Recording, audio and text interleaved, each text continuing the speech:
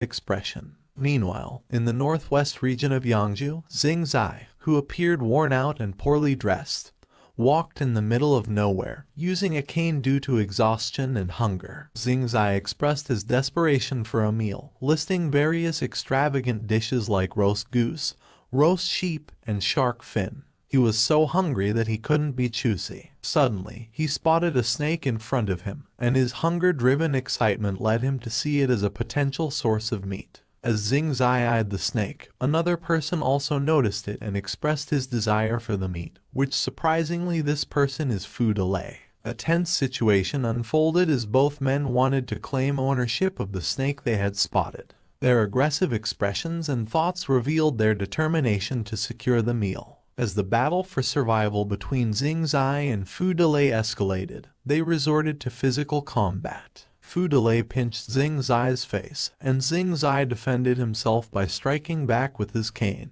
They exchanged punches, but Xingzai eventually surrendered, shouting to Fu Delay to stop. Xingzai pointed out that the snake they had been fighting over had already run away. However, it was too late as both watched in silence to observe the rapidly retreating snake. Fu Delay began to shake, appearing drained of energy, and it appeared that he had exhausted himself to the point of fainting. With evening arrived, Xingzai set up a campfire and started cooking over the flames. The scent of the cooked food eventually woke Fu Delay from his unconscious state. Xingzai greeted him, mentioning that he hadn't eaten for days, despite the intense battle they had.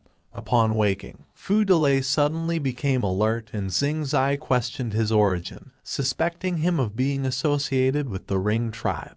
Xingzai explained to Fu Delay that they were in a remote location and couldn't search for their families to ask for food. He mentioned that he found some potatoes nearby, which saved them from starvation. As he blew on his food to cool it down, Xingzai commented on how good it smelled. Fu Delay, still doubtful, stared at Xingzai. Xingzai continued, stating that they couldn't survive alone in such a poor place and proposed that they stick together. He offered a share of the cooked food to Fu Delay and introduced himself as Lai Xingzai. With a warm smile, he asked for Fu Delay's name. Fu Delay, initially surprised, hesitated briefly before revealing his name as Fu Delay. In the evening, in the city of Chang'an, Cheng Dalei and his group hurriedly walked in town. Shenji asked Cheng Dalei where they were going, with Linger. Cheng Dalei explained that they were heading to a place he referred to as the Wily Hare with 3 burrows, which he considered a special place. Curious, Cheng Dalei inquired if anyone was following them. Shenji mentioned having noticed a beggar who seemed to be watching them, prompting him to wonder if they were being tracked. He glanced nervously behind him. Linger interjected, informing Shenji that the beggar was blind. Shenji, somewhat embarrassed, laughed it off, acknowledging the importance of caution. Cheng Dalei indicated that they had now arrived. Shenji inquired whether the house they had reached belonged to Cheng Dalei. Cheng Dalei explained that to ensure privacy and prevent eavesdropping, all the houses in that area were under his control. Shenji jokingly pointed out the extravagance of owning so many houses without living in them. Cheng Dalei responded, saying that these properties were given to him by those under his authority. He then instructed Linger to fetch a bucket of water to assist with makeup removal, while Shenji was directed to release the fireworks. Cheng Dalei issued the command to release the fireworks. In various parts of the city, people who were busy in the street did not notice the upcoming fireworks. In one area, a lady was haggling over the price of a jewel with a seller. The lady inquired if the jewel could be bought for 5 yuan, to which the seller playfully suggested increasing the offer. The seller proposed 7 coppers but became entranced after the fireworks exploded, while the lady remained focused on the purchase. Undeterred by the distraction, the lady insisted, demanding to know if the seller still intended to sell the item, while the seller was shocked by it. Suddenly, the seller had a change of heart and decided to offer the jewel for free. In other parts of the city, including where Jai Tao was located, she witnessed the spectacle of the fireworks. Jai Tao, in a flirtatious manner, playfully questioned whether Cheng Dalei had been responsible for releasing the dazzling fireworks. In another direction within the city, another man was engrossed in conversation, narrating the last part of a chapter involving Jin Lion and a king. However, his words trailed off as he caught sight of the fireworks. He was taken aback and surprised by the sudden display. Wide open the window. The person he was talking to then questioned his sudden runaway, seemingly bewildered by his abrupt departure. As the three men looked outside and called the man named Ije, wondering why he had left in such haste, while the other admired the student's impressive light body skill. A fireworks order awakened the long-dormant underground forces in Chang'an.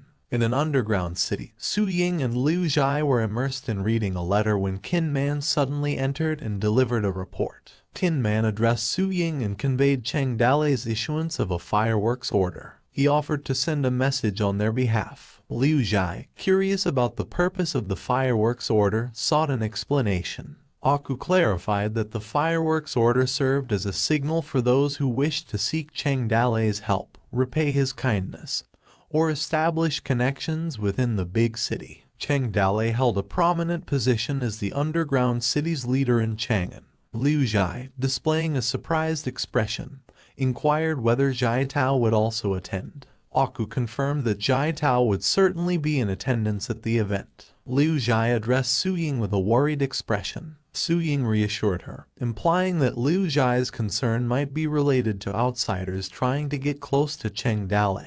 Su Ying then suggested that Liu Zhai could follow Qin Man while she attended to her own business. She conveyed this with a pleasant tone. Liu Zhai responded with a pout and a blush. Su Ying instructed Qin Man to take Liu Zhai to Cheng Dalei and inform him of the impending arrival of an important person. Qin Man acknowledged her order. Back at Cheng Dalei's residence, Fei Yuan was the first to arrive and respectfully addressed Cheng Dalei. Cheng Dalei acknowledged him and advised him to wait for everyone else to arrive while he was sipping tea. In the following scene, many people were seen making their way to Cheng Dalei's residence. Some showcased their skills in lightweight jumping to reach the location, while others ran to get there. They greeted each other and commented on the familiar faces they encountered. A bald man noted that they were all familiar faces, and someone else expressed surprise at seeing him there as well. Everyone who received orders from Cheng Dalei gathered in his residence. They respectfully addressed Cheng Dalei. Cheng Dalei announced that he was going to give orders to a select group of people who were staying to work with him. He called upon Fei Yuan, Axi, and Aku, instructing them to stay.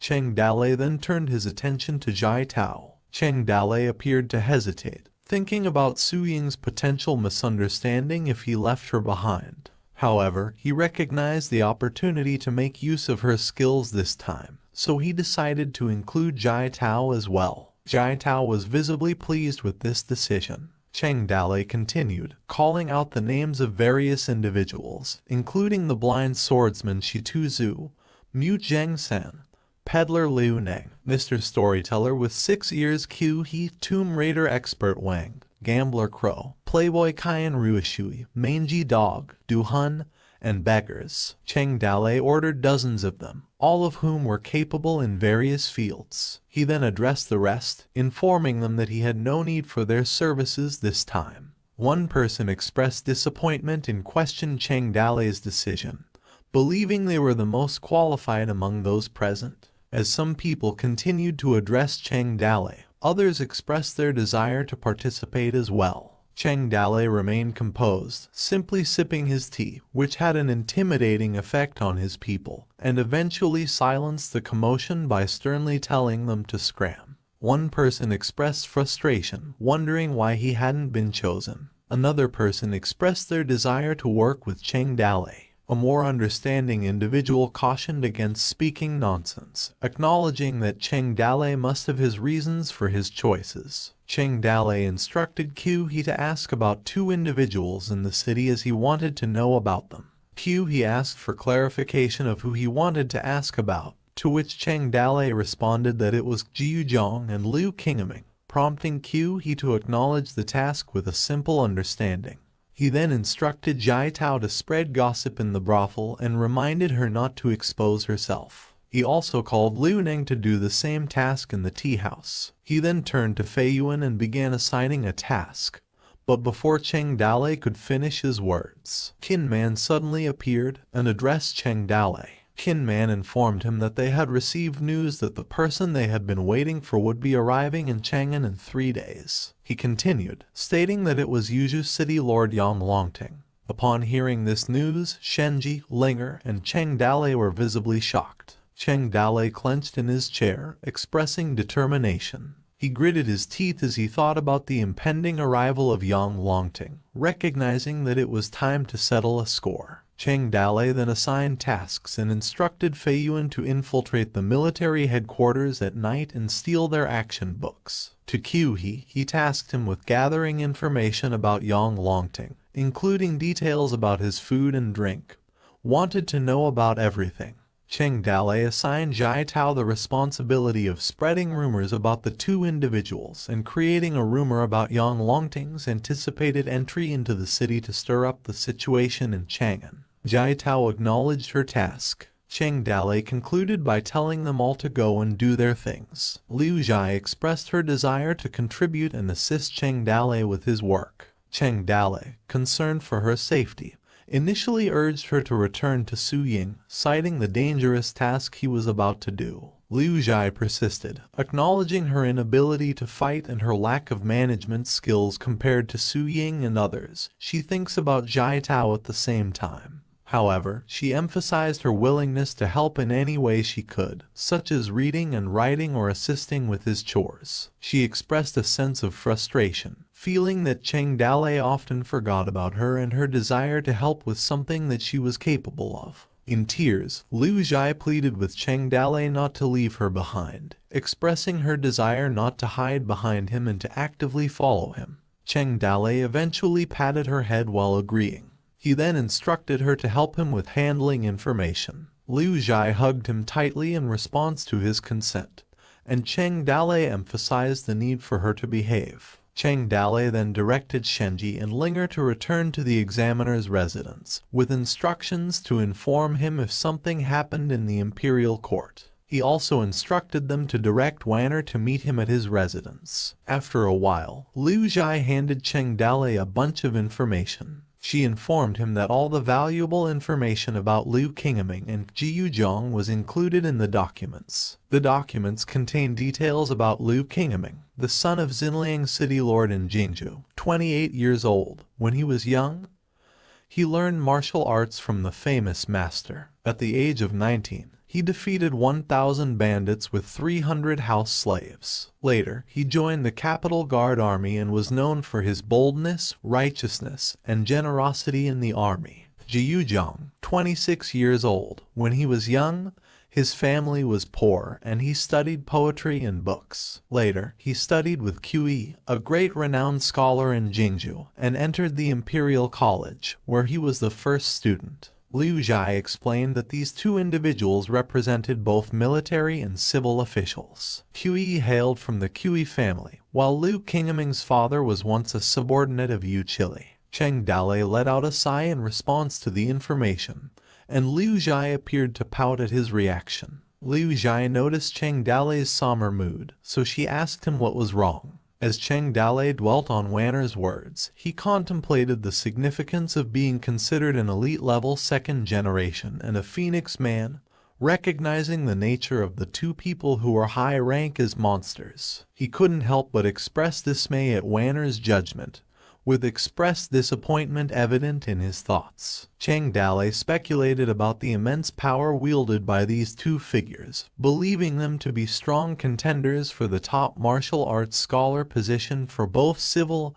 and military affairs factions. Liu Jai brought Cheng Dale back to the present, reminding him that their people were still waiting outside for his instructions. Cheng Dale resolved to adhere to Wanner's orders and instructed Liu Jai to tell their people to proceed with the original plan, prompting Liu Jai to acknowledge his command. That night at Full Fragrance House Brothel, a man urged the ladies to hurry and fill the cup, while a lady complimented Zhang on his martial arts talent, suggesting he could be the #1 martial artist. Zhang, full of confidence, chuckled heartily, saying it was only natural. Another lady then shared rumors she had heard from high-ranking officials, mentioning that the martial arts scholar had seemingly already chosen genius Ji Yuzhong.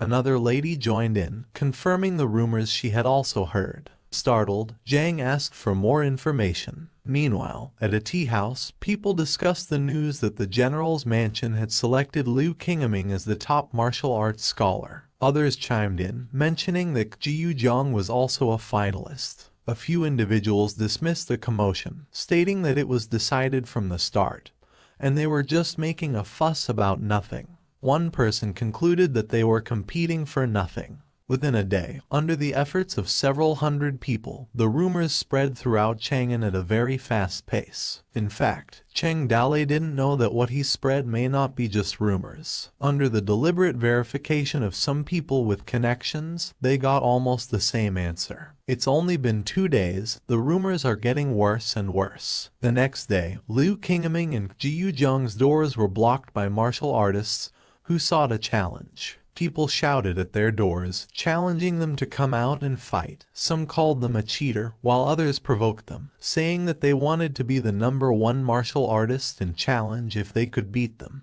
At the Imperial College, over 3,000 people formed a blockade, appealing to the court for justice on behalf of the students. Several contenders questioned their worthiness, asking to demand justice, while others clamored for fairness. As night fell at the general's Heavenly Policy Mansion, the general's frustration was evident as he demanded to know who leaked the information. His irritation was visible as he shouted. A military officer reported the widespread rumors and the attack on Liu Qingming last night, causing him to lose teeth. The general, exasperated, facepalmed in response. In the end, the general speculated that this might have been the work of Magistrate Qi. Regardless, he considered these developments minor details and emphasized the need for Liu Qingming's recovery and preparation for the martial arts examination. At Qi Mansion, Magistrate Qi instructed his officers to investigate the source of the rumors, suspecting the involvement of a third party in the matter. Some officers speculated that it could have been military officials, but others dismissed the idea. Meanwhile, the general thought, as he angrily acknowledged Magistrate Qi, that he was good at it. Magistrate Qi also thought, expressed frustration at the situation, suspecting the existence of a third faction apart from the civil and military official factions. No matter how anxious the general's mansion and the prime minister's mansion were, they ground their teeth and stamped their feet under the pressure. Anyway, Cheng Dalei was in high spirits, while Liu Zhai beside him, and both sat at a table filled with food. 1:15 midnight. Fei Yuan leaped around on the roof and eventually made his way to Cheng Dalei's house. Fei Yuan excitedly informed his older brother, stating that luck was on their side. He revealed that he had obtained the most recent ledger from both the Ministry of War and the Ministry of Rights. Cheng Dalei expressed gratitude to Fei Yuan for his hard work. Liu Zhai, curious about the purpose of the obtained information, asked Cheng Dalei for clarification. Cheng Dalei explained, noting that with Yang Longjing's impending arrival, the Empire would manage the reception, such as accommodations and protection. He mentioned that the Ministry of War and the Ministry of Rights were responsible for these arrangements, and by studying their records, they could gather valuable military and other information. In his thoughts, Cheng Dalei noted that the negotiation team of the Ring tribe was scheduled to arrive in Chang'an the following day. Leading this group were the Kang tribe Prince Hu Yanli and the Northern tribe Prince Jin Wendao, a name that struck him as familiar. Cheng Dalei knew that the imperial negotiating team included the great Prince Lai Leshan and officials from the Ministry of Rights and Minister of War. He acknowledged the number of troops welcoming Yang Longting was 5,000, which were highly powerful imperial guards. Additionally, Yang Longting had brought along 1,000 individuals, comprising those who had made significant contributions during the war and were awaiting rewards from the imperial court. He estimated that the number of people involved exceeded 6,000. And the true extent of the operation went deeper than what was apparent at the surface, as he could easily tell it out in a glance. Cheng Dalei pondered the feasibility of assassinating Yang Longting amidst such heavy protection, given his year-long involvement in various businesses all over the country. He decided that involving die-hard loyal warriors like Fei Yuan, Axi, and Aku in the assassination was not a good idea to let them participate. Furthermore, he pondered the feasibility of escaping in Chang'an even if the assassination was successful, and the potential to find the relics of Lai Manzi. Cheng Dalei made a decision and instructed Fei Yuan to inform the others to wait for Yang Longting's entry to the city and find the right time. A man reading from a scroll announced at the city gate that it was the day His Majesty, the Ming Emperor, took an imperial tour of the streets. Windows of every house had to close. The idle, poor people, and thieves were not allowed to look directly at the holy face. His Majesty would go out of the city to receive the imperial warlord, honor the ancestors, honor heaven, then proclaim to the world. When the imperial expedition left the imperial city, they would splash the road with clean water and cover it with yellow cloth. They started an imperial tour where the lineup was Imperial Expedition of Emperor Ming heading front. Next were the relatives of the emperor and nobles, then came accompanying eunuchs, and lastly came civilian and military officials. Meanwhile, Cheng Dalei was among the military officials enduring the scorching heat on the imperial tour. As they neared the city gate, a soldier announced that His Majesty was coming, wherein Yang Longting arrived with his men, introduced himself, and uttered that he was there to meet His Majesty and added "Long live His Majesty" while showing his respect. Emperor Ming questioned why the imperial warlord was so polite. He went on to say that it had been a long journey for him. Emperor Ming invited Yang Longting to come to the city with him. Yang Longting responded respectfully that he was only a martial artist. He only knew the loyalty of serving the country. He shared His Majesty's concerns, and dared not to be called the imperial god of war. Cheng Dalei thought in his head that he hadn't seen Yang Longting in a long time, while the soldier near him was excited that he had made new armor on purpose because he could meet the warlord that day, as he needed to make a good impression on him. Cheng Dalei's fury was clear in his eyes, and he cursed him in his head for being a god of war where, in fact, it was him who fought that battle. His attention was called, and he was referred to as Lieutenant Nui while Cheng Dalei was about to draw his sword. The soldier near him told him his eyes were so scary while Cheng Dalei was breathing hard. Cheng Dalei smiled and explained quickly that he was a little nervous. The soldier replied that he was nervous too and asked how could they not be when they were about to meet the Lord of War. Suddenly, the soldier's attention was diverted when voices emerged protesting that they were determined not to make peace with the rings, and they would not claim vassalage, and would fight the rings until the end.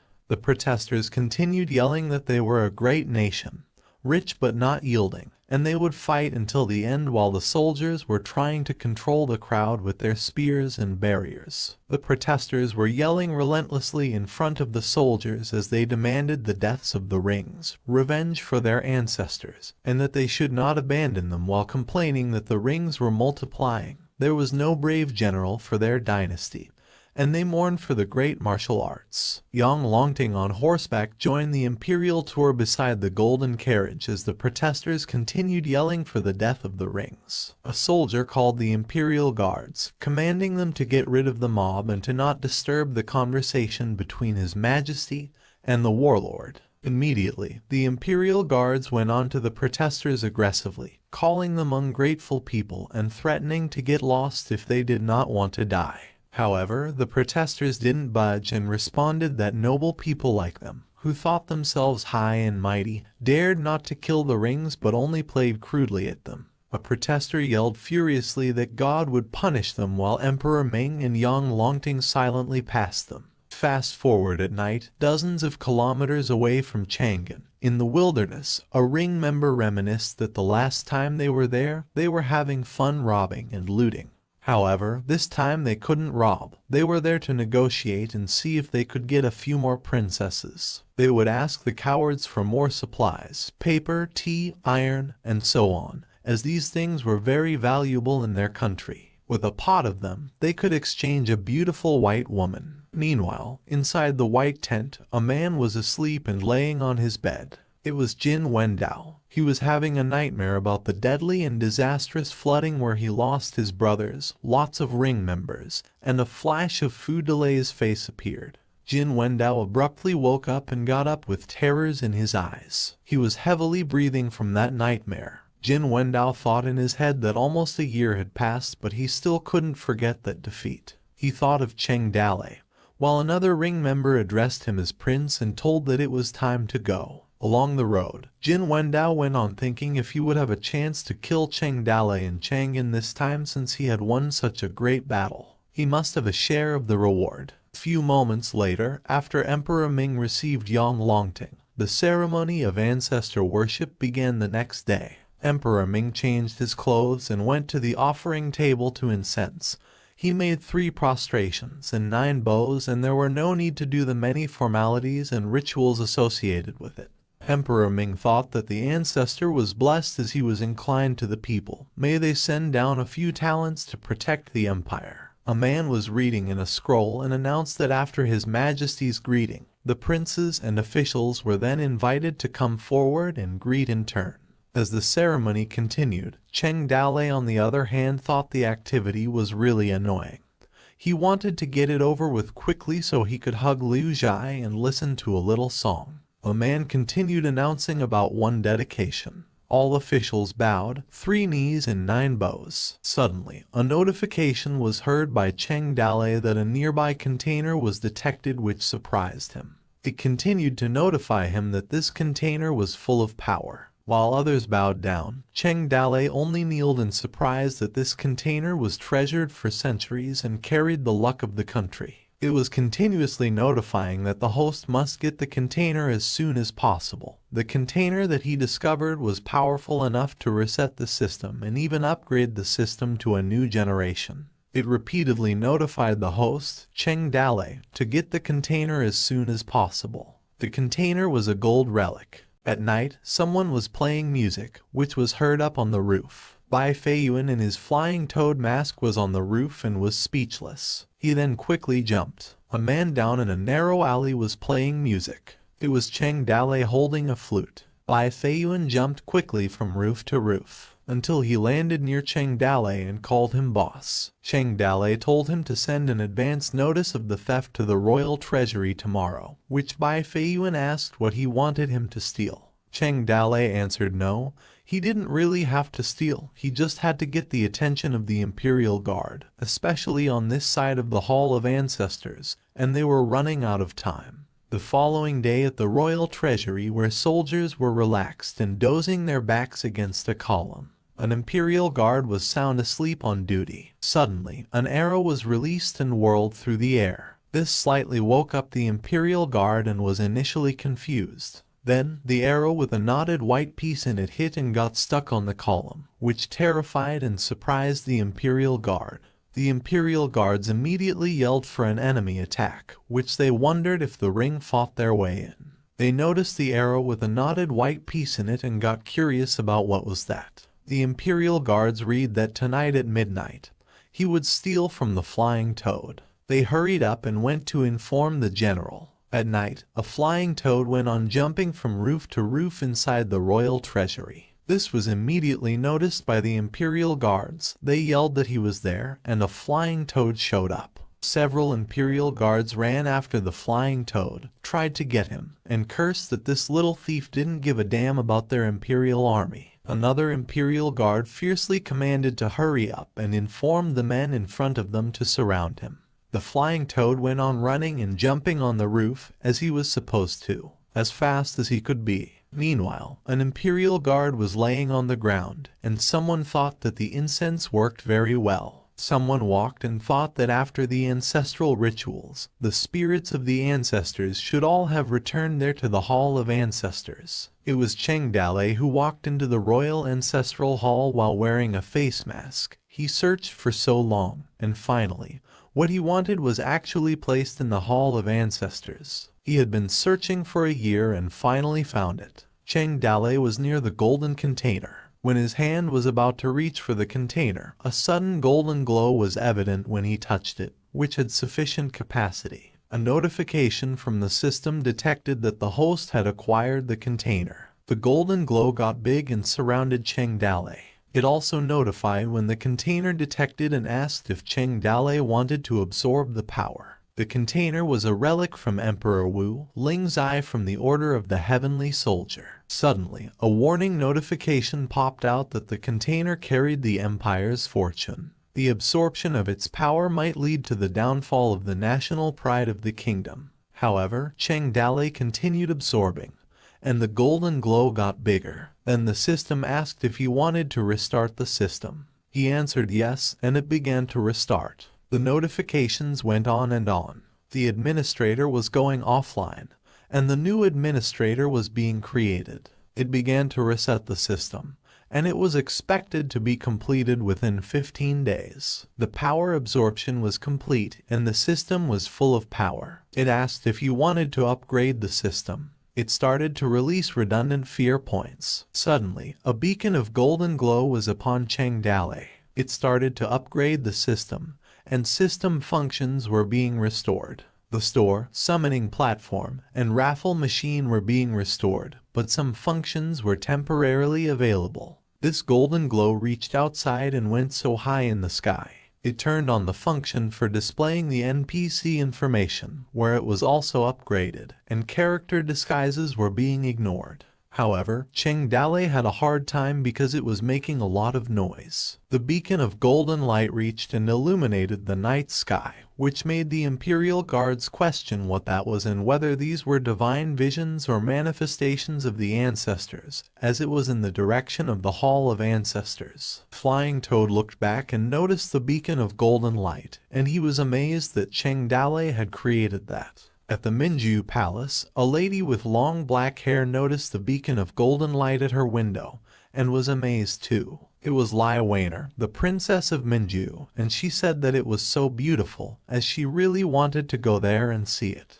Emperor Ming saw it from his window and was speechless. Several people noticed the beacon of golden light and wondered as well. The age of the Kinshin in the year 20, festival time, at night, on the northwestern side. Strange objects had appeared in the sky. Arcs of light were everywhere in the sky and on the earth, like a fire, wide at the top and becoming duller towards the bottom. It had a strange color and rose from the ground to the sky, as if it were transmitting cries of sadness. A man said that this heavenly phenomenon was unheard of, unseen, and questioned whether these were auspicious signs or if it was a deception of the heart. And the crowd rushed into the ancestral hall, except for the two fainting guards. They found no other abnormalities. Somewhere in another place, a group of men were out riding their horses. Someone teasingly remarked that the people he was with were too slow. It was Zhao Zilong, and he even said faster while Zhang Fei pleaded with him to slow down because his horse couldn't take it if he kept going like that.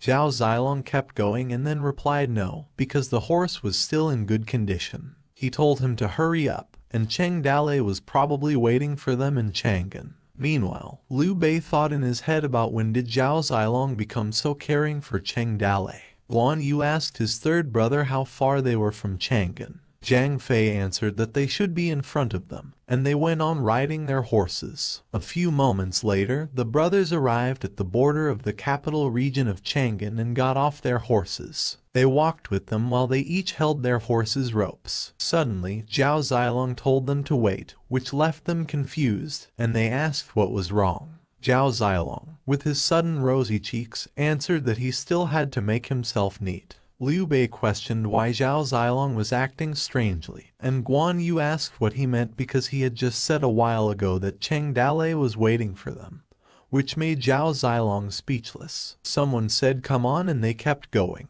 A guard at the border suspiciously asked them if they had a document for the road pass. The guard went on to say that Chang'an was under tight security, and they did not look like good people at first glance. If they couldn't show him their road pass, then he couldn't let them into the city and that they should understand some rules. Someone questioned what kind of rules. The guard looked confused while the four brothers just stared. A pretty lady soldier with a spear on her back asked why she hadn't heard of it. The lady soldier had black long hair in a ponytail. The guard was surprised when he saw General Tong walk towards him and command him to get out of her way for now. Liu Bei asked who she was. General Tong called for Zhao Zilong. Suddenly, she quickly advanced on her feet. With a spear on her back, she went aiming towards Zhao Zilong and said that he made him wait too long. Liu Bei warned and told them to watch out because she was coming at them while Zhao Zilong firmly grasped his spear. He also advanced towards General Tong.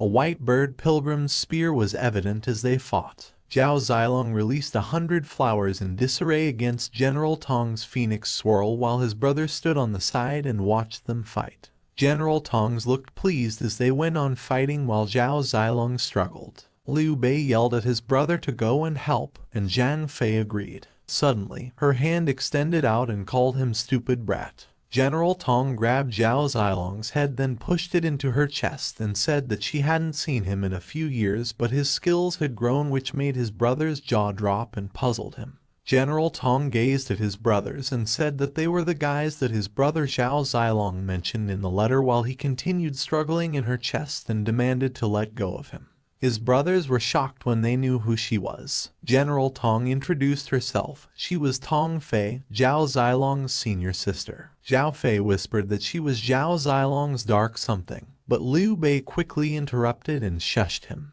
Tong Fei questioned what they were whispering about. They awkwardly laughed and replied that they didn't expect that Zhao Zilong actually had such a powerful senior sister. Tong Fei brushed them off, responded that they were sweet talkers, and told them to come follow her into the city. A few moments later at the Tong mansion, tea was poured in a cup inside a room. The four brothers sat together across Tong Fei and said that they had come to Chang'an to do something important. Zhao Zilong respectfully said that they would be a bother to his senior sister for a bit because they were unfamiliar with the place, so they had to find a place to stay first. He thanked his senior sister for having them, and Tong Fei replied that she could trust the people that he brought. Tong Fei added that he could rest there for as long as he wanted as she had enough empty rooms there. Then she asked if they were going to take part in the martial arts examination this time, and if he brought his name card, and Zhao Zilong answered no because they were there to find someone.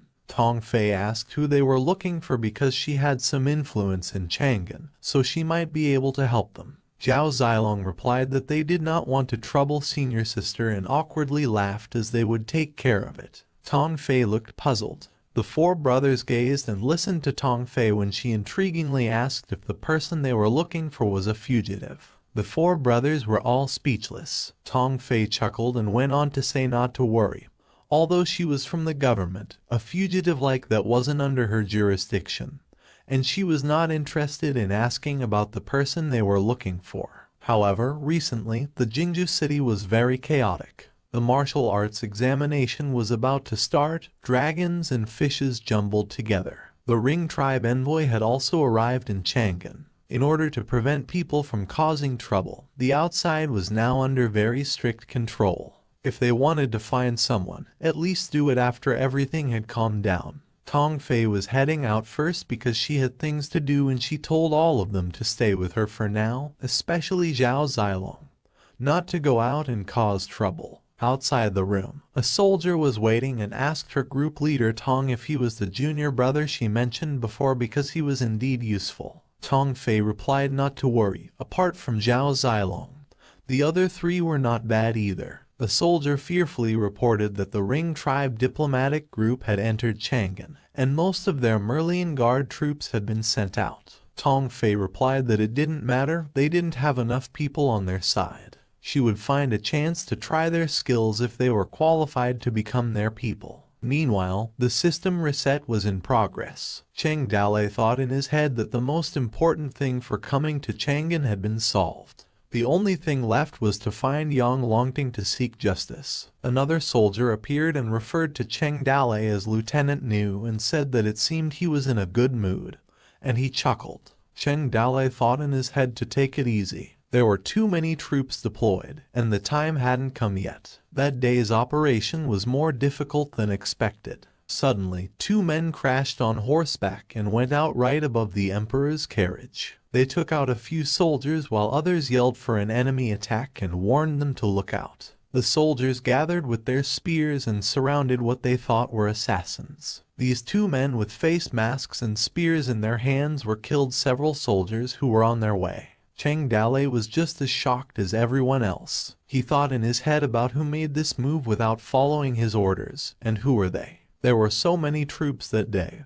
and doing it was the same as asking for death. Two cavalry soldiers rushed to kill in the crowd. The civil servants and the maids began in panic and fled one after another. However, Cheng Dalei remained and stood still with his sword in his hand. He thought in his head that no matter which side of the power made him move, now this place had become muddy water, while another soldier called Lieutenant knew and told him not to go forward. The front was too chaotic, and they should stay away from it. Cheng Dale thought that chaos was the opportunity. As long as he could get close to him, he could stab him with a killing blow. While yelling at the foolish ruler, these two men still went on aggressively. One of the two men screamed at them to die. As they were near the emperor's carriage, the soldier's priority was to protect his majesty and stop these two men. A man was shocked and terrified of what he saw. Suddenly, a hand emerged. It was another man. He fiercely grabbed both spears in his hand and tried to block them using his twisting hands. The two men were shocked. Cheng Dale, on the side as he watched the fight, he thought in his head there really were masters among the eunuchs. It was Liu Aji, the top martial artist of Merlion Guard with skills of twisting hand, and Jin Yonggong at age 48, where he strongly said to capture them alive. An unexpected swish happened on the hands and spears. They were able to break free from Liu Aji, and a combination of attack from the seven-fold wave breaker spear and breaking army was released as Xiao Yu was called to raise the spear force. Emperor Ming was silent and still on his carriage as he observed the fight in front of him. He thought in his head about the Lin's family's wave-breaking spear. The two masked men were Lin Xiao Yu, the martial artist who had been in a lot of hardship, and Lin Chong, the top martial artist with a lot of experience. They both had a hidden attribute as Avenger and had the same skill of Wave Breaker of 7 attacks. Then someone thought, how could it be them? Seeing the strength of the defense, his plans for that day were cancelled because these two fools still came to assassinate and were planning to die. And even if they managed to break through to the eunuch, there were still several top figures waiting for them behind. It was Cheng Dale, and he went on thinking that even if the assassination would be successful, the three of them were bound to die there. Young Longting was surrounded by several top figures, such as the top left guard, top general, and top right guard, which made Cheng Dale wonder if they were looking for other assassins. Cheng Dale, with a sword in his hand, advanced fiercely into the fight. He thought that Emperor Ming could not die now, and once he was dead, the situation in Chang'an would be in chaos. He had a hard time setting up a good trap in Chang'an where it could be completely useless, and it would be more difficult to assassinate Yang Longting in the future. Cheng Dale had to stop them and get them in his plan, while Lin Xiao Yu and Lin Chong went on battling against Liu Aji, who was about to lose the fight. Lin Chong cursed while he thought in his head that if he let this eunuch drag him down the moment the Imperial Guards surrounded him, he would definitely die here. He positioned his spear as he raised it, gathered his strength into his hand, and called out to the foolish ruler. Lin Chong threw his spear swiftly as he fiercely uttered to accept his death. His spear passed over the Imperial Guards, which terrified them. It was heading at Emperor Ming's carriage with several soldiers behind it. Liu Aji looked back and screamed to project his majesty as he thought he had messed up. However, they thought that it was too late. Emperor Ming still sat on his carriage and was terrified as the spear was incredibly near him. Suddenly, Cheng Dale appeared near Emperor Ming. He tried catching the spear with his hands. Cheng Dale was able to grasp the handle of the spear. He was struggling because the breaking spear was really powerful. Cheng Dale was able to catch the spear in front of Emperor Ming without harming his majesty. He fiercely stopped the spear inches before his majesty's eyes. The Imperial Guards just stood there and were terrified as they worried for their majesty. Cheng Dale yelled in frustration at them to come and called them bastards. He pointed his sword and then uttered that if they did not surrender, he was going to blow them up with 5 thunder laws. Lin Xiao Yu thought in his head that the sound was so familiar. He thought that now he had a good look, those eyes and that nose without the beard. He wanted to call his village master. However, he was quickly interrupted by Cheng Dale, who yelled ferociously, called them dog criminals, and told them to not even think of running away, especially of escaping to the east. Cheng Dale told Liu Aji to protect his majesty and allowed him to deal with these criminals, on which Liu Aji replied that he would leave it to him. Liu Aji then commanded a group of archers not to shoot as they could hit Captain Niu. Both sides slowly moved away while pretending to fight. As the battlefield got messier, it became hard to distinguish friend from foe, and now no one was able to intervene in the battle. In the middle of this mess, the two criminals were able to break through the east gates of the city. Several soldiers were behind Cheng Dale, and a soldier on his horse told him to take a rest, allow his men to chase after those two. He would make sure that they wouldn't be able to escape. Cheng Dale screamed at the criminal scum, told them not to dare to run, come and fight him for 300 rounds. He then went after them. Cheng Dale kicked a soldier and let him borrow his horse. He managed to get himself on the horse's stirrups and kicked his feet with it. Cheng Dale went on screaming at the criminal bastards and commanded them not to run. Another soldier came to check on the general, who was on the ground, on which he replied that he was fine. He wondered why Captain New had such a big grudge against those bandits. Cheng Dale continued screaming at the scums that their death was near and went after Lin Xiaoyu and Lin Chong. Liu Aji commanded the cavalry guards to chase after them and helped Captain New catch those criminals. On the road, the cavalry guards were behind Cheng Dale, chasing the bandits. Cheng Dale whistled like a sound signal for the bandits lurking behind the trees and bushes. The bandit was able to recognize the signal. He commanded to open the sheds and let them loose. The cavalry guards wondered about the rumbling sound as they slowed down. The leading guard warned them to be careful as it was coming from the right, and another soldier commanded them to halt repeatedly. A firecracker was attached to a tail. It was a group of violent-looking bulls making rumbling sounds. The cavalry guards were speechless as the bulls crossed the road, blocking the view with black smoke from the firecrackers. They coughed when the black smoke reached them, and a soldier called for his general. When the smoke slowly cleared out, they realized that Captain New and those two criminals were gone. The general commanded them to quickly go after them. They must not let anything happen to Captain New. A few moments later, in a small shed deep in the mountain, he questioned if it was really his village master. It was Lin Xiaoyu, who was glad that he did not die, on which Cheng Dale assured him he did not die as he was living perfectly fine. Cheng Dale was also glad that these two did not die either. He went on to ask why they were trying to assassinate the emperor. Lin Xiaoyu and Lin Chong were silent. Lin Xiaoyu answered that it was for his father, Lin Wentian. Cheng Dale thought of Lin Wentian. He thought he had heard people mention him before. The great Northwest General, supreme defender of the Northwest borderlines, someone on the same level as Yu Kai Lai.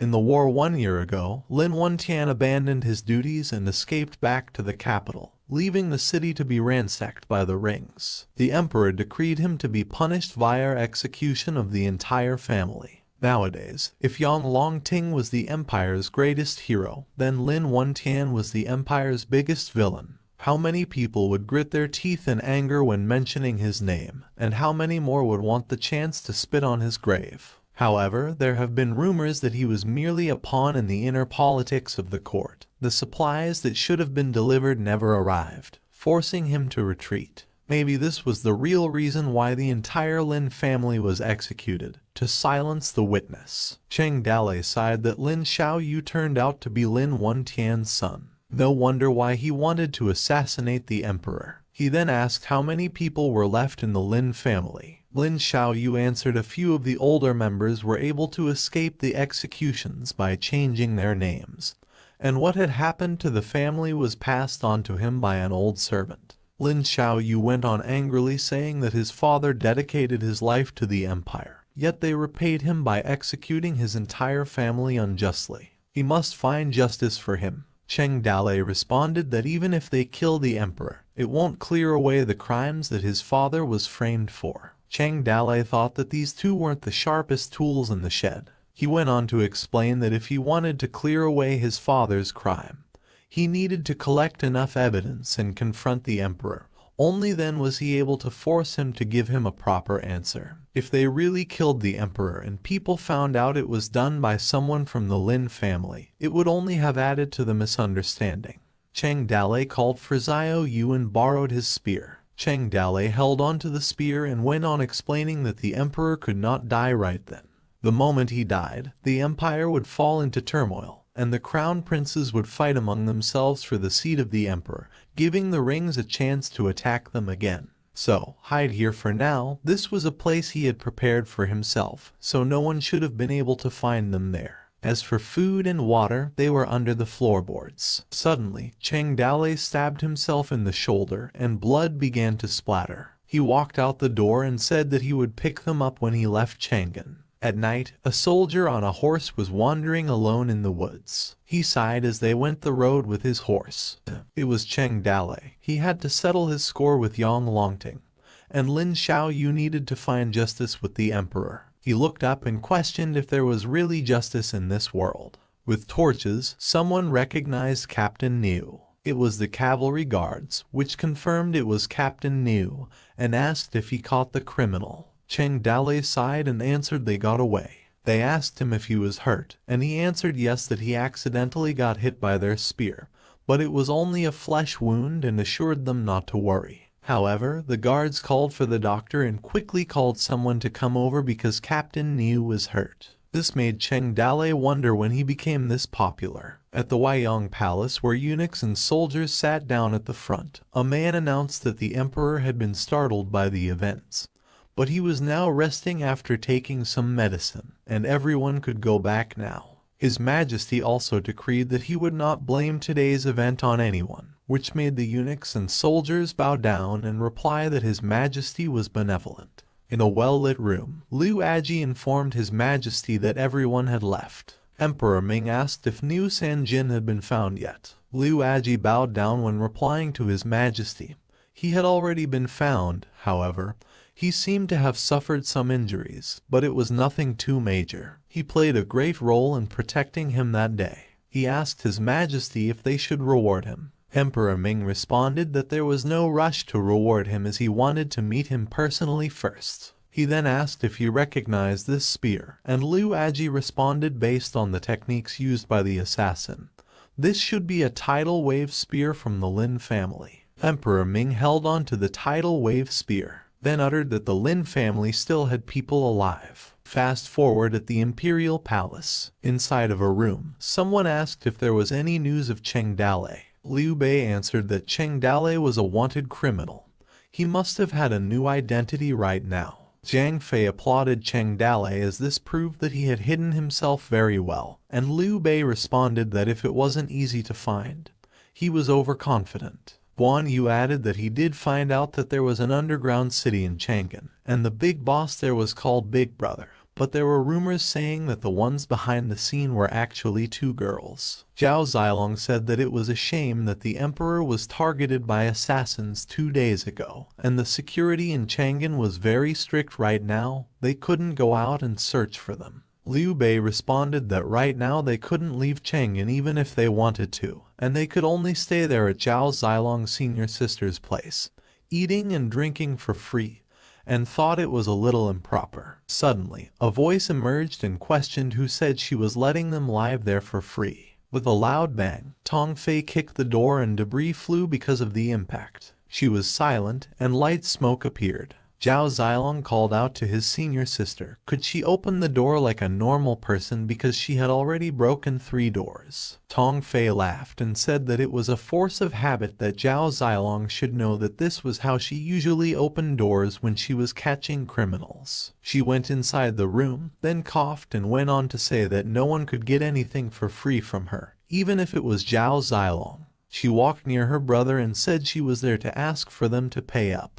Then she sat next to him and questioned Zhao Zilong why was he looking at his dear senior sister like that. Was she that scary?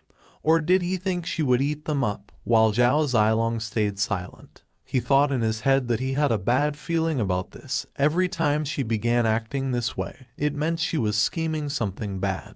Tong Fei placed her arm on Zhao Zilong and told everyone that she needed help escorting an elder. Liu Bei asked who. Tong Fei replied that no need to be nervous, he was not some major character or anything.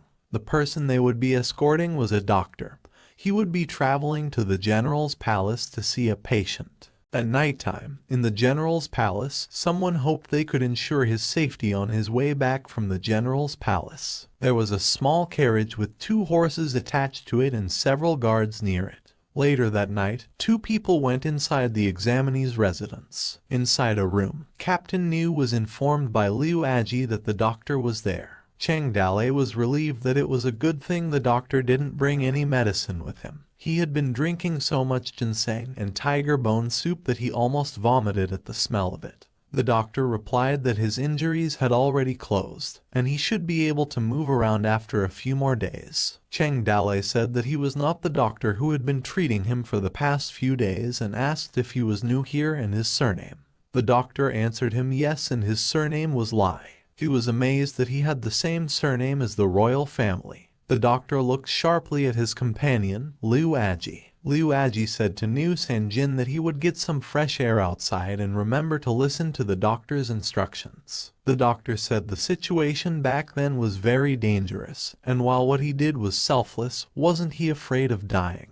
Cheng Dalei scratched his head and asked what he had to do with him. The doctor awkwardly replied that he was just asking. He heard General Niu was from the northwest and asked if the situation over there was okay. Cheng Dalei sighed as he asked what was okay about it, as he couldn't even have a full meal every day. It was already not bad to be able to survive. The doctor sadly remarked that it was that bad. Then he proceeded to ask Captain Niu why did he think they were unable to triumph over the Ring tribe, on which Cheng Dalei questioned why was he asking him and he could go ask the emperor.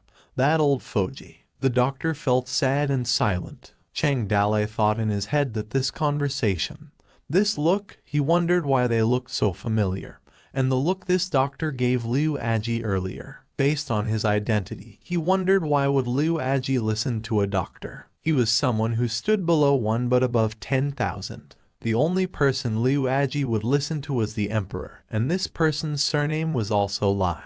Cheng Dalei quickly realized that there was no way Lai Xingzai, who liked to dress as a commoner, and Lai Wanner, who liked to cross-dress as a man, could be the emperor. He couldn't believe that this old Foji in front of him was the emperor. Cheng Dalei looked terrified and cursed himself that the apple really didn't fall too far from the tree, questioning that his ancestors were all cosplayers too. The panic set into Cheng Dalei as he sweated heavily and wondered if he was too rude a while ago. He comforted himself that it was okay, didn't panic, just pretended like he didn't recognize him. However, the emperor uttered the old Foji, which made Cheng Dalei terrified and silent. Cheng Dalei responded confidently that he was right, they all called him that. On which Emperor Ming questioned that all called him that. Cheng Dalei explained that he was blessed to live 10,000 years, hence old, and with age came wisdom, hence Foji. Using such a prestigious title to call the emperor, he then questioned if there was something wrong, on which the emperor replied that it was like that. The emperor asked why he was sweating so much and if he wasn't feeling well somewhere, and Cheng Dalei replied that it was a little hot. The emperor placed his hand inside his clothes and said that he played a huge role in saving the old Foji, and he was sure he would give him a huge reward. He got a piece of cloth, then wiped Cheng Dalei's face with it. The emperor called himself an old Foji since he said everyone called him that. Cheng Dalei panicked inside as he thought in his head that the emperor was actually helping him wipe his sweat and hoped he didn't accidentally wipe his beard off while he awkwardly laughed with him. The emperor said that this time he would definitely be promoted to a noble, but he wondered if there was any other reward he wanted. Cheng Dalei replied that sacrificing his body for the emperor was something a loyal subject must do. If he was talking about a reward, what else could be more rewarding than being able to protect the emperor? Then he responded that it seemed like he wasn't interested in a reward. Cheng Dalei added that not only that he wasn't interested, he wanted the emperor to send him to the most dangerous battlefields, the harshest and the most brutal places. He went on to say that as a soldier, to die on the battlefield, using his own blood to trade for the safety of the empire. That was the greatest reward, on which the emperor was speechless. He did not expect him to be so loyal, and Cheng Dalei replied that this wasn't enough to be called loyal. This was the duty of a soldier. Liu Aji was outside the room on guard and heard them laughing. There was a light near the emperor. The emperor asked if the battles in the northeast were not easy, right? Cheng Dalei was silent for a moment, before replying that yes, it was not easy at all. The emperor said that they were defeated many times. The huge empire couldn't even stop a group of barbarians. Then, he questioned what he thought the reason for their defeat was. Cheng Dalei responded that the ring lived in a grassy landscape. Although their population was limited, and they lacked iron, their habits made them good at riding and shooting. So, every man became a soldier, and they could replenish their troops quickly. While the empire built up the country through agriculture and self-sufficiency, the training time for a single soldier was long. The soldiers easily became the private property of the generals, and they were prone to civil wars, or they avoided war with the outside world to preserve their strength. Even if he could successfully destroy a group of the rings, in a few years a new group of warriors grew up, changing at most the clan's name.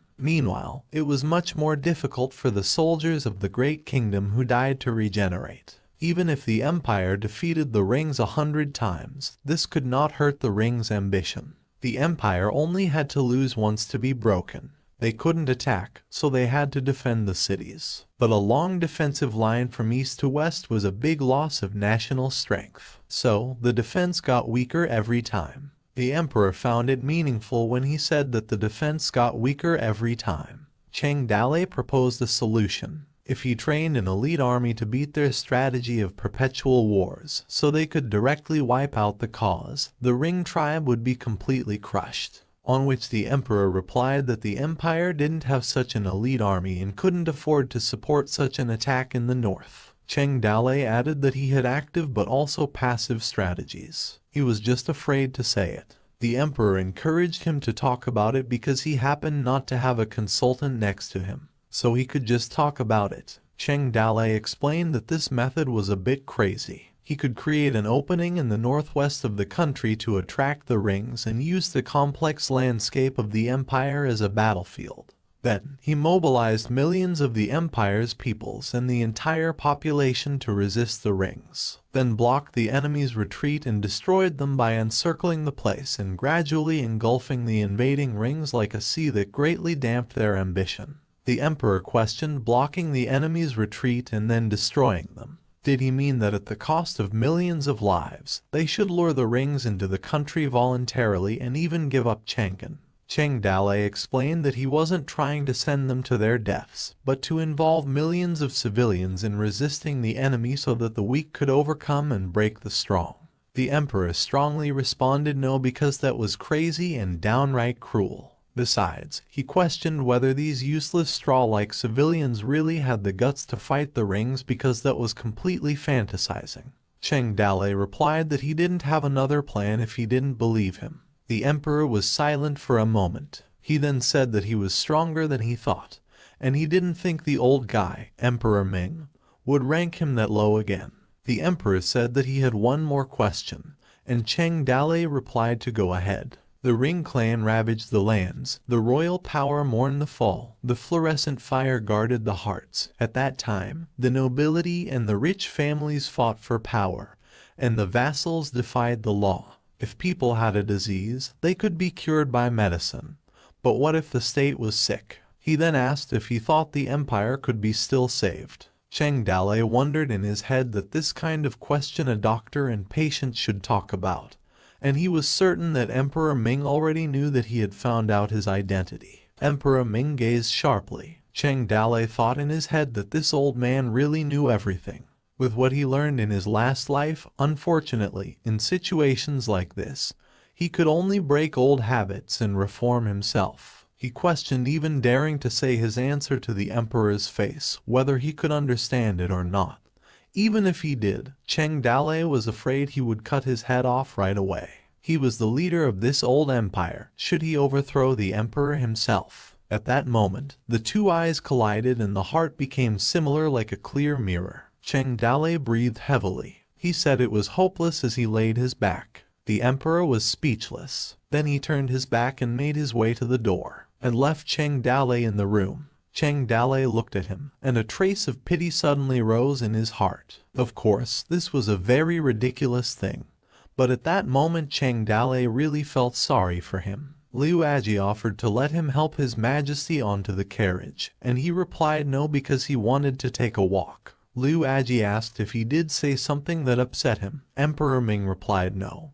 He said it quite well and was right in some places. Liu Aji went on asking if His Majesty thought this person was useful, and if he was good for nothing, should they kick him out of Chang'an and send him back to his homeland? Emperor Ming responded that he was useful, not only useful but also of great benefit to them. Somewhere in the palace at midnight, someone walked, and the brothers were lurking behind a wall. Guan Yu said that this guy didn't look like anything special. Zhang Fei questioned if someone really murdered an ordinary royal doctor. And Liu Bei added that given Tong Fei's behavior in recent days in the capital, she was by no means a minor figure in the capital. She specifically asked them to secretly accompany this person, so that must have been her intention.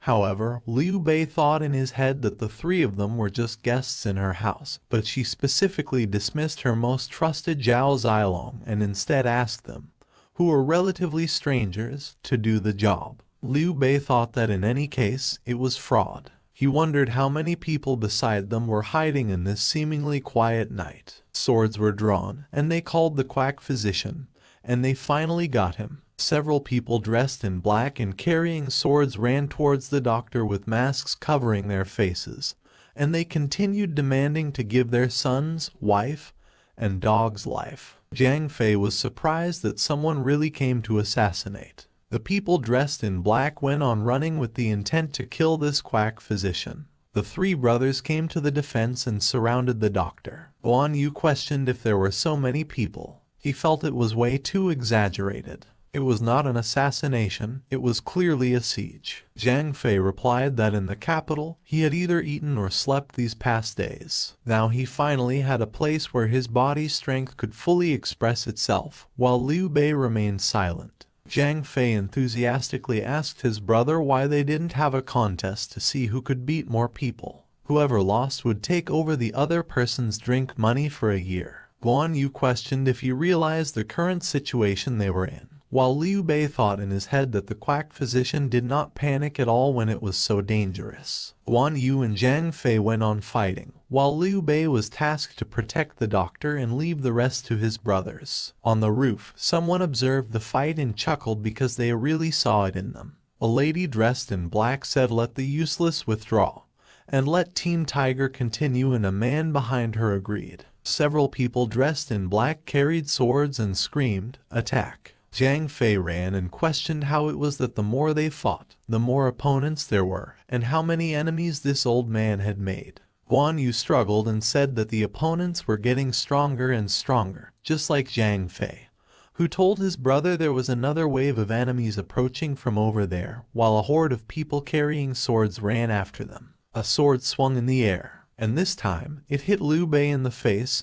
and blood began to splatter. Guan Yu and Zhang Fei were terrified for their big brother, Liu Bei. Liu Bei remained calm and cursed in his head. He went on thinking that it wouldn't work, it was a trap. If they continued, it was only a matter of time before they got killed. 1 year ago, bandits trained at the training ground of Toad Village. Liu Bei observed silently their smoky fight. He stood there with Cheng Dalei beside him. The rigid training bandits were Zhang Fei, Guan Yu, Qin Man, and Zhao Zilong. Someone said stop and the bandits obeyed. Guan Yu and Zhang Fei were visibly bruised, sweaty, and heavily breathed. It was Cheng Dalei and he said that was it for today's training, and Qin Man replied okay.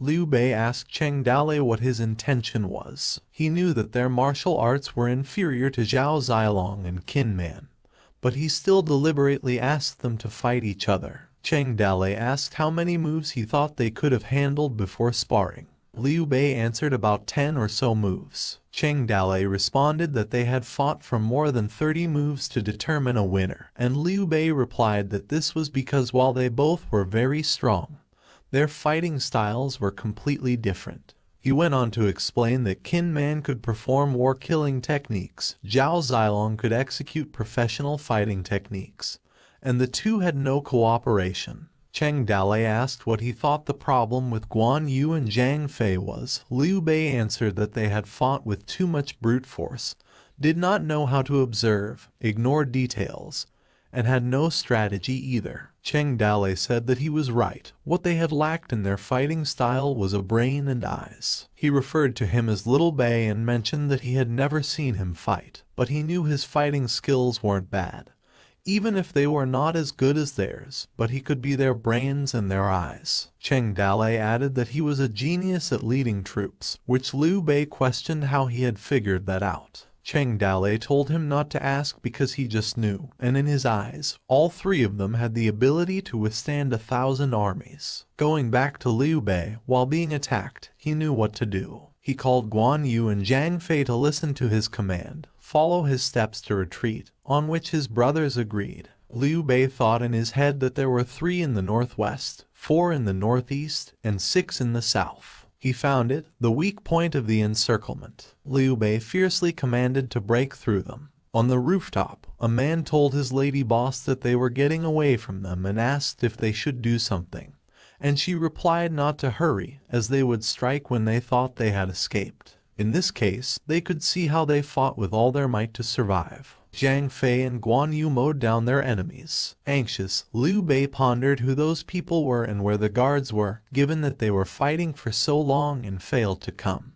Then suddenly, a figure leaped behind their back. Unaware of what was going on, Liu Bei thought that as long as they could break the enemy's encirclement, they would have a chance to escape. Guan Yu was the first one who noticed and warned his brothers to watch out as the figure landed in front of them. A masked woman appeared and grinned at them. Zhang Fei's face distorted, and he told Guan Yu that they were going to attack together, to which Guan Yu agreed. They both slashed the masked woman. However, the woman jumped, dodging both of their attacks. She landed on top of their weapons with ease. The woman hopped up. She kneed Guan Yu in the face. Guan Yu's face was in shock about what happened. Guan Yu was sent flying as a result of the impact of the attack, which concerned Zhang Fei. Zhang Fei ran and yelled at Guan Yu. He attacked the woman with his skill, the Sky Catcher. Struggling, he then thought that the guy's strength was abnormal. The woman was still grinning. Then Zhang Yu released another attack, but it was easily blocked by the woman. The woman prepared her legs for a kick. She then kicked Zhang Fei in the face since he didn't respond quickly enough. Zhang Fei was also thrown and smashed into a wall as a result of the kick. Liu Bei leaped behind the woman, raising both of his swords and preparing to attack. The woman, however, turned back as she observed the approaching Liu Bei, who was going to slash her. She avoided Liu Bei's blade at just the right moment. The woman's spear hilt sparkled as she dragged it to the ground. She used the hilt to bounce as Liu Bei slashed her again. The woman landed behind Liu Bei. However, Liu Bei quickly turned to where she was. She then chuckled as they both readied their stance. The woman then told Liu Bei that she could tell he was a martial artist based on his earlier movements. An open box containing medical supplies was lying on the ground. The woman went on to say that she wouldn't have thought that Liu Bei was a dual sword wielder because he hit it so well. Liu Bei's eyes began to shine as his face was filled with emotions. On a narrow street, the woman invited Liu Bei to come at her because she wanted to know what more he was hiding, while a number of adversaries stood behind them. As they surged at each other, Liu Bei and the woman continued to fight. Their swords collided. Liu Bei's face contorted, yet the woman continued to smile. Zhang Fei, who was knocked out, leaned against the wall, while Guan Yu was also the same. Moments later, Liu Bei sat on the ground, and the woman appeared in front of him, saying that she expected him to be stronger. The woman asked him if he wasn't afraid of dying and why he gave up. Liu Bei sighed as he lay flat on the ground and asked her what difference it made if he died sooner or later. People would die eventually. While the woman's spear was on his throat, he told her she could do her worst since he wouldn't move. He continued that if Zhao Zilong found out that the 3 of them died in her hands, Liu Bei, concerned that her little game would no longer be enjoyable, addressed the woman as Auntie Tong Fei. The woman removed her mask and cloak and called Liu Bei a stinky kid. Tong Fei grabbed Liu Bei's clothes. She was furious and threatened Liu Bei if he dared to call her an auntie. Tong Fei clenched her teeth and asked Liu Bei if he truly believed she would not kill him right now. Liu Bei didn't answer and just clenched his teeth. Tong Fei grinned, stating that Liu Bei was not bad as she actually saw through him and even lasted that long against her. She complimented him that his martial arts were not bad, and he also had a brain. Tong Fei laughed as she continuously smacked Liu Bei, who began to feel something. Liu Bei's eyes twirled as he lost consciousness. Tong Fei was confused about what just happened. Liu Bei passed out while Tong Fei just stared at him without speaking a word. The man appeared and told Tong Fei that she didn't properly control her strength. Tong Fei placed one of her palms on her forehead, told the man he was talking nonsense, and inquired if he had caught anyone. The man informed her that it was truly surprising that an unknown number of assassins had invaded Cheng.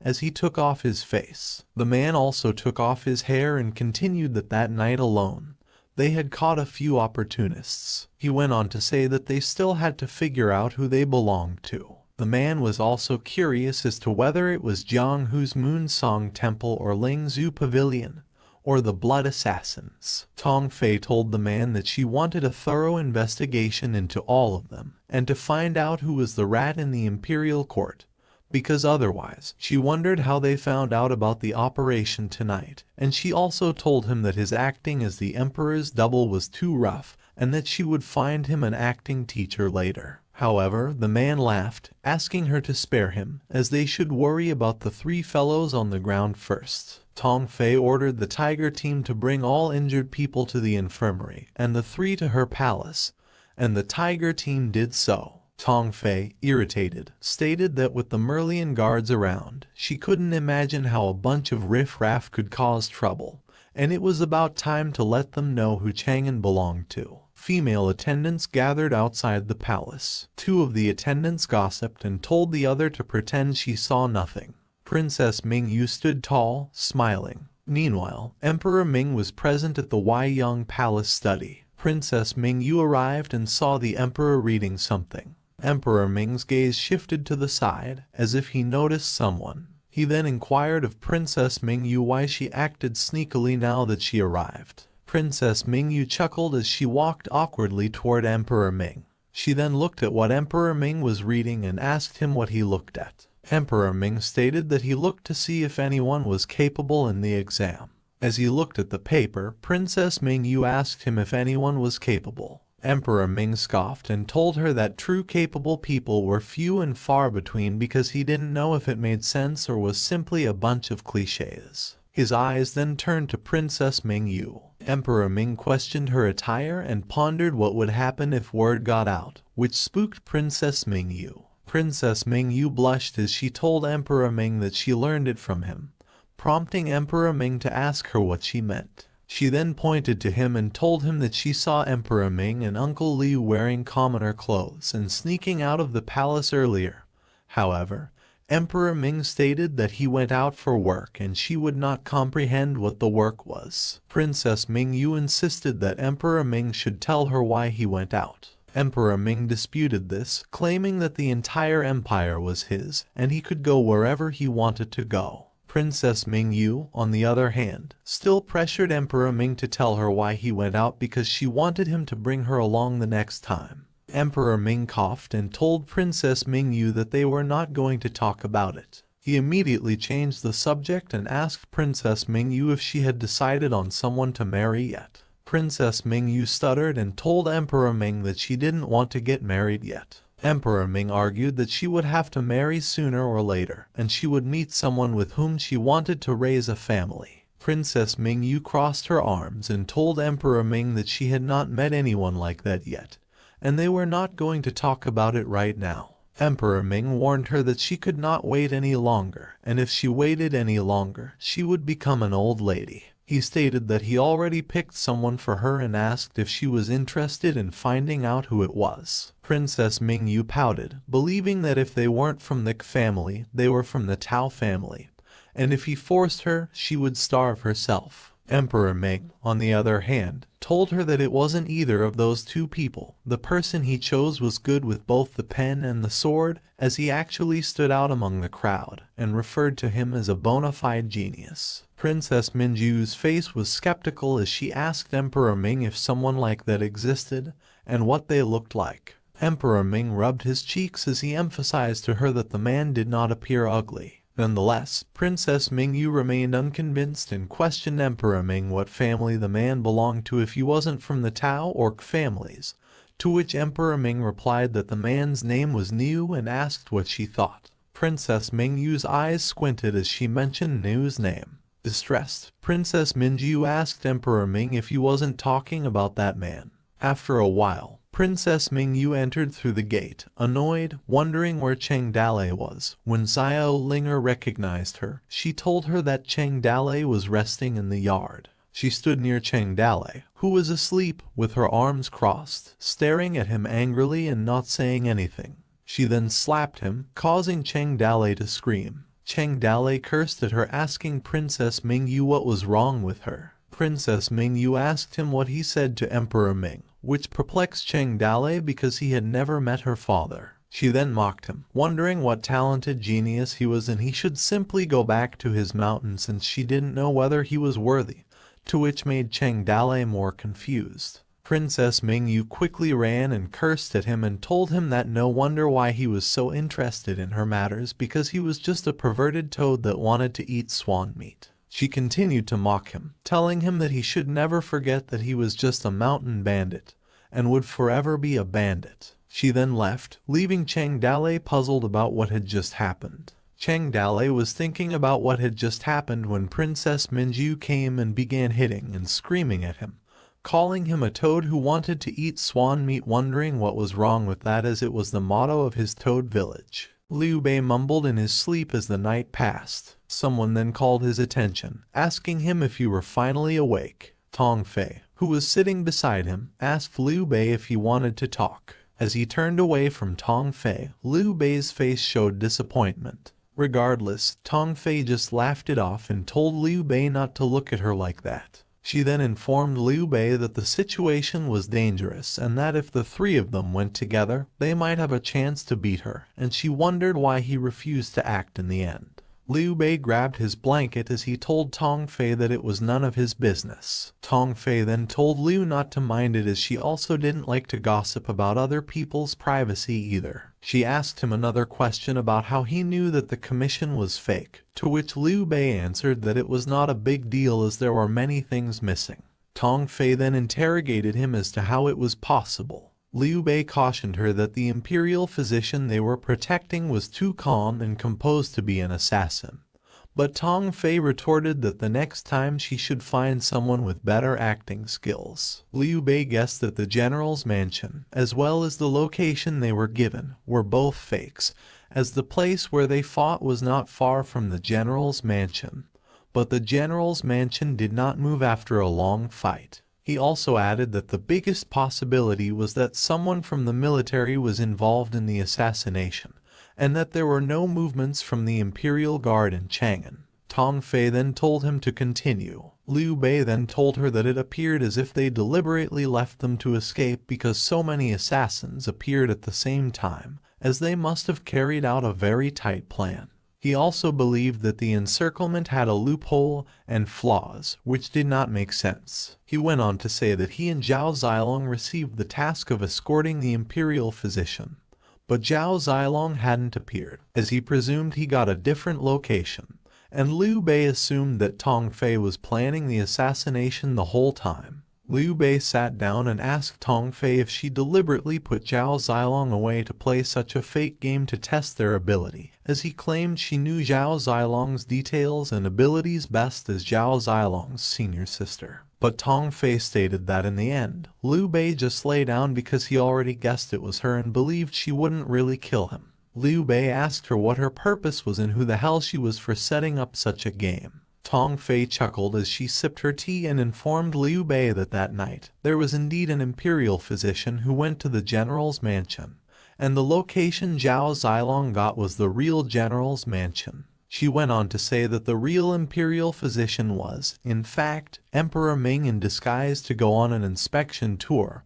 However, Liu Bei just scoffed as he guessed that it was really a big shot. Tong Fei continued sipping her cup. Liu Bei then inquired if it was the real Emperor Ming that Zhao Zilong was escorting while they were fighting desperately, and the real Emperor Ming had safely returned to the palace, to which Tong Fei said yes. Tong Fei went on to inform Liu Bei that Chang'an had not been peaceful recently, and all forces were eyeing Emperor Ming, wanting his life because he had been surrounded by many spies. And according to their investigation, the news that Emperor Ming left the palace last night in disguise was also leaked. She went on to say that she expected the assassination operation had brought out a lot of assassins who had been fishing in troubled waters, and they had caught them all, so they deliberately spread fake news and staged a fake assassination scene. Liu Bei complimented her. She did a nice move and inquired what did it have to do with them and why did she involve them in her tests. Tong Fei informed him that the kingdom was not only in crisis because of the Ring tribe invasion, but that the kingdom was on the verge of destruction because Emperor Ming was in danger at all times. A slight negligence would lead to chaos, and the entire kingdom would be crushed due to lots of internal events. She then informed Liu Bei that her organization was Emperor Ming's sword and shield. Liu Bei smiled, believing that Tong Fei wanted them to join their organization by testing their strength. Tong Fei also smiled as she held out her hands and informed Liu Bei that for the sake of the kingdom and its people, they needed more power and people with lofty ideals. Liu Bei looked at Tong Fei's hands, and she went on to say that the four of them were exactly what they needed. Tong Fei went on to say that as long as they were willing to join, she was cut off mid-sentence when Liu Bei's face darkened. Liu Bei stiffened his face and told Tong Fei that he refused her offer. Tong Fei was in shock and couldn't mutter a word. Tong Fei, agitated, told Liu Bei not to rush into refusing if he wanted to know who she was. Liu Bei averted his gaze and told her that he wanted to know but now didn't. Tong Fei's face distorted as she didn't say a single word. Seconds passed by. She told Liu Bei that Zhao Zilong was her junior brother, and even if he wasn't with her, she would never ignore him. Tong Fei continued, solemnly, asking Liu Bei if he thought Zhao Zilong would stay in a small toad village. She regarded Zhao Zilong as a phoenix, even if he was with them at the time. Liu Bei assumed Tong Fei had already investigated their origins. Tong Fei sat down and told Liu Bei that he had underestimated their organization. She then told him that she not only knew they were from Toad Village, but that they were also looking for Cheng Dalei. Her face darkened as she stated that she could know every move they made for as long as she wanted. Regardless, Liu Bei asked Tong Fei if she could help them find Cheng Dalei's whereabouts since she was so powerful. Tong Fei's face distorted as she couldn't keep up with Liu Bei's arrogance. As she walked out of the room, Liu Bei asked if she was leaving and mocked her that he couldn't see her off. Tong Fei slammed the door, which made a loud noise. Liu Bei's ears perked up as he laughed in triumph. He then had a thought in his head that he finally had the chance to say it once, as he had always thought that Cheng Dalei looked so cool when he said it. Tong Fei asked her men what their thoughts had been after seeing the entire test, and the man told her that despite facing many enemies, Guan Yu and Zhang Fei were strong enough to deal with them. The man went on to say that Liu Bei never did his best, but he possessed a very strong mindset and leadership skill. The man concluded as Tong Fei sipped on her cup, listening, that the three could be rated as a class. Tong Fei told her men that they could go first, to which the man said yes. She then realized that she needed to use all necessary means to secure such talent, and that the time had come to fill the manpower shortage. She stated that it was a little difficult, as she thought of Liu Bei. Zhao Zilong arrived, calling out to Tong Fei. Tong Fei turned around, surprised to see Zhao Zilong had returned. Zhao Zilong informed her that the four of them had come together and he had completed the mission she had assigned to him. They also had completed the mission she had asked them to do, as Zhao Zilong stated. He went on to say that now the three of them lay in bed, and he was the only one who remained standing. Returning from where Zhao Zilong had visited his brothers, he asked Zhang Fei how they had gotten hurt. Zhang Fei answered that if he had been stronger, no one would have gotten hurt. He then asked Liu Bei what had happened, wondering why he hadn't seen them. However, Liu Bei answered that he had been too weak and a loser. Guan Yu, on the other hand, blamed himself, stating that it had all happened because of his poor strength, as he had been stupid to fall into Tong Fei's plot. Moving on to the present, Zhao Zilong then asked Tong Fei what she had done to them and what had happened that night. Tong Fei realized Zhao Zilong's feelings for his brothers were deep and informed him that she simply wanted to test their strength. Zhao Zilong asked Tong Fei if that was how she tested people because they were all seriously injured and couldn't move while lying on the bed, to which Tong Fei replied that they were alive, and that she would cure them. However, in a gentle voice, Zhao Zilong asked what it had been. As his face filled with rage, he yelled at Tong Fei, asking what the hell she wanted. Tong Fei yelled back that what she wanted for him was to leave Toad Village. Zhao Zilong gritted his teeth and didn't utter a single word. Tong Fei went on to say that she couldn't bear watching Zhao Zilong fall as they had grown up together. She explained that she could ignore Lai Guanzhang and the others, but she couldn't let him hang out with the mountain bandits of Toad Village as she didn't know what kind of place Toad Village was like. Tong Fei yelled at him that it was just a bandit's nest, which everyone despised and feared. Zhao Zilong's eyes widened, and his face darkened as he recalled his day with Tong Fei. Tong Fei went on to say that the four of them had to stay, as 3 of his brothers had passed the test she had set. Tong Fei stated that if they followed her, she could guarantee a great future for all of them, to which Zhao Zilong replied that they were in Jingzhou for important business. As she tapped Zhao Zilong's shoulder, Tong Fei told him that she had always been a person who did things by any means, and she knew that he was looking for Cheng Dalei, and if Cheng Dalei got in her way, she would kill him. Zhao Zilong gripped his spear tightly as his hands trembled, a golden aura coursing through his body. He held his spear with both hands and prepared to thrust it at Tong Fei. Tong Fei, however, dodged it with ease. Zhao Zilong's eyes widened as she grasped his spear in one of his hands. A fierce thrust was thrown again, but Tong Fei easily dodged it. She dashed towards him, leapt, and smacked Zhao Zilong to the ground. Tong Fei cursed, unable to believe Zhao Zilong had swung his spear so hard at her. She then questioned Zhao Zilong if he still wanted to fight her, as she was doing this for his good.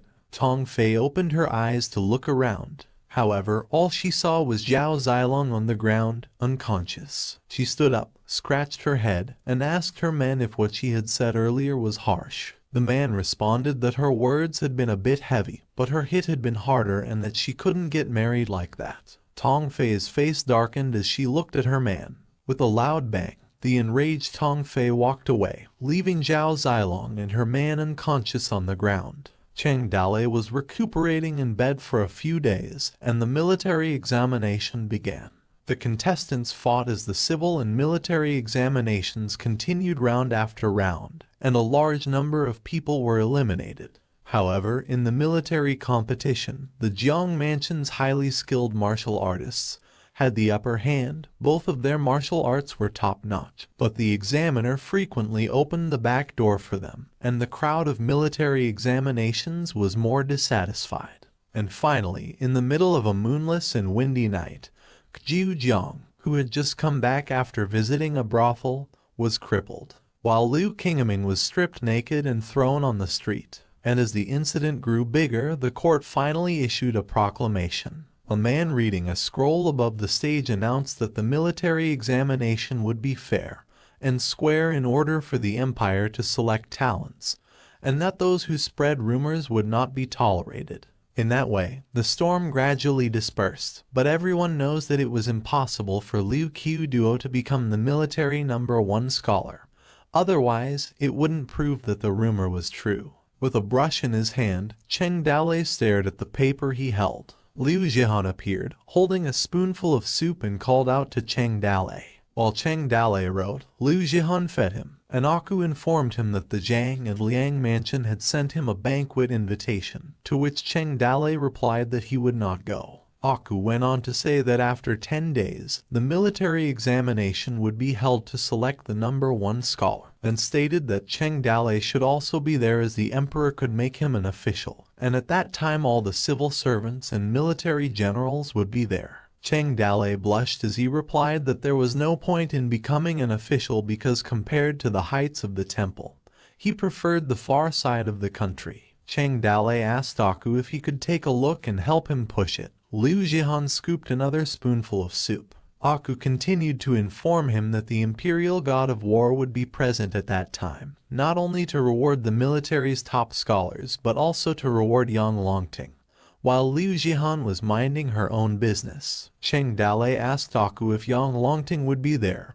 and Liu Jihan, beside him, felt the food she had eaten. Cheng Dalei then had the thought in his head that Yang Longting would appear at the military examination venue 10 days later, and his current residence was heavily guarded every day, and it was impossible to enter. While Liu Jihan was trying to feed him, he declared that if it didn't work, there were no more chances once Yang Longting returned to Yuzhou. Cheng Dalei ate the food she gave him, and Liu Jihan smiled. Moments later, Bai Feiyuan arrived anxiously asking if Cheng Dalei was present. He informed Cheng Dalei that his 2 brothers left. Cheng Dalei's eyes widened as he questioned himself if Lai Chong and Lin Xiaoyu had left and asked Bai Feiyuan if they were captured by the government. Bai Feiyuan said no and stated that he went there alone to deliver food to prevent information leakage, and that no one could find their hiding place. He went on to say that when he went today, he found that they left, that there was no sign of fighting in the temple, and that before they left, they wrote 4 words on the wall that said, "See you again." Cheng Dalei didn't say anything, and he had the impression that they didn't leave, but they were looking for an opportunity to assassinate Emperor Ming again, and in the current situation, assassinating him was similar to courting death. He then instructed Bai Feiyuan to spread their brothers around the city and look for news about them. Once found, he told him to stop them immediately and not let them do anything stupid, which Bai Feiyuan obliged. Cheng Dalei sighed and mumbled, hoping they left. Concerned, Liu Jihan noticed Cheng Dalei was not happy and asked if he wanted her to sing a little song. Cheng Dalei looked down and thought about it. He got an idea moments later. Cheng Dalei told Aku that he remembered the troupe that wanted to see him and asked her to allow them to come, as well as Yi Jitao to come as he recalled she could play opera. Instead, Aku asked him if he wanted her to play opera to relieve his boredom. Liu Jihan scowled as Aku asked Cheng Dalei what opera he wanted her to teach them and to arrange a play. Cheng Dalei put his hand on Liu Jihan's head and remembered that she also learned to play opera. He told her he had an idea for a play and asked if she was interested in singing it together. After a while, Liu Jihan got ready while Cheng Dalei took care of her hair and Yi Jitao took care of her lipstick. Liu Jihan finished her preparations as her hair turned black, and a luxurious tiara was placed on her head, while Yi Jitao was also done and looked as if she exactly resembled Liu Jihan. As the bright sun shone above the sky, a humming came out of the house. A man from the Ring tribe stood up and told them to execute the details of the peace talks. He warned them not to even think about talking to them. Just last year, they already signed an alliance with the Empire. Someone pointed to a map, indicating that this was the surrendered territory, and the city, as well as Yuzhou, would be theirs. Another man said no, arguing that they won the Battle of Yuzhou but was cut off. Jin Wendao wanted compensation of 30,000 taels in their paper, tea, and ironware, while Hulani, a Ring tribe prince, stated that the chosen princess by the Empire was clearly a commoner, as they could not fool them with a commoner because they were children of eternal nature. The great Prince Lin Leshan chuckled as he expressed that it was enough for that day, and that they could talk about it on another day. Hulani pointed to Lin Leshan and said that they wanted a true princess, not a palace maid crowned as a princess just to marry their step-king. Meanwhile, Lin Leshan just chuckled as soldiers gathered behind him. He then got the idea that they had people on their side who could beat them too. He cautioned them not to be too bold as it was pointless. He informed them that Yang Longting was in the capital and asked if they would like to meet him. Hulani asked his men if anyone had heard of Yang Longting, as he had no idea who that was. In addition, a man also asked who that rotten bastard was, while Jin Wendao was also puzzled. Lin Leshan mentioned Yang Longting's name but cut himself off mid-sentence. Hulani informed him that they didn't know him and hadn't seen him around.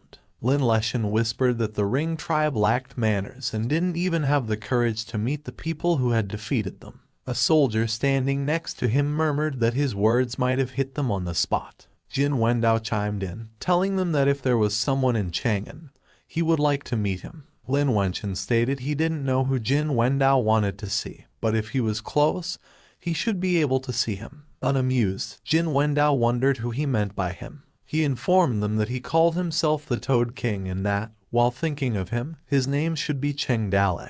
Lin Leshan asked his men if they had heard of Cheng Dale. No one responded since they had no idea, and they had never heard of that name before. Jin Wendao stated that Cheng Dale defeated them and massacred their tribe's warriors, and as a prince of the Northern Ring tribe, he was supposed to hate him.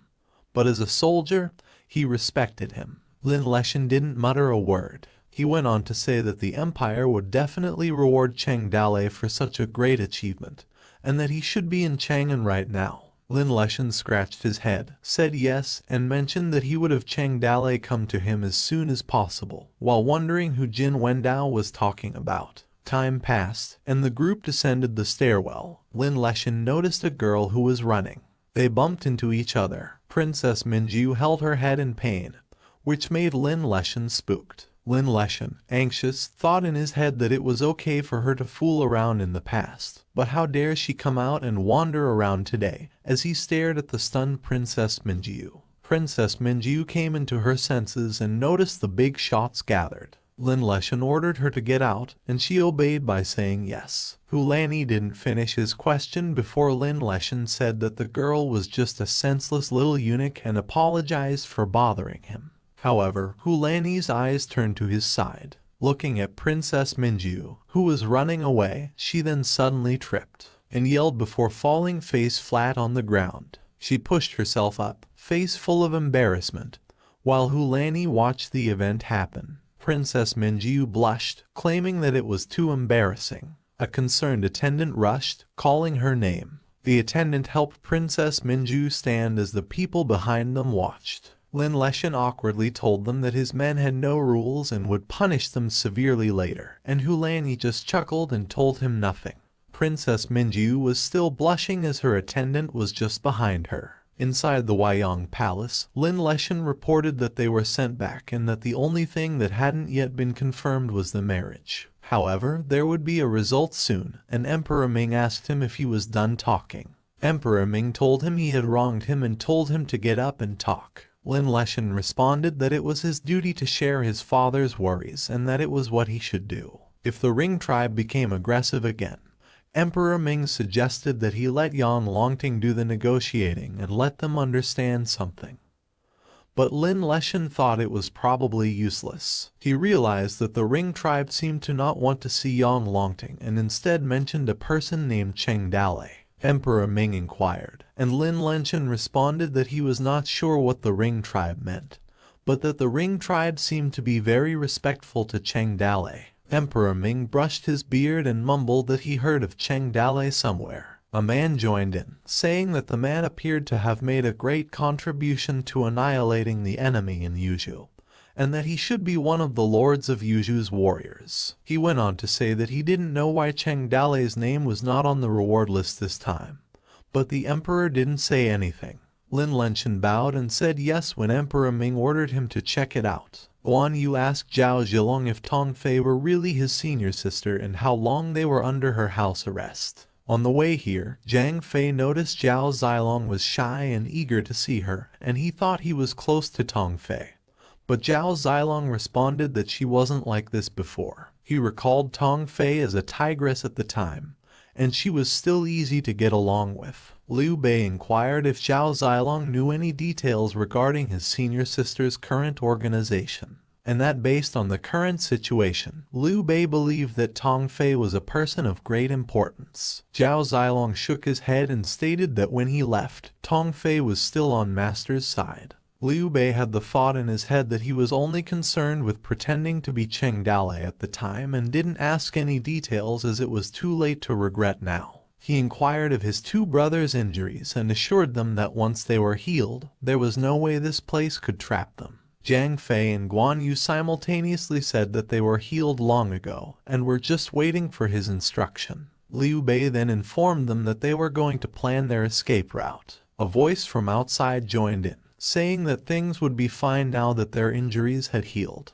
Tong Fei pushed the door that made a loud noise. The door fell down from the impact. The four brothers' jaws dropped and they appeared terrified. Tong Fei informed them that she had inquired about Cheng Dale and asked if they wanted to know. Liu Bei asked if she was planning on asking them to do something in exchange. Tong Fei responded that he had thought too much and that the news was free this time. She smiled as he mentioned Cheng Dalei's name and told them that he was already dead. Zhang Fei jumped from his seat, cursing Tong Fei and claiming that Cheng Dalei couldn't be dead. Tong Fei warned them not to underestimate her intelligence and asked if they knew Yang Longting, who personally stated that Cheng Dalei died from a serious injury sustained while jumping off the cliff. Tong Fei placed her hand on Zhao Zilong's shoulder and asked if he was still angry, then giggled at him for being cute. When Zhang Fei asked if they had found Cheng Dalei's body, Tong Fei replied that it couldn't be found and questioned who could survive such a high cliff,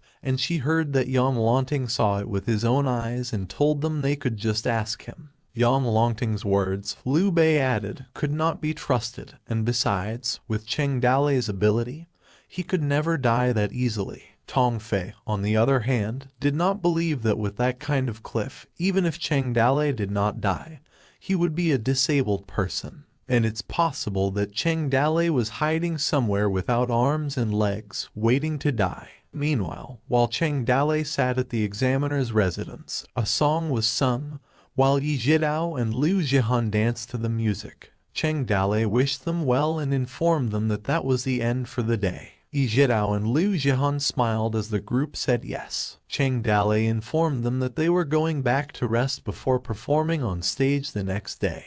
Yi Zhidao asked Cheng Dalei how she sang, but Liu Zhihan claimed she could sing better than her. They confronted each other, with Yi Zhidao saying she couldn't pretend she didn't hear her say that, and Liu Zhihan saying Cheng Dalei thought she could sing better. Yi Zhidao argued that she was better, but Liu Zhihan denied because she believes she is the better singer. And in the center, Cheng Dalei was baffled by what was going on and how sudden it was. Both girls asked Cheng Dalei that he must decide, which made him sweat. Cheng Dalei called upon Liu Zhihan, which baffled her in her small theater. Without asking, Liu Zhihan came forward. Liu Zhihan smiled as Cheng Dalei's arms welcomed her. He then massaged her face, which made Liu Zhihan blush. As Cheng Dalei was examining her face, Liu Zhihan was still confused. Liu Zhihan's personal information was disclosed as a young maid who was not well known.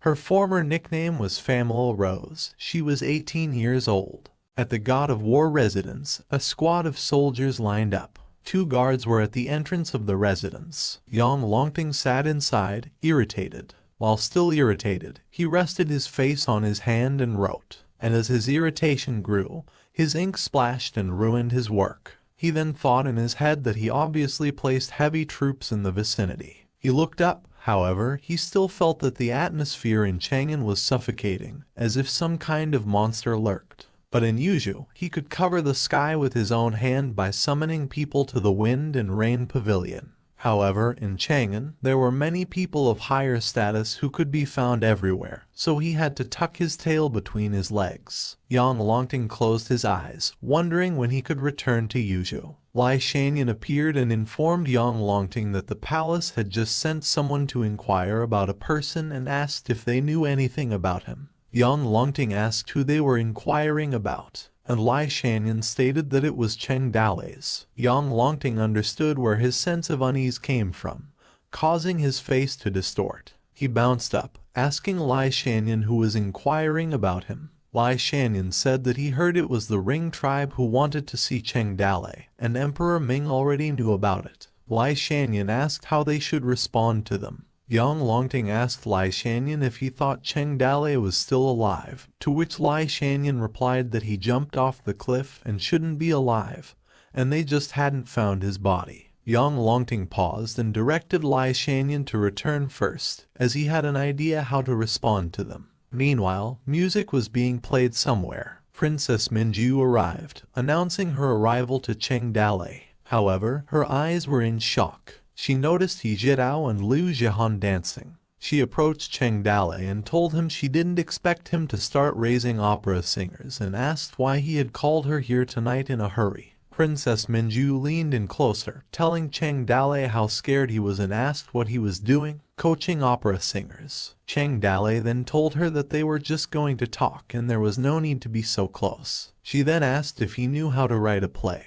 To which Cheng Dalei replied that he was just teaching them how to rehearse a play for Emperor Ming's surprise tomorrow. Cheng Dalei chuckled and asked He Jidao and Liu Jihan to join him. Princess Minju recognized He Jidao, the Queen of Flowers, and wondered who the other sister was because she couldn't believe she was comparable to He Jidao. Cheng Dalei smirked and said that if she wasn't ashamed he thought that they should teach her how to be a woman. He Jidao and Liu Jihan approached them, greeting Princess Minju. Princess Minju called Cheng Dalei a degenerate, and even though he raised an actor, he lived in a plush house with a young concubine. But Cheng Dalei responded that she misunderstood, as people made a living as performers, not by selling their bodies. Cheng Dalei asked Princess Minju if she could do him a favor for the martial arts examination tomorrow. Princess Minju asked him what the hurry was, as she told him his good day was coming and that Emperor Ming would make him a senior official in front of all scholars and the entire world tomorrow. She then informed him that she had heard that you had to be at least a 4th grade official in order to be awarded alongside God of War Yang Longting, and asked him if he was excited.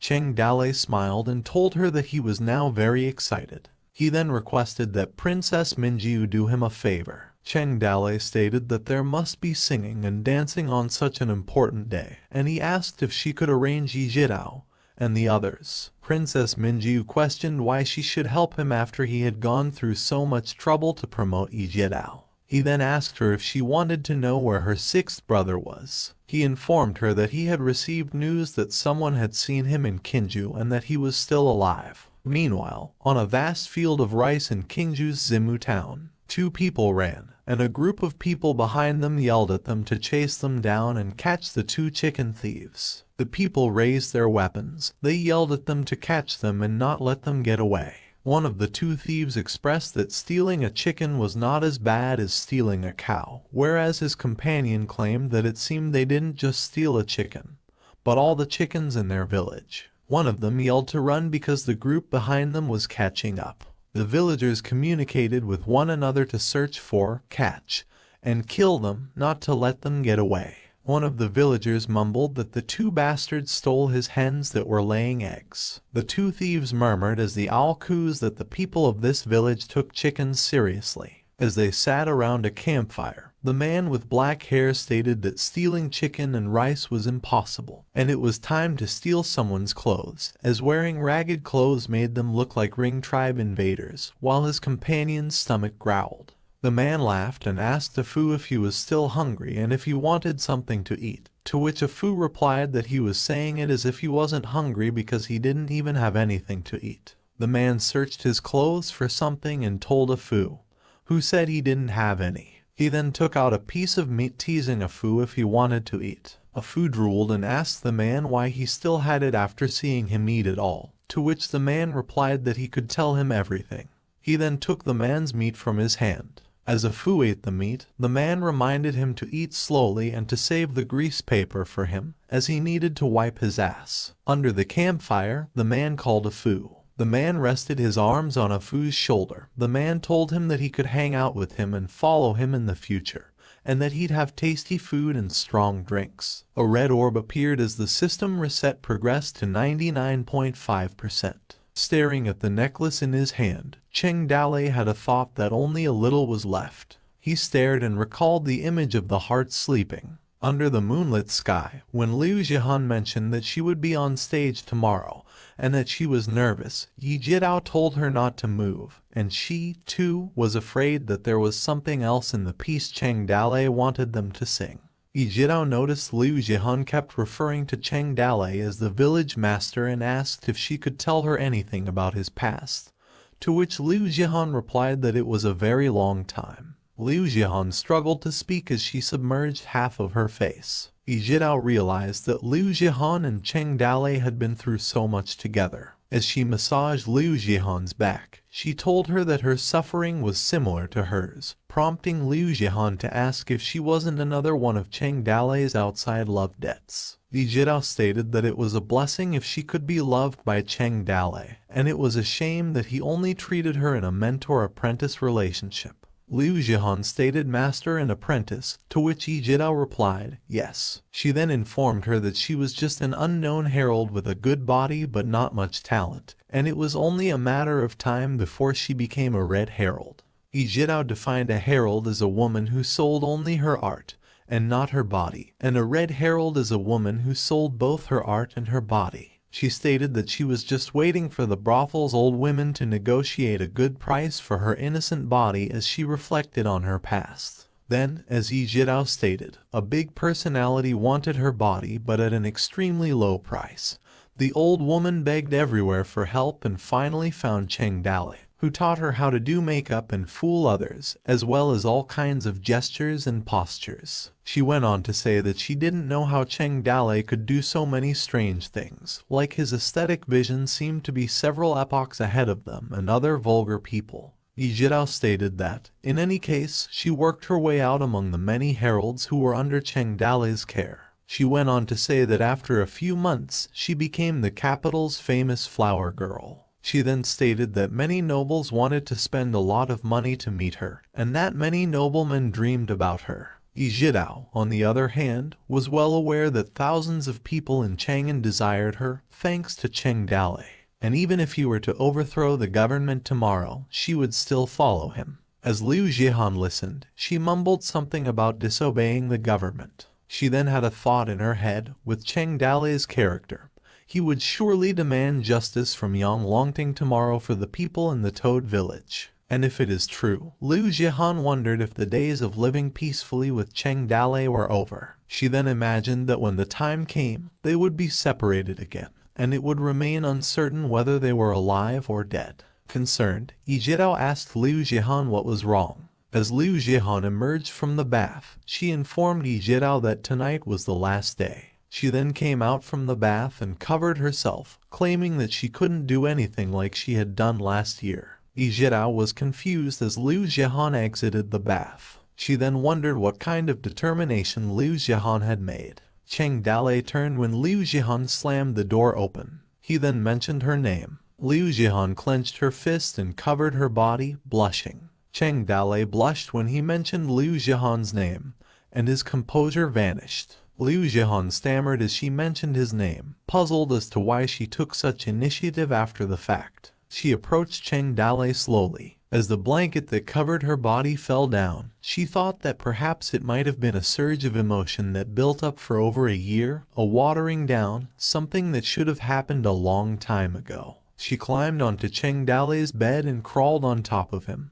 making him blush. Both stared at each other. She then made the first move and kissed him. She closed her eyes as Cheng Dali stared at her, and she thought in her head that as long as there was a willing person who took a little initiative and poked through the thin window paper once, it would burst like a soap bubble. Liu Jihan's gaze remained fixed on Cheng Dali, even though she was on top of him, and her feet stiffened. Then both sides came to their senses, and everything went smoothly. The two made love under the moon. Meanwhile, a system notification indicated that the system reset was completed. It welcomed the use of the Mountain Bandit System 2.0 and questioned whether the system sprite should be refused. The system stated that the system sprite Zin, who was in fusion, was expected to wake up in a couple of hours. Another notification appeared, stating that a mission reset was in progress, and that missions were being issued. As the notification stated, a new mission was received, and it was to kidnap the oppressor's wife. Liu Jihan giggled, mumbling that she could finally catch up with Su Ying this time. A new notification appeared, stating that the mission had been completed and that he had been rewarded with the flying sword technique, which had explosive fireworks. Meanwhile, a group of soldiers marched down the street, while the four brothers watched from atop a roof. Guan Yu informed them that Cheng Dali's character would not allow him to be so restrained, and that he heard nothing about him in the entire capital state. Liu Bei went on to say that the martial arts competition was tomorrow, and if Cheng Dali was really in town, he would be there. Guan Yu assumed Tong Fei would be there as well since she should be working for the government. Zhao Zilong stated that perhaps their paths would cross again, but he wasn't sure if Tong Fei would be as gracious then. They then jumped at the same time when they were told to go. The four jumped from one roof to the next. A massive pile of paper was placed on the table. Tong Fei was resting beside it. As she read, she pondered that in Yuzhou, there were rumors that the Toad village had wiped out the 100 Ringers, and she wondered if Yang Longting was not involved in any way. And, as she read, the Toad King was a divine axe general with divine abilities, as well as spells that summon the wind and rain. She then placed the report as she could not believe everything and thought that it was all just market rumors. Tong Fei sat, thinking that the only thing she could be sure of was that the Toad village and Yang Longting probably harbored grudges, as confirmed by the way all 4 brothers treated Yang Longting. She closed her eyes and contemplated. Tong Fei pondered that if Cheng Dalei did not die, he should appear at the martial arts competition tomorrow. A soldier appeared, greeting Tong Fei and informing her that they got away. The man asked if they should send someone to catch them. Tong Fei responded that they couldn't escape her as long as they were in the city, and there was no need because they wouldn't leave until they found Cheng Dalei. And she added that she could probably guess where they would go. The next day at the War God Mansion, Yang Longting's young servants assisted him in putting on his armor, starting from his boots and ascending to his arm plates. Once fully encased in his armor, Yang Longting wore a somber expression as he pondered the stifling heat. Concerned, Shanyan addressed Yang Longting respectfully, reminding him of the impending martial arts examination, and the people waiting for the ceremony to begin. Shanyan couldn't hide his unease as he hesitated to ask Yang Longting if he needed the appearance. Yang Longting responded firmly, insisting on the necessity of his appearance, emphasizing the importance of caution. A single mistake could be critical, and commenting about others found it annoying. However, Shanyan persisted, mentioning the inconvenience of the heavy armor, that it wasn't convenient to move around in the hot weather. Yang Longting, feeling somewhat withdrawn, questioned whether he truly appeared strange in his armor. Finding the situation awkward, Shanyan awkwardly suggested that Yang Longting could consider changing into casual clothes. Following their conversation, a soldier addressed Yang Longting, urging him to mount his horse and walk through Chang'an streets, allowing the city's residents to catch a glimpse of Yang Longting. However, Yang Longting declined the suggestion, expressing his discomfort with being in the spotlight, and insisting on taking a carriage instead. As they proceeded through the streets of Chang'an, a person addressed him and implored him to take care of himself. Another person expressed their desire to see Yang Longting in all his glory. Someone reminded Yang Longting to stay hydrated and avoid staying up too late. Yet another enthusiastic supporter was overjoyed about Yang Longting's presence. Inside the carriage, Yang Longting pondered the fact that even when he wore casual clothes, he still had to wear gold light armor with it. He also questioned the idea of riding an unprotected horse. With a vigilant eye, he watched the surroundings outside the carriage, concerned about potential threats to his safety, such as someone making an attempt at his life or an arrow being shot from a high place. After he contemplated, they finally arrived at the barracks. A messenger called Yang Longting, informing him that Emperor Ming had invited him. In a respectful manner, Yang Longting announced his name, stating that he was there to meet the Emperor. Emperor Ming, acknowledging Yang Longting's status, dispelled the need for excessive politeness and invited him to come up and sit with him. Yang Longting bowed in response to Emperor Ming as he agreed. He reflected that only those who have power over the dynasty have the privilege to sit with the Emperor on this stage. Yang Longting pondered the powerful figures within the empire, such as Qi Xiang, the general of the heavenly policy, and the key ministries, as they were the centers of power of the empire. He also noted the interest of the emissaries of the rings in the martial arts examinations. With a sense of ambition, Yang Longting believed that from that day, he, too, could rise and sit beside Emperor Ming.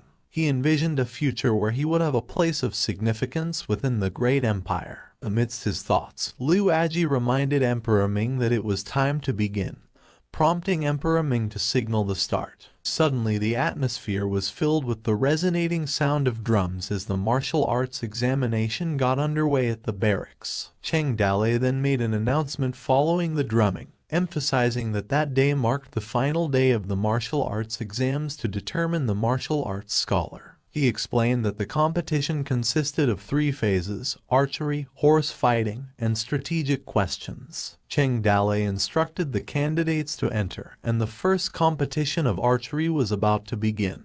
The first competitor demonstrated exceptional archery skills. He hit the dummy target with each shot accurately. The host then provided a breakdown of the results, indicating that Liu Wu hit 10 arrows on the target, 1 in the throat, 3 in the shoulder, 1 in the chest, and 4 in the lower body. After the first competitor finished, Cheng Dalei called for the next person to step forward. The second competitor also showcased impressive archery skills with accurate shots. The host again detailed the results for Quen, hitting the target in the head, 1 in the throat, 2 in the shoulder, 1 in the chest, and 4 in the lower body. Finally, the host announced that the winner of the first archery match was Quen. Cheng Dalei, though, expressed doubts about the strength of the 2 competitors, considering them to be average. He questioned how they could have reached the final stage of the martial arts exam and decided to view their information. Upon further investigation, Cheng Dalei was in disbelief as he discovered that the competitors were actually Jiu Zhang and Liu Qingming, and they were graded as excellent. He noted that both competitors simply changed their names and got back into the competition. Cheng Dalei continued to ponder the 2 individuals who were pushed into participating in the martial arts examination, and believed that they must have possessed some skill, but in his opinion, they seemed more like attractive yet useless nobles. He reflected on something Wanner said was right in her judgment about them. While looking towards the platform, Cheng Dalei noted the idea that the faction wanted their own people to win and thought that these competitors depended on their family background to win the competition. Cheng Dalei also criticized the competition itself, describing it as rigged and expressing his belief that it was influenced by certain people behind him. While his gaze was fixed on Yang Longting and mentioned Yang Longting's name in his thoughts, Yang Longting's awkward smiles were suddenly shifted to the vague sense of unease in Yang Longting's heart, which was boosted to the extreme. He had a terrified expression on his face and was speechless with sudden emotion, while Qi Zhang inquired about Yang Longting's condition, calling him son-in-law. Terrified, Yang Longting contemplated whether his strange feeling of unease could be from the hot weather or the possibility of heat stroke. Meanwhile, on the other side of the spectators, there was another person, besides Yang Longting, experiencing a similar feeling. Jin Wendao's face showed alarm as well, even though he remained silent. As the competition continued, Cheng Dalei raised his hands and announced Game 2, the horse fight, instructing both teams to prepare. He then declared to start. The competitors engaged in battling and horseback riding, and one of them exclaimed with a forceful shout as he managed to block the attacks. Cheng Dalei provided commentary on the duel, noting that the horse fight between the 2 competitors wasn't particularly marvelous. While in the crowd, the military faction commented that, unlike previous occasions when wooden swords or spears were used, this time, the competitors were armed with real swords and spears. Another military member discussed the importance of the horse's understanding of human nature, and its ability to make decisions on when to charge or collide. A civilian faction expressed excitement. While Wanner and Emperor Ming were focused on watching the fight, they could hear comments from their surroundings. One person commented on the competitors dismounting, with one wearing black and the other in white, and appreciated the way they fought in circles, forming a rotating yin-yang diagram. Another person commented on the intensity of the clash, noting that as the spear moved faster, the sword became sharper, emphasizing the risk of serious injury or even death if there was any carelessness during such a clash. Emperor Ming asked Wanner for her thoughts on the competitors, suggesting that if she didn't like Niu Sanjin, she could choose one of the 2 contestants. In response, Wanner declared that she wouldn't choose and threatened to go on a hunger strike if forced to do so, to which Emperor Ming responded with silence. Chuckles. Emperor Ming then turned to Yanli, inquiring if the Ring tribe had children. Yanli responded that their tribe didn't have such children because they had already defeated them in the past. Emperor Ming couldn't find words to respond. As the horseback battle intensified, the sound of hooves clattering filled the air. Liu Wu successfully hit Gwen during his attack, causing him to fall off his horse. Cheng Dalei then announced Liu Wu as the winner of the second horse battle. Liu Aji commented on the match outcome, not expecting a win and a loss, and believed that the winner would likely be determined in the third match. Emperor Ming acknowledged this assessment with a simple nod. The final part to determine the winner was questions about strategy, which was decided by Emperor Ming.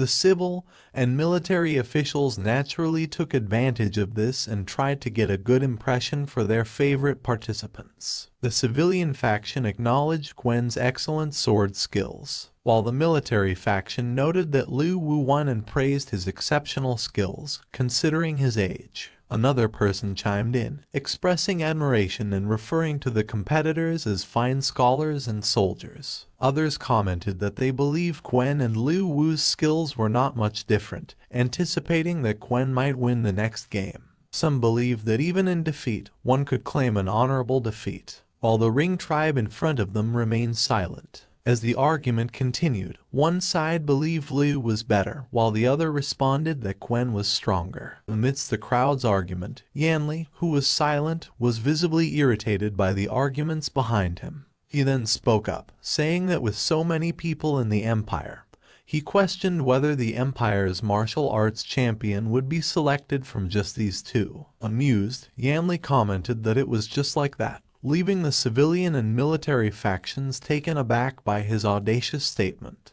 Yanli showed a respectful gesture to Emperor Ming and proposed that their warriors compete with the empire's top martial artists. In response to Yanli's suggestion, Emperor Ming sought an excuse, stating that the two competitors were too exhausted to continue fighting right now. Yanli assured Emperor Ming that their warriors would not take unfair advantage of others while they recovered their strength, hoping that the emperor would not refuse. Emperor Ming contemplated Yanli's proposal for a moment before agreeing to let them compete, to which Liu Aji expressed concern and tried to stop. But Yanli then complimented Emperor Ming as wise. Then Yanli called for Xu Lei's name in the crowd. He instructed him to go and compete with them. Cheng Dalei caught the attention of Xu Lei. He contemplated with curiosity as he glanced at Xu Lei and thought that this was going to be fun. In preparation for the battle, Xu Lei stretched his body. Yanli called Gwen and Liu Wu and encouraged them not to decline the challenge from their fellow tribesmen.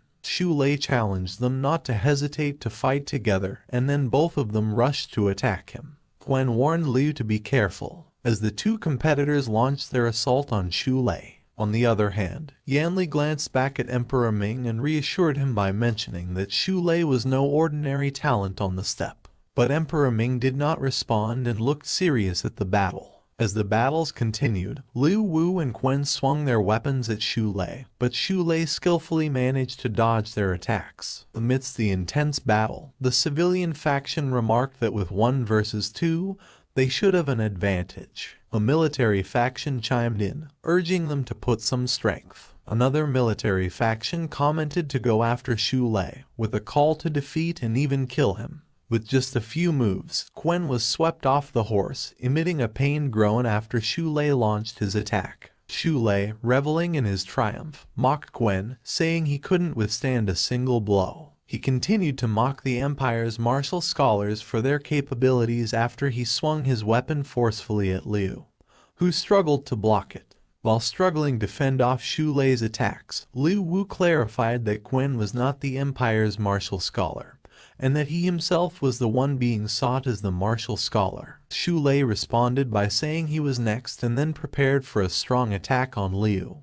who was ready to block it. However, Xu Lei managed to dismount Liu's weapon after he swung his weapon, causing Liu to lose his balance. Xu Lei laughed as Liu Wu fell from his horse. Both civilian and military factions fell into stunned silence, their expressions darkened with disbelief. Then Xu Lei proudly raised his weapon high as he mentioned the martial scholar. He looked up and proclaimed his victory over the Empire's martial scholar, then burst out laughing. With a proud smile, Yanli looked at Emperor Ming and said that his men may not know the rules and do not understand what is important. He hoped for Emperor Ming's forgiveness while wearing a smile on his face. Emperor Ming remained in a serious expression, while the civilian and military factions remained silent as they wore expressions of embarrassment. Within the barracks, an imperial guard addressed Tong Fei, asking her if they were going to make a move. Tong Fei responded that it was inappropriate to discuss their status without the emperor's order. She cautioned his men not to go too far. However, the imperial guard expressed his concern and disbelief at the idea of allowing the Ring tribe barbarians to act wildly like that. Xiao Yu appeared out of nowhere, stood atop the wall, and wore a soft fabric mask.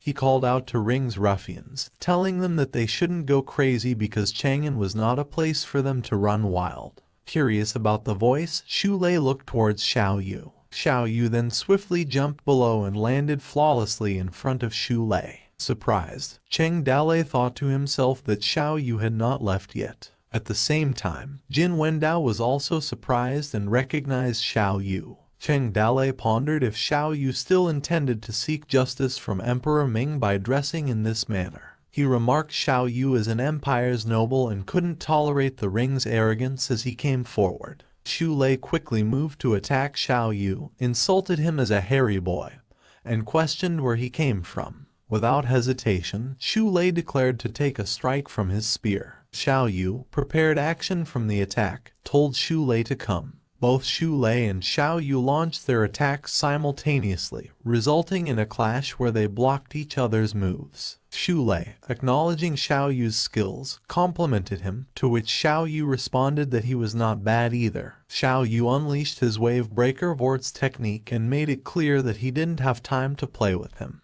He managed to land a blow on Xu Lei's arms, leaving Xu Lei surprised. Cheng Dalei observed the battle. He thought that Xiao Yu could win in this situation. But Cheng Dalei also realized the consequences of Xiao Yu showing the skills of the wave-breaking spear. He was concerned that if Xiao Yu's skills drew too much attention, it might lead someone to associate him with a previous assassination. He felt the need to find a way to save Xiao Yu. As the battle continued, Xu Lei taunted Xiao Yu and laughed hard as he told Xiao Yu that he could run away if he didn't want to fight. Xiao Yu found Xu Lei annoying and unleashed a formidable swing at him. After he swung his spear, he was able to dismount Xu Lei, causing Xu Lei's horse to get hurt. Xiao Yu skillfully sidestepped as the horse lost its balance, leading to Xu Lei falling from his horse as it ran away. Xiao Yu attempted to finish Xu Lei while he was still lying on the ground, screaming as he had the advantage. With a grim expression, Xu Lei braced for the impending strike, but to his surprise, Xiao Yu spared his life as he redirected his attack to the ground. As the battle concluded, the civilian faction rejoiced and stammered while exclaiming that Xiao Yu won. Jin Wendao was fascinated and found himself wondering when Xiao Yu became so strong. At the same time, Liu Aji acknowledged Xiao Yu as a teenage warrior of the empire. Even Emperor Ming couldn't help but react with a low chuckle. Xu Lei, still lying down, appeared to breathe heavily. With a serious expression, Xiao Yu exhaled deeply as he made the decision to spare Xu Lei's life. As Xu Lei rose to his feet after being defeated, Xiao Yu turned away from him, unaware of Xu Lei's intentions. Unseen by Xiao Yu, Xu Lei appeared to plot something behind him. Concerned for Xu Lei's well-being, Yanli advised him to retreat, emphasizing that he was no match for Xiao Yu. However, Xu Lei called out Xiao Yu in a respectful tone, expressing his admiration of Xiao Yu, stating that Xiao Yu was more powerful than the two martial artists, admitting that he could not beat him. He also expressed a desire to learn from Xiao Yu, saying that when he had the opportunity, he would ask for Xiao's advice. In response, Xiao Yu glanced at him and affirmed his words. It turned out that the dignity and demeanor of the Ring tribe were only given to the people they respected. In acknowledgement of this, Xu Lei humbly bowed to Xiao Yu, who had just turned away from him. It was concluded that he was the winner. Meanwhile, the female audience couldn't help but be captivated by Xiao Yu's charisma, their eyes gleaming with hearts fluttering. One of the ladies inquired about Xiao Yu's identity, while the other declared her desire for her father to propose a marriage to Xiao Yu's family. Another lady couldn't contain her enthusiasm as she competed for his attention, while the other exclaimed over his handsomeness. At that very moment and in the same place, Zhang Fei told his group that it was Xiao Yu. It then occurred to Zai Long that if Xiao Yu was there, Cheng Dalei must also be present in the same place. Liu Bei concluded that their trip was indeed not in vain, and they just needed to wait and see. While deep in thought, Wanner found Xiao Yu's face familiar and wondered if he had any connection to Cheng Dalei. She speculated that Emperor Ming's intention was to reward Xiao Yu greatly, believing that he had the potential to reach the top in the future. He is here and standing in front of this high platform. It seems that the opportunity to rise to the top is just around the corner. In her thoughts, Wanner wondered why Xiao Yu was dressed in white, as he appeared to be wearing mourning attire. With a low chuckle, Emperor Ming addressed Xiao Yu and asked about his name and where he learned his skills from. In response, Xiao Yu introduced himself as a common person, Lin Xiao Yu. He firmly planted his weapon into the ground before continuing to speak. With a deep sign of respect, he kneeled and explained that he came seeking justice on behalf of his father. After Xiao Yu introduced himself, the crowd fell into a sudden silence, with all eyes wandering as he remained kneeling. The general exchanged curious glances, while Qi Zhang pretended to nap. The military and civilian factions turned a blind eye. On the other hand, Jin Wendao, recognizing Xiao Yu, commented that they hadn't met in a long time and asked why he appeared so down.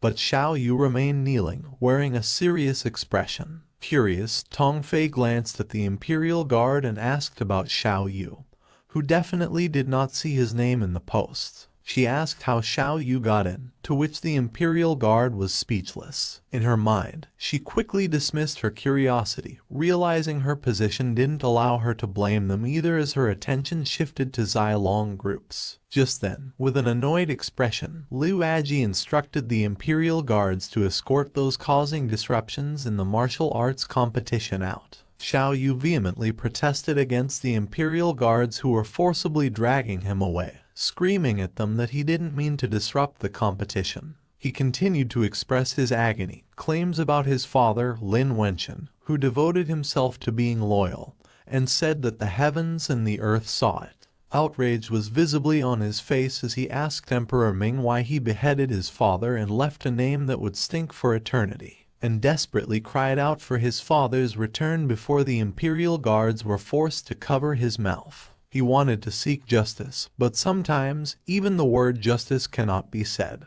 While Xiao Yu was being dragged away, Cheng Dalei appeared in the area and just observed the situation. But worry was evident on his face as he mentioned Xiao Yu's name in his thoughts. During that time, young Longting's thoughts reflected on the situation. He appeared to be somewhat amused by the martial arts competition being ruined by the Ring tribe and Xiao Yu, who shouted for justice. He believed that Xiao Yu would surely be thrown in prison. After the earlier events were resolved, Liu Aji inquired of Emperor Ming about the next steps, mentioning the reward ceremony. But before he could complete his sentence, Emperor Ming then instructed him to continue. Liu Aji then announced to sound the drums, fire the cannons, play music, and performed a dance. He also instructed the Imperial Guards to salute and mentioned that the next part of the ceremony involved a sword and spear dance. Wanner seized the moment to inform Emperor Ming that she hired an opera singer to arrange a play to replace the original sword and spear dance. Emperor Ming approved of Wanner's idea and expressed his willingness to see it.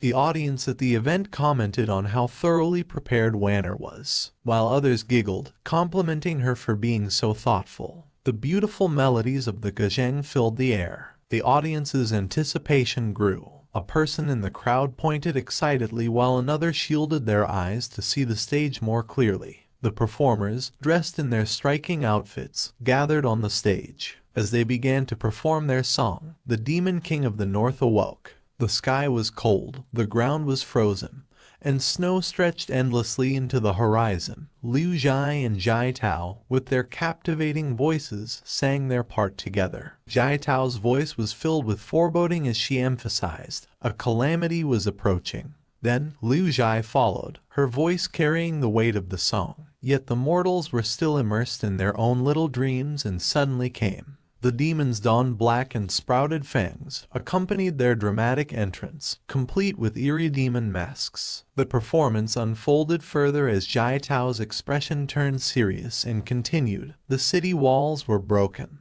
The common people died, and the nobles ran. While she sang, she began to dance gracefully, illustrating the song. A bloody battle ensued, bones piled into mountains and blood ran like a river, and the soldiers scattered, running for their lives, with Jiaitao's dramatic performance bringing the scene to life. The peasants fell without a chance to run. Jiaitao illustrated her dramatic acting as she looked up to the sky. The freshly sown farms were trampled on. The audience couldn't help but be drawn into the story as they stood on their seats, gasping from the music and acting. As the narrative of the song continued, Jiaitao's acting intensified as she portrayed the destruction and sang. Houses set on fire, bodies of children hanging from wooden posts.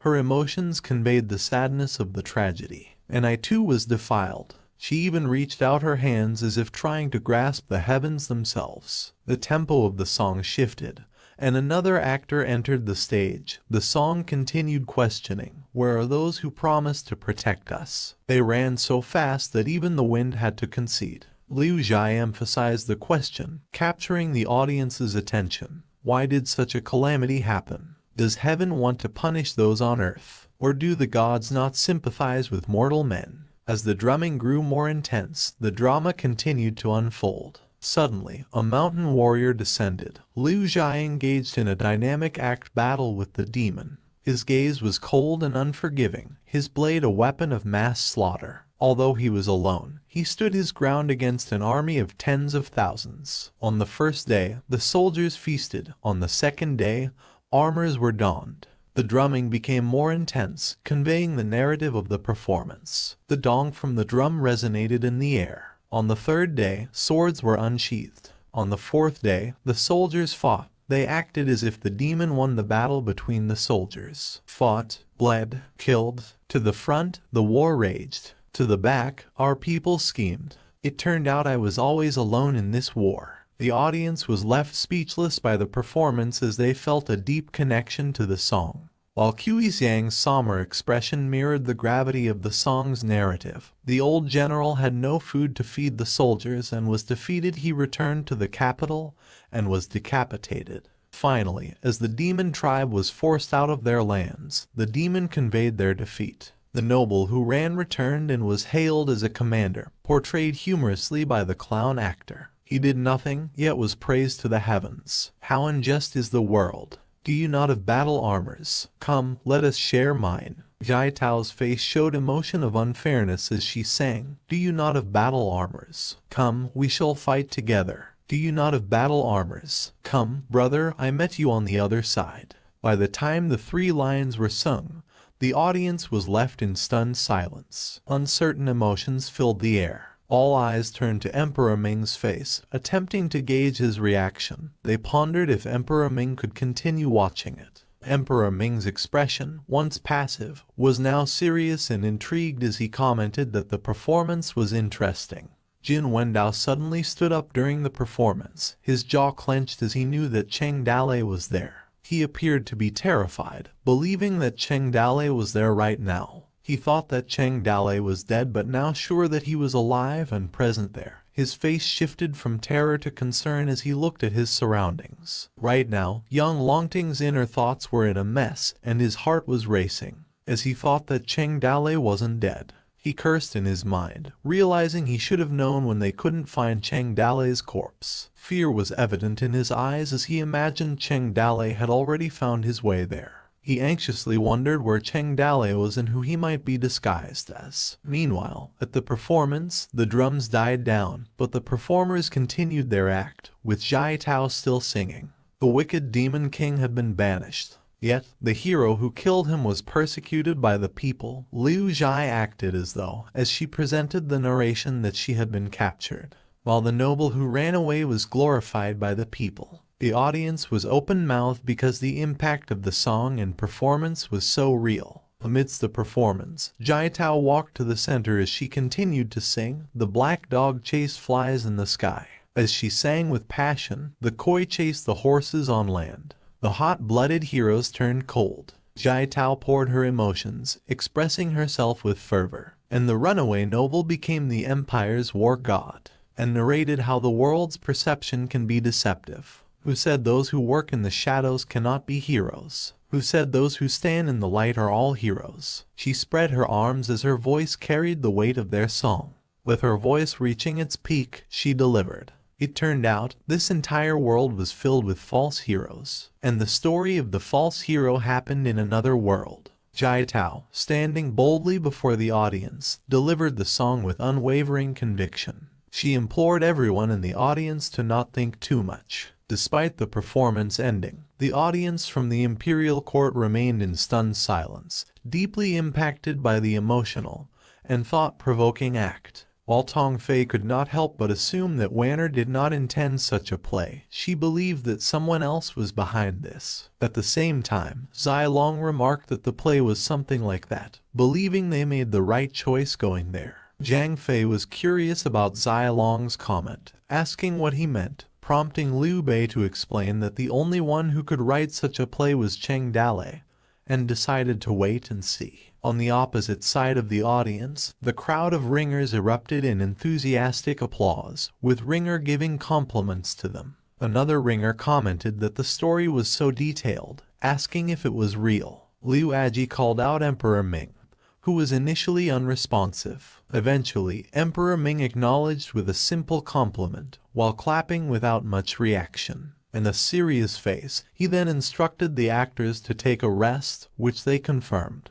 After instructing the actors, Liu Aji proceeded to make an important announcement, declaring to hear the imperial decree. He announced the name of Yang Longting and Cheng Dalei to come forth. Yang Longting smiled as he slowly walked above. Upon his arrival, he knelt in front, while Liu Aji announced the rewards, stating in Yang Longting's name that he would be granted the title of Warlord, Weapons, and Land. Liu Aji continued, acknowledging Cheng Dalei's role, stating that he had made great contributions as a general, and he would be granted the title of the Great General of the Northwest. Cheng Dalei, in his thoughts, reflected on the irony of the situation, thinking that the play just now mocked Yang Longting, and now they were rewarding him. As he walked to the top, Cheng Dalei insulted Emperor Ming as an old fogey, suspecting that Emperor Ming intentionally must have done it. Liu Aji then told them to heed Emperor Ming's order, prompting Yang Longting to bow and humbly respond that he dared not receive such a generous reward.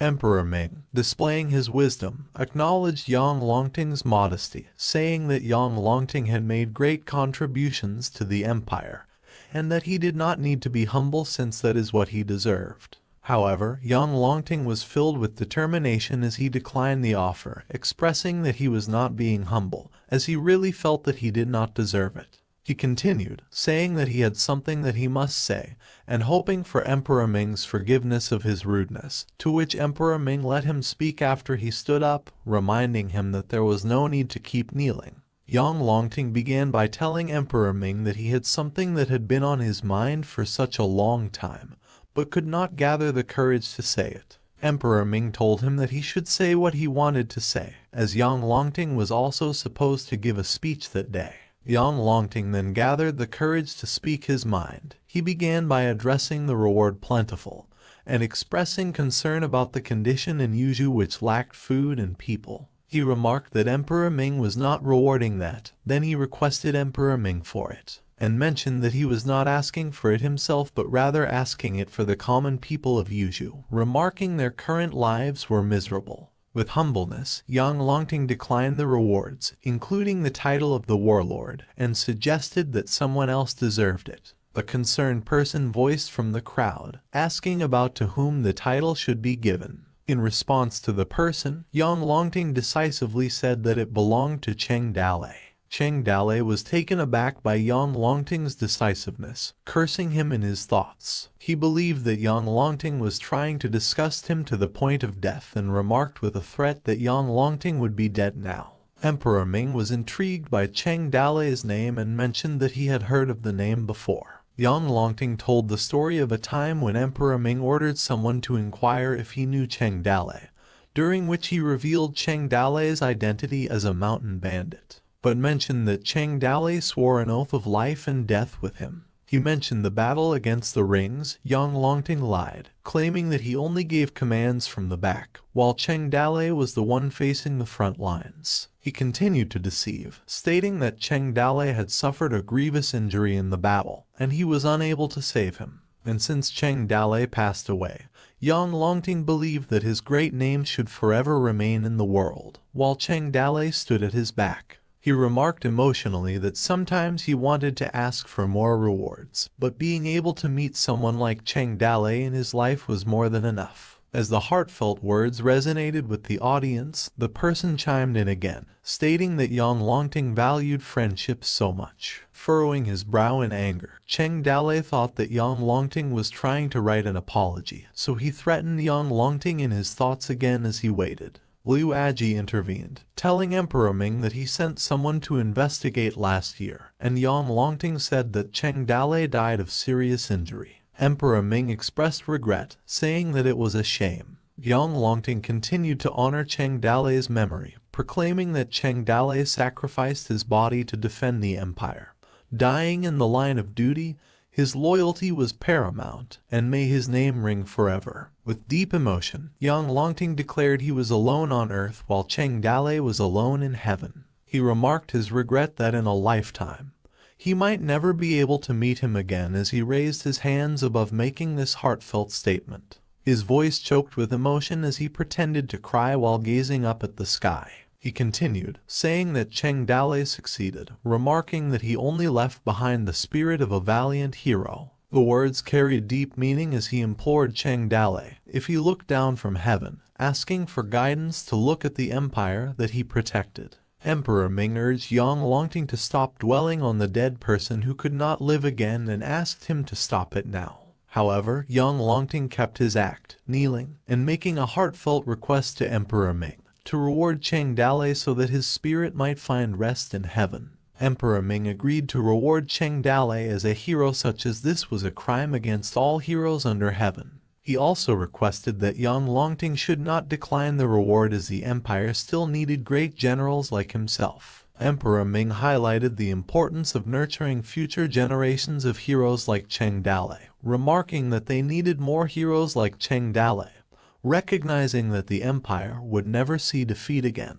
Yang Longting expressed his gratitude to Emperor Ming for his great benevolence. In the next set, Liu Aji instructed Yang Longting that he would personally give Cheng Dale his seal of military command, prompting Yang Longting to affirm it. Emperor Ming handed the tray of rewards to Liu Aji, signifying the formal granting of honors. As Yang Longting walked over to Cheng Dale, accompanied by 2 eunuchs carrying the rewards, he narrowed his eyes as thoughts briefly wandered, noting the brightness of the sun that day. He spoke to Cheng Dale, remarking that the empire needed a young hero like him. The crowd commented on the reward, starting with the civilian faction hearing rumors that Emperor Ming thought very highly of Cheng Dale, and remarked that he would become a famous general in the future, while the military faction planned to build a close relationship with him, considering that Cheng Dale was still young and the future was believed to be limitless. In her thoughts, Wen'er appeared to be happy as she took pride in having nurtured Cheng Dale personally. Yang Longting reassured Cheng Dale that the rest of the empire,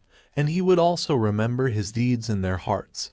But Cheng Dale did not respond to him. Suddenly, Cheng Dale set a different tone as he asserted that there was something he hoped Yang Longting could return to him. Yang Longting looked nervous, asking him what. Cheng Dale's eyes were filled with anger. He demanded justice, leaving Yang Longting visibly agitated. Fear could be seen in Yang Longting's eyes. As everyone in the world looked for justice, Yang Longting stumbled over his words as he recognized Cheng Dale and exclaimed that it was him. But the existence of justice in this world remained a question. Cheng Dale abruptly drew his sword with one hand, grasped it, and struck Yang Longting forcefully, in defense of those who were unjust, using his straightforward sword technique. Everyone's faces were in shock as they witnessed the sudden attack. Only a small trickle of blood emerged from Yang Longting's chest. Realizing that Yang Longting was wearing inner armor, Cheng Dale quickly closed the distance between them, determination burning in his eyes. Yang Longting, still recovering from the initial attack, saw Cheng Dale approaching but couldn't react in time.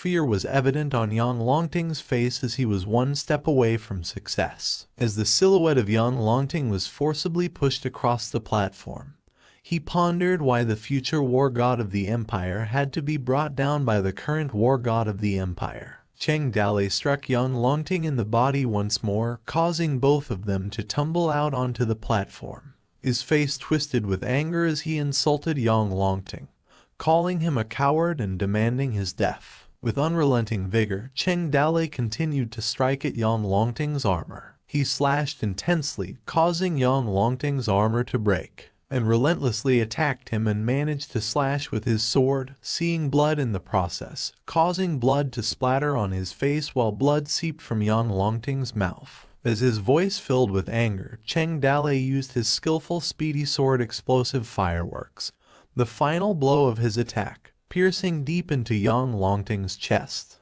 Panic spread among the Imperial guards and spectators, with cries for help over to young Longting and calls for the Imperial guards to intervene. They marched towards Cheng Dalei with weapons on them, as Cheng Dalei's sword became wet from the blood that pierced young Longting's chest. Young Longting groaned in pain, clutching his injuries. He slowly uttered Cheng Dalei's name. Cheng Dalei expressed his anger, claiming that it was only fair to take young Longting's life after young Longting had brought down his village. Young Longting's eyes narrowed as he pondered who once asked him for fairness in a similar manner. Memories resurfaced, and he mumbled in confirmation that there was someone who asked him for justice like before. He muttered again, asking who that man was. He asked himself redundantly who it was, as he struggled to envision his face. He then pictured a man with his back turned, standing in front of him. When the man he envisioned glanced at him, he realized it was his friend Han Huju. Young Longting sighed, dismissing the memory. A man who has cheated the world all his life will be approached by someone sooner or later. Justice is in the heart.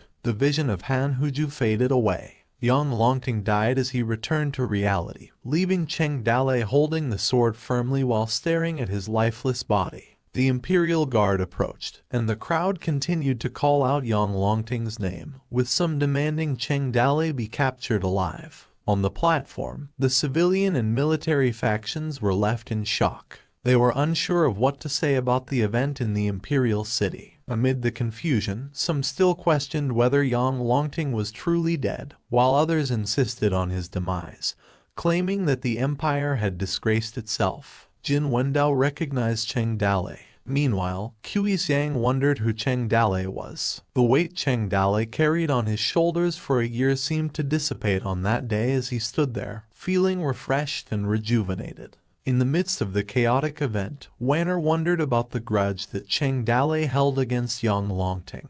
With concern in her eyes, she once hoped that Cheng Dalei would have a bright future and rise to the top. However, it now seemed that he dragged himself down into the abyss, while she watched Cheng Dalei being surrounded by the soldiers. Fueled by aggression, the soldiers were relieved that Cheng Dalei was still alive. Undeterred by them, Cheng Dalei questioned whether they still had the guts to draw their swords, considering that the Ring tribe scared them all out of their wits a year ago. Within the crowd, factions from the military murmured, with one person questioning if he was Cheng Dalei, and another person was confused, as it was said that he was dead, wondering why Cheng Dalei wanted to kill young Longting if they had a good relationship, while others questioned the secrets behind it. Amidst the confusion, Liu Aji sought Emperor Ming's attention, inquiring about the sword in Cheng Dalei's hand. Emperor Ming, who observed with a serious demeanor, identified the sword as the 6th artifact common sword. With measured authority, Emperor Ming ordered Cheng Dalei to be captured, and if they couldn't capture him, they were to kill him. Slowly, Emperor Ming rose from his seat and told Liu Aji that they were heading back to the palace, with Liu Aji assisting him. As the soldiers surrounded Cheng Dalei, one of them urged his fellow soldiers to follow him in avenging young Longting and their comrade who died a year ago. The soldiers' faces showed anger and determination to kill Cheng Dalei as they rushed to attack him. Cheng Dalei, facing overwhelming odds, engaged to confront the soldiers with remarkable speed and skill. He showcased his martial technique, known as the Teenage Quick Sword, bursting fireworks, causing the guards to be sent sprawling in all directions. Liu Bei saw Cheng Dalei and urged the others to go. Liu Bei, Zai Long, Guan Yu, and Zhang Fei leaped into action from atop the wall, determined to help Cheng Dale to break through. Unaware of his group's presence, Cheng Dale remained locked in a fierce battle against the soldiers, inflicting wounds that caused the soldiers to creak. Without fear, the soldiers continued to attack, determined to kill, and attempted to surround Cheng Dale, while he responded with his bursting firework technique to block their every move. The soldiers were determined not to let him get away, yet Cheng Dale, undaunted, skillfully fended them off. With determination in their eyes, the soldiers were relentless in killing Cheng Dale, as they couldn't believe that he had 3 heads and 6 arms. Suddenly, on the flip side, Cheng Dale's group initiated a surprise attack on the soldiers from behind. Catching them off guard, some questioned the unexpected intrusion. The sudden attack surprised Cheng Dale, prompting him to turn in that direction. Liu Bei with a smirk led the group and announced to Cheng Dale that they had arrived. While observing the situation below, Tong Fei identified the broken formation. She cursed at Cheng Dale's group who joined in, and that prompted her to take action. With a swift leap, she descended from above, aiming to intercept the group of Cheng Dale. Tong Fei sternly warned them, determined to stop their advance. Guan Yu warned them to be careful of Tong Fei's approach, but Zai Long declared that he would take care of Tong Fei on his own. He immediately jumped towards Tong Fei and used his martial technique, the 100 Dazzling Flowers Jade Phoenix. Their clash resulted in a powerful impact, sending a gust of wind rippling through the area. After the clash, Tong Fei questioned Zai Long's loyalty, believing that Cheng Dale bewitched him for disregarding their discipleship. Zai Long was determined to seek justice for their fallen comrade and believed he might be able to offend Tong Fei about it. He then looked at his group, reassured them that he would take care of Tong Fei, and urged them to help Cheng Dale. Liu Bei expressed doubts about whether Zai Long could really beat her, while Zai Long expressed uncertainty, confident that he should be able to. Guan Yu, on the other hand, told Zhang Fei to go there with Liu Bei while he himself would help Zai Long. As Guan Yu and Zai Long charged into action, Tong Fei told them to come, readying herself for the clash. Meanwhile, Zhang Fei and Liu Bei rushed toward Cheng Dale. While Cheng Dale continued to fend off the soldiers, one of them exclaimed that he stopped being crazy, while the others continued their relentless assault. In their desperation, one of the soldiers declared that Cheng Dale could not kill the lightning spear when Talai in his life. Suddenly, a new figure entered, introducing himself as Zhu Xingsheng, the mute scholar of the minister's mansion. With confidence, he challenged Cheng Dale to taste his move. A soldier remarked that the 2 masters of the general and the minister's mansion had attacked at the same time, believing that Cheng Dale couldn't escape, while other soldier commented that this was something that never happened before. However, in an unexpected twist, Cheng Dale used his bursting fireworks technique to easily dispatch Zhu Xingsheng. The soldier who was looking forward to the fight was shocked, his comical reactions mirroring his face. He remarked that Cheng Dale must be a monster since the masters of the generals and ministers' mansions were no match for him. Cheng Dale's thoughts revealed his exhaustion as he employed his martial arts skills repeatedly, yet he was aware there was no hope for a breakthrough.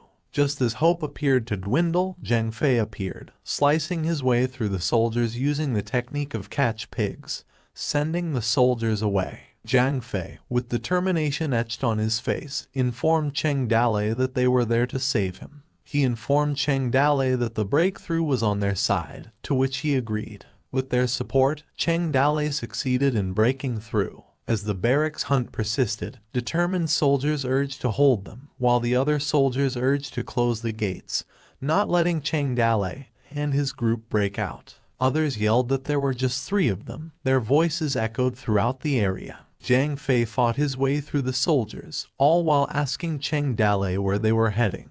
In response to Zhang Fei's question, Cheng Dale stated that they were heading northwest of the city walls, while he was busy slashing out the soldiers. The soldier desperately alerted everyone that Cheng Dale and his group were going to the left. Yet Cheng Dale displayed remarkable skill, breaking through the formation. The soldiers laughed while urging each other to surround and fight him. The soldiers, driven by anger, approached Cheng Dale and his allies and cornered them, even the actors and actresses who hadn't escaped in time. They called out Cheng Dale's name, demanding to be paid with his head that day. Suspicion hung heavy in the air as they questioned whether this was a trap or a deliberate gathering of prey. Fear showed on the faces of the allies of Cheng Dale, while Zhang Fei and Liu Bei seemed anxious, and Cheng Dale maintained a calculated demeanor. Frightened, Jai Tao called out to Cheng Dale, while Liu Jai held on to her tightly as well as the actors behind them.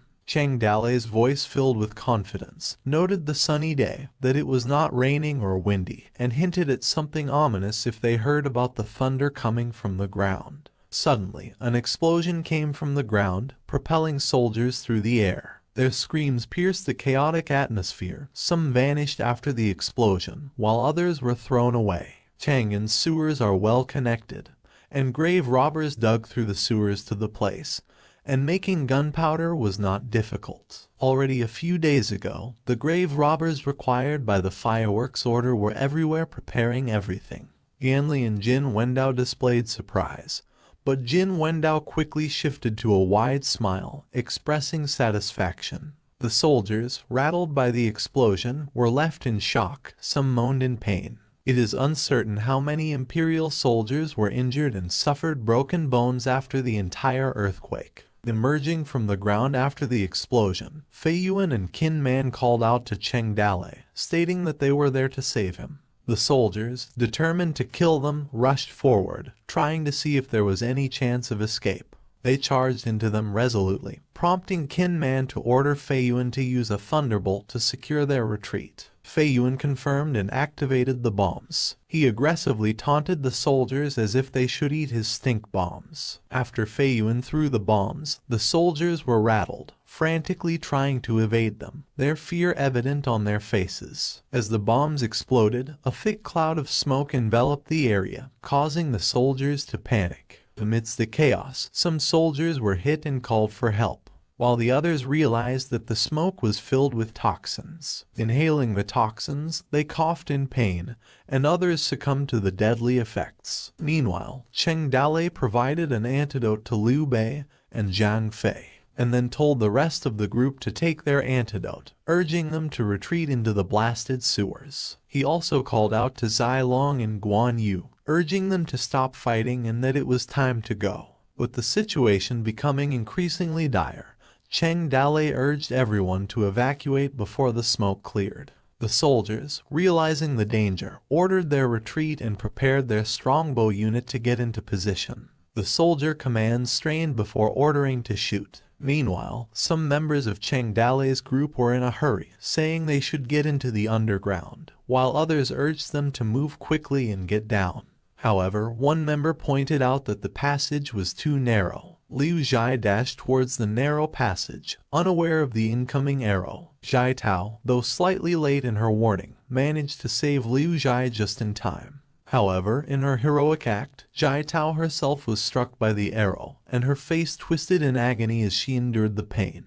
Despite her injury, Jai Tao managed to smile through the pain, while Liu Jai looked at her with concern. Cheng Dale focused on stopping the incoming arrows, shielding them from harm. Frustration welled up within Cheng Dale as he realized the narrow passage could lead to many people dying if nothing is done. Meanwhile, the soldiers prepared for a second wave, ordering the second unit to shoot. As the arrows filled the sky, Cheng Dale told the others to hurry up and go, stating that he would stay behind to stop them. Cheng Dale faced the onslaught of arrows, his determination unwavering as he prepared to deflect them all. In this critical moment, two hearts beat as one. The technique he was about to employ was originally Lu Xiaofeng's one finger. It was a martial art that didn't seek to kill but was mainly for defense, and it was the best technique in the world. With a single stroke, Cheng Dale deflected all the incoming arrows. Through the integration of the system,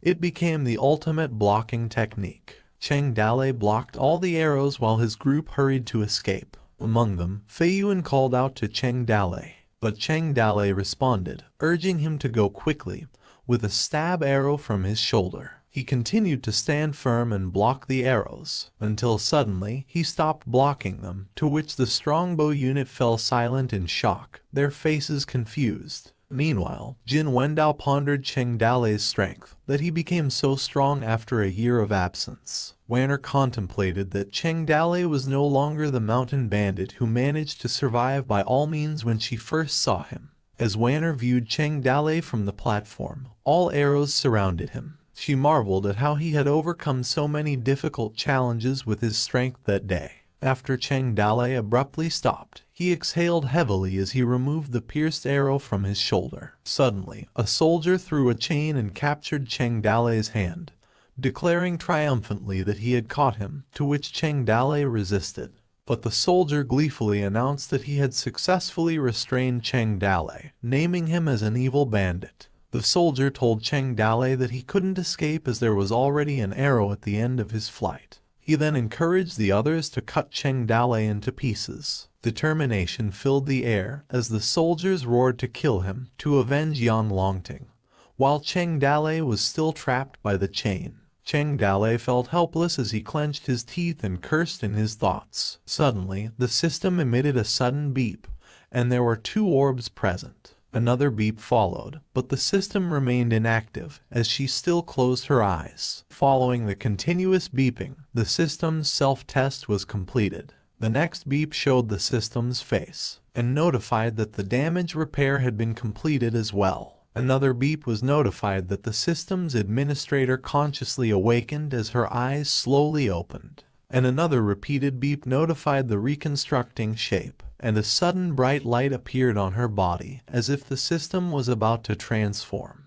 The system, still weakened, called Cheng Dalei's name. The next beep was followed by a bright flash that exploded inside the system, causing the orbs she rested to shatter due to the impact of the reconstruction. Cheng Dalei reacted to it, and he groaned out the pain. The impact of the exploded aura from the system pushed the soldiers away from Cheng Dalei's body. Suddenly, a supreme consciousness awakened and swept across the whole audience with an unparalleled aura. The soldiers were suddenly knocked down, and their bodies were scattered everywhere. Tong Fei's eyes were filled with disbelief as she pondered what just happened. All of a sudden, the monk appeared beside Tong Fei, greeting her with Amitabha Buddha. He then inquired Tong Fei about the meaning behind Cheng Dalei's action of bringing down the soldiers. He continued, expressing his disbelief and wondering if what he witnessed was a form of lost martial art. Puzzled, Tong Fei questioned the monk why he was there and if it had something to do with an imperial decree from Emperor Ming.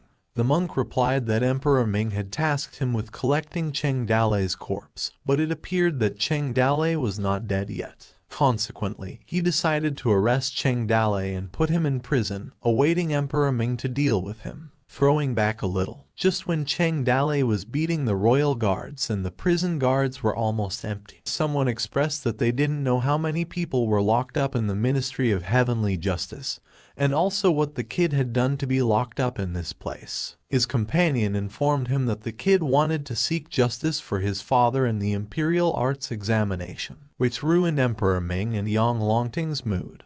And the man wondered what kind of injustice had been done to his father that he was pleading for justice. The other answered that the kid's father was the coward of war, Lin Wenchen. The man laughed as he realized who he meant by the coward and stated that he deserved it, while the kid inside the cell was Lin Xiaoyu. Lin Xiaoyu's eyes widened. The guards were taken aback and told to alert the others that someone had broken into the prison, as well as who they were and how dare they break into the heavenly prison. Lin Xiaoyu stood there watching as they yelled and called for somebody. A flag outside his cell with the words "Seeing through the world" as the bearer stated that all creations were born to nourish, and people still complained to God for not being benevolent. The man went on to say that he had not known locusts were all over the world, and that everyone was suffering as a result from the king's servant. According to the old Taoist, humans were born as noble or commoner, with the noble always being favored by heaven. His young disciple added that wealthy life is always up to heaven, and commoner's poverty was punished by heaven.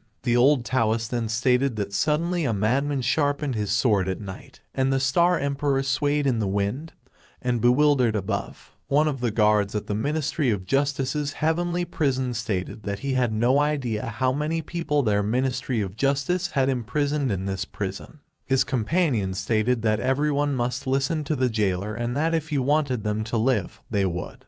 And if he didn't want them to live, they wouldn't, whereas his friend stated that what the jailer says is right. As his entrance made a rumbling noise, a man chimed in, stating that this was the rule of the Ministry of Justice Heavenly Prison. The guards were perplexed at what they saw. As three figures approached them, the guard greeted their lord. One of the guards was puzzled. He had the thought that the prisoner needed 3 Merlian guards as escorts at this time, and they were Tong Fei, Monk, and Liu Aji. Liu Aji told the guards not to torture the person behind him, and not to treat him badly with only 3 meals a day, and to let him eat whatever he wanted as long as he didn't go out, as well as to try to meet his other needs. The guard cursed Liu Aji in his head, telling him that instead of this prison, he should take the prisoner to his house, and bowed, inquiring Liu Aji about the prisoner. Cheng Dalei's body was cuffed inside a box while Liu Aji ordered the guard to put him in a separate cell with the heaviest shackles on him.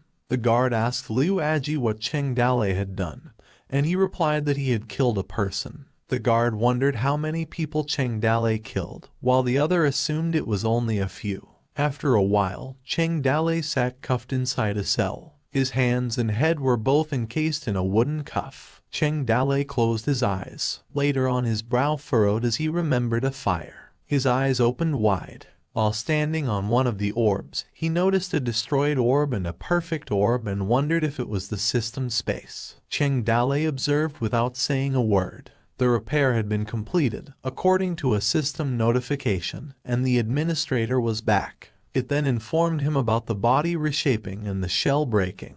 A hand emerged from the shell, and Heart came out afterwards. The shells gathered in her back. As Heart fell, the shells formed into wings. Cheng Dalei observed throughout the whole thing. Heart continued to fall as her wings spread. She landed on top of Cheng Dalei and told him he was cute. Heart leaned and called Cheng Dalei boy. She smiled and informed him that she's back. Heart informed him that she had not seen him in a long time. Changing to default dress, according to a notification, Heart was then dressed in a white gown.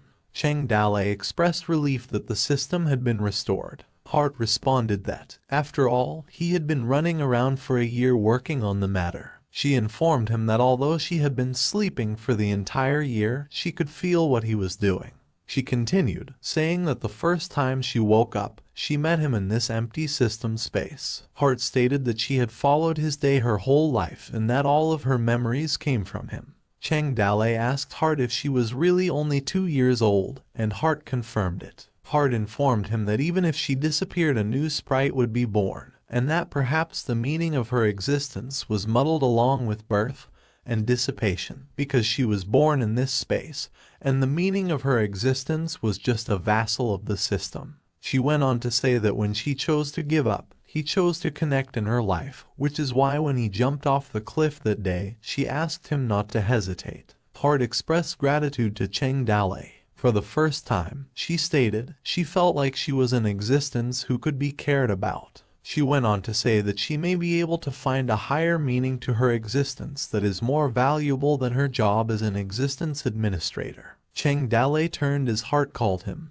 She then asked him if he was willing to continue depending on her, to live and die with her, and to walk in this chaotic world with her. A system notification pooped, inquiring if he wanted to sign into a contract with the system sprite. Cheng Dalei remained silent as he stared at the notification. Cheng Dalei expressed surprise and stated that he did not expect her to say something like that out of the blue, as he did not recall her being so proactive, to which she inquired about what he remembered and his impression of her. Cheng Dalei explained that she was more two-faced, like the kind of people who knock a person with a hammer as soon as they came out, but that was no longer the case. Doubting, he asked if she couldn't be a fake or if he was saving the wrong person, which rendered Heart speechless. Heart blushed as she muttered the word dummy.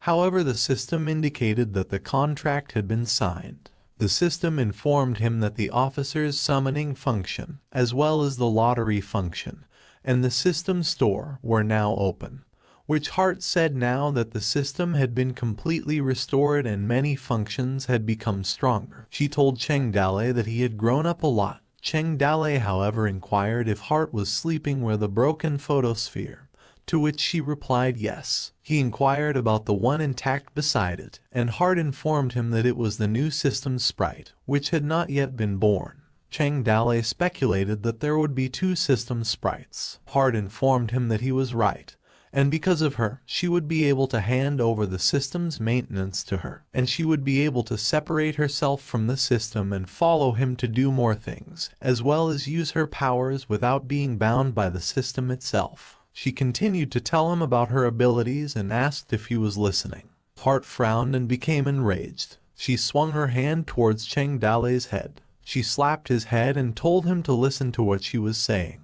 Her eyes widened in rage as she told him that what she was saying was important, and that she wondered if he realized what he was up against in the real world. Hart called Cheng Dale an idiot. She went on to say that it looked like that the sprite would have to work as soon as it awakened, and that it was now time for him to leave the place. Hart explained that he had been worried about her for a long time and that she should do something for him, and that there was a chance that he could use his newly acquired sprite power. A system notification appears, stating that Cheng Dale received a new mission, which stated that the young person who was in prison could only start a new life if they escaped. Cheng Dale noticed the difficulty and inquired about the reward, but Hart chuckled and said she would keep it a secret for the time being.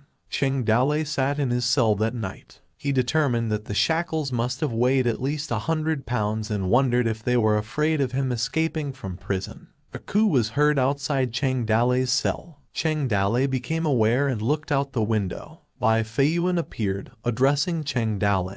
He inquired if he was okay. Cheng Dale assured him that he was fine and inquired about the situation outside. Bai Feiyuan informed him that only those who were wounded and couldn't get out were left in the city, and a group of brothers took care of them while the Empire searched for them.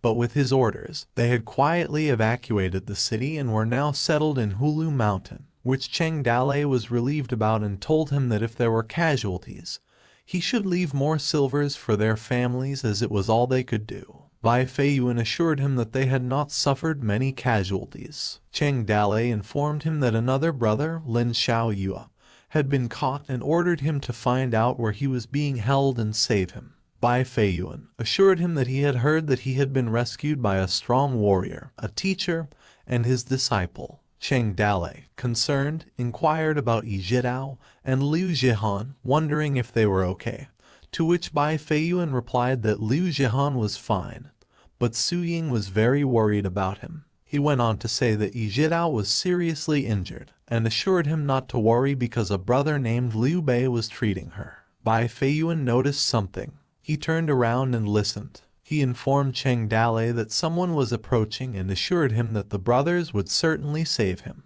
Bai Feiyuan then leaped above the prison gate. A clunking noise was heard. The monk walked towards Cheng Dale's cell. He then turned to face Cheng Dale and muttered the phrase Amitabha Buddha. Cheng Dale greeted him and asked what he was doing here. The monk explained that he had naturally come to look after him. Cheng Dale inquired whether it was necessary, to which the monk replied that it was only because he was too good. Cheng Dale smiled and told him just because he's too good that he had to look after him as a Buddhist monk, and he wondered if he was praising him or himself. He went on to ask what was his origin, and if he was from the Shaolin Temple. He told him that the night had been long and difficult for him to sleep, and because they couldn't sleep, he asked why they didn't just talk, and he informed him that they were peers, and he might not know his name. He told him his name was Cheng Dale, and his master was the South Pole Immortal, and Golden Star Tabai was his sworn brother, and Marshal Tianpeng was his senior brother, and he knew the law of 5 thunder, and he had 1,000 miles of eyes and ears, and could summon the wind and rain. However, Cheng Dale suggested that he would tell him a joke and ask if he knew what men had that women didn't, and told the monk to speak up and not pretend to be cold. Cheng Dale paused and said nothing. He gritted his teeth as he viewed information. He yelled, telling the monk to come on. Cheng Dalei addressed the man as Meng Jilao and asked if he would still show respect if he saw a real Buddha. A system information appeared, stating Meng Jilao's information, and his Dharma's name was Qin Yi, who was 52 years old. Cheng Dalei had a thought in his head that he really looked down on him. He then informed Meng Jilao about himself, 52 years old, and his Dharma's name was Qin Yi, and he was an infinitely compassionate and merciful palm with Vajra indestructible body skill. Meng Jilao stared at Cheng Dalei. He asked him how he knew that, as he had lived in seclusion for many years, and few people around the county knew his name, to which Cheng Dalei responded that he had his connections. Cheng Dalei stated that he told him that his master was the South Pole Immortal, and what things could he not know, and asked him to have a casual chat, and if he didn't speak again, he would tell him how he peeked at a woman taking a bath when he was a child, and how it would affect his public image more. Meng Jilao asked what he was talking about, but Cheng Dalei said they could talk about anything, such as his first love. Meng Jilao blushed and stated that he had something unclear and wanted to ask for his advice. Cheng Dalei told him to go ahead, believing that it was to ask him why he wanted to kill Yan Longting, and then talk about what injustice and the sea of suffering later, and so on the truth, and he also thought that he just liked to talk about some life philosophy. Meng Jilao asked again what it was that men had that women didn't. It wasn't that he didn't want to talk, it was just that he had been thinking about the question and asked him not to blame him for being a little rude. Cheng Dalei instructed him to look at his beard, and the answer was beard. Cheng Dalei had the impression that Meng Jilao was a retarded pervert and asked him what he was thinking or what he believed it was. Meng Jilao stated that he believed it to be Adam's apple, but now he believes he was mistaken, which stunned Cheng Dalei. Cheng Dalei asked Meng Jilao if he changed his clothes before imprisoning him and said he was very thoughtful because he remembered not wearing this suit before. Meng Jilao chuckled and said he was covered in blood and had a cleanliness fetish, so he naturally needed to help him wash up a bit. He then asked Meng Jilao if he could remove the wooden shackles around his neck, and if he refused, he had to help him relieve himself. Moments later, he stated that it was finally a little easier. According to Meng Jilao, Buddha stated that all beings were suffering, that is, all thoughts were born from the beginning of his obsession, and in one single mind. He went on to say that sometimes you could hold on to it and get nothing, and sometimes you could let go and get more. He then suggested to Cheng Dalei that he give it a try. Cheng Dalei told him to fuck off, saying that the last time he cheated him out of a steam bun, and he would never give him today's baked cake. Cheng Dalei realized that Meng Jilao had been here for 12 hours. He cursed him, saying he robbed him of his food. He realized he wouldn't be able to escape from prison if he didn't get rid of Meng Jilao. He asked Meng Jilao why bad people become Buddhas simply by putting down the butcher's knife, whereas good people had to get through 9,981 difficulties to become Buddha. Meng Jilao responded stating that Buddha did not say so. However, Cheng Dalei let out a scoff. He told him that he had heard about a virgin woman who was very devoted to women's virtue, and that the imperial court had even issued her chastity arch for women. He claims that after her death, everyone found something under her pillow. Cheng Dalei smirked and challenged Meng Jilao to guess what was under her pillow, to which Meng Jilao struggled to respond. Meng Jilao chanted Amitabha Buddha's name and said that color was empty, and empty was color, and asked Cheng Dalei to behave himself. Cheng Dalei told him that he saw a monk on the road begging for alms, and he knew exactly what he wanted before he opened his mouth, and he wondered if it was called element perception. Meng Jilao responded that his words had profound meaning. Cheng Dalei asked him if he thought the Tathagata Buddha or the Jade Emperor fought badly. However, Meng Jilao just told him not to say such things. Cheng Dalei wondered if he knew or had heard of such a Buddha since he knew Buddha so well, and Meng Jilao asked him to tell him. He wondered if Meng Jilao had heard of a Buddha named Namo Gatling Bodhisattva in the far west who had 3,600 bullets per breath, and was the Buddha of great compassion and mercy, to which Meng Jilao replied that he had not. Cheng Dalei went on to say that there was also a Buddha named Ultraman, who stood 40 meters tall, weighed 35,000 kilograms, and was 20,000 years old. He also told him about Namo Infinite Heat Buddha, Namo Infinite Power Buddha, and Namo Infinite Entropy Buddha, as well as Namo Heat Silence Great Bodhisattva, Namo Nuclear Fission Buddha, and Namo Nuclear Fusion Buddha, and asked Meng Zhilao if he had heard of any of them.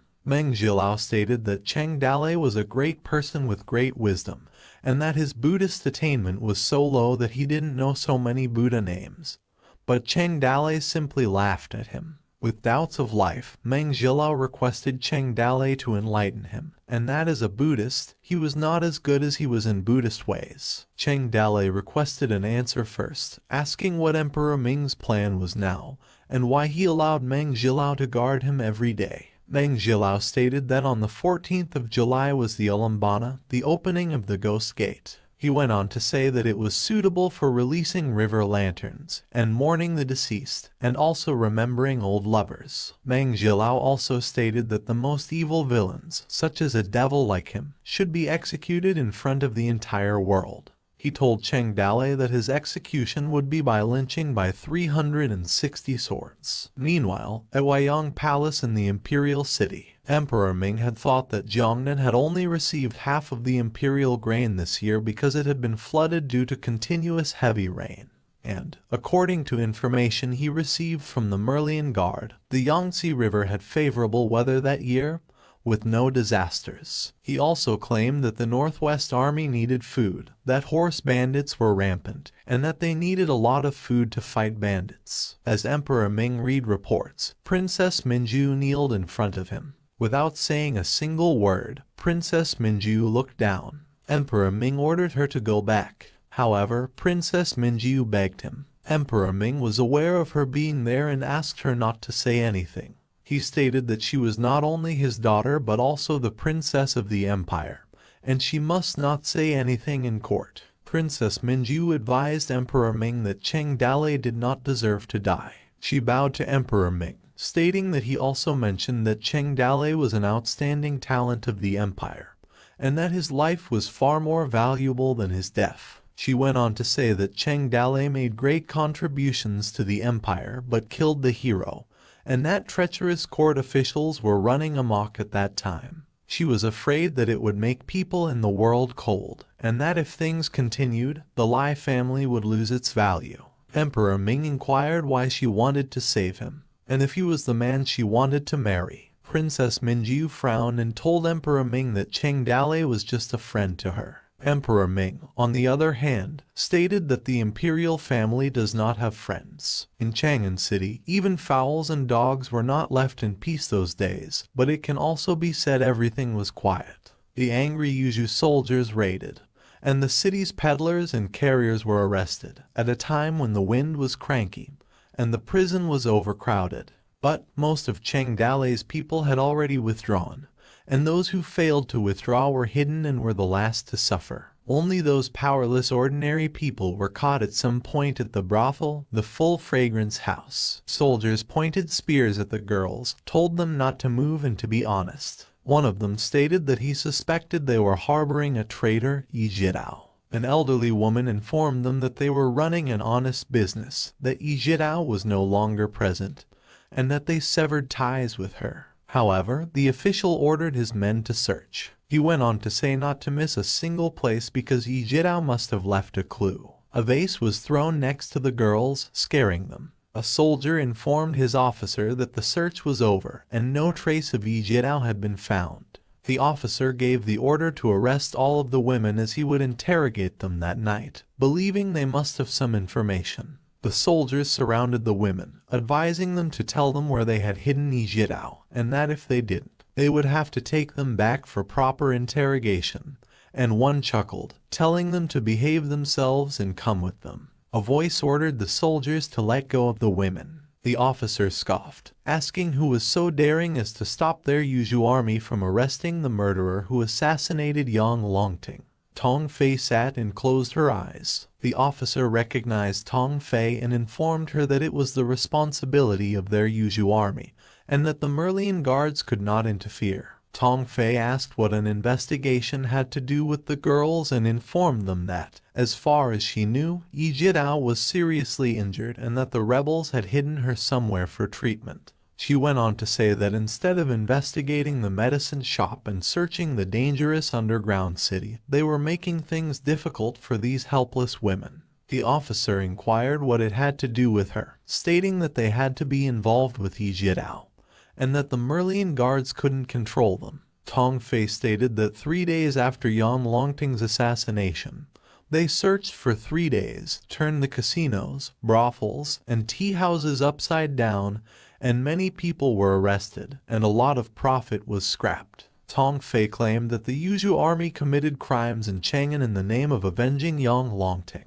She went on to say that Emperor Ming turned a blind eye to it in order to allow them to vent their anger, and now they wanted to take innocent women and spoil them. She asked if they truly believed the Merlian guards were blind. The officer chuckled and told his subordinates they were leaving because Ijirao was not in the place. Tong Fei responded that she was just doing her job when the elderly woman thanked her for saving their lives. She warned the women that because Chang'an was in chaos, they should take care of themselves, for which the girls thanked her. Tong Fei frowned. She thought in her head that a few true villains were caught, but innocent people suffered, and she didn't know how many people filled their pockets and eradicated dissidents during the search progress. There were 150,000 city guards in Chang'an, and 30,000 imperial guards in the imperial city. She wondered if they were letting them run amok in Chang'an just to appease the anger of those soldiers and generals. She wondered what Emperor Ming was thinking of putting the people at risk for the sake of the so-called balance. Xiao Yi walked down the street somewhere. A group of soldiers passed by and talked about what the point of investigating a pharmacy was when there was little profit from it, while the officer responded by asking if they were really going to listen to that woman and investigate the medicine shop.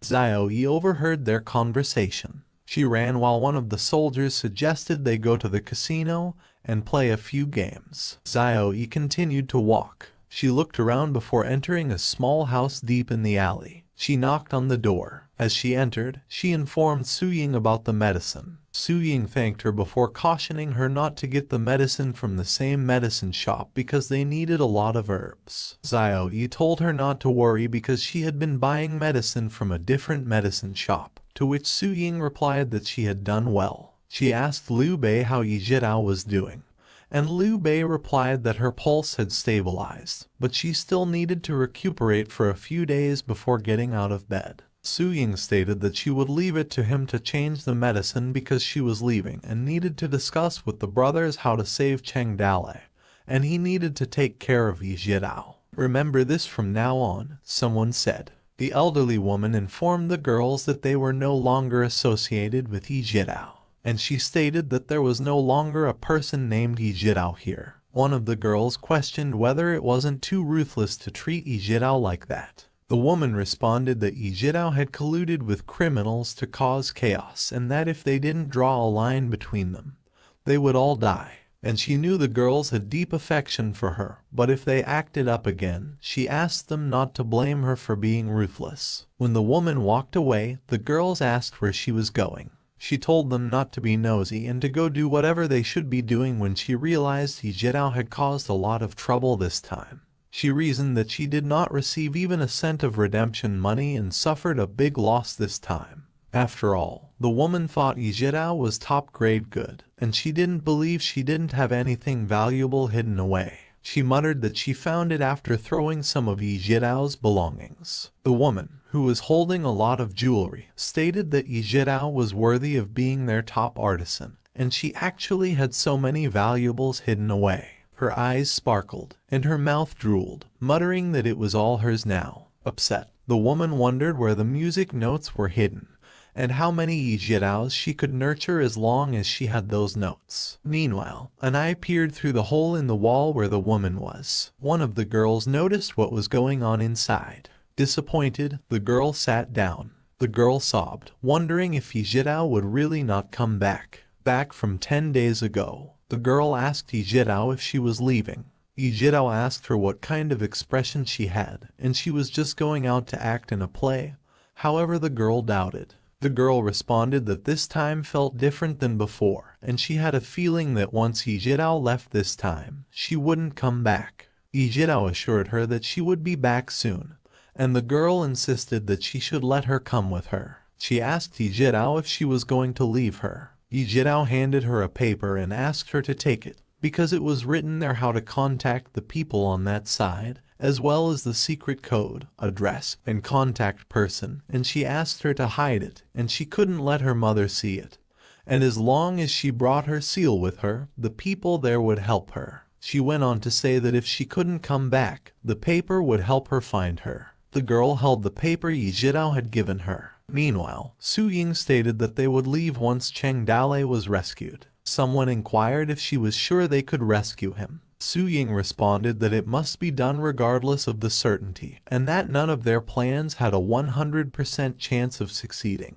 And it was no different this time. She asked Yijirao if she had thought about what she wanted to do in the future. Yijirao responded that she no longer had a place in Chang'an. She was unsure where she should go next. Su Ying offered her the opportunity to leave together with them. She asked Yijirao if she wanted to join their toad village. Yijirao inquired if it was okay. She went on to say that she had once heard Liu Jihan talking about what happened to Toad Village, and that they even destroyed the 100,000 Ring Clan army, claiming that they were all heroes of the empire, while she was just a brothel girl. Su Ying reassured her, saying they were actually a group of bandits. They were interrupted by a knock on the door. Su Ying advised Yijirao to lie down first because someone was coming, and she would open the door. She asked who it was. Bai Feiyuan greeted Su Ying, who inquired as to who he had come with. Bai Feiyuan informed her that the girl had contacted them through the informant they had left behind for emergencies,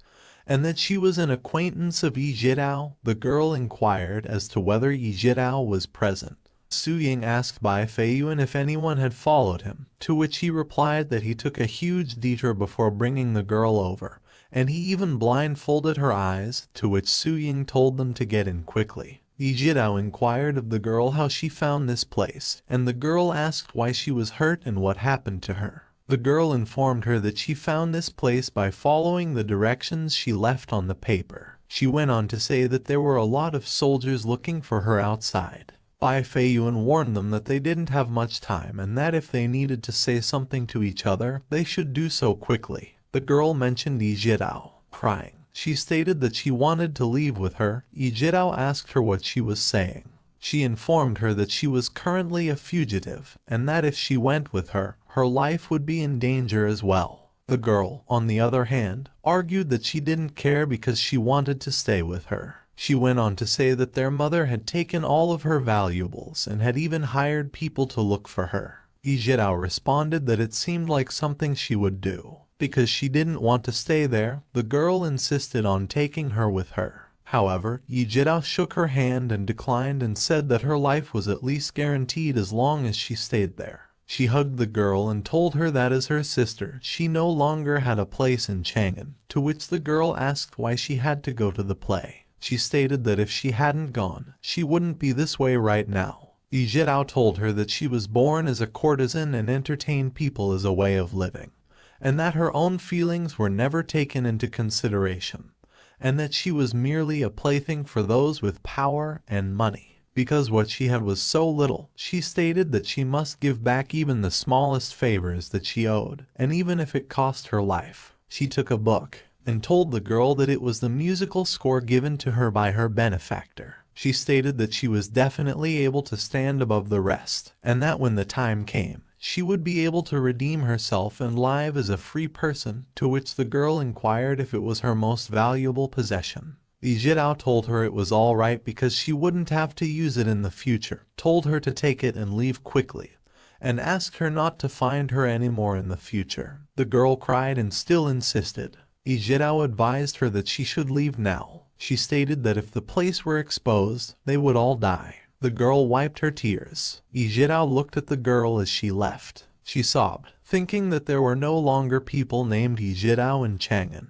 Su Ying ordered Bai Feiyuan to send the girl back, to which he said yes. The girl asked Su Ying to look after Yijirao, and Su Ying asked if that was her gift to her. She advised her not to play it in the near future because it would expose their relationship with Yijirao. The girl bowed and thanked Su Ying, saying that she would take her reminder to heart. The girl was escorted by Bai Feiyuan. Su Ying frowned but said nothing. Yi Jidao approached her and apologized. She went on to say that it was her mistake that she gave the emergency contact to someone else. Su Ying told her not to dwell on that, but they couldn't leave their safety to whether the girl could keep the secret or not. She inquired as to whether she made a decision. Yi Jidao paused for a moment. She blushed as an image of Cheng Dale flashed through her mind and replied yes. Su Ying informed her that they were going to pack up and leave because they needed to regroup with the rest of the group, so Yi Jidao agreed. The next morning, the officer ordered his men to surround the place and not let the criminals escape.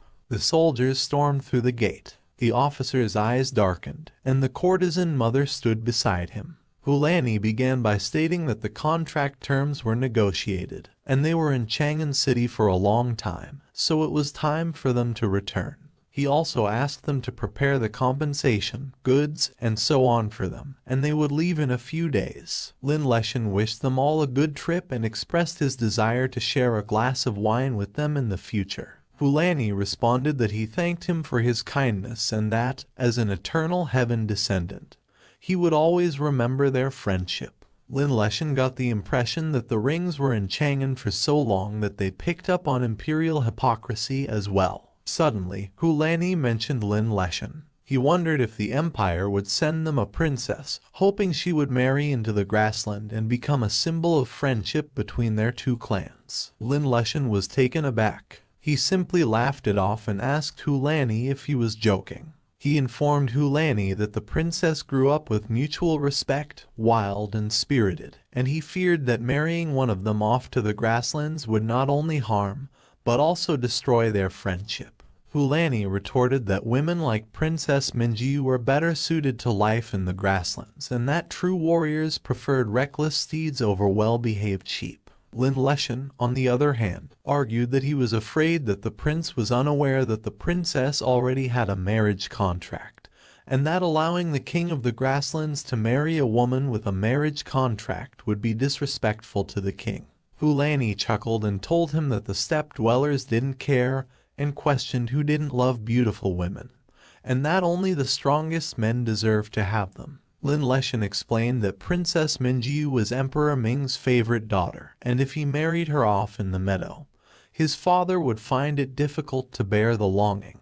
Hulani argued that marrying off Princess Minjiu to the grassland would prove the friendship between the two sides and wondered if the empire was about to marry off an insignificant woman to the grasslands. The two looked into each other's eyes and read the murderous intent of each other in their smiles. Hulani thought that if he didn't give Princess Minjiu to him, he would beat him up, even though he wove himself a dazzling garment of false friendship, humble wisdom, and camouflaged victory. But when he opened his robe, under the robe was still a thin, bony, frail, and crippled body. The building would collapse, and the landscapes would crumble. The thin hands trembled. Someone stated that there was no diplomacy in a weak country. Then a voice yelled, saying they wanted their Princess Minjiu. Emperor Ming, enraged, threw something and wondered how he negotiated with them. He described Lin Leshan as a loser who couldn't get anything done. He went on to say that he told them not to even think about it, and that only fools dreamed about it, to which Lin Leshan responded that he was incompetent and did not do his job properly. Lin Leshan proceeded to inform him, and Emperor Ming inquired as to what the barbarians said. Lin Leshan informed him that they expressed their willingness to give up the 3 cities they occupied as a gift from the grasslands in order to welcome Princess Minjiu, and he paused before saying if they did not agree. He went on to say that they would grab her themselves. Emperor Ming challenged to let them come because he was a king of a country, and he couldn't even protect his own daughter. Lin Leshan stared at his father as blood poured from his head. He wondered how long anger lasted, whether for 15 minutes or for a flame of incense. He clenched his fists and addressed Emperor Ming. The candle illuminated the room. Lin Leshan informed Emperor Ming that the empire could not afford to fight this battle. Civilian officials and military generals at the Chang'an court fought to the death and regarded Emperor Ming as a clay statue, while the southern nobility enjoyed their lives in luxury and the northern people raised troops and bought horses. Indeed, that today's empire could not afford to fight this battle, as Emperor Ming appeared depressed. The emperor, like the civilians under the iron heel of the rings, could only stand by and watched as his wives and daughters were humiliated. An image of Cheng Dalai appeared through the defeated emperor, who gave up hope. Meanwhile, at the penitentiary department heavenly prison, Cheng Dalai sat on a pile of hay, while Meng Jilao sat on the other side of his cell. He closed his eyes and rested his hand on the back of his head. He saw two orbs, one of which was destroyed. Hart wondered if it was the right time to do it because he was about to be lynched and still thinking about playing. Cheng Dalai replied, wondering as to what he was supposed to do against Meng Jilao, who guarded the door every day, and he couldn't even defeat him, and if he didn't go, he wouldn't stand a chance.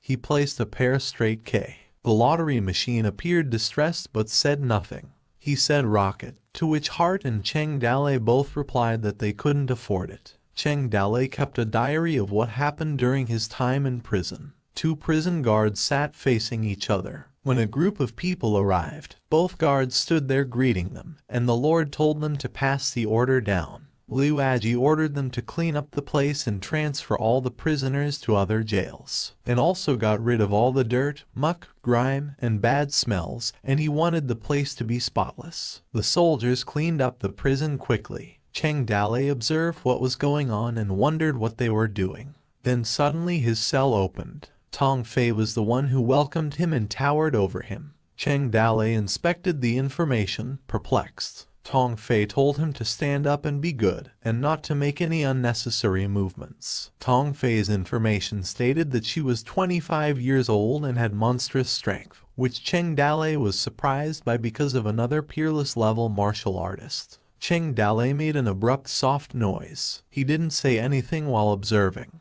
Then a bowl of food was served. Foods with a wafting fragrance were placed outside of his cell, as he wondered if the execution date had been brought forward and it was his last meal. He thought that maybe Emperor Ming thought that dragging out the execution date was too cruel, and wanted to give him a few days of enjoyment before he was executed. Cheng Dalai sighed and stated that as the moon turned from crescent, and the skies of blossoms, he couldn't help but reminisce. But it turned out that he was a person that no one loved or missed. In his cell, he extended his hand to grab a cup. Struggling, he thought he couldn't reach it. His face darkened. Then, as Cheng Dalai looked on, Emperor Ming filled his cup, and he proceeded to fill Cheng Dalai's cup.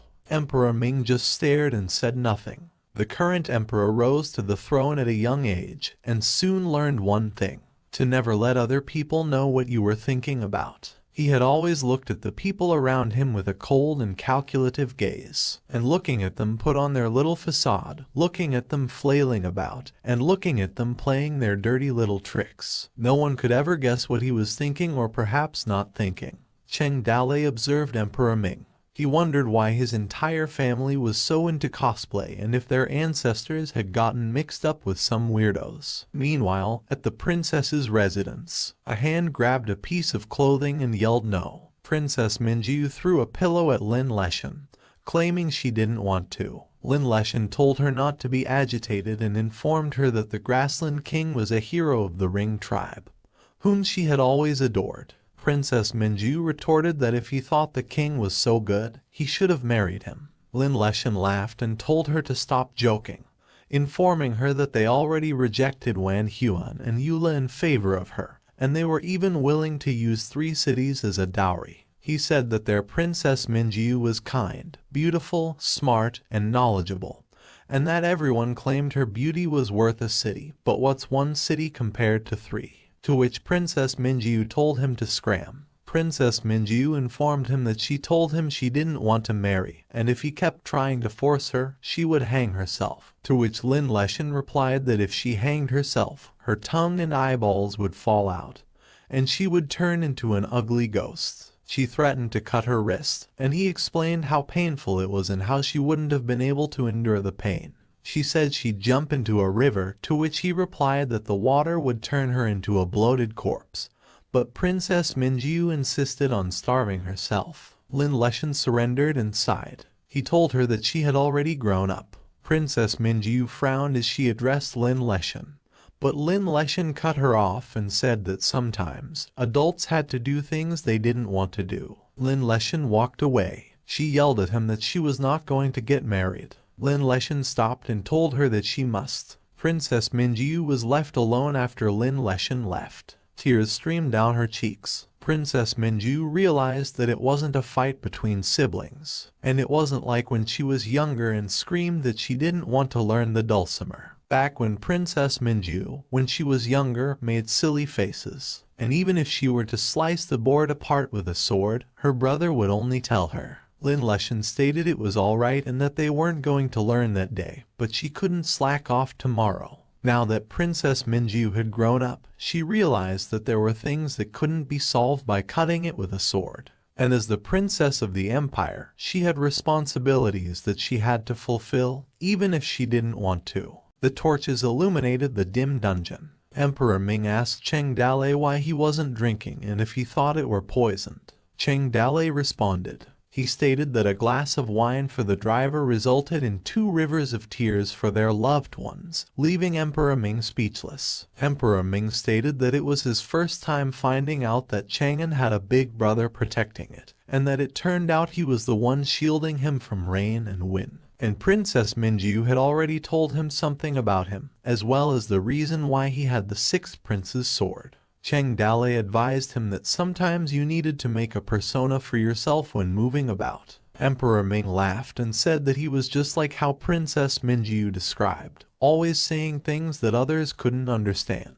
He informed Cheng Dale that he would be executed on July 17th and asked him if he wanted to say anything to him before he died. To which Cheng Dale asked if he was looking to chat with him because the nights were too long and he couldn't sleep. Emperor Ming pondered and said yes. He stated that ever since he sat on that throne, he never once heard anyone tell him the truth. He went on to say that he controlled all under heaven, and the lives of all those who lived under it belonged to him. He told Cheng Dale he shouldn't worry about his life, since he was about to die, and that maybe only he was willing to speak a few true words to him. He inquired of Cheng Dale whether he was really not drinking.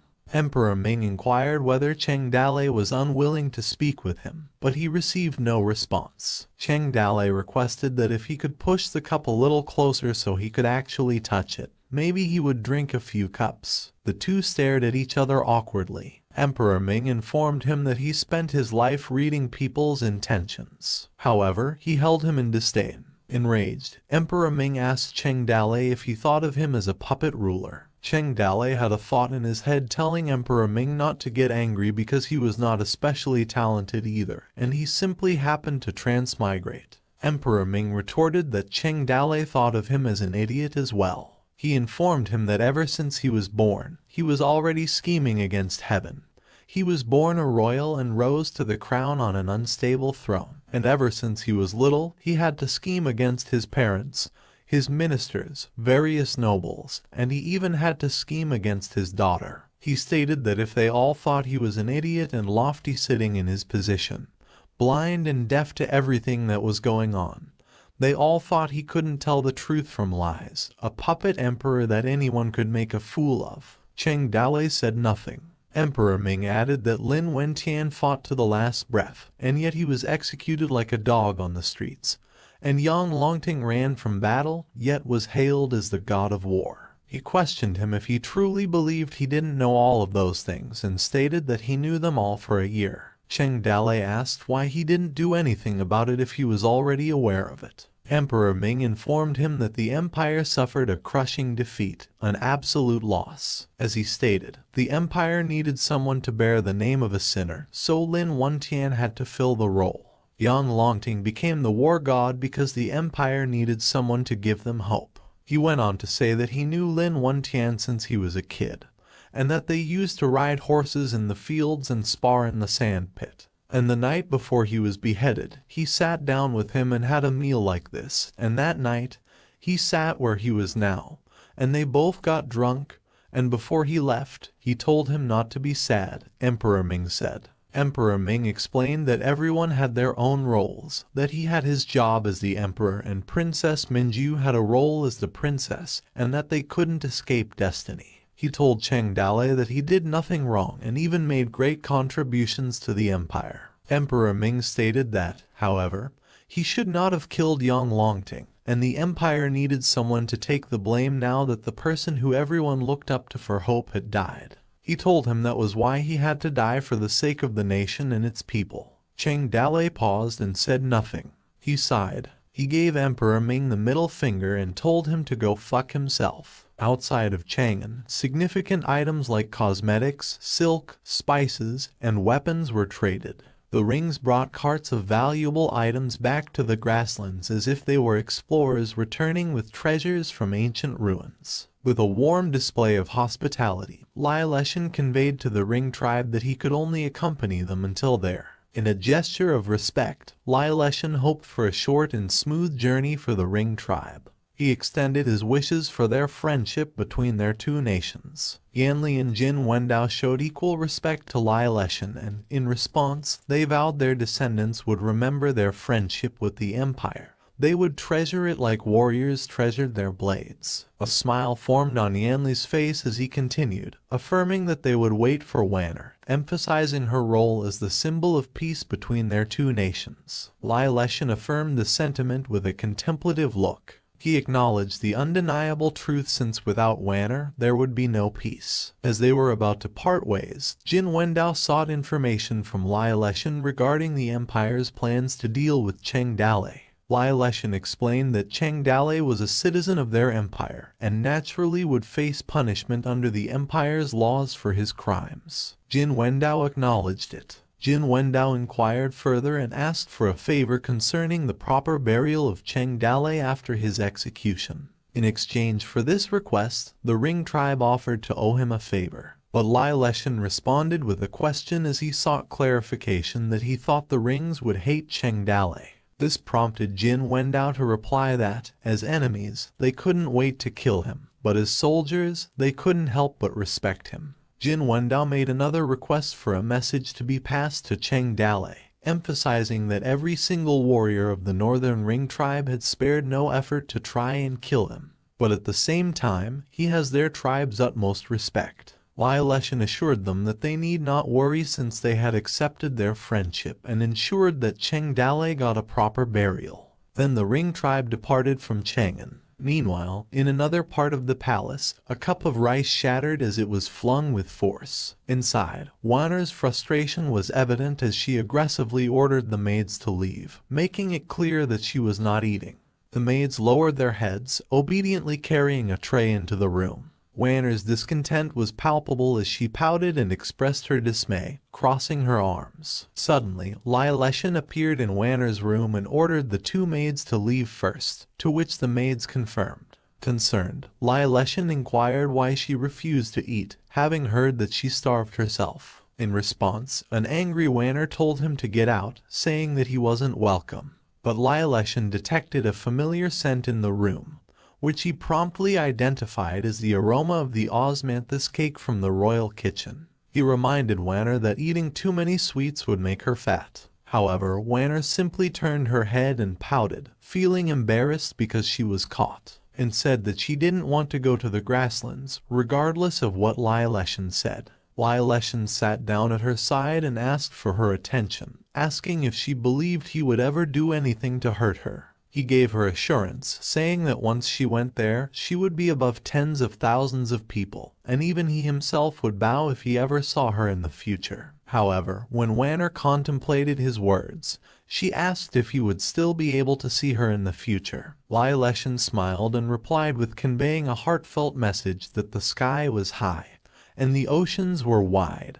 But no matter where she went, she would always be his sister. In a serious tone, Wanner asked Lai Leshan if Xingzai would also marry her off to the grasslands if he were present. Lai Leshan, whispering calls Xingzai's name, began to respond, but Wanner cut him off, stating that Xingzai would never do that. Wanner stood up from her seat and declared that Xingzai would wield his sword and fight for the ring, even if it meant dying on the battlefield. She firmly believed that Xingzai would never marry her off to the rings. She told Lai Leshan that, despite being elegant, well-mannered, and skilled in both the pen and sword, she wasn't their father's favorite child. Even though Xing Zai was mischievous and faced scolding, deep down, he was everyone's favorite. Comparing Lai Leshan to Xing Zai, Wanner pointed out that the two of them were different. Lai Leshan responded that Xing Zai was gone, and even if he were present, he couldn't change the decision. While looking sad and lost in thought, he realized that Xing Zai couldn't change it either. Emperor Ming suddenly entered Wanner's room,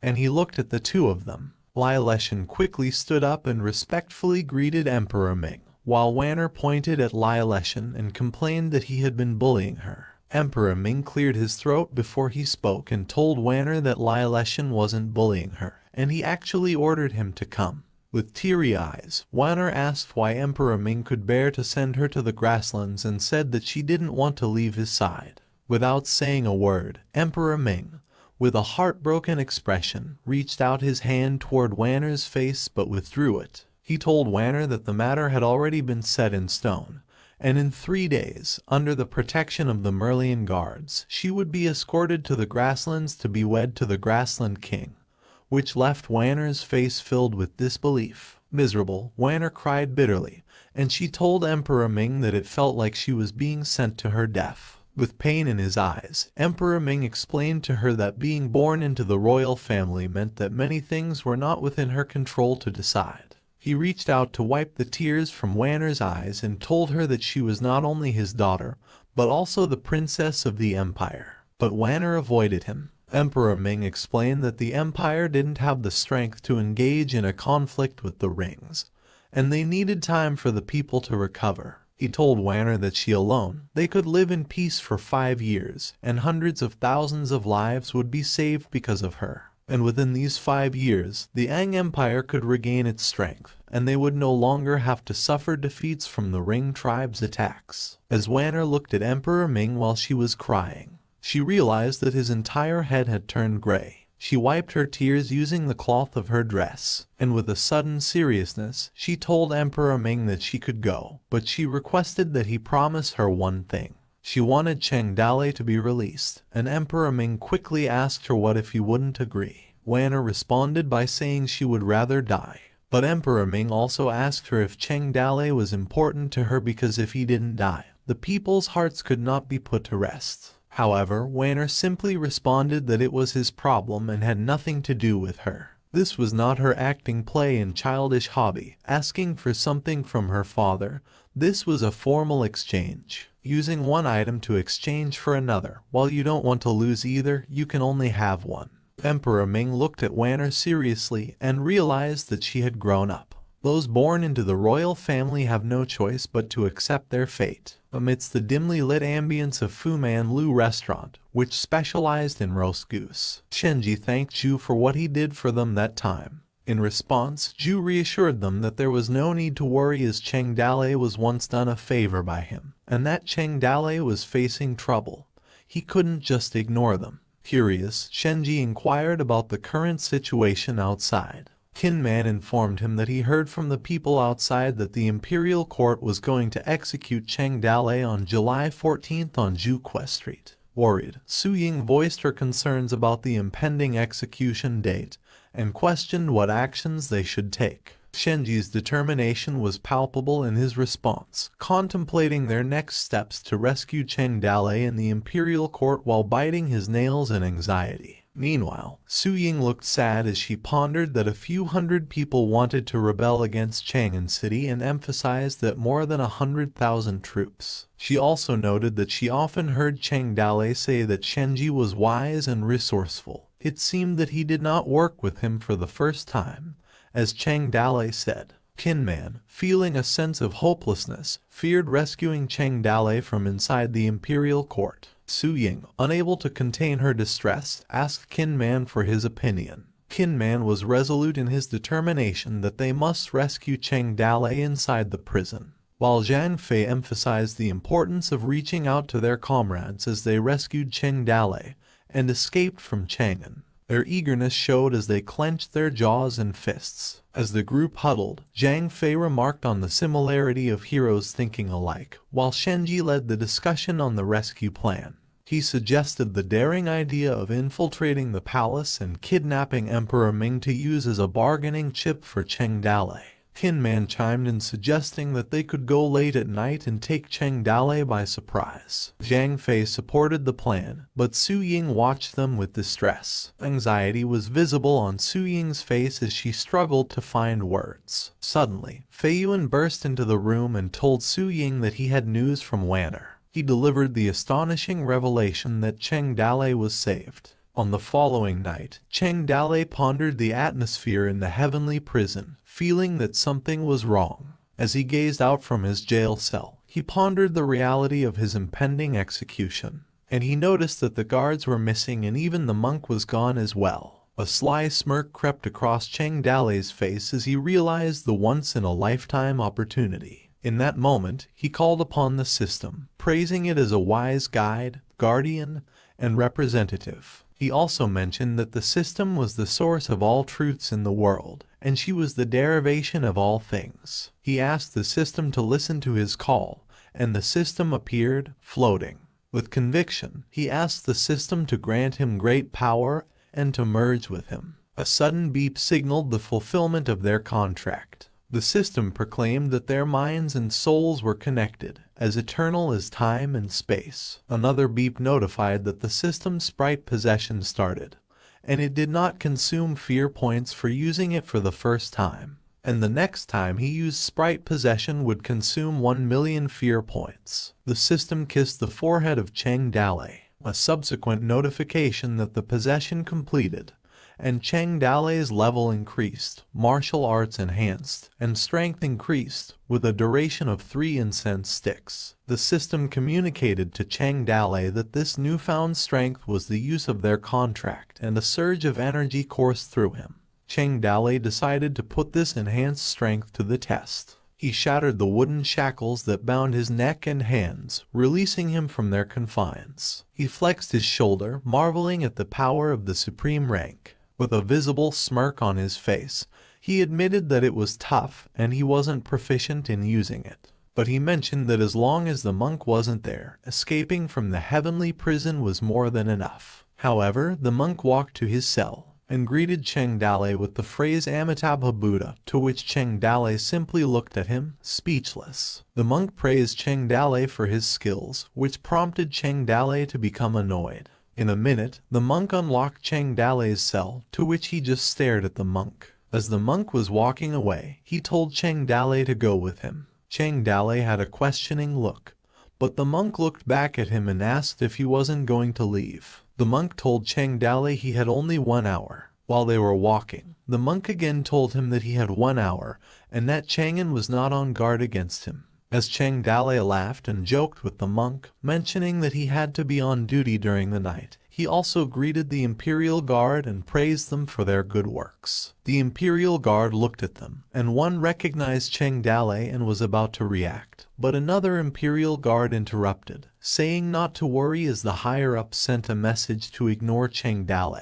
When they exited through the heavenly prison gate, Cheng Dale offered to the monk that if he ever visited the full garden fragrant to drink flower wine in the past, he could simply mention his name, assuring him that it worked. The monk responded in silence. As they reached the forest, the monk told Cheng Dale that he could only see him off up to that point, but Cheng Dale requested that he wanted to bring along some other members with him. In response, the monk told him that his group received the news and was waiting for him at the tea stall miles away from Chang'an. He handed over his official uniform, seal, and sword, and informed him about his new details as New Sankan, described as yellow-faced and bearded, 7 feet tall, and a 7th-ranked security officer guarding the Qinchuan Pass. Cheng Dale questioned whether by letting him go, he essentially offered him an official position, to which the monk confirmed. Cheng Dale looked at the monk blankly without saying a word. Suddenly, Cheng Dale flicked the monk's head. Pissed, the monk asked what Cheng Dale was doing. However, Cheng Dale, visibly happy, inquired if it hurt the monk because he thought he was dreaming and wanted to get out that much. The monk is annoyed as he tightly grips his kakara, causing his hand to noticeably shake. Just as he was about to say something, he continued muttering to himself. Angry, the monk prayed in his thoughts, affirming that the Buddha didn't tell lies or use profanity. He implored the Buddha to act swiftly as he wanted to remove Cheng Dalei from his path. He said, Amitabha Buddha, and remarked that it appears that he also had a violent nature when he was young. Annoyed, the monk told him to listen and informed him that no one let him go at night. Instead, a bandit broke out of the heavenly prison of the Minister of Punishment. After an hour, someone found his escape, and he became a wanted man. The monk also told Cheng Dalei that it was up to him whether to use New Sankan seal or not. But the monk suggested he should go there, prompting Cheng Dalei to ask why. The monk replied that it was because the Northwest held the king's spirit. Cheng Dalei mentioned the Northwest and wondered about Qinchuan being in the Northwest. He wasn't sure how strict the security check was that time. Meanwhile, the system mentioned that the trial opportunity was in vain, as she thought she was going to get killed outside. The machine also responded by asking if the system counted as escaping from prison. The system responded, seeming a bit hesitant, saying that at least Cheng Dalei was out, so they could consider the task completed. But the machine mentioned that she seemed partial to him, to which the system responded with a giggle. Another beep from the system notified that the prison escape task was complete as he received Godspeed Armor Horse Zai. Cheng Dalei recognized two people, calling them Old Four, and asked why they were there, inquiring about the whereabouts of the other person. Surprisingly, the person addressed Cheng Dalei and was able to arouse the attention of others. They looked happy when they saw Cheng Dalei and explained to him that their group had set up many spots like that along the official roads. He guessed his luck was the best, as they found him first. The Old Four ordered others to send the signal that Cheng Dalei was back, and a firework lit up the night sky.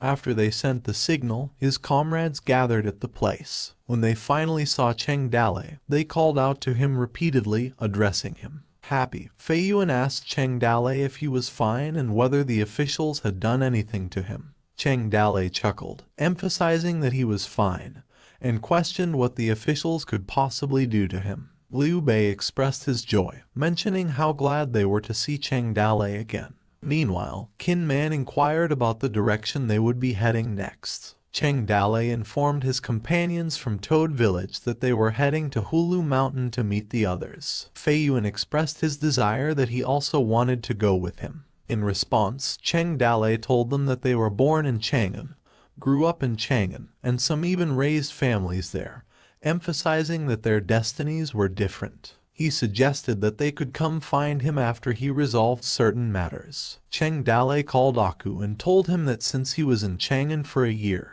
he informed him that he knew the location of their money and instructed Aku to distribute it among the others. He requested one last favor from Aku. He asked him to spread news about the events in Chang'an to the outside world, no matter how small the details. Cheng Dalei also wanted everyone to know that Chang'an was still under the care of the Wulei group, and asked everyone to establish tea stalls along the official roads to Chang'an and requested their help in keeping an eye out for the lost members. Aku and the other members swiftly confirmed his orders. Additionally, Cheng Dalei instructed them that after spreading the news, they should make their way to Hulu Mountain. As he was about to say the secret signal, Qin Man interjected and informed Cheng Dalei that Xiao Yu and Lin Kong had left with a Taoist priest. Xiao Yu requested them to convey to Cheng Dalei that he was exhausted and needed some time to settle down and contemplate certain matters first. Cheng Dalei contemplated Xiao Yu's decision that it would indeed be good for Xiao Yu to settle down in a nice place and rest properly. Liu Bei called Cheng Dalei over and inquired about his plans for the future. Cheng Dalei explained that he intended to journey to the northeast and start a new Toad village. But before they headed there, he proposed that they made an effort to locate their former members from the Toad village. Fei Yuan asked for information on how they could contact him when they went to the northeast in the future. Cheng Dalei replied that if they ever passed by in the future and bore the name of Toad, they were most likely his men.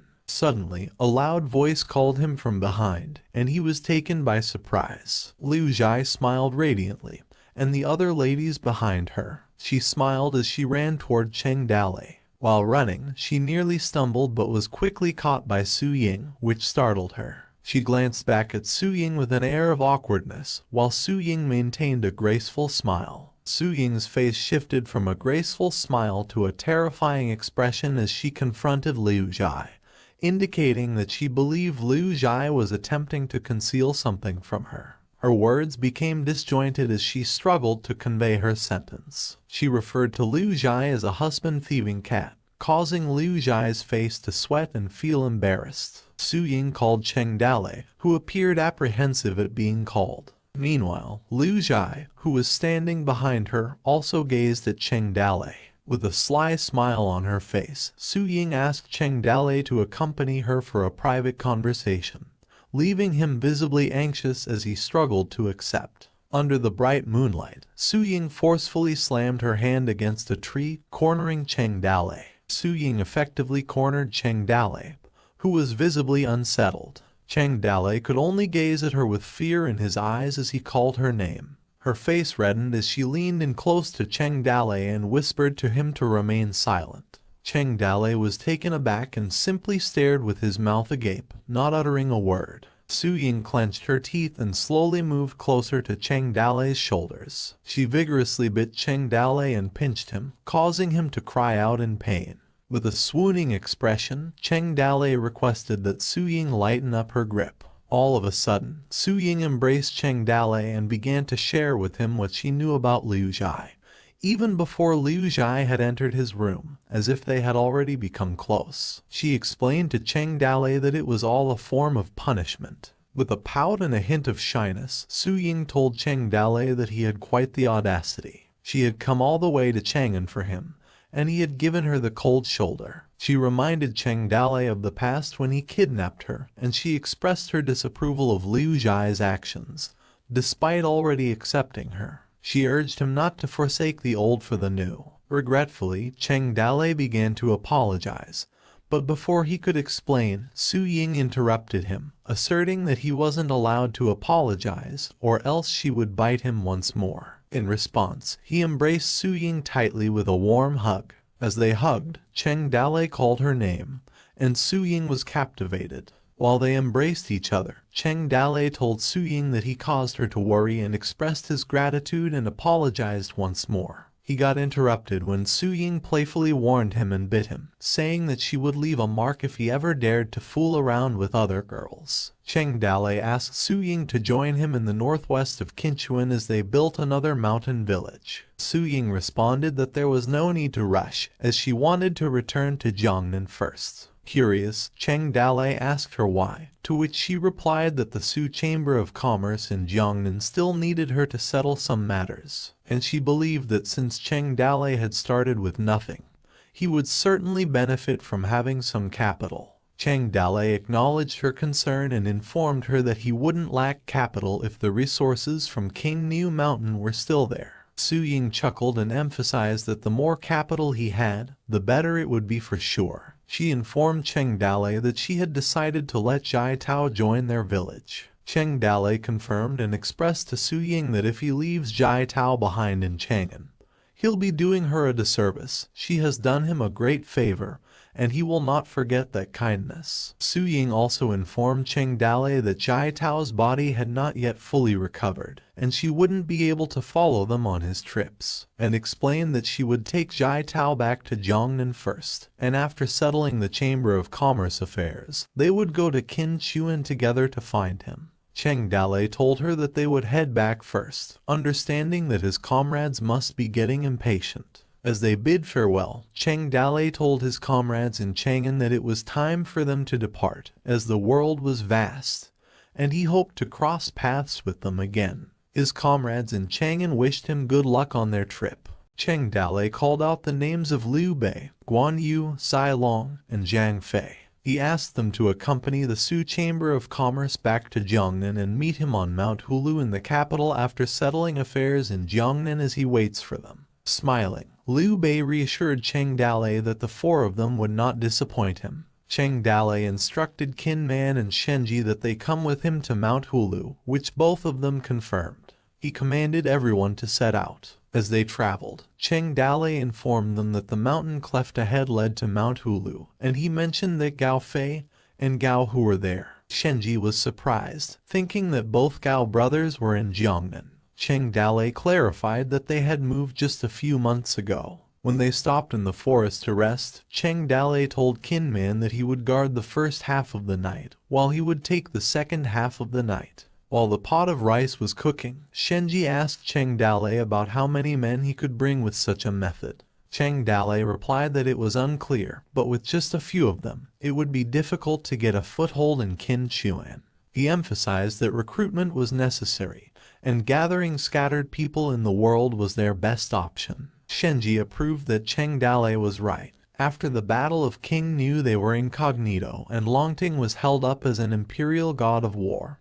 He believed that it was official news, but he also thought that in their business world, that news was not acknowledged. As the residents of Toad Village were scattered in all directions, they were unlikely to come to their senses and do good, so most of them were likely to remain mountain bandits. Cheng Dalei added that no matter which village they joined when asked about their origin, they always mentioned Toad Village in King New Mountain. As a result, rumors spread in all directions. In the world of bandits, everyone knew about Toad Village, a small mountain settlement that had withstood elite soldiers and defeated 100,000 enemies. He believed that once word got out about what they were doing in the capital with a little guidance, their people scattered everywhere would come together like sparkling. After a while, Qin Man decided to take a break and rested in a tree. Meanwhile, Shenji and Linger were sleeping peacefully near the bonfire, while Cheng Dalei slept soundly beside his sword. Suddenly, Qin Man silently got up and informed them that he needed to pee quickly. In the depths of the forest, an individual with a scar on his eye was observing them, hiding in the bushes. He suddenly took out his crossbow and aimed it at Cheng Dalei,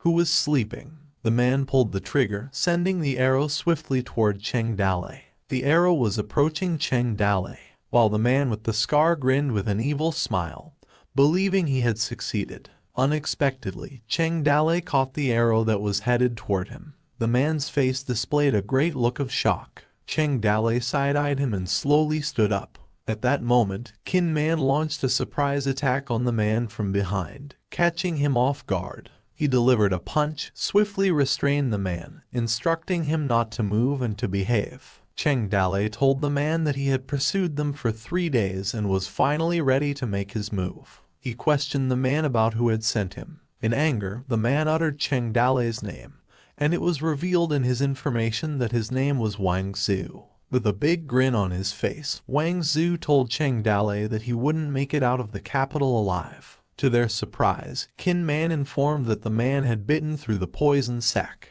However, within a few breaths, the man's life was cut off. Shenji commented that determination sent shivers down his spine. Cheng Dalei instructed Qin Man to search Wang Zhu's body, and reminded him to be cautious not to touch the poisoned blood in the man's mouth. After a couple of minutes, Cheng Dalei asked Qin Man if he found anything. Qin Man reported that the man didn't have any information on him that could identify his true identity. However, he noted that the man seemed to be a standard weapon of the Imperial Court's crossbow group. Qin Man highlighted that the man didn't have any distinctive marks that could indicate which specific unit he belonged to. He speculated that someone sent the man on behalf of the Imperial Court, but the limited information they had so far made it difficult to analyze anything. Perplexed, Cheng Dalei wondered who wanted to kill him, as he couldn't recall offending anyone. Shenji commented to Cheng Dalei that he might have some misconceptions about himself. When Shenji asked Cheng Dalei if he believed he hadn't offended anyone, Cheng Dalei,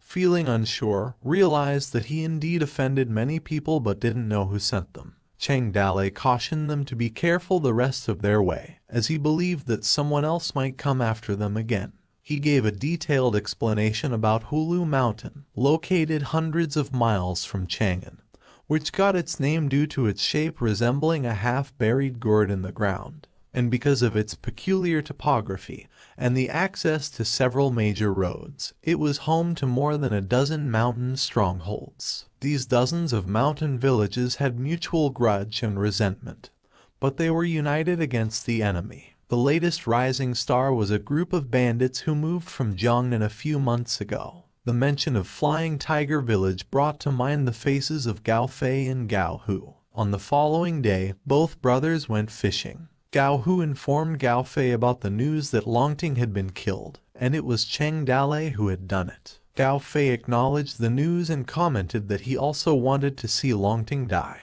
Gao Hu expressed regret that they were missed the chance to do something significant with Cheng Dalei, particularly when they were first encountered him. Gao Fei responded that they couldn't go to Chang'an since Cheng Dalei had instructed them to wait in Hulu Mountain, so he must have his reasons for that decision. Gao Hu informed him that a few days ago he heard that Cheng Dalei had been captured but was later rescued. He informed Gao Fei that he sent a messenger pigeon that brought news that Cheng Dalei would be coming to them. Considering the days since the letter arrived, it was almost time. He reassured Gao Hu not to worry, mentioning that he dispatched many people to the main road to pick them up and there was certainly no problem. He advised Gao Hu to focus on fishing and emphasized that they would soon be able to claim that they kept this fishing spot for a long time. In response, Gao Hu breathed heavily as they caught a fish. At that moment, a person reported bad news that Cheng Dalei had been stopped by other bandits. Both of their faces registered shock and questioned who would dare to be so bold. Fear was visible in his eyes, and Gao Fei speculated whether the enemy retaliated against Cheng Dalei. He expressed gratitude to Cheng Dalei for his support in Chang'an, even though it offended many people along the process. Gao Fei ordered his people to bring out the weapons they prepared to assist Cheng Dalei. Meanwhile, somewhere on Hulu Mountain Road, a group of people was waiting while Cheng Dalei and the others were approaching them. One of them asked which one was Cheng Dalei, pointing to an image on a reward list. Shenji and Cheng Dalei instantly said that they didn't know him. While observing the image, the person described that he carried an ordinary sword and had a mediocre appearance, expressing confidence that he couldn't be wrong. Frustrated, Cheng Dalei wondered where this description of ordinary came from. The man went on to describe Qin Man as the one with a square, broad face, dressed in black, identifying him as the large spear general. He also identified the one with an outstanding demeanor as the superb strategist and referred to Shenji as the fair-complexioned scholar. Cheng Dalei expressed his unease to Qin Man and ordered them to prepare to break the formation, which Qin Man affirmed. However, the person introduced himself as Huang Feihu, the leader of the Flying Tiger village in Hulu Mountain, and mentioned that they were there to welcome Cheng Dalei. Cheng Dalei asked how Feihu dared to pretend to be a mountain bandit, demanding to know who he was. Feihu expressed his confusion, wondering what Cheng Dalei meant by pretending. He insisted that they were indeed from the Flying Tiger village and genuinely awaited his arrival. As the bandits crowded the mountain road, one person praised Cheng Dalei as supremely honorable and righteous, claiming that Gao Hu asked him to pick him up. Other bandits inquired about Cheng Dalei's presence. Some were there to see him, and some called his attention, saying they were there to pick him up as well. The situation became more crowded as the bandits cheered and shouted his name, with one person urging him to go to the Flying Tiger village, where everything was prepared. And another bandit mentioned that Stone Village was also ready for his arrival, while some giggled and told Cheng Dalei that Tree World Village had already killed the pig. Confusion was evident on the faces of Cheng Dalei, Qin Man, and Shenji as they were not sure what was going on and did not know whether those people meant well or had malicious intent. Cheng Dalei looked at Shenji, seeking an explanation that it should only be the Flying Tiger village that was supposed to receive this news. He made eye contact with Shenji, which meant that they should find an excuse as the best way to leave.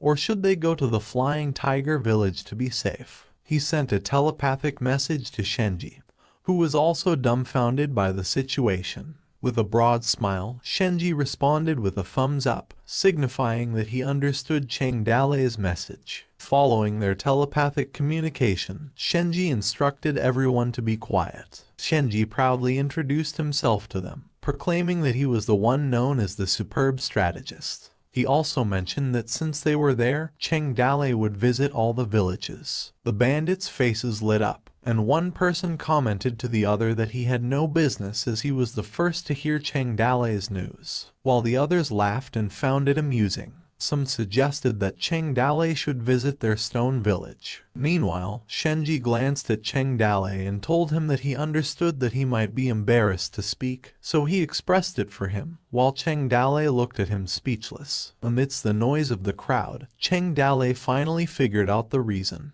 It was because of Gao, who sent a pigeon from Chang'an to Hulu Mountain, where he settled. Cheng Dale expressed gratitude to everyone for their efforts in receiving them. The Hulu Mountain took good care of Cheng Dale, and the Chang'an underground forces wanted to do this favor. It was sort of the last implementing ceremony from the Gao brothers in Chang'an. Minutes later, Gao Fei called out Cheng Dale's name and said that they were there to pick him up. Another person asked Gao Fei if they were also there to pick up Cheng Dale and informed them that they were late as Cheng Dale was taken by the wind in Cloud Village first. Disbelieving, Gao Fei couldn't fathom that Cheng Dale was taken away. He promptly ordered his fellow bandits to head to the wind in Cloud Village and bring Cheng Dale back. In the late afternoon, the tree leaves swayed in the wind. On a hill in a distant place, a mysterious group of people gathered, and a man with an enigmatic look observed. Wearing a grim expression, he informed his followers that their lord gave an order. He declared that they would not allow Cheng Dale to leave the capital alive. His people responded with firm affirmation. Meanwhile, Cheng Dale, the butcher who wiped out 100,000 rings and killed Longting, was warmly welcomed at Hulu Mountain. Talks were held with various villages in Hulu Mountain in a friendly and lively atmosphere. At the dinner after the meeting, Cheng Dale expressed his gratitude for the warm hospitality and praised the special snacks of Hulu Mountain. Accompanied by Huang Fei Hu, Cheng Dale visited the martial arts arena, kitchen, and blacksmith store and had valuable advice. The other villages hoped that Cheng Dale could visit their village and show passion for his advanced experience and the spirit of hard work. Amidst this, Gao Fei and Gao Hu observed Cheng Dale with silent concern. With a grim expression, Gao Hu beckoned Gao Fei, who responded by asking him what it was. Gao Hu smiled and glanced at Gao Fei. He recalled a moment from a year ago when Cheng Dale told him a strange story about why he was so skilled and admitted that he didn't understand at that time. But now he could see it in Gao Fei's expression. He continued, saying that he now understood what Cheng Dale had said. Gao Fei, visibly upset, pinched Gao Hu's mouth and cursed at him, but Cheng Dale noticed them. He happily waved to them, called out their names, and mentioned that it was a long time since they had seen each other. He invited them to come and have a drink, which made them stop quarreling. Both Gao Fei and Gao Hu's faces lit up and confirmed. As the evening approached, 2 or 3 days after they arrived at Hulu Mountain, 3 people were thrown out of Hulu Mountain. A child called out to his father. The bandit urged them to quickly go down the mountain and toss some coins at them, stating that it was their pay. New Sanji's wife requested that they stay there even if they had to beg because at least they could have food they could eat, which was better than Yun Shui Guan. New Sanji mentioned the south, clenching his fist as he told his wife that he was a military general of the empire, and was paid by the court to guard the territory. He suggested that they should return to Yun Shui Guan, but his wife cried and told him that he didn't even receive a salary for 3 years. She regretted marrying him in the first place, mentioning that she wouldn't have come to Chang'an if she hadn't married him, while their son called for their attention, asking them to wait for him. Meanwhile, the news of the incident in Chang'an spread rapidly across the world thanks to the storyteller's promotion. At Kingju White Horse Mountain, White Wolf overheard some rumors from a man who was seated nearby. He mentioned that the wicked Cheng Dale had used a heavenly thunderbolt to kill and wound the guards. Another person added that even Longting perished due to his thunder and ran away. They discussed this until White Wolf's attention was piqued. She heard that Cheng Dale had fled and that Chang'an's Hulu Mountain had become a gathering place for Cheng Dale. White Wolf cast a curious glance at them. Her companion inquired about what was bothering her. She responded that there was nothing wrong. Meanwhile, at the Niujia village blacksmith shop, a man asked Chuyu if she was there to bid him farewell. Juyu confirmed it, and her master acknowledged her, stating that her skills had nearly mastered all of his skills. He emphasized that it was time for her to go to the outside world and show off her skills. In a separate setting, Liu Yi informed his older brother that it was time to go, and Liu Jie nodded in agreement. Thus, the demon king of the mountain village wandered around the world, just like a bamboo shoot sprang up after the rain.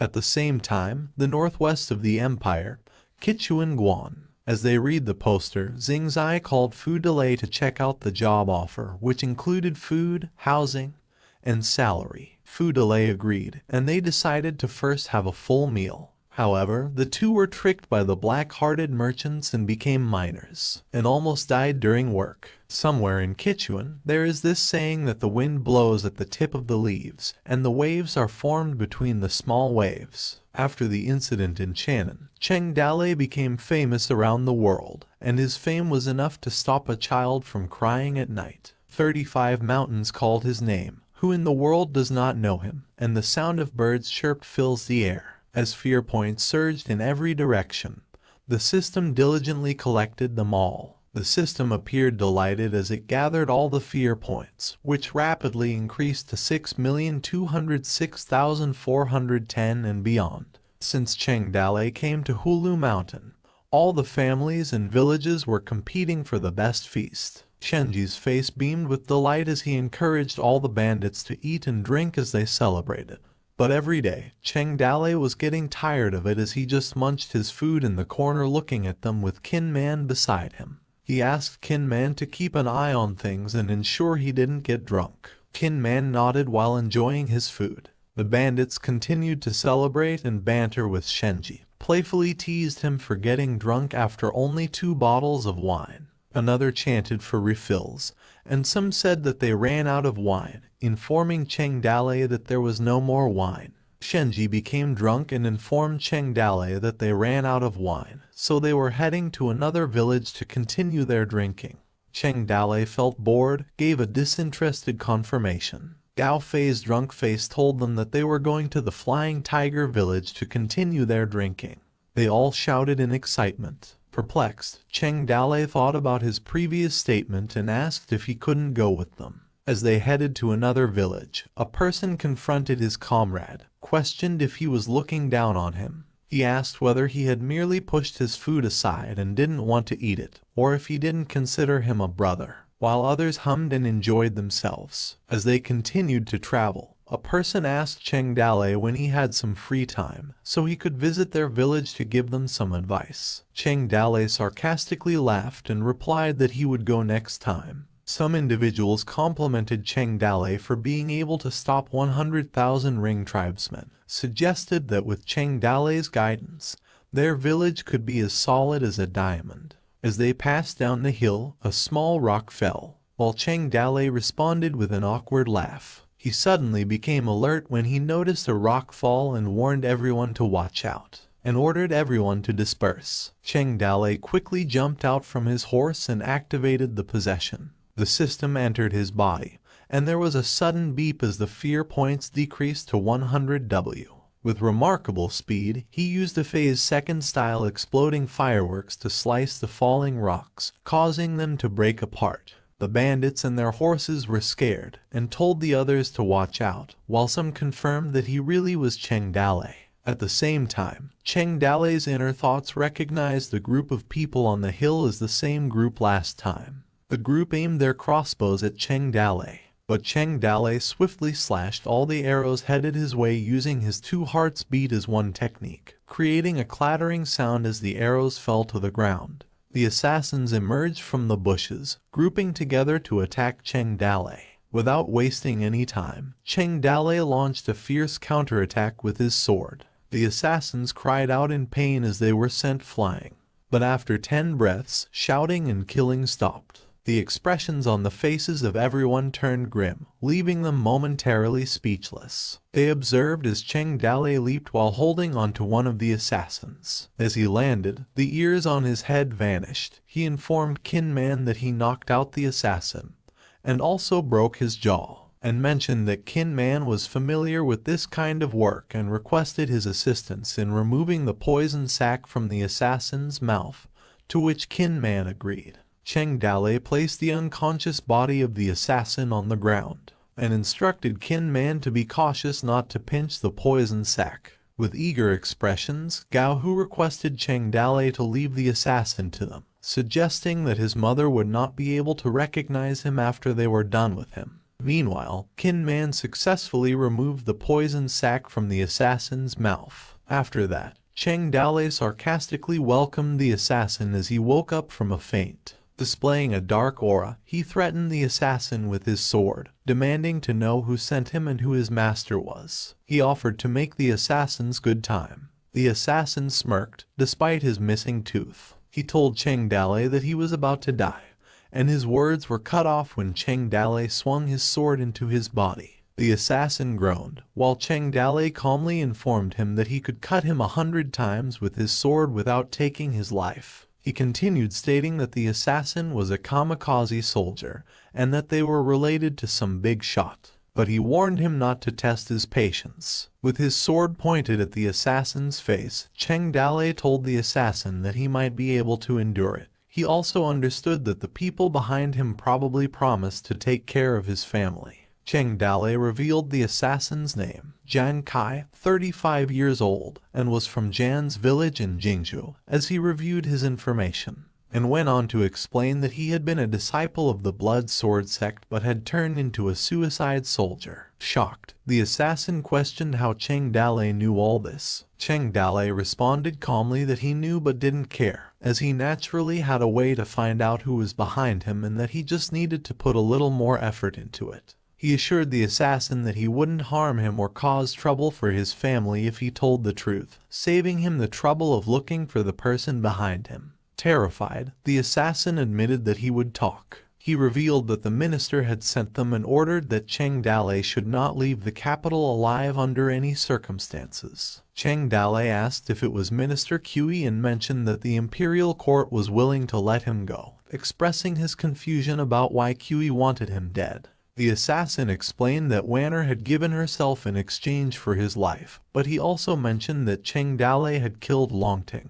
He questioned why Minister Kui would let him go freely after that. Cheng Dale questioned what Wanner had to do with this matter, which prompted a surprise curse from the assassin, who asked if Cheng Dale still didn't know. The assassin revealed to Cheng Dale that Wanner had not agreed to make peace by marrying into the Ring tribe, and that he wouldn't be able to leave the heavenly prison alive now. Cheng Dale stood in silence as he acknowledged the situation. Gao Fei mentioned that he had heard about peace talks between the Empire and the Ring tribe, stating that the Empire was required to pay tributes to the Ring tribe every year. Shenji chimed in, expressing his disdain for Emperor Ming and insulting him as a puppet of the Ring tribe. They all agreed that they would never bow down to the Ring tribe. The crowd of bandits joined in the conversation, criticized the Empire and labeled it as a disgrace. Some mentioned that the imperial court was hiding the news from the public, which only became public 2 days ago. They also mentioned that the princess left a month ago. They chanted that they should retrieve Wanner and prevent her from marrying into the Ring tribe. Meanwhile, Cheng Dale inquired about Wanner's destination. However, Gao Fei interjected and answered Cheng Dale's question that Wanner was heading to Zhaijiaoguan, and it had been a month since her departure and estimated that they would exit the Sunset Pass in a few days. Cheng Dale asked the bandits for directions to Zhaijiaoguan, and one answered that it was in the north. Gao Fei questioned Cheng Dale if he robbed the bribe. He told Cheng Dale that it was too late, as Zhaijiaoguan was 2,000 miles away. But Cheng Dale's determination ordered Kin Man to prepare the horses. Worried, Kin Man asked Cheng Dale if he should go with him, prompting Cheng Dale to say no, and told him to wait for him. In an instant, Cheng Dale swiftly rode his horse, assured the bandits that he would be right back. He urged his horse onward, and it dashed away at a fast pace. The bandits watched as Cheng Dale disappeared into the distance, wondering what he was planning to do. Kin Man replied that Cheng Dale thought that they were going to hold him back. He called the situation a one-man bride kidnapping. One of them praised Cheng Dale as worthy, As Cheng Dale rode throughout the night, his galloping horse kicked up yellow dust like a snake. Along the way, he encountered assassins who confronted him, warning that it was to be his last day. However, Cheng Dale paid no attention to the assassins' threats and continued moving forward. The assassins leaped from the trees as they were going to attack to kill. Cheng Dale dismounted his horse with a swift move technique of the colorless double-winged phoenix. He dashed toward the assassins and launched an attack using his exploding fireworks technique, swiftly defeated them all. The assassins wore expressions of defeat as their lifeless bodies were thrown aside. Cheng Dale returned to his horse and continued his journey. He whipped his horse, and as he rode, he released the possession, allowing the system to leave his body. Frustrated, Cheng Dale clenched his jaw as he thought that he was still slow. To increase the horse's speed, the system used an item called Godspeed Armor Horse, which was consumable. The horse neighed as its speed drastically increased, becoming capable of maintaining this incredible speed for up to 3 days. Cheng Dale's journey to the north became much faster. The system encouraged Cheng Dale and cheered him to go all the way to the north. As the sun began to set, accompanied by a fitting saying that he headed north, away from the world with them. They lamented that they were tired and could no longer fall in love with anyone anymore. At Yellow Sand, there were ancient roads and tea stalls. He was a bounty hunter and a killer. It was said that he woke up at the clock at night every day.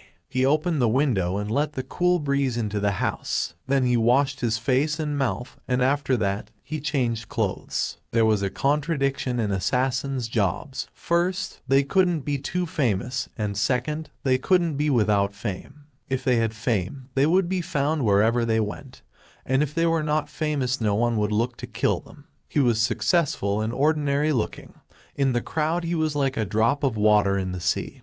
But in the industry, he had a lot of fame. Many people knew the saying in the world of assassins, "Find that man, pay him up, and he would kill a person for you." No matter who the target was, he never missed. His swordsmanship was average. He just could endure and wait. His appearance made newcomers understand that killing did not require much effort. It was not about holding a sword and looking for a fight, shouting that next year this same day was going to be his death anniversary. Such behavior seemed very undignified, and this line made him seem more like a villain. He had to say, he changed the current situation of the industry with his own efforts. He made those rude and ill-tempered killers begin to learn intelligence gathering, target planning, and risk analysis. He invented many new methods. He was the leader of the industry reform. That day, there was a big list of 5,000 tales, while putting woods in the fire. He was waiting. The person he was waiting for had not arrived yet. He was not in a hurry. He once spent 3 years trying to make a friend, and he killed him.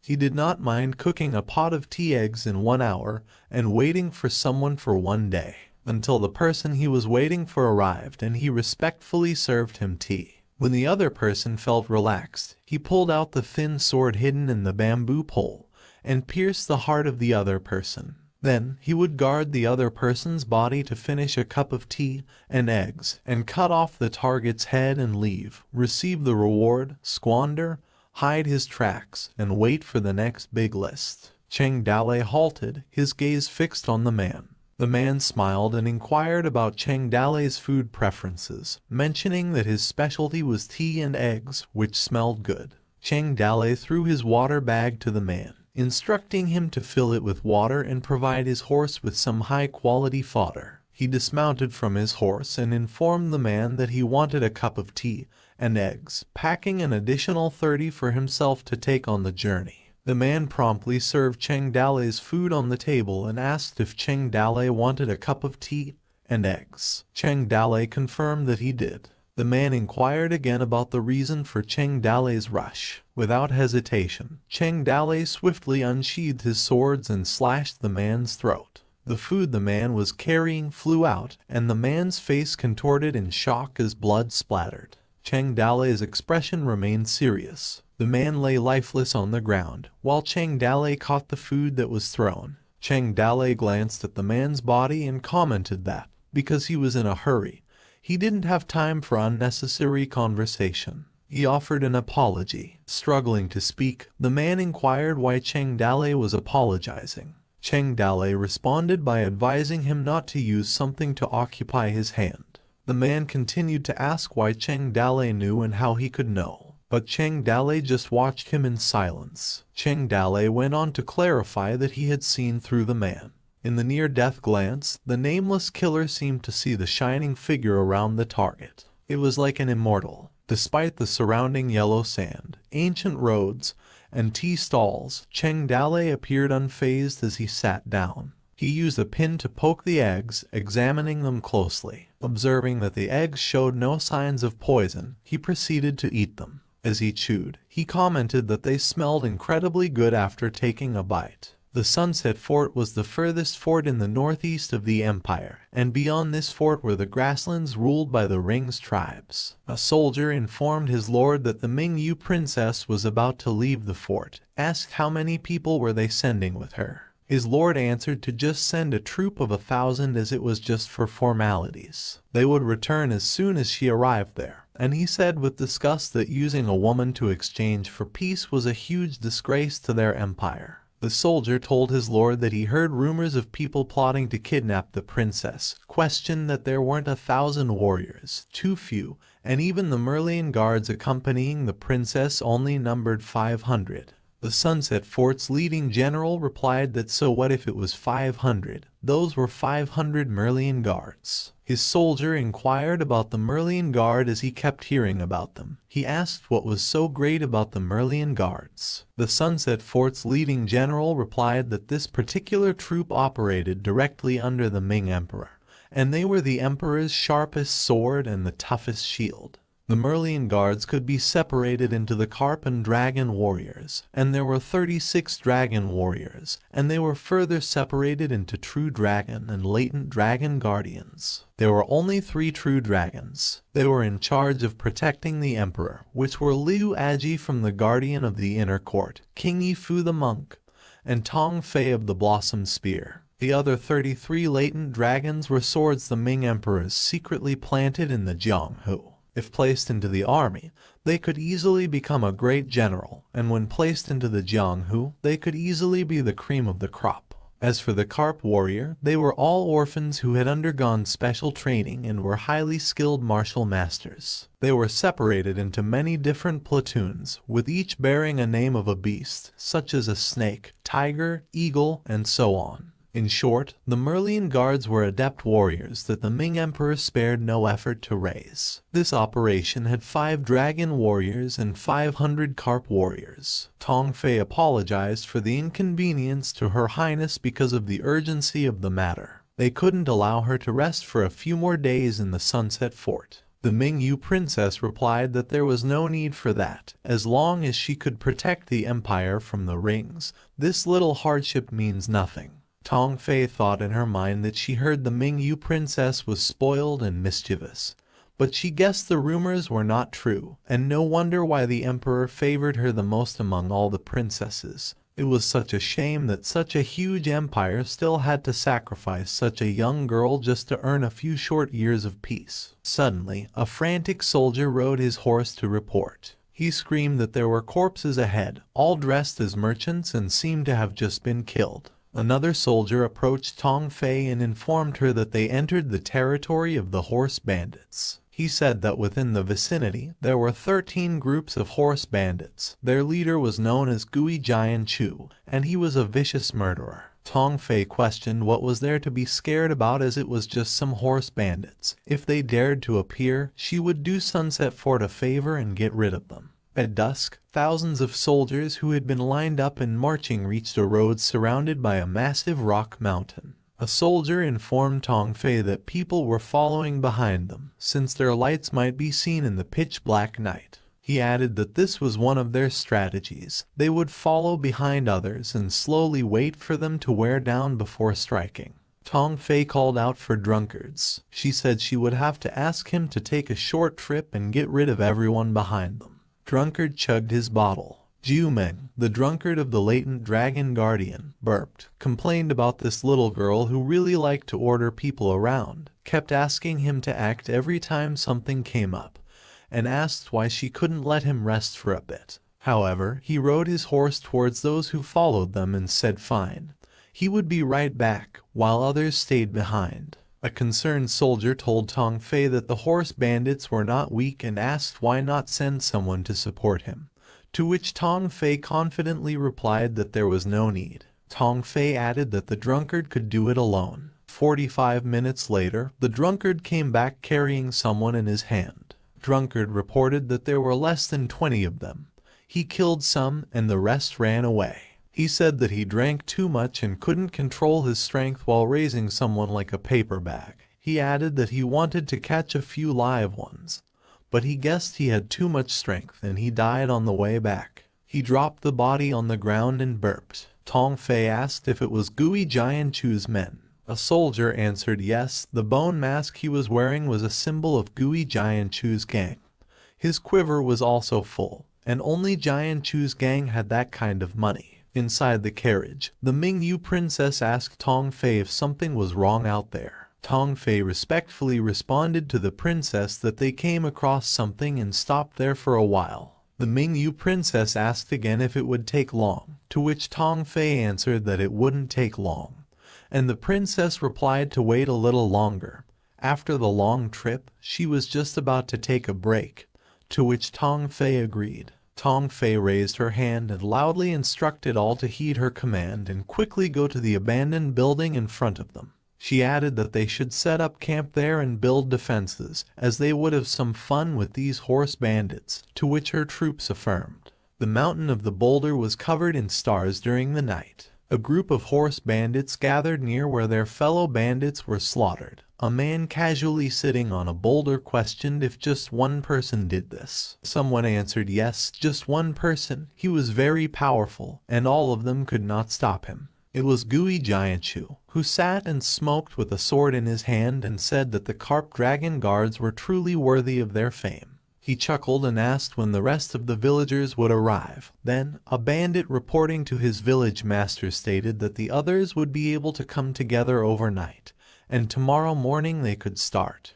Gui Jianchu uttered that it was actually not bad to have a princess for a wife. The yellow sand was rising, and they were already at the imperial border. Someone sat and poured water on his Winnie house, and they had covered 2,000 miles in just 3 days. It was Cheng Dale, who said, "Good job." He told his horse to get some rest, and he would go the rest of the way himself. More and more people gathered around Cheng Dale. They stood near Cheng Dale while he petted his horse. He asked how far it was to Zijiaoguan. The top judicial officer replied that it was 200 miles to go. The top thief also replied that it took a day and night to walk there. A top actor added that the road was not good, and they would not be there until dusk tomorrow at the earliest. A top porter chimed in as well, saying that if his horse was fast enough, he could do it in a day. A system pop-out description for the restraints regarding the 4 of the lower 9 consisted of the yeoman, flutist, shaman, prostitute, witch, night watchman, hairstylist, drummer, and actor, the lower strata of society, especially for the entertainment and recreation of dignitaries. Cheng Dale stood up, thanked everyone, and time was running out. He had one last question. He fiercely told them that they were going to die soon, and Cheng Dale asked if they would like to leave some last words. Suddenly, the top actor, porter, thief, and judicial officer simultaneously advanced towards Cheng Dale and drew their weapons, aiming at him while he remained calm. Several slashes were made and given in this brawl. After slashing their throats, Cheng Dale sighed and said, "Never mind." He added that no one would remember it anyway, while flyers with Cheng Dale's face on them flew everywhere above their dead bodies. A massive army horde was in the distance in the early morning fog. A soldier complained that it was foggy and commanded everyone to tighten up security and be on alert. Tong Fei replied that their trip would take at least 15 more days and that sooner or later they would be in trouble if they allowed them to follow them in this way. She proposed finishing them off right there. The soldier replied that he sent men to Zijiaoguan to get reinforcements and tell them that they lured Gui Jianchu there. When the main army arrived, they could kill them all. Tong Fei was surrounded by fog and said that it smelled weird. She screamed and cursed when she realized that the fog was poisonous. She alerted everyone to cover their mouths and noses with cloth and not to inhale the smoke from the fog. Someone asked over the fire if the news was spread, and someone answered this news was spread throughout the bandit world.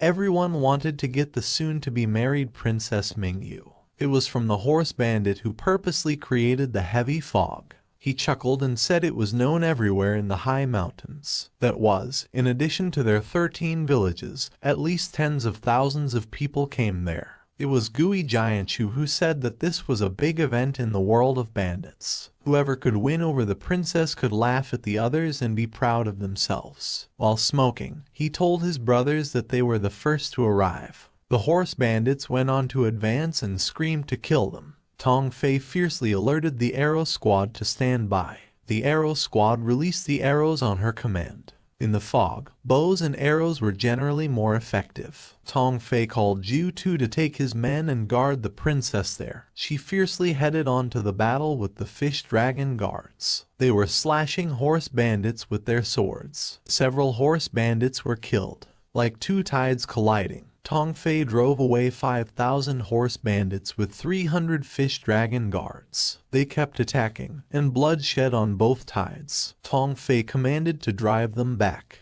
They just had to hold out until the reinforcements from Zhejiaoguan arrived, and Jiu Tu agreed. Someone told the princess to go inside the castle building, as it was too dangerous outside. The lady was concerned as she called the princess. The princess said if it was before, she would have been scared and screamed, but not anymore. She questioned her father if this was what he had been dealing with. The princess saw the dead soldiers covered in blood and lying on the ground. Just do the right thing, no matter what the situation was. The princess remained calm amidst it all. Sacrifice what should be sacrificed, give up what should be given up, and do not let their emotions distract them. She closed her eyes, but at the bottom of her closed heart, the princess still harbored a trace of inexplicable hope. Fast forward, the battle lasted from morning until sunset. Both sides engaged in one cavalry duel after another. The horse bandits outnumbered the fish dragon guards and fought round after round to consume their physical strength. Tong Fei commanded to defend the castle repeatedly,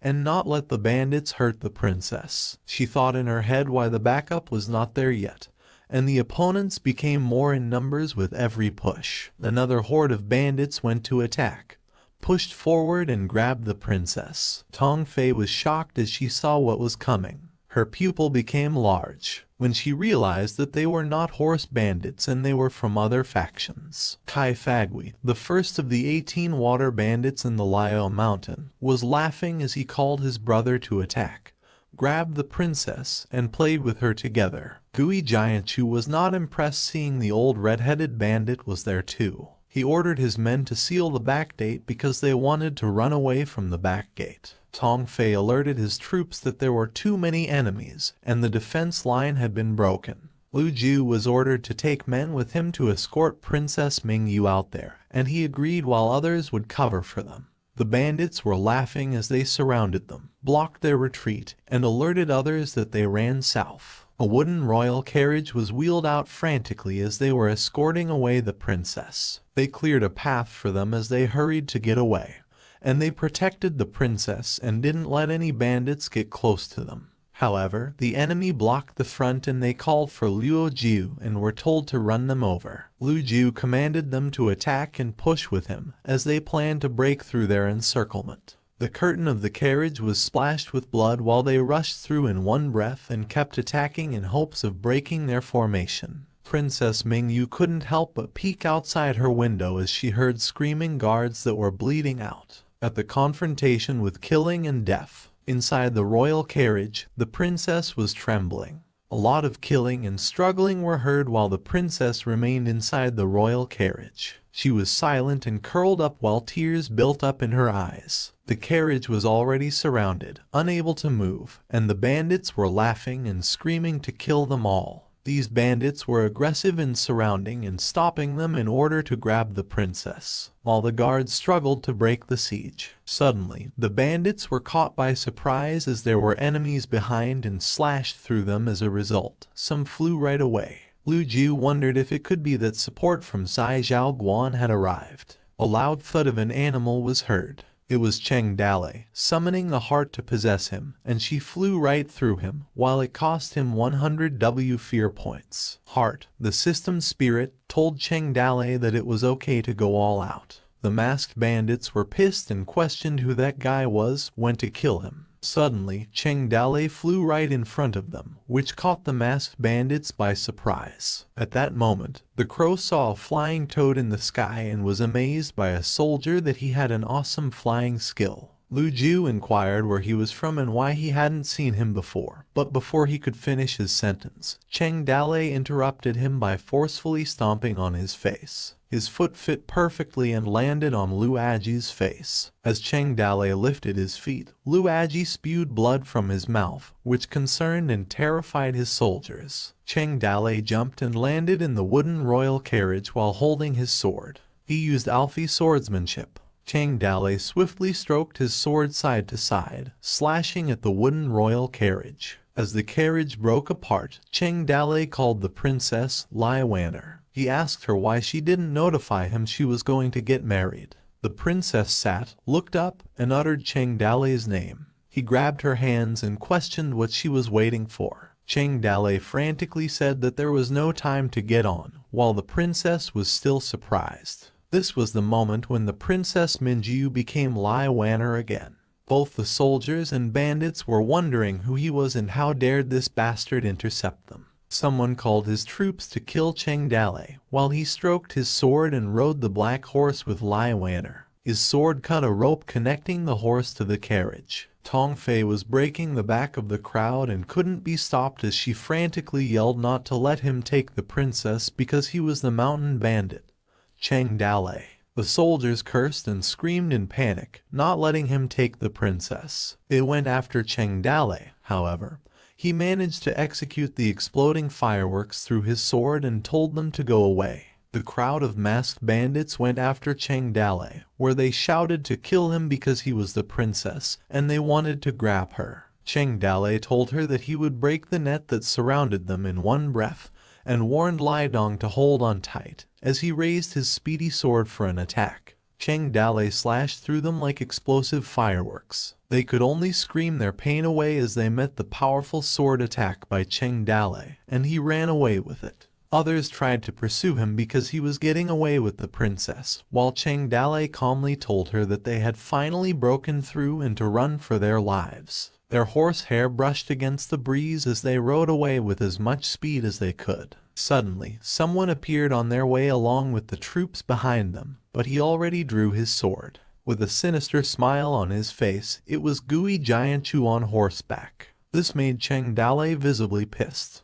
While Gui Jianchu uttered to thank him for giving the princess, a description of him emerged that at age 23, an orphan but he was famous supreme rank horse bandit. The first of the 13 horse bandits, known as the fastest swordsman in the grassland, and he could cut the falling rocks from the cliffs. Cheng Dale swiftly drew his sword ready. They both raised their swords and positioned themselves for a battle as they were near to one another. However, it was Cheng Dale fast enough to slash through his sword at Gui Jianchu that resulted in blood splatter. Blood gushed out of Gui Jianchu, left him stunned and speechless. He had wide open eyes, and blood was streaming down his face. He slowly fell down from his horse. Suddenly, a notification emerged congratulating Cheng Dale's completion of Rivers and Lakes of the World as he defeated the horse bandit Gui Jianchu in a quick head-to-head sword duel and was awarded with one lottery draw. Lai Wanner questioned if Cheng Dale killed him and said that the man just now did not look like a horse bandit. Cheng Dale replied that he just saw him raise his sword at him, or maybe his eyes were getting blurry. Cheng Dale and Lai Wanner went on their way, while the horse bandits were surprised that their village master was struck down. For a long time, Gui Jianchu, the head of the 13 horse bandits in the border city where he relied on a swift sword and a ruthless character in the grasslands, laughed that he could not see anything clearly at all, while his troops were concerned about him and asked if he was all right. For the first time, he felt a really fast sword and praised him for it. Blood continued to drip as he laughed. He said that he would get to him. He wanted his sword, forced him to reveal his sword technique, and he would get the princess. Meanwhile, Cheng Dale was still pursued by soldiers, and someone was screaming at him that he could not escape them. Tong Fei fiercely rode her horse, wanting to get the princess back. Cheng Dale was upset at them for being a pain in the ass. He couldn't shake them. There were no obstacles in the prairie, and he could only try to move away from them. The system spirit's possession lifted as she appeared to warn Cheng Dale that the time limit for possession had expired. It would take 12 hours before he could be possessed again. If she caught up with him, he would find himself in serious trouble, and this made Cheng Dale curse. The system spirit told Cheng Dale that he still had one chance to win the lottery, and asked if he wanted to try his luck, to which he replied to do it and see if they could draw something useful. The system spirit called the raffle machine, so it was up to him who appeared next to her and said good. He went on to say that the raffle had begun. Balls in golden hues emerged immediately. Then a golden ball opened, and he obtained background music. A description appeared that the host had acquired background music, starting the battle song function. Different background music could give the host different attributes when activated, consuming anywhere from 100,000 to millions of fear points depending on its duration. The stronger effect of the battle song, the more it consumed, which made the system spirit surprised because the new feature she had developed earlier was finally online. Cheng Dale thought in his head and wondered about battle background music. He asked if he had to sing and fight people at the same time. Cheng Dale was speechless as he imagined himself singing about the great river flows north, and the stars in the sky referred to the Big Dipper. However, he was still being aggressively chased by Kai Fagui, demanding that he did not run away. Tong Fei called to give her back the princess, and Gui Jianchu wanted his sword book and the princess, while Cheng Dale panicked as there were more and more pursuers and he was being caught up. Cheng Dale thought to try it first and cleared his throat. Suddenly, he started singing about the great river flowing north, and the stars in the sky referred to the Big Dipper. Lai Wanner called his name and looked back wondering, while Cheng Dale continued singing. Cheng Dale wondered that there was no reaction and thought that he would try a little louder, which made those behind him confused, including Kai Fagui, Tong Fei, and Gui Jianchu. They thought in their heads that he was gone because he was being persecuted and questioned why he was still in the mood to sing a song. Meanwhile, Cheng Dale was panicking that it had no response, decided to try another song. Afterwards, he started singing with lyrics of the pride faces 10,000 waves and the passionate blood like the red sunlight. On the other hand, this made Lai Wanner pissed off as he called him out that he was still in the mood to sing in a situation like that. Desperate, Cheng Dale called the system spirit and questioned why she had to be like that and begged to tell him how to use it, while the system spirit giggled. She called him dummy, snapped her finger and said go music, got herself and around her ready. She was accompanied as well by the giddy raffle machine. The system spirit began strumming on her bass guitar passionately inside this circle with circuit print on it. She confidently sang the lyrics about seeing someone's body in the moonlight. The system spirit continued singing passionately. Meanwhile, these gave Cheng Dale a boost. She went on rocking the song, of which was titled Deja Vu from the Italian composer Dave Rogers, and also Cheng Dale went on significantly faster on his horse. These shocked Kai Fagui and Tong Fei, while Gui Jianchu realized he wanted Cheng Dale's horse too. Cheng Dale's background music gave him an additional 50% on his race speed, and Lai Wanner was struggling to cope up with the speed. Then, when he was actually quite far away, he bid them goodbye. After the disappearance of the common goal, only the three groups of people who were resentful towards each other remained. It was another battle of confusion. At night, Luo Jiu asked Tong Fei if she got the princess back, to which she answered no. She added that the bastard suddenly went berserk, killed his way out, and soon disappeared. A soldier questioned why he would take the princess away if she had done him a favor. Also, Luo Jiu questioned how a mountain bandit had humanity because they were a bunch of ungrateful beasts. Tong Fei replied that Cheng Dale had kidnapped the princess and was definitely on his way to the border. She commanded Luo Jiu to take a few men back to Zizhao Pass, gave the order to close the roads at all gates, and not allow any entry, to which he agreed. She also added that with the power he displayed that day, Ordinary carp guards could no longer stop him. To get the princess back, they needed the dragon guards. Tong Fei asked them to return to the capital to ask His Majesty Emperor Ming to issue the fish dragon order and move 33 submerged dragon guards out of the border area. Moments later at the horse bandit's lair, Giguan village, a bandit told Guo Jianshu, his village master, that the information had been confirmed. He went on to say that the person who took the princess was called Cheng Dale. Guo Jianshu had a bandage on his face and was still bleeding when he uttered Cheng Dale's name. He giggled as he remembered the fast sword he possessed, a sword he couldn't see clearly. A bandit asked Guo Jianshu what they should do. He replied that Cheng Dale must still be in the grassland. He ordered them to find and capture him because Guo Jianshu desperately wanted the princess, his sword technique, his sword, and his horse. He wanted it all. So, the overwhelming number of horse bandits dispersed and began searching for Cheng Dale in the grasslands. Meanwhile, there were the water bandits and Qiuxiang's gatekeeper assassins, the mountain bandits, robbers, criminals, and other heroes of this field within the border. All of a sudden, the open wilderness was crowded, including the Empire's fish dragon guards, horse bandits, water bandits, assassins, swordsmen, mountain bandits, bounty hunters, and even warriors there to kill him and eliminate him for certain people. Everyone's goal was clear: get the princess or kill Cheng Dale. Somewhere in another place at night, someone said that he was so exhausted. It was Cheng Dale, laid back on the ground, saying to Lai Wanner that she didn't expect him to show up because how could he let her marry into the rings? Lai Wanner sat near him and told him that if he could take her. Cheng Dale interrupted her and replied, just give him a break, and he would take her back. Lai Wanner clarified that she didn't mean to take her back. He should take her to the royal city of the Ring tribe so that he could marry Hu Yanba, king of the Ring tribe, which made Cheng Dale's eyes widen in shock. He questioned if she were mad with fright, because he heard that this Hu Yanba was basically a human-like beast.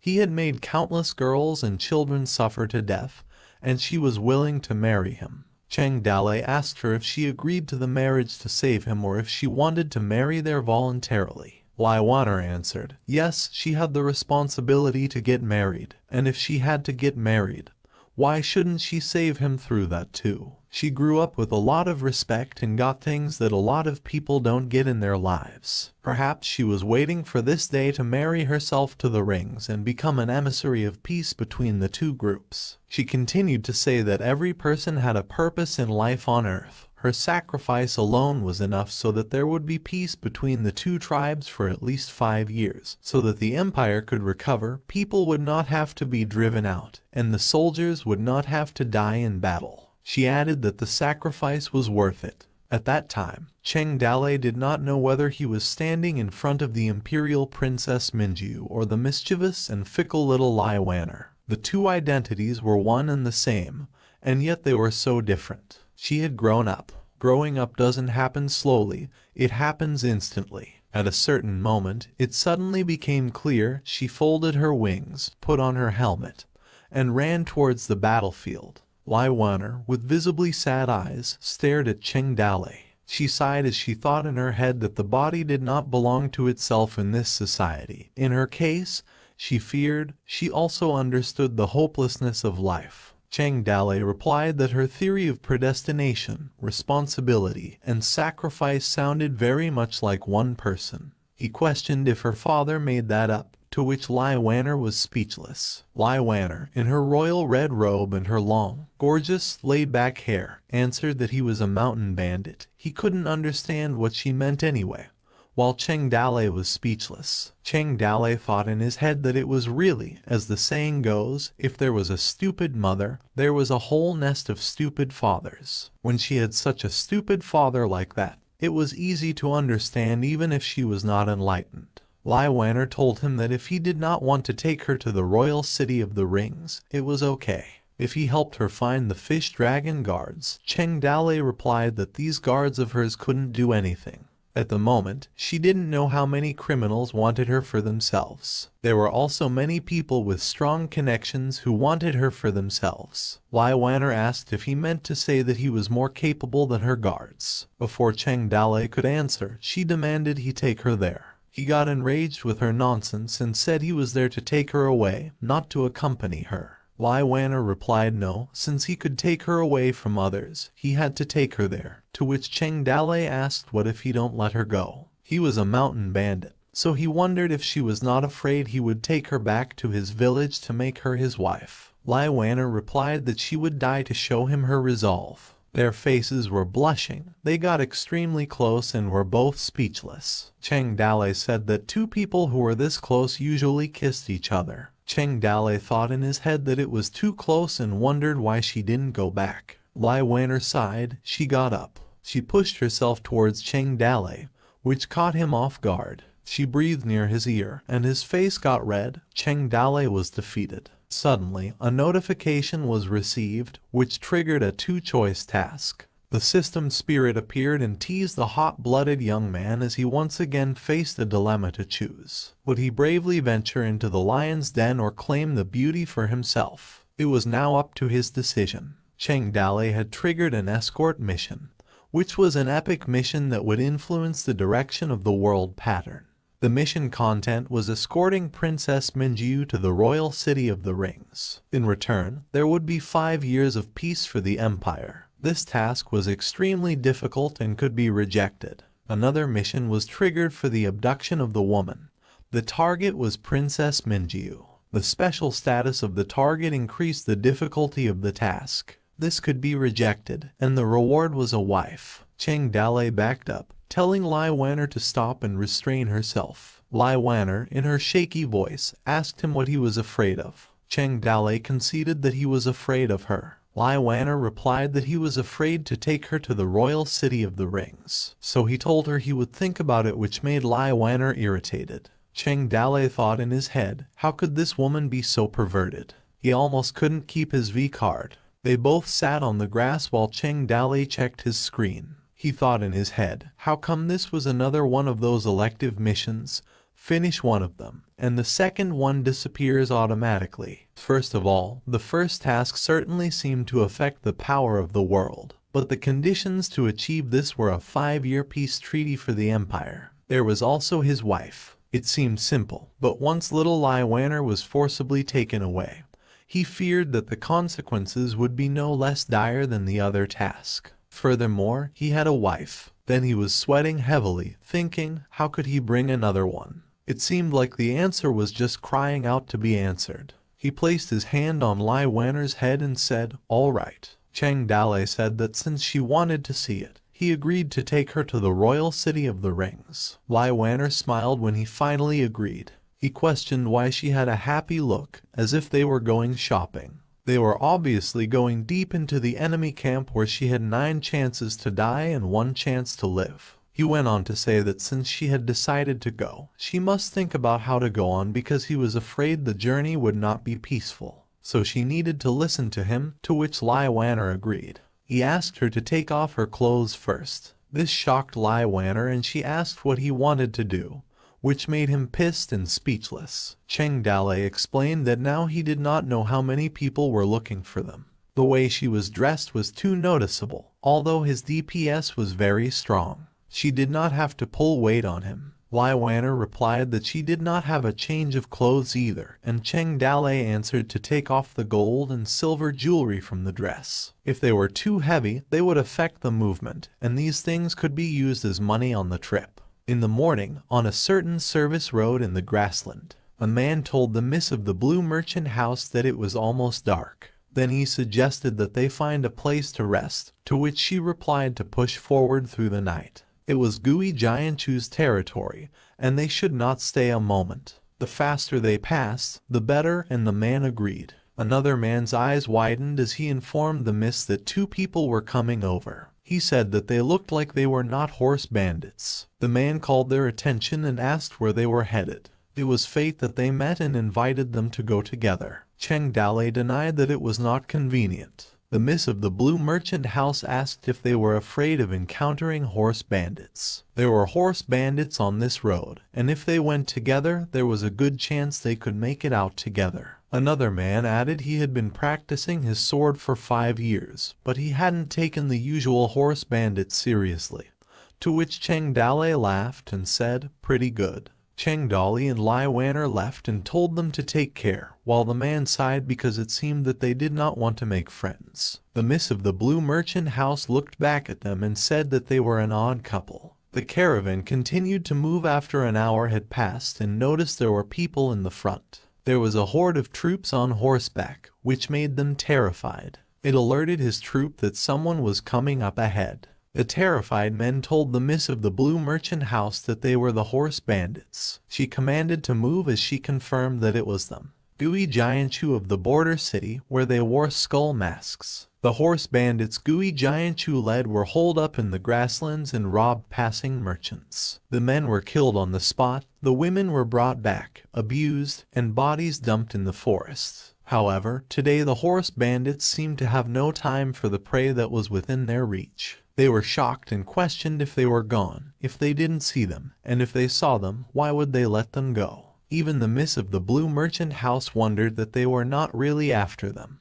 They continued to wonder who they were really after, but someone brushed it off and said to move as they needed to get out of there. The sun was setting, and someone informed the miss of the blue merchant house that it was getting dark. She replied that on this path, they risked their lives for money and would be at a loss when they encountered the horse bandits again. She insisted on continuing. She detected the scent of blood and alerted them to be cautious as something might have happened up ahead. A man drew the attention of the miss of the blue merchant house and added that he recognized them as the bandits they had recently seen.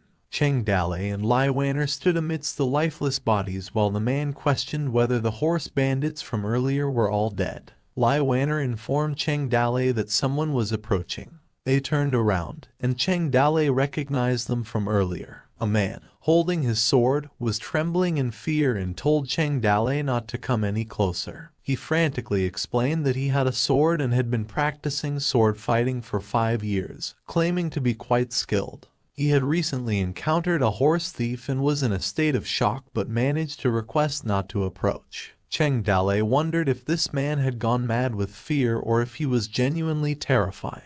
He inquired about who was in charge. The miss of the blue merchant house replied that she was in charge and pleaded for her life, offering to hand over all the goods. Cheng Dale agreed, mentioning something about a robbery, IC, IP, IQ card, and providing passwords, which confused the miss of the blue merchant house. Cheng Dale also instructed her to remove her clothes. The miss of the blue merchant house's eyes widened in shock. She only comprehended the last sentence and asked him what he intended to do. Lai Wanner called out to Cheng Dale and abruptly punched him on the head, remarking that he was talking nonsense. Lai Wanner softly laughed as she inquired if there were any men's or women's clothes because they couldn't wear their current attire due to the blood stains. Cheng Dale remained silent. The miss of the blue merchant house confirmed that there were such clothes available. Lai Wanner requested a carriage and some food, politely instructing them to prepare for it. The miss of the blue merchant house ordered the man on horseback to unload their belongings, free up a carriage,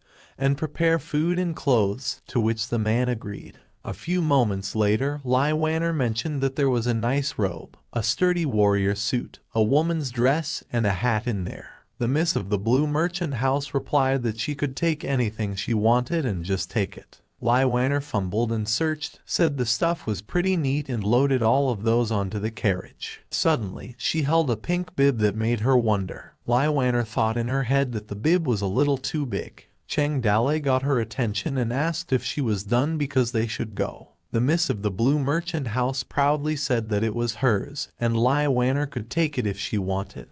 However, she hesitated because the size was a little too big. She noticed something. Her hand reached for something and demanded to have that one. She took the scarf from the head of the miss of the blue merchant house. Lai Wanner was amazed and praised her for being so pretty. The miss of the blue merchant house became visibly sad and asked what she was doing because it was her scarf, as she explained that on the grassland, it was too dangerous for a good-looking female. Lai Wanner giggled, saying that this was exactly what she needed and thanked her. Cheng Dale warned Lai Wanner that if she did not come right there, he would leave her behind and threatened to leave now, to which she panicked. Lai Wanner told her that she was leaving now. This was for her, checked if it was enough for her. The road ahead was not peaceful, and a beautiful woman like her should be more careful. She ran towards the carriage, called Cheng Dale an asshole, and told him to wait for her. The miss of the blue merchant house thought in her head that a night pearl was worth a lot of money. She held the night pearl on her fingertips and wondered if it was worth it just for a carriage and some sundries. A man with a strong bandit aura and a girl from a wealthy family in a wedding dress.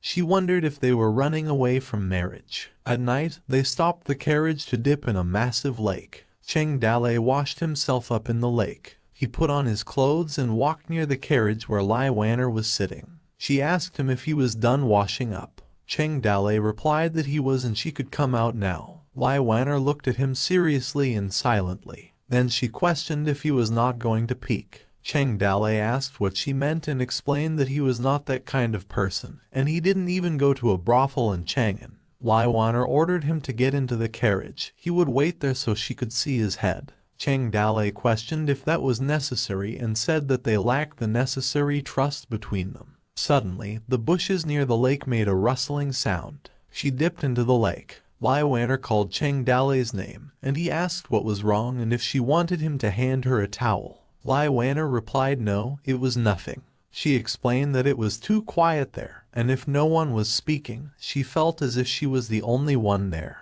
Cheng Dale asked her what she wanted to talk about. She replied that there was nothing to talk about and asked what he meant by what he usually said because no one understands it. Cheng Dale answered that it was a saying in his hometown, and even if he explained it to her, she wouldn't understand it. Once she moved out of her hometown, the people back home would always say different things about her, no matter what. Lai Wanner innocently replied that his hometown was Kin New Mountain. Suddenly, someone stepped out. She immediately panicked and asked who it was. When she realized who it was, she berated Cheng Dale and called him a bastard. Cheng Dale threw her a towel and said to hide because someone was coming, to which she received it silently. Someone said to Cheng Dale that his hearing ability was really admirable. He introduced himself as Scholar Killer Rendetti. Scholar Killer greeted Cheng Dale, and a description of him emerged that he was a famous top killer at age 38 with lethal scholar's sword skills. Cheng Dale asked if there were no others under Minister QE besides the mute scholar and the scholar killer because the mute scholar couldn't withstand a single move from him. Scholar Killer replied that Cheng Dale could give it a try because he was not the same as him. He replied that there was no need to hurry and wait for everyone. Scholar Killer asked what he meant by waiting for everyone and questioned if there were others. Red-haired ghost Yuan Zhu chuckled, amazed by Cheng Dale's skill, confirming that old Yuan had not misjudged him. A description revealed that Yuan Zhu was a renowned top pirate at the age of 42, known for his wild wave sword technique, and an experienced leader of the pirates of Liao Mountain. He was also arrogant, conceited, and mostly worked alone. Cheng Dale stated that everyone was present, and there was no need to hide, they should reveal themselves. Another man emerged and mentioned that a monk had told him about Cheng Dale's exceptional abilities. This man was named Zhu Shuang, known for his top martial artist skills at the age of 45, specializing in umbrella fighting, needle, and poison skills. Zhu Shuang was described as sinister, cunning, greedy for money and lust. He originated from the jungle and was recruited to be one of the 33 hidden dragon guards. Lai Wanner recognized Zhu Shuang and thought to herself that he belonged to the Merlion Guard. Cheng Dale considered that the three of them were first class, which posed a problem since the body he occupied had been used a few hours ago. However, he replied that the winner would have the final say and suggested they play a round of mahjong. The Scholar Killer responded, saying that a murderer like him, who had killed countless people on his way, would not let Cheng Dale stay in the world. Yuan Zhu remarked that he wasn't like them and wouldn't kill Cheng Dale. He just wanted to take the princess away to become his wife. Zhu Shuang told Cheng Dale that he was a bit confused because he didn't expect to leave there alive since people wanted to kill him. Cheng Dale thought to himself that it appeared that, aside from him, they were unaware of each other's strengths, so they were wary of each other. He suggested not playing mahjong and instead proposed a game of Fight the Landlord. Cheng Dale was troubled by a headache as he made decisions. The scholar killer desired to kill him. The red-haired ghost aimed to take the princess. Skywalker sought to whisk away the princess and eliminate Cheng Dale in the process, and Cheng Dale wished to escort the princess to safety. He extended his finger toward the red-haired ghost, signifying that he should be the first to be dealt with, which left him puzzled. Cheng Dale clarified that they all coveted the princess, and this pirate wished to make her his daughter-in-law. He additionally mentioned that the Merlion Guard would not permit the pirates to gain control of the princess, and he speculated that Minister Kui hadn't anticipated this situation. Zhu Shuang chuckled and suggested that they resolve the matter among themselves. The red-haired ghost referred to Cheng Dale as a brat. He explained that they were mountain bandits and pirates, which could also be considered as peers. The two charged at each other with raised swords, and Cheng Dale responded that peers were, in fact, adversaries. Cheng Dale charged his way at the red-haired ghost, but the sword instantly turned and attacked the scholar killer. Cheng Dale tried to strike him with his sword. Suddenly, he got blocked, and the scholar killer was amazed by his fast sword. He asked if he wanted to deal with him using lightning speed and laughed at Cheng Dale that it was a pity that his wishful thinking was wrong.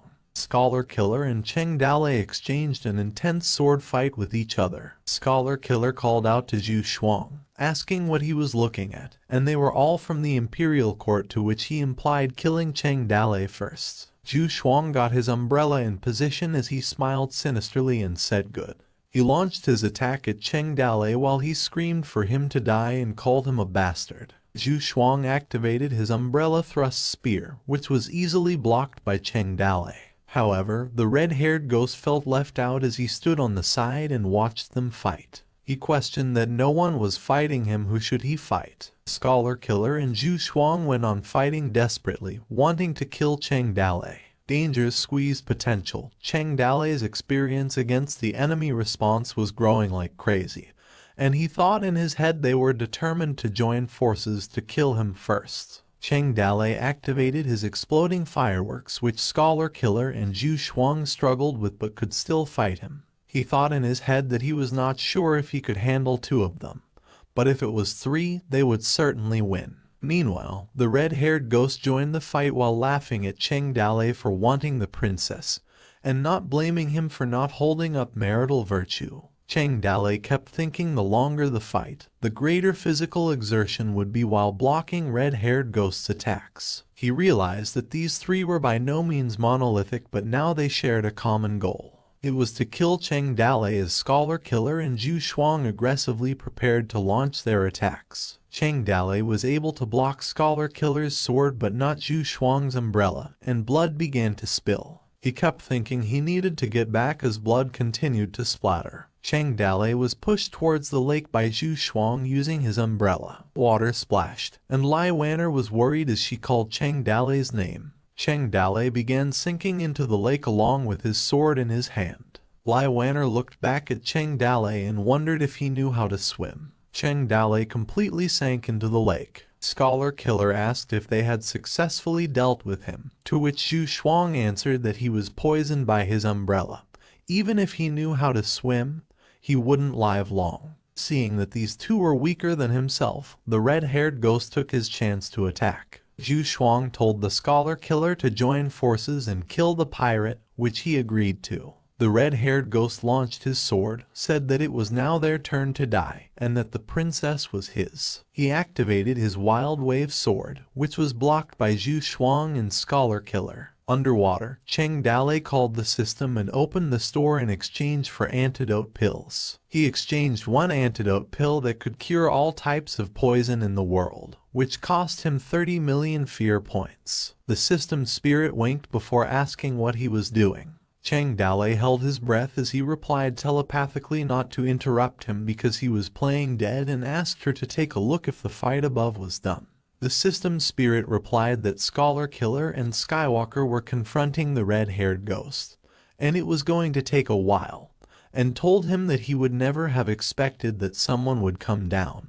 Lai Wanner swam down the lake while Cheng Dalei was confused. He kept thinking who it was who was grabbing his hand. Cheng Dalei wondered if it could be Lai Wanner. He kept thinking that she was trying to save him. Cheng Dalei knew they were still fighting to the death above, and if he went up now, they would immediately turn their attention to him and attack him. He decided that he was not going up. Lai Wanner was struggling and wondered if he was so heavy she couldn't pull him up. Cheng Dalei thought in his head that he did not need to save him, and he wanted her to let go and go up there. However, Lai Wanner was determined and held Cheng Dalei's face. This made him wonder if she was trying to give him oxygen. The red-haired ghost, scholar killer, and Zhu Shuang exchanged blows. Struggling, the red-haired ghost claimed that while fighting Cheng Dalei, the two of them were hiding their clumsiness while he cursed at them under his breath. He had the impression that the scholar killer's sword skill was extremely sharp, like a violent storm,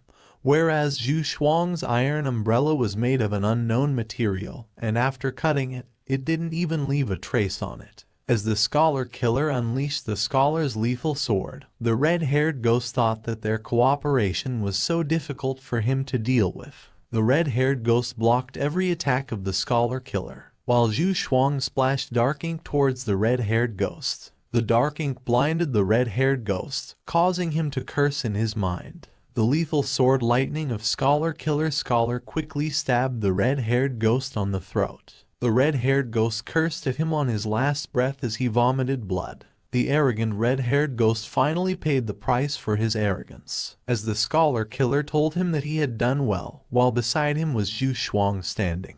The scholar killer informed Zhu Shuang that he had come to kill Cheng Dalei by the order of the minister, and now that the bandit was dead, he could escort Princess Mingyu away. He told him that he would see him later, to which Zhu Shuang answered, "Please." The scholar killer walked away, passing Zhu Shuang. Then, out of nowhere, they both attacked each other. Scholar killer swung his sword, but Zhu Shuang easily deflected it. Zhu Shuang retaliated by thrusting his umbrella at the scholar killer, who easily avoided it. They both continued as the grass beneath them moved. Zhu Shuang asked the scholar killer if Minister Qi had ordered him to kill Princess Mingyu, to which the scholar killer replied with a chuckle that Minister Qi did not want Princess Mingyu's life. He went on to say that at this time, saving Princess Mingyu and killing Cheng Dalei would be great accomplishments, and that because he recognized him as a Merlian guard, he would certainly take all the credit in front of Emperor Ming alone.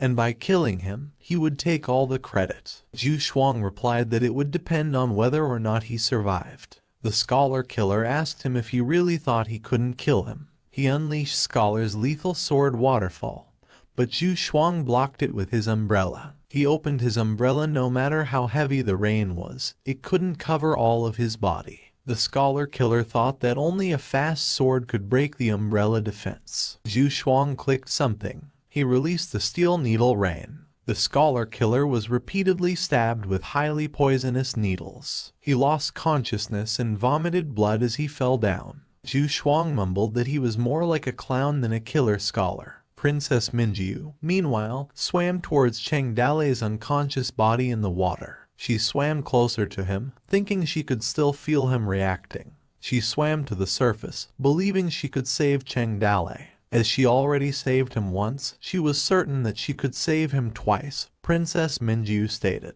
Princess Mingyu arrived at the surface and took a breath. However, Zhu Shuang stood nearby and asked her what she was doing down there. Zhu Shuang readied his umbrella and assured Princess Mingyu not to be afraid as he would take her back. On the other hand, a few steel needles were ready. Princess Mingyu ordered him to go away, as she needed to put on her clothes first. Zhu Shuang squatted down and told her that the area was dangerous, and he did not feel comfortable leaving Princess Mingyu alone. Princess Mingyu yelled at him, telling him to go away. He grabbed Princess Mingyu's clothes and told her that she didn't need to curse, and that he wasn't as good as a mountain bandit. He blushed as he smelled her clothes, saying they smelled good, worthy of the royal highness of the three cities, and the lovely and virtuous beauty whom everyone admires, and such a stunning beauty that even he would like. Princess Mingyu cursed him and asked if he was afraid of death if he was willing to betray Emperor Ming. Zhu Shuang informed her that he was from the country,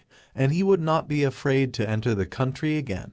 And as for Emperor Ming, he told her that he was just a mere clay statue. He told her why she shouldn't let him take her body right then. Then, all of a sudden, a man stated that he was choking to death. Cheng Dalei walked to the ground and commented on how deep the lake was. Zhu Shuang, surprised, asked if he had not been poisoned to death. Cheng Dalei pointed at him and said that he was about to die when an immortal gave him an immortal breath, and he came back to life, and he wanted Princess Minju to say it. Princess Minju blushed as she asked Cheng Dalei if he could swim. Cheng Dalei informed her that he was the second runner-up in the 400 trial on campus and asked her what was wrong because her expression was not quite good. Zhu Shuang informed him that he had already killed 2, and he didn't mind killing another one, to which Cheng Dalei questioned him. Cheng Dalei took a stance and asked if he had heard of a move known as the straightforward sword technique. Cheng Dalei asked Zhu Shuang if he knew how talented he was and how hard he worked in his spare time. Zhu Shuang believed that the Merlian guards had gathered information on everyone in the world and had a special investigation intel on Cheng Dalei, and that since his birth he had done many things that people couldn't do in their lifetime, and that he was possibly a genius who was good at fighting. Cheng Dalei informed him that he didn't put in much effort because he only had a cheat, which puzzled Zhu Shuang. Zhu Shuang was stunned in a moment as Cheng Dalei's body moved radially, as still as a rock, unleashing the colorless double-winged phoenix. Cheng Dalei moved like lightning as he charged towards Zhu Shuang. Zhu Shuang gritted his teeth as he realized that Cheng Dalei was so fast. He was convinced that there was no time to open his umbrella and that he must be pushed back with a poison needle. Zhu Shuang realized that as long as he could open his umbrella, he couldn't get close. Cheng Dalei released the 2 hearts beat as one skill, and he blocked all Zhu Shuang needles. Zhu Shuang was taken aback because Cheng Dalei's speed had not been reduced at all. Cheng Dalei unleashed Alfei's sword and thrust through Zhu Shuang using the straightforward sword. Zhu Shuang's neck bled, and moments later blood spurted out as he fell down. Cheng Dalei was gasping for air. He reasoned that using the fast sword while his right shoulder was injured was too harmful to his body. He held Zhu Shuang's umbrella and thought that it was nice stuff. A system information appeared, stating that it was a top-concealed weapon, called 1,000 Machine Iron Umbrella. Cheng Dalei walked towards Princess Minju and mentioned her name. He told her that he would get the carriage, that she should get dressed up, because others could soon find their way here. Princess Minju leaped out of the water and embraced Cheng Dalei. She told him not to go. Cheng Dalei reassured her that everything was okay and that they were all dead, so she didn't need to be afraid. He asked if she could still walk, and Princess Minju replied that he should carry her because the lake was too cold for her and her feet were numb. Cheng Dalei said that Emperor Ming was a piece of shit for bringing the Merlian guards, but Princess Minju told him that she had harmed him and couldn't help him. He said it was okay, and she was just a mascot in this game of life and death, and his mission was to escort her away.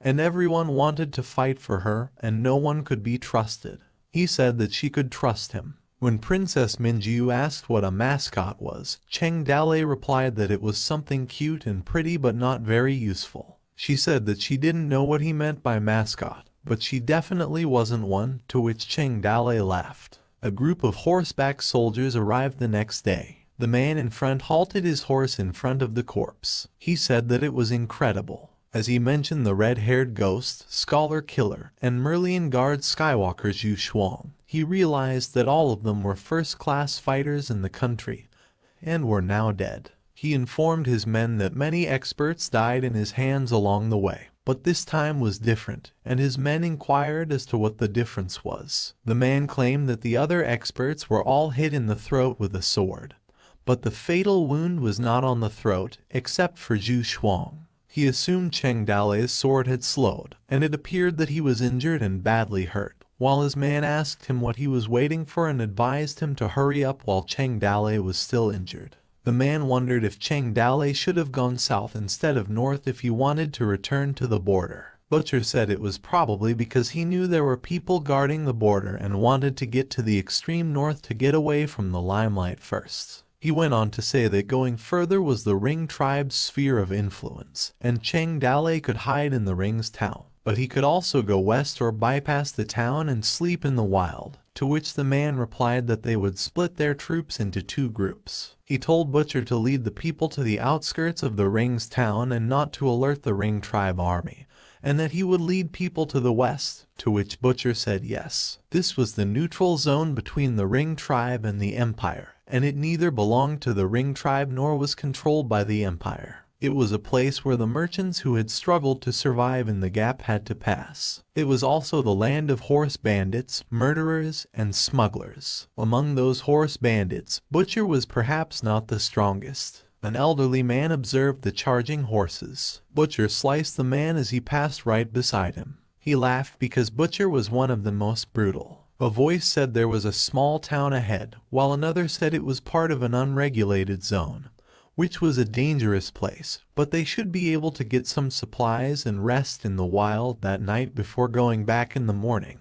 Cheng Dalei motioned for Princess Minjiu to come closer, but Princess Minjiu was perplexed and wondered why he was taking his clothes off. He asked her to help him and warned her not to touch him anywhere and be gentle because he was bleeding.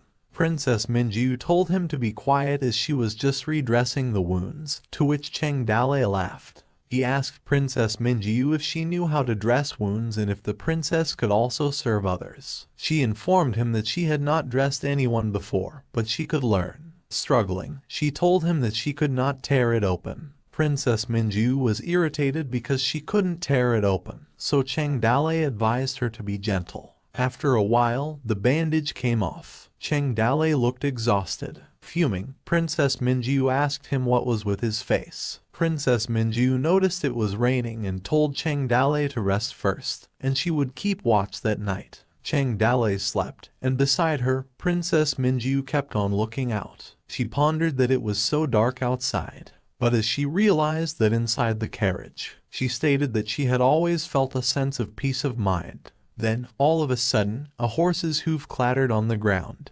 Princess Minju's eyes widened as she heard noises, and as she peeked outside the carriage, she saw silhouettes of horseback riders charging towards them. Princess Minju yelled, realizing that it was them. However, Cheng Dalei grabbed her shoulders and told her to shush. He advised her to stay in the carriage. Cheng Dalei told her to wait for him. Princess Minju said nothing. She peeked out of the carriage and watched Cheng Dalei confronting the bandits. Cheng Dalei told her to get inside and close the curtain, and not to come out, and not to show her face. The bandits yelled that they found them and ordered everyone to kill him, and that the princess was there. Butcher led his men and ordered them to kill the man and take away the woman. Suddenly, Hart appeared and told Cheng Dalei that they were going to end it quickly, to which he agreed. Cheng Dalei charged at the bandits with a thunderous aura. The wolves chased the sheep, but the sheep curled up on the ground and turned into a male lion. The aura of a single man, but it felt like that of a group.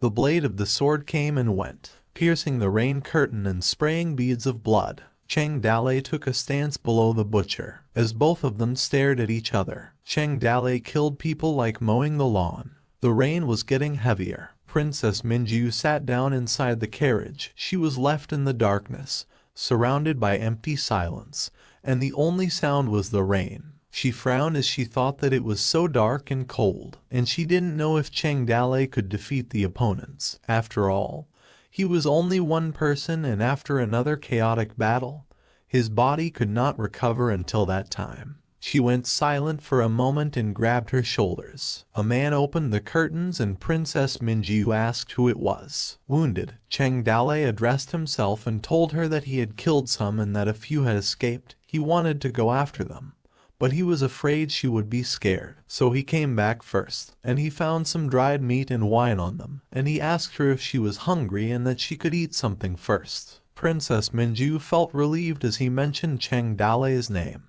Cheng Dalei smirked and asked if she was scared, telling her not to be. As he lost consciousness, he told her that he was with her. Concerned, Princess Minju told him to wake up and wondered what was going on with him. After a while, as the grass swayed in the breeze, Cheng Dalei grabbed his sword. As he expressed his pain, tears fell down his cheeks. Princess Minju told him that he was an idiot. She expressed her confusion as to why he fought so hard for her when he was just a mountain bandit. She went on to say that he was not like other bandits and she thought he would just snatch her away, but at the end of the day, he decided to escort her to the ring camps. Princess Minju asked him why because she couldn't figure him out, to which Cheng Dale addressed her name. Cheng Dale asked her if she really wanted him to kidnap her like that, and he wondered if it was her choice that she get married away from home, to which she disagreed. He went on to say that based on how he saw her earlier, she seemed pretty serious, and when she said she would marry for the sake of the country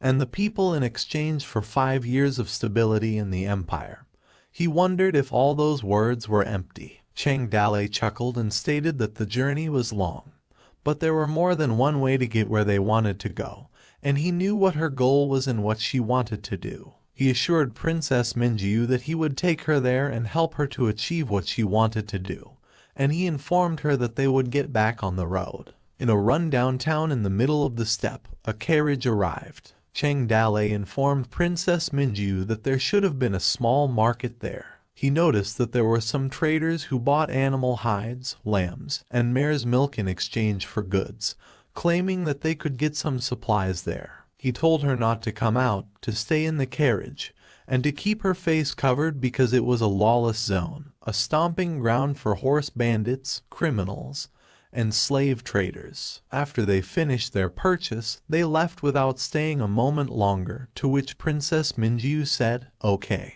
One of the traders noticed a foreign face. One of them asked if they could get money out of him, while the other warned him not to mess with him. They wondered what was in the carriage that drew the horse bandits, while others said that if they saw the bodies of the horse bandits outside, it had to have been Cheng Dale who did it, while others doubted that the wanderer died by his hands. The man stated that he looked like a buzzkill, while the old man said nothing. The old man took a peek and realized the wanderer's umbrella was on Cheng Dale's back, and it appeared that the wanderer died by his hand. Cheng Dale and Princess Minju walked around the town. They arrived at a store where the owner asked them what they needed and informed them that there were casinos and brothels nearby, as well as good wine and girls. Cheng Dale told him that he needed staple food, water, and jerky. The owner began to sweat as he realized he was covered in blood and wondered if he had just killed someone, and he asked him to please wait a moment. From time to time, there were people always glaring like a tiger eyeing its prey. And finally, no one dared to take the lead and could only watch Cheng Dale leave. The carriage continued forward until they arrived at a man sitting on a rock. The man asked Cheng Dale where he got the umbrella. Cheng Dale told him that there were umbrellas all over the street and wondered how he could recognize that the umbrella was related to him. The man stated that it was Zhu Shuang's umbrella, which made his reputation, and that he could only get it if he killed him, to which Cheng Dale asked him if he was his friend, and since it was a relic of the deceased,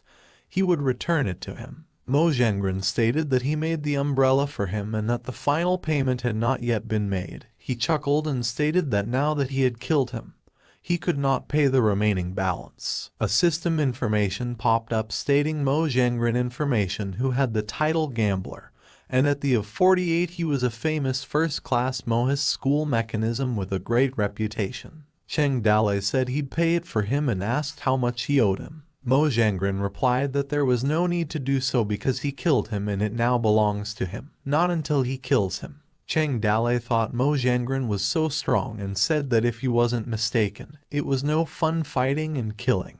When he mentioned that he was the gambler ghost that everyone in the country was talking about, he wondered if he wanted to bet with him. He wondered if Gambler Ghost was willing to gamble and never retract on his debts, which prompted Mo Zhengren to ask if he actually knew his name, and he assumed that he had been hiding for years and the world had forgotten it. Cheng Dale stepped down and said that was good. Mo Zhengren stated that killing him directly was not fun and suggested that they make a bet, to which Cheng Dale asked him what he wanted to bet on. He stated that one game would determine the winner, and if he won, he would let him go and give him the umbrella, and if he lost, he would have taken his life and all his things. According to Mo Zhengren, this included the woman in the carriage. Cheng Dale disagreed, saying that the stakes were not equal, and if he really wanted to make a bet, he should have let him choose what to bet, to which he said sure. Cheng Dalei stated that guessing big or small was too boring,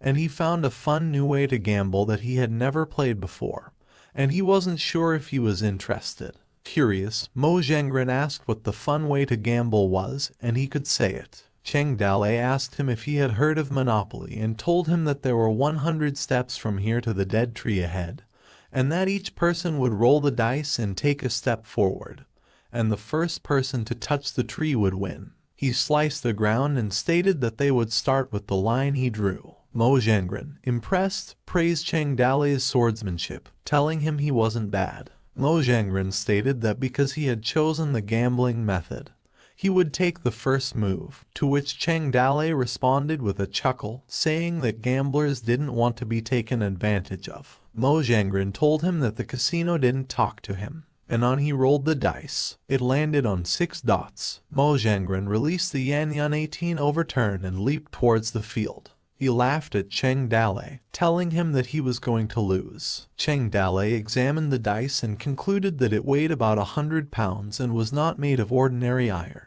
He threw the dice, and it landed on 2 dots, to which Mo Zhengren laughed, stating that he was being left behind. Then suddenly, Cheng Dalei leaped twice. Princess Minju peeked outside and mentioned Cheng Dalei's name. In the next round, Mo Zhengren rolled the dice and said that although he was good at swordsmanship, he was still going to lose. The dice rolled a couple of times, and until it landed on 6 dots again. Mo Zhengren ran while laughing.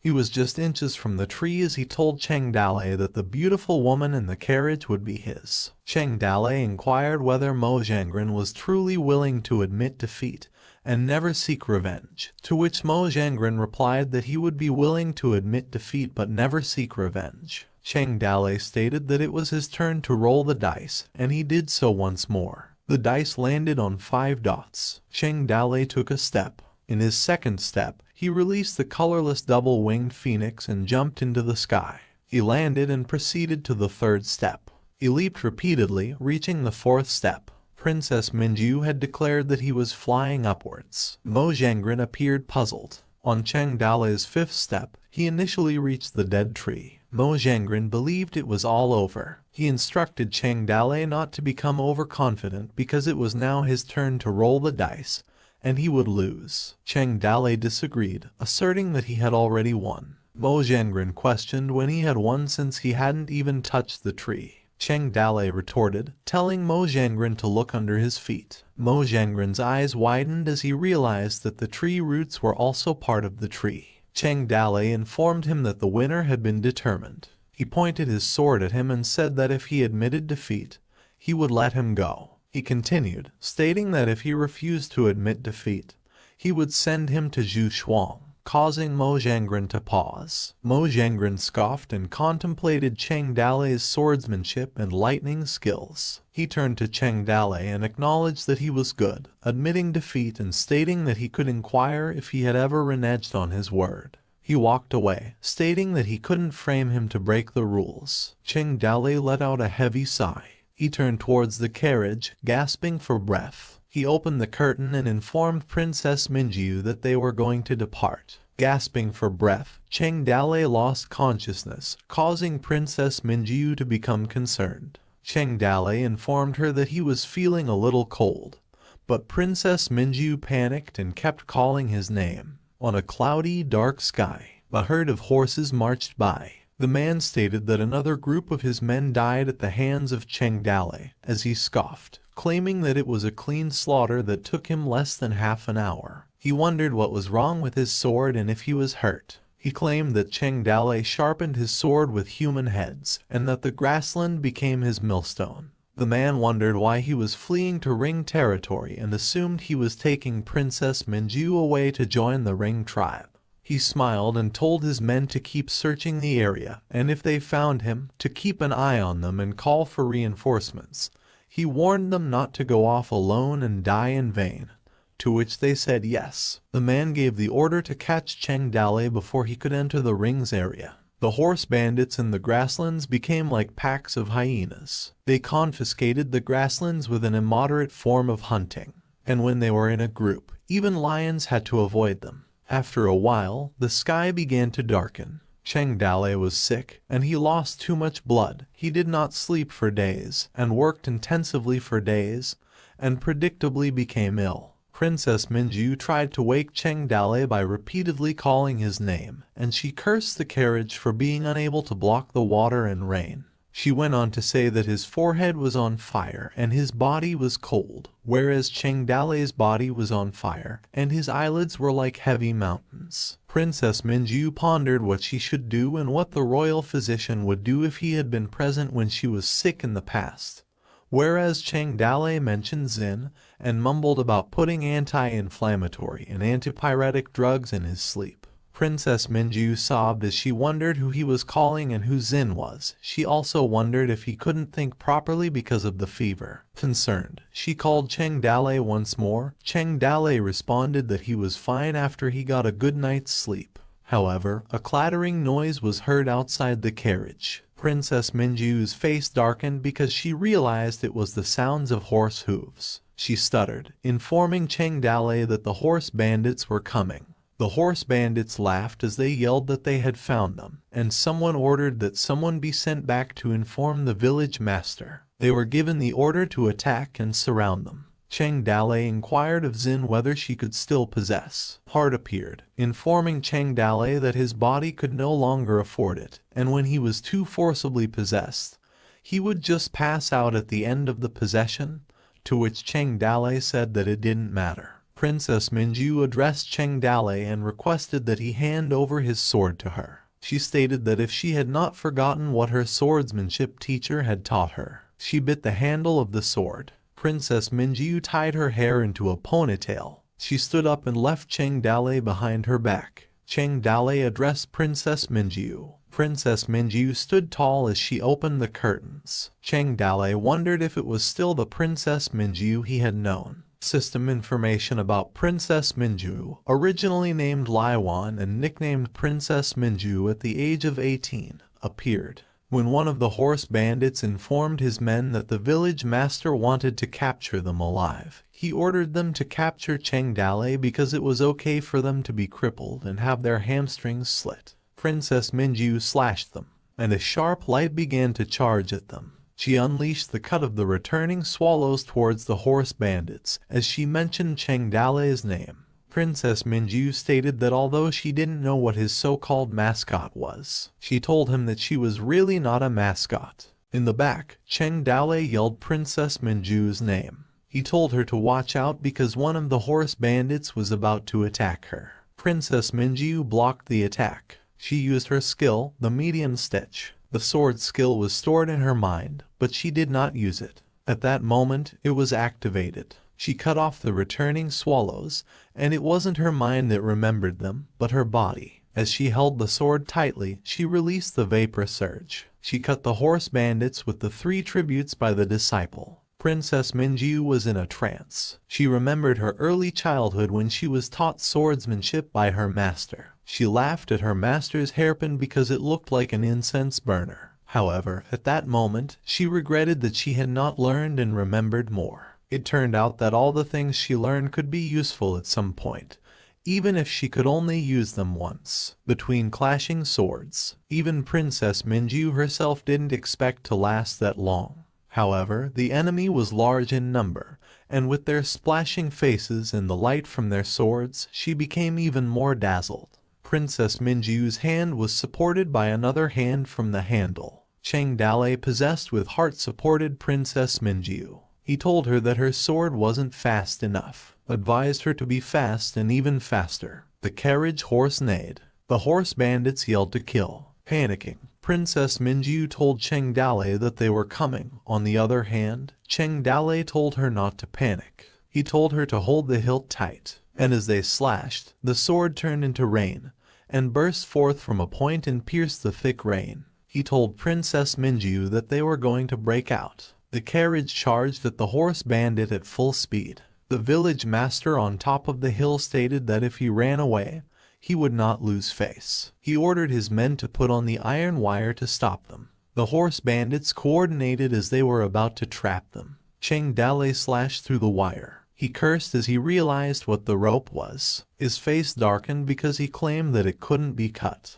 The wire got their horse trapped, and the whole carriage was entrapped. The horse bandits were told to pull. Cheng Dale hugged Princess Minju to brace for the impact. The carriage escaped from the trap, but it tilted. The village master smiled as he watched the carriage fall. The carriage's wheel rumbled as it spun incessantly. Cheng Dale caressed Princess Minju inside the carriage. Wounded, Princess Minju woke up. She noticed Cheng Dale and addressed his name. She repeatedly woke him up and called out his name. The lottery machine informed Heart that Cheng Dale was dying, to which Heart sighed and expressed her worries about him because he simply loved to stand up for others. She informed the lottery machine that she would give him access to a part of the system, and he would be responsible for maintaining it in her absence. The lottery machine inquired about what she was up to. The lottery machine asked her if she was going to exploit another bug and expressed his concern. He informed her that she would be banned by the system itself if she continued. Heart started the possession, and the system warned that the possession's cooldown had not yet ended. Another warning appeared, stating that multiple possessions in a short period of time could lead to the host's fragile soul being assimilated into the higher consciousness of the system sprite. While Heart instructed Cheng Dale to open his heart, the system stated that any hint of resistance from the host would cause irreparable damage to both parties, as the form of possession would be the descent of consciousness, but Heart insisted on lending his body to her. As the horse bandits surrounded them and yelled that they couldn't escape, a system message popped up stating that all possessions would consume all fear points. Another notification appeared announcing that the possession was complete, and this time it was the descent of consciousness, with no time limit. Cheng Dale coughed loudly, and Princess Minju informed him that they had no other options given that the horse bandits were approaching. Cheng Dale told her to be quiet. He informed her that there was a way to do it. He told her that, and so on and so forth as he caressed her head. Confused, Princess Minju blushed. She told him that even after all of this, he was still thinking about taking advantage of her, to which Cheng Dale replied that it was difficult to explain, but he remembered the last time. Princess Minju inquired as to how such a method could be possible. She grabbed his clothes and called him an idiot. Blushing, Princess Minju threatened to kill him if it didn't work. Cheng Dale was taken aback. Then moments later, the two of them kissed. A system notification popped up, stating that an abandoned mission of capturing a wife had been resumed, and the conditions were met, as well as the completion of the first phase of capturing a wife, with the reward being 1 raffle entry. It went on and said that the system sprite Zin had requested a new mission reward. And it went on to say that the administrator Zin intervened in the mission reward, and the mission reward was replaced. Another message appeared informing Heart that the mission reward was adjusted from 1 raffle entry to a Godfall buff, and the system also warned that the system sprite could only mobilize the power of the system if he met certain system conditions, which made Heart wonder which buff was better. She muttered something about this one fitting the bill. Heart held an orb and stated that they should repair the body first. Then a system notification popped up stating that the host had received a buff, and it was the princess's blessing, which completed the restoration of the body's condition and elimination of negative conditions, as well as a short-term increase in speed and strength. Cheng Dale informed Princess Minju that that was enough. Princess Minju closed her eyes and wondered. She opened them. Cheng Dale advised her to stay, to which Princess Minju asked him about his injury and what was going on. Cheng Dale kicked his sword and told her that it was hard for him to explain, and he could interpret it as her kiss being the medicine for healing. Princess Minju inquired about what he said about her being a medicine that could heal. Heart chimed in, stating that it was not a cure, but for her, she could say it was a medicine. Princess Minju yelled and told Cheng Dale to watch out. A group of horse bandits attacked. However, Cheng Dale intercepted them and charged through them.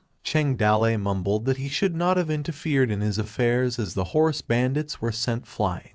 He went on to say that who could help it now that they had become close partners whose lives and souls were intertwined. And if they wanted to kill Cheng Dale, the system sprite would have to come and save the day, which made the man wonder what he was talking about. Heart stated that after the rescue, she had to stay in a banned place, which annoyed her at the time, and that things had to be dealt with completely because it was easy for her to descend. She threatened them that she would clean them up. The horse bandits were ordered to kill Cheng Dale, while others wondered how a single person could be so conceited. Cheng Dale slid towards them. He charged, and Heart informed him that they had to go because a substitution was now online. She also stated that she would kill all those pesky horse bandits. She went on to say that it was a rainy night that night, right down to the last one of them. The hunters chased the wounded lion, and the lion's skin was torn open and blood splattered everywhere. When the hunters looked in the cage, they discovered that they were trapped.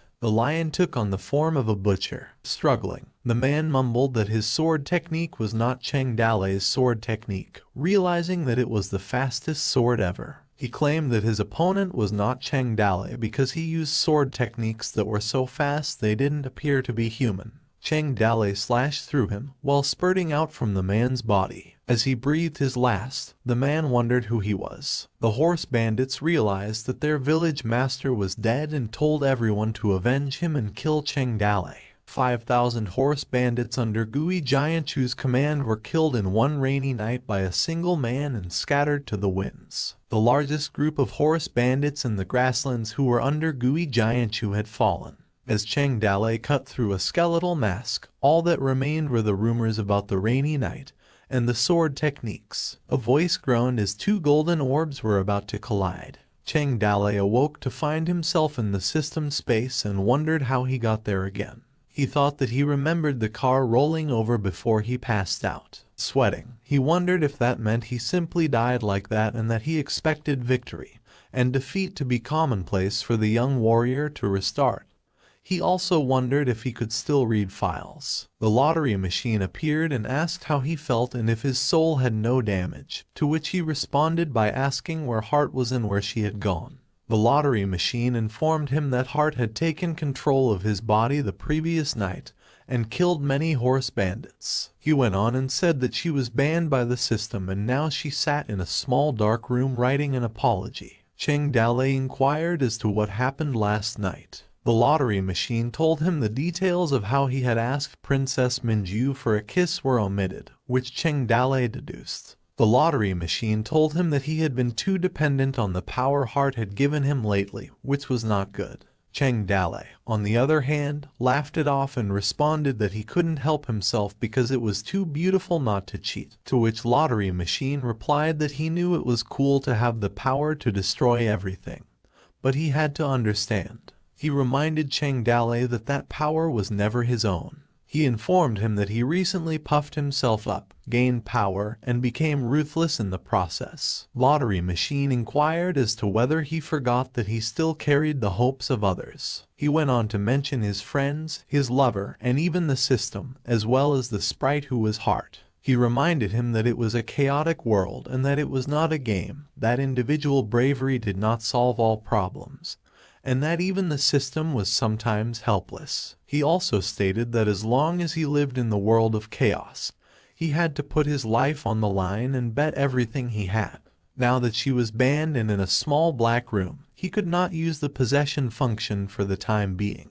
And if Heart abused her power in that way, the system would accelerate the birth of another sprite. As soon as the new sprite was born, Heart system access would be partially shared. He reminded him that Heart liked him and that there were things she didn't want to say, but that after the near-death experience, perhaps he should learn a lesson, for which Cheng Dale apologized. As he woke up, he saw a silhouette of a woman. Cheng Dale slowly opened his eyes. Princess Minju was about to kiss him when she leaned in closer. Cheng Dale asked her what she was doing. She stuttered and realized he was awake. Princess Minju blushed. She told him that she saw he was not awake yet and thought that she could wake him up. Cheng Dale complained that his head hurt and asked how long he had been sleeping, to which she replied that it had only been one day and one night. Princess Minju asked if he was hungry or tired and if he wanted to sleep some more, to which Cheng Dale replied that he was okay and that all he needed was water. But Princess Minju informed him that they had run out of water, but she still had some dried food. As the carriage began to rumble, Cheng Dale told her that they were going to get going and move on. Cheng Dalei sat in front of the carriage. He realized that the lottery machine was right, and he also realized that the only way to be seen as strong was to have his own power. As Princess Minju stuck her head out from behind the curtain, he believed it was time to practice his martial arts and improve his strength when he was done with the matter. Princess Minju looked up and wondered if he was healthy and felt better after kissing him. And he was able to kill all those horse bandits in only one day and one night despite his injuries. She couldn't believe Cheng Dalei stood in front of her as a living example, and she wondered what that meant. She remembered how similar it was in the water back then. She wondered if kissing him had truly healed him, and their journey was still going on. Snatching the princess became a significant event in the martial arts world. The country's people who returned from the grasslands alive participated in spreading all kinds of gossip. A voice asked if they heard that the mountain bandit Cheng Dalei snatched the princess, to which the other replied that they were not well informed and that it had been more than 10 days since the snatching. A man arrived, announcing that something big had happened, that 5,000 horse bandits were massacred. The crowd was skeptical and told him that it was a fake, wondering who could have killed the ghost. The man told them that he heard that the sorrowful ghost coveted Cheng Dalei's sword manual, and that he was chasing him with 5,000 horse bandits, and as a result, he was killed by Cheng Dalei with one sword and through his armor. And another asked what the sword manual was and why he still coveted sword manuals, because the sorrowful ghost's sword was so fast. Yet the man retorted that the escaped horse bandit told them that their village master had been reading the sword manual. The curious crowd wondered what kind of secret manual it was because they believed Cheng Dalei could use the Five Thunder technique and wondered if that was what the sword manual was about. While another chimed in, stating that he believed the sword manual was real, and that was why mountain bandits could rise so rapidly. Another customer told them what nonsense the sword manual they were talking about because he believed it was a forbidden technique. And another man also joined in their conversation. Slowly, a rumor spread in the country that Cheng Dalei was carrying a peerless martial arts secret manual, and the more it spread, the more outrageous it became. Eavesdropping, Su Shenji mumbled that Cheng Dalei really was worthy of being their village master. Kinman stood up and informed Zhu Shenji that they were going back to the Hulu mountain, to which Zhu Shenji asked if he didn't want to learn more. Kinman stated that Cheng Dalei would live and die in the grassland, and when their Toad Village brothers had almost gathered, he suggested that they go to the grasslands. Cheng Dalei and his men entered the territory of the Ring tribe, and the pursuers were afraid to search in the Ring tribe territory. And on the vast grassland, finding two people was like finding 2 grains of sesame seeds in a grass field. Princess Minju asked Cheng Dalei if they could go there. As Princess Minju and Cheng Dalei continued their journey, 2 people in the grasslands saw a sea of flowers everywhere in the mountains. Saw the sea of flowers flooded with butterflies filling the sky.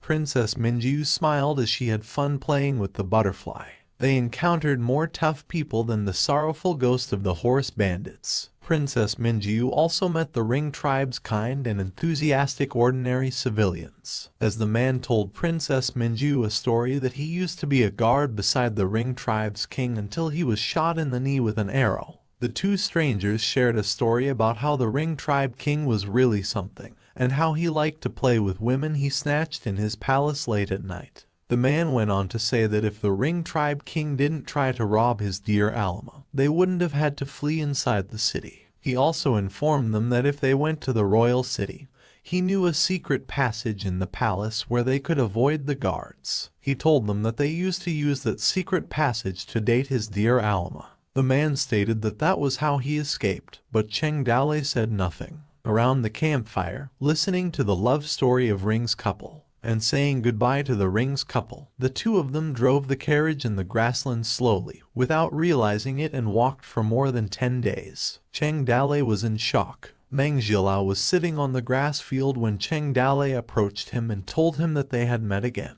Meng Zhilao ignored him and continued chanting.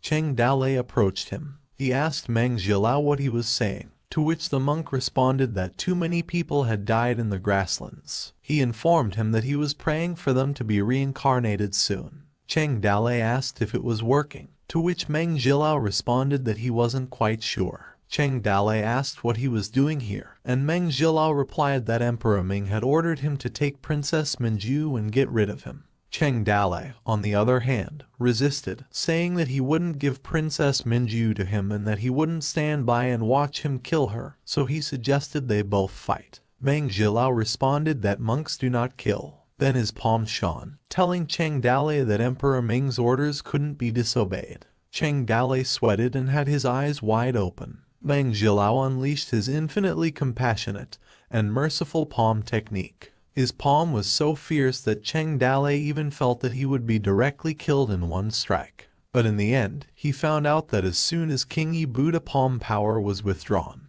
Cheng Dalei only felt a butt mound in the end. As his sword was spiraling above Meng Jilao, it was now almost on his arm. Cheng Dalei's sword cut Meng Jilao's fingers. Suddenly, 2 of Meng Jilao's fingers vanished, and his rosary beads snapped. Cheng Dalei asked him why he was doing this. Meng Jilao responded that if he took a slap from him, he could exact revenge for teasing him in the heavenly prison, and he could also return to Emperor Ming with his 2 fingers broken. He went on to say that now that he was a demon, the entire world would try to kill him. But in a world where everyone was fighting to eat each other, no one was chanting the sutras or praying to Buddha. Meng Jilao believed that perhaps what was lacking was a demon benefactor. Cheng Dalei shared a tale with Wanner as they stood by the shores of the sacred lake known as Daughter Lake, to the Ring tribe. He described that across the lake was the royal city of the Ring tribe, where they could see the tribe's king, Hu Yanba, and he informed Wanner that they were likely to be there tomorrow, adding that she still had a day to decide whether she wanted to join or not. While Wanner's eyes showed a sense of contemplative silence, Wanner, driven by curiosity, questioned Cheng Dalei about his knowledge of the grassland legends about the Daughter Lake. Intrigued, Cheng Dalei inquired about the legend. Pointing towards the lake, Wanner embarked on the tale of the Ring tribe's ancestors. She spoke of a young shepherdess who gave birth to a boy while herding sheep. Unmarried at the time, the shepherdess was kicked by her parents, forcing her to wander the grassland with her baby. Tears streamed down her face as she walked, and her tears became more abundant and finally became the daughter of Lake. Wanner continued the narrative, describing how the child was born and later became the leader of the Rings. He unified the people of the grassland, leading them to withstand the storms, managing their herds of cattle and sheep, and mentioning that became the first heroes of the grassland.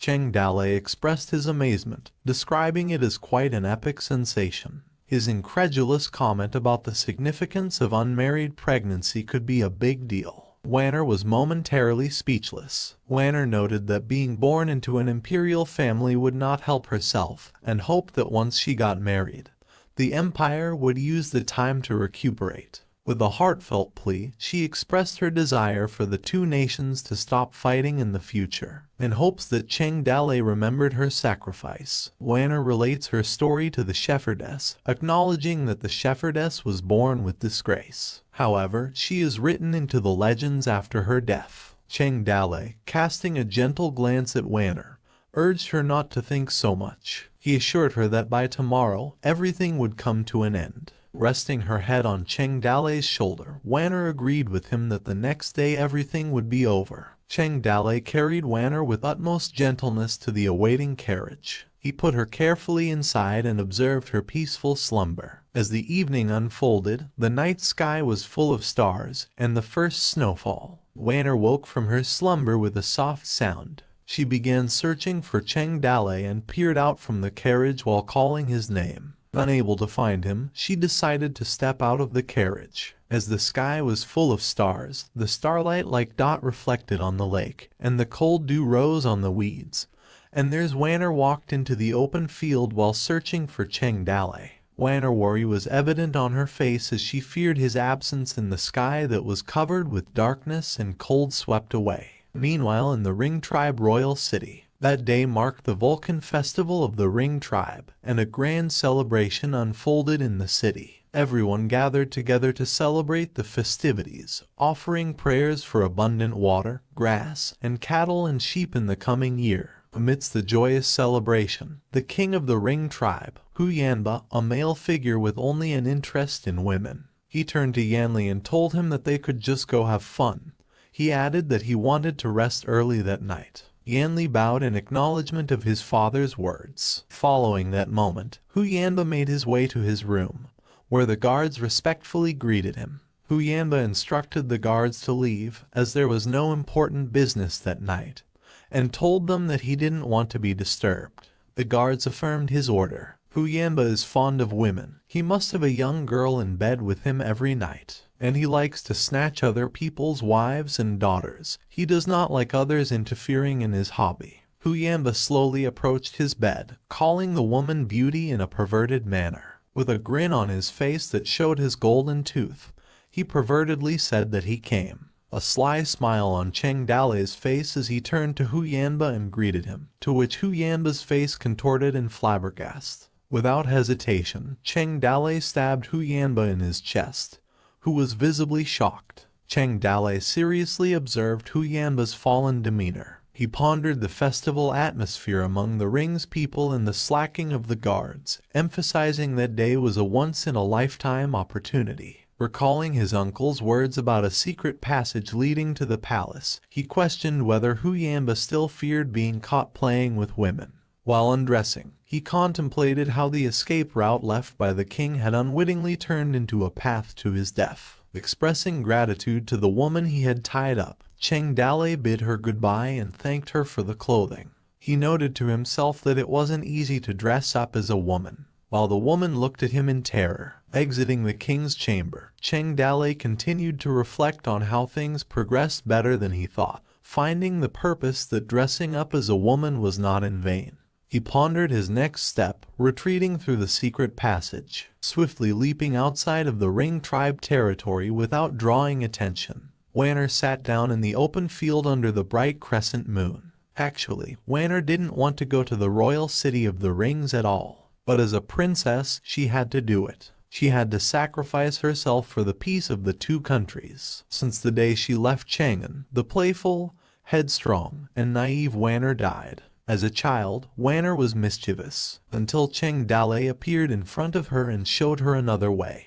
Wanner, who was dead inside, came back to life. She woke up a little angry, screamed, and said to herself that she didn't want to do it. She cried pitifully, cursing as she wiped her tears. Wanner insulted Cheng Dale as an idiot and couldn't believe that he left her without saying goodbye. Covering her face while crying, she questioned why he pretended to be a great nationalist and wondered why he couldn't change anything.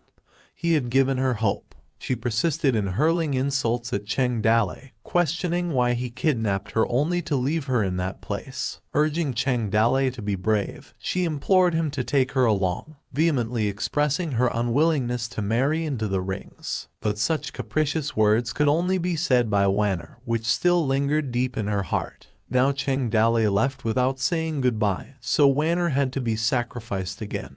And only Wanner, resigned to her fate for the common good at dawn, it was time for her to leave. As she stood up, she noticed in the distance a galloping horse was coming. In a hurry, Cheng Dale, who rode the horse, urged Wanner to hurry, fearing they would be too late if they didn't leave. Upon reaching Wanner, Cheng Dale leaped off his horse and instructed her once again to mount it, emphasizing that they no longer needed the carriage. Suddenly, he lifted Wanner, instructing her again to get on the horse. Wanner, puzzled, and questioned Cheng Dale about what he was up to. She asked him what he was doing last night. Cheng Dale gazed at her and informed her that Huyanba was dead and the Ring tribe would fall into chaos. Suddenly, the system emerged from the band room, excitedly announcing that she had finally gotten out. While Cheng Dale hastily fled from the pursuing group of the Ring tribe, he asked Wanner if she wanted 5 years of peace in the Empire. Casually, he mentioned that he was granting her 5 years of peace. At the same time, the system congratulated Cheng Dale for a great job and a beep sound from the system that he completed the mission and obtained a reward.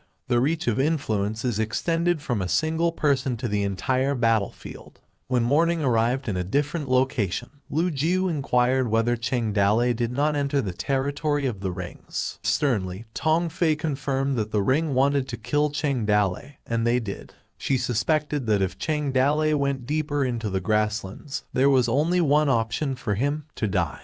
Lu Ju reacted, wondering why they hadn't encountered Cheng Dalei yet. Tong Fei explained that the main roads back to the border were heavily guarded and that they needed to search as soon as they could catch him. Suddenly, in the distance, Tong Fei's men called for their attention to deliver a report. He informed them that Cheng Dalei was right in front of them, coming with Wanner. Lu Ju was surprised and asked whether Cheng Dalei gave up on his own. However, Tong Fei questioned the panic of his men, who frantically explained that behind Cheng Dalei were the ringers, who were also attacking. Panic. The soldier informed them that Cheng Dalei led the attacking ringers' cavalry toward them. Some expressed their surprise, questioning that Cheng Dalei defected to the rings. On the opposite side, the ringers charged towards them with determination. Lu Ju was fired up when he commanded the Carp Dragon Guards, proclaiming that they were the strongest army in the empire. He declared that the time had come to show the honor of the Carp Dragon Guards. They moved forward to attack as well. Amidst the approaching clash, Wanner clung tightly to Cheng Dalei, expressing fear as she commented that they were squeezed from both the front and the back.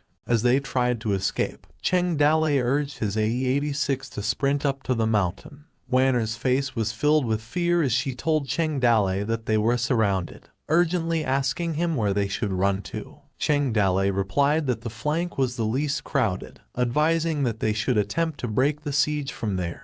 Doubtful, Wanner asked if they could break through. In response, Cheng Dalei told her not to be afraid, assuring her that the ringers couldn't keep up with the speed of his AE-86. He commanded his AE-86 to charge and run. Misunderstanding. Xu Hua told Yanli that the people in front were trying to cover Cheng Dalei's retreat. Yanli responded with irritation, stating that Cheng Dalei killed their king and now wanted to walk away. At the same time, Lu Ju informed Tong Fei that Cheng Dalei was leading the rings to attack. Annoyed, Tong Fei ordered Lu Ju to prepare for the impending encounter with the enemy. The 3,000 troops of the rings and the 3,000 Carp Dragon Guards clashed like two torrents. As they clashed, the dust from their horses added to the intensity of the battle. Tong Fei remarked that the situation was unfavorable, as Cheng Dalei was escaping. She instructed Lu Ju to take some men with him to pursue Cheng Dalei and ensure that he didn't get away. Lu Ju acknowledged her order. Also, Yanli informed Xu Hua that they would hold back the enemy, and he ordered Xu Hua to take some men to kill Cheng Dalei. Xu Hua confirmed his order. Xu Hua attempted to provoke Cheng Dalei, asking why he didn't come and face him. Meanwhile, Lu Ju ordered his men to attack to catch Cheng Dalei, as he wanted to break his legs. All of Xu Hua and Lu Ju's men were chasing Cheng Dalei. When he glanced back, Cheng Dalei told them to go about their own business, as there was no need for them to send a group to deal with him. Cheng Dalei called the system and requested a little song. The system responded with irritation, informing Cheng Dalei that she was not a street singer who would start singing at his command. Cheng Dalei tried once more to request, asking the system to provide him with a battle song background music. Annoyed, the system responded that it was much better. Then it activated the war song, deducting 100,000 fear points, leaving Cheng Dalei with only 201,151 fear points but increasing his racing speed by plus 50%. He realized that he ran out of fear points as he cursed. Suddenly, he noticed people in front of him, thinking that the people had appeared unexpectedly. The people in front of him wore smirks. One of them commented that Cheng Dalei willingly came to them. Another one remarked that if they killed Cheng Dalei, they would obtain Wanner and the book with the sword techniques. The third individual also chimed in, saying he heard about a great treasure hidden in the sword book. He told them that if they found it, they would become rich. Cheng Dalei asked himself where those people came from. He told Wanner to hold on to him tightly as he would rush through in one breath. He swiftly attacked the people using his explosive fireworks techniques and sternly told them to get lost. Cheng Dalei found himself surrounded by those people who signaled to each other to stop him. One of them demanded that he hand over Wanner and the sword book, promising to spare his life in return. Another one concurred with his comrade. Confused, Cheng Dalei wondered about the sword book they mentioned and questioned why he did not know such a book. Then, he complained to the system about the BGM being useless for fighting. He asked if she had a new song and requested to change the disc, to which the system confirmed. The system held the bullhorn, announcing that the war had begun and it was time to assemble, calling the group. And she blew it loudly. While Cheng Dalei engaged in the battle, he couldn't help but wonder about the bullhorn and the type of BGM that was playing. He pondered that he didn't feel like it was strengthening him. As a group of galloping horses approached and searched for him, Cheng Dalei swiftly glanced back to see those who were looking for him. Those people were Cheng Dalei's group. They called out his name, informing him that all the men of Toad Village had assembled. Kin Man brought their flags and declared that they were there to help him. With determination, Liu Bei raised his sword as he commanded their men to charge. A year after the Battle of King New Mountain, the crowd grew stronger, and the Gao brothers told Cheng Dalei that they all came. At a glance, dozens of top characters, the weakest in the army of 1,000 people, was also an excellent expert. Cheng Dalei raised his sword, greeted his men with joy, and mentioned that it had been a long time since they last met. He ordered his men to follow him in breaking the enemy formation, showing his face beaming with delight. His men attacked, following his command to break the enemy formation and ensure Cheng Dalei's escape. As they clashed in battle, the men who had once lived in exile were now reunited, their faces reflecting joy as they met again. The Toad Village brothers marched all the way. They were so strong that the country's people got easily scattered by them. Jiang Fei skillfully slashed the enemy using the pierce the pig technique, while they continued to break the enemy's formation. The county's people saw that the situation was not right and quietly began to retreat. Yanli angrily ordered his men to kill Cheng Dalei, making it clear that they must not let him leave. Meanwhile, Luo Ju also gave his command to kill Cheng Dalei and emphasized that he should not be allowed to escape. During the war, Sai Long questioned the rarely joined forces between the Ring tribe and the Merlian guards. Guan Yu remarked that Cheng Dalei was already safe, and their task was to take care of the pursuers. He glanced at Sai Long and informed him that he would handle the Ring tribe on the left while Sai Long should take care of the Merlian guards on the right. Sai Long questioned Guan Yu about the strength of the enemy. Guan Yu proudly replied that he saw that the enemy was just selling their heads. As they battled, Guan Yu effortlessly sliced through the enemies with ease. Sai Long, on the other hand, used his technique and managed to knock down several opponents. Boastful, Gao Fei mentioned that killing Rings still felt good to him.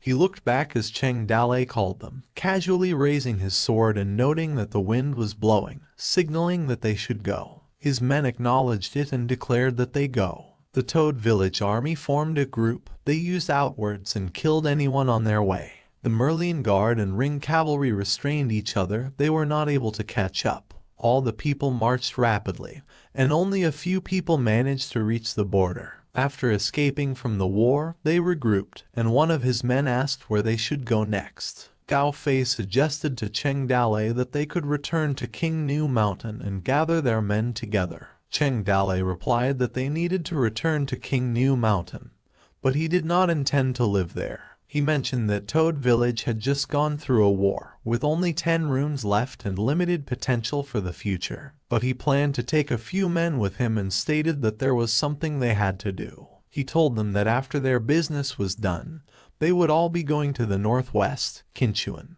All of them agreed that they would follow Cheng Dalei wherever he went, no matter what. Cheng Dalei gripped his sword and told his group that they should return to the village and pack up their belongings, as they would be bringing their families, men, and food. Lifting his sword, he instructed everyone to wait for him at Hulu Mountain, as they were already sent 100 people there to join them on their journey to King New Mountain. Then, he raised his sword and declared that once he finished his business in King New Mountain, everyone in Toad Village would move to Qinchuan, and they would work together to rebuild their mountain village. As the night fell, Cheng Dalei walked towards a tent.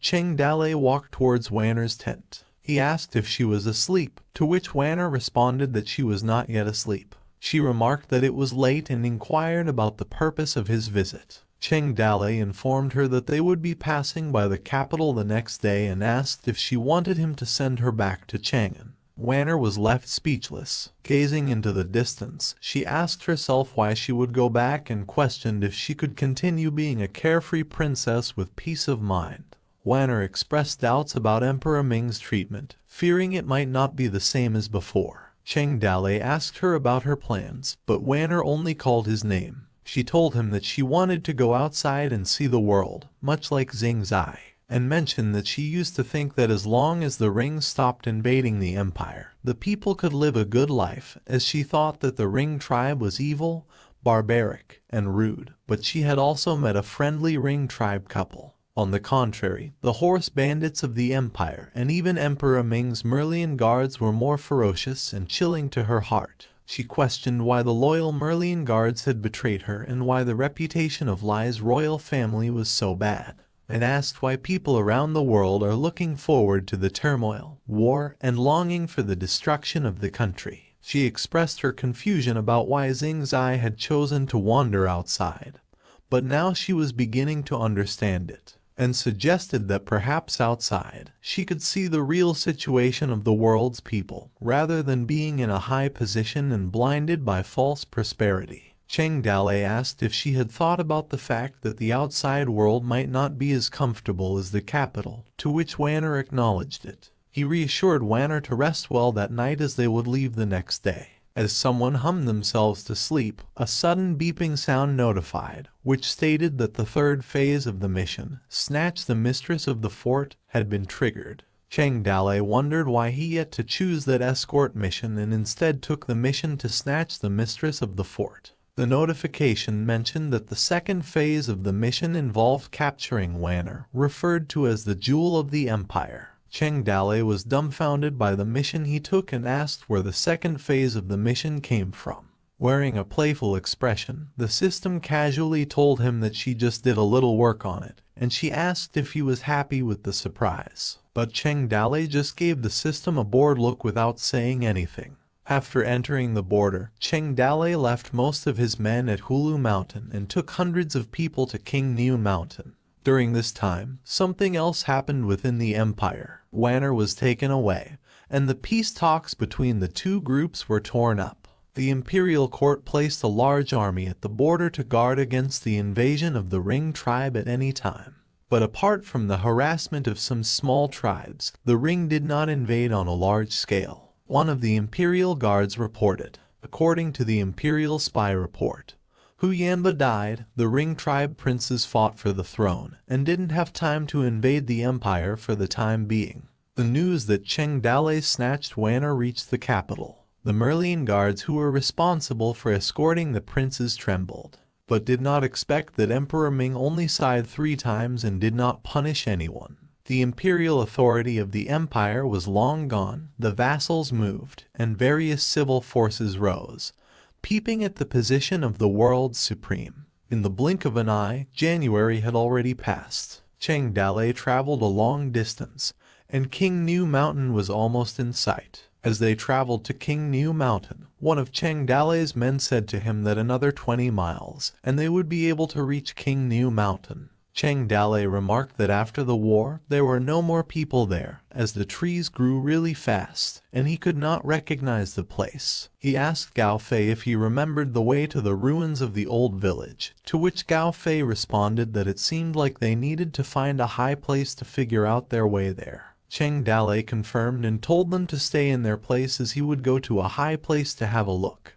Gao Fei affirmed his decision. He went to find a high point to survey the area. As he reached the high point, Cheng Dalei pondered about his return to King Niu Mountain and how he had come for the treasure map. Back then, the mountain village had been flooded, making it impossible to dig for the treasure. He pondered as he looked at his map, thinking that he was poor and needed the treasure as startup capital to rise again. Hoping that no one had gotten there first, he suddenly realized that something was not right, wondering why there was not a single bird chirping. He thought that there was only one explanation for the situation. Amid his thinking, a rope suddenly appeared and was swiftly tied around him. He suddenly filled with fear as he saw what was happening before his eyes. A man who was hiding in the trees held the rope, descended, and pulled it over. Due to the shock, Cheng Dalei let out a curse, and his horse was comically surprised as well. Cheng Dalei found himself hanging in the tree, realizing it was an ambush, and the birds had already been scared away.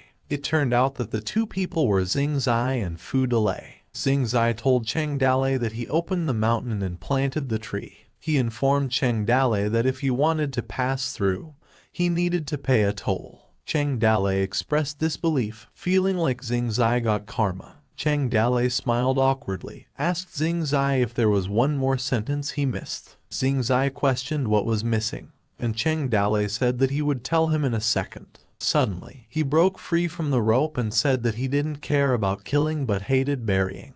After freeing himself, he landed swiftly on the ground, surprising Xing Zai and Fu Delay. Surprise! Fu Delay commented on Cheng Dalei's strength, while Xing Zai expressed his disbelief that Cheng Dalei had managed to free himself. Angry, Cheng Dalei clenched his fist as he insulted them, daring them not to move, asking if they could not recognize their ancestors in the industry. However, the two of them turned their backs on Cheng Dalei and started whispering to each other. In their conversation, Fu Delay asked what they should do, remarking Cheng Dalei seemed to be a tough guy. Xing Zai responded that there was no need to be afraid, as Cheng Dalei was alone and just a little stronger, emphasizing that they had a sword. Fu Delay suggested that they should go together so they could grab some food, mentioning that they hadn't eaten for days, which Xing Zai acknowledged. Xing Zai, still trying to act tough, insulted Cheng Dalei by calling him a kid and told him to consider it his bad luck.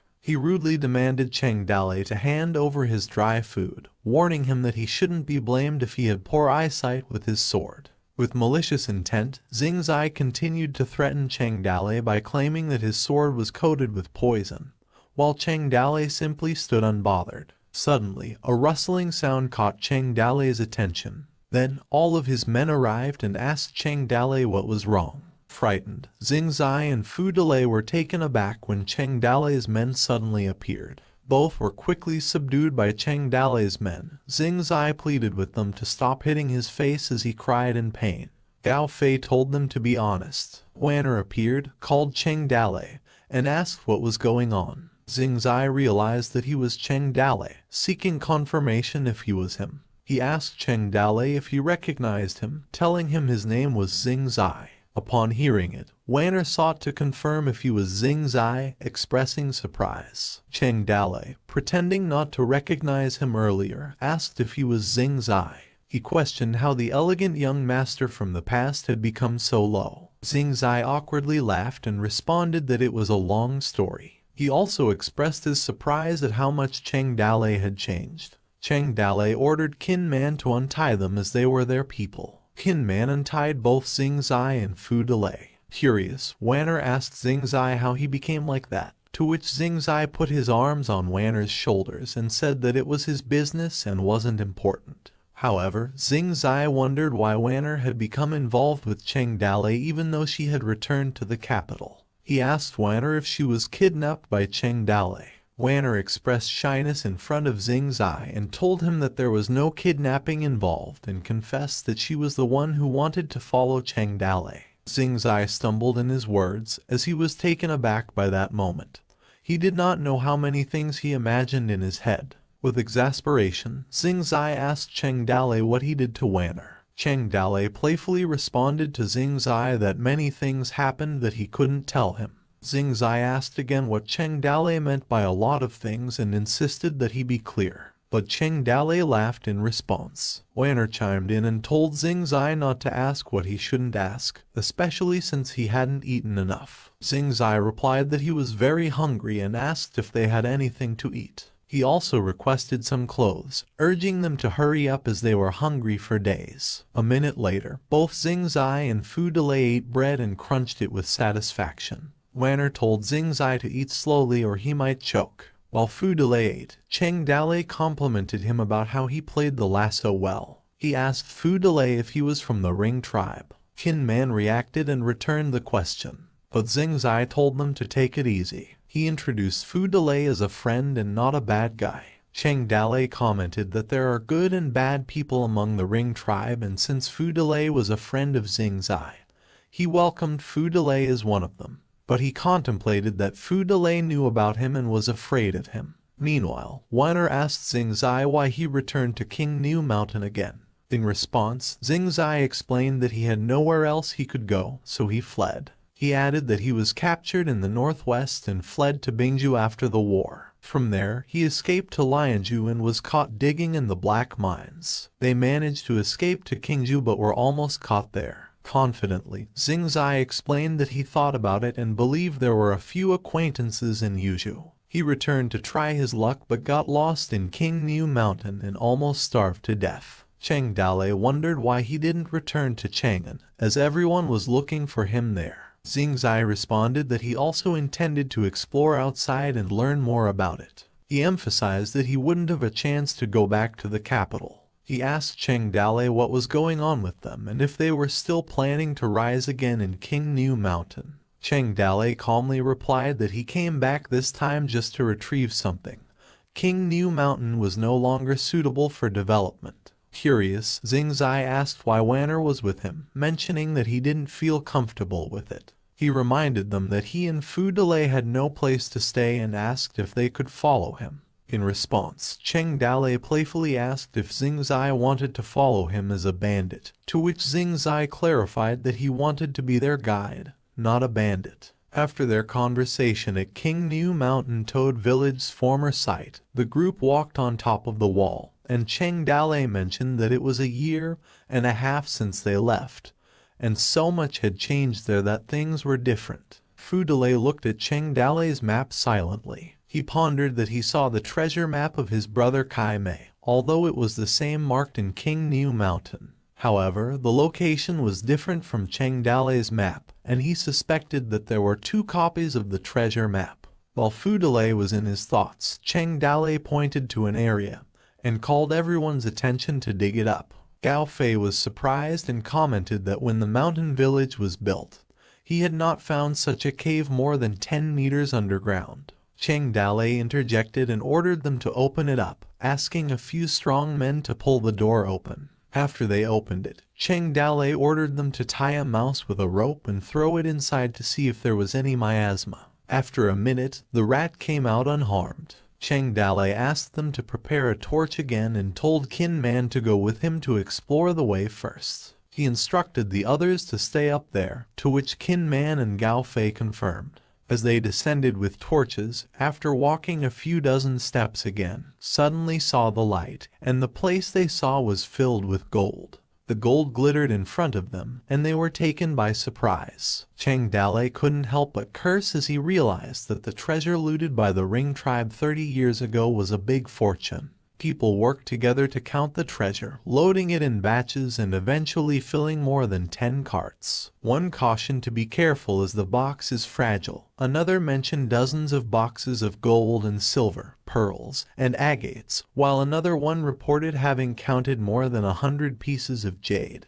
They covered the treasure with thick straw and grain, disguising it as grain and straw merchants. It took several busy days to empty it. Before Cheng Dale left, he took his men once more to pay their last respects to their men buried in King New Mountain. He gave them a last message that it would be the last time they would see each other, and they showed appreciation. After their visit, the carriage began to move, and Cheng Dale instructed his men to go. As they traveled, Xingzai inquired about where he was going to take his men next. In response, Cheng Dale revealed that they were heading northwest towards the Rukin River. He mentioned that Emperor Ming had appointed him as the guardian of the Qin River Pass and suggested to Xingzai that it would be ideal for him as they could legally obtain the territory for himself. Xingzai was taken aback and advised Cheng Dale not to go there. Cheng Dale was surprised by Xingzai's reaction, asking him why he didn't want him to go either and questioning him about what was in that area.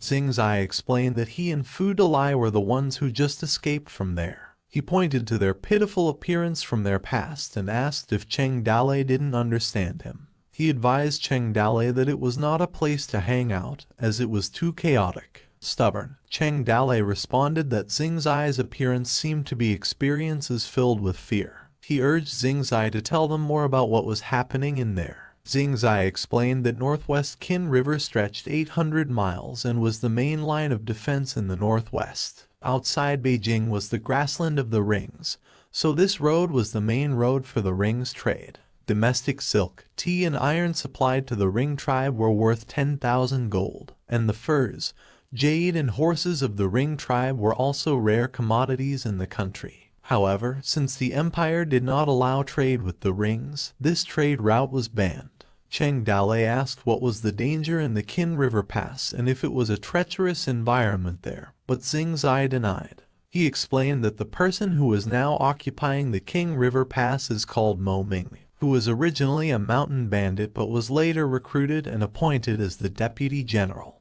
And because Qin River was in the highlands and the emperor was far away, he had at least 10,000 private soldiers, which put the whole Qin River Pass under his control. Interjecting, Qin Man speculated if it could be a mountain bandit, which made Gao Fei react, telling others that they should make it clear to them who was in charge. With a wide smile, Zhang Fei remarks that even if there were tens of thousands of them, there weren't too many, while Gao Hu comments that they would teach them how to behave and what to do, displaying aggression on his face. Incredulous, Xing Zai pondered about Cheng Dale's men and wondered how he raised such a group. He emphasizes the fact that they were only 1,000 men, while there were tens of thousands of men on the other side. He questions Cheng Dale if he intended to teach them how to behave. Cheng Dale explains that it is because Mo Mingmi controls the business channel to do business and questions why Mo Mingmi didn't want others to interfere. Xing Zai responds that there's more to it than that. He spells out that the main reason for the conflict is the discovery of iron ore in the area. Mo Mingmi was plundering people to mine it for himself and selling it to the rings at a great profit, and emphasizes that it was against imperial law, so he didn't want outsiders to get their hands on the place. He also shares the horrifying conditions in the mines, where civilians were mistreated, and many went in alive but came out as nothing but bones. The fear in Xing Zai's eyes was evident as he recalled the time when he and Fu Delay had been trapped in the mines and struggled to get out. Wanner questions how they dared to privately mine iron ore and sell it to the rings. She suggests that they should return to the capital and mobilize their troops to attack them. However, Xing Zai explains that things were not so simple as interests were intertwined, and says that he didn't have the troops to mobilize. His face became serious as he added that Mo Mingmi's capacities couldn't play on such a big scale, and also suspected that someone was behind it, but he didn't know who. Cheng Dale realizes that Qi Xiang had once sent someone to kill him, even if it was just to avenge Longting. He suspects that Qi Xiang aimed to prevent him from reaching the Qin River, and he considers Qi Xiang to be the one behind Mo Mingli. Additionally, he believes that Emperor Ming had appointed him as the guardian of the Qin River passes, as the monk indirectly hinted that he should head to the Qin River, and Cheng Dale fears they wanted him to confront Qi Xiang. He understands that the Carp Dragon Guards and the Imperial Army would not give him any trouble, allowing him to advance without fear. Contemplating a strategy to drive away and acknowledging Emperor Ming is good at what he does. Shortly after, Cheng Dale and the others made their way back, occasionally encountering bandit vermin blocking the road. Some people even recognized Cheng Dale.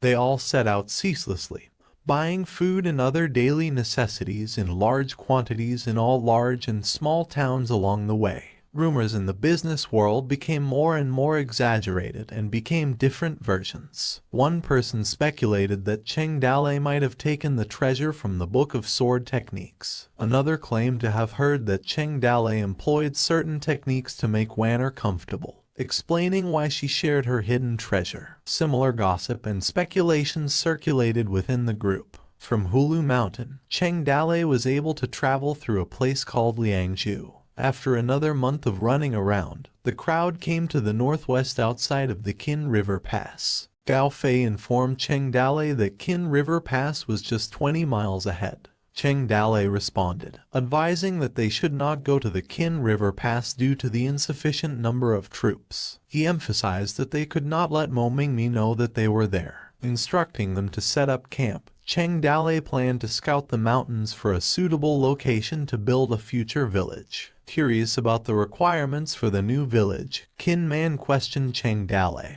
who confirmed the need for water, flat farmland, defensible terrain, and difficulty for attackers. Xing Zai interjected, expressing knowledge that he knew a place that should fit in the category. Surprised, Cheng Dalei inquired about the place. Confidently, Xing Zai mentioned that the location is easy to find, but the only problem is that it is already occupied. Curious, Cheng Dalei asked who occupied the place. Xing Zai clarified that it wasn't people but snakes, emphasizing their poisonous nature. Despite this, all other conditions were met. Then Cheng Dalei ordered Qin Man to join him to see the place due to his proficiency as a hunter, to which Qin Man confirmed. Following this, Cheng Dalei instructed the rest of the group to temporarily dive into the mountains and forests to hide, which everyone confirmed.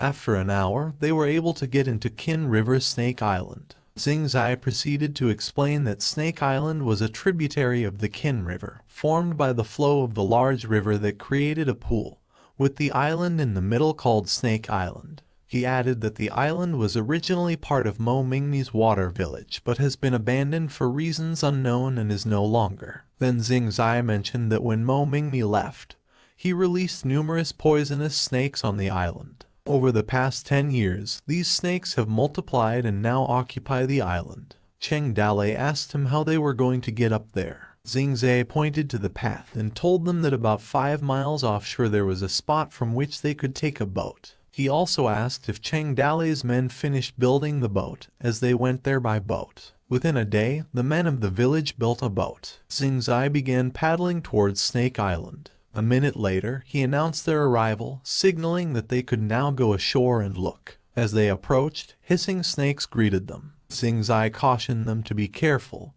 emphasizing the presence of snakes on the shore and the potentially life-threatening consequences of getting bitten. Cheng Dalei, quick to action, tightly gripped his swords and inquired whether the snakes were fearful of people. Without hesitation, he swiftly slaughtered them, causing some to flee away. Impressed, Xing Zai commented on Cheng Dalei's improved swordsmanship over the 2 years they hadn't seen each other. He boasted about his sword, claiming it to be one of the best in the empire. Cheng Dalei modestly responded that it wasn't bad, diverting the conversation. He called upon Qin Man, asking if he could identify the snake species, to which Qin Man replied that there were too many to recognize, but most were poisonous and highly toxic. The three walked around the edge of the island, roughly scouting the terrain but not going any deeper. Xing Zai mentioned that the island's center appeared to be Mo Mingmi's village, now covered in mist. Cheng Dalei advised that they didn't need to rush and suggested they look at it in more detail next time.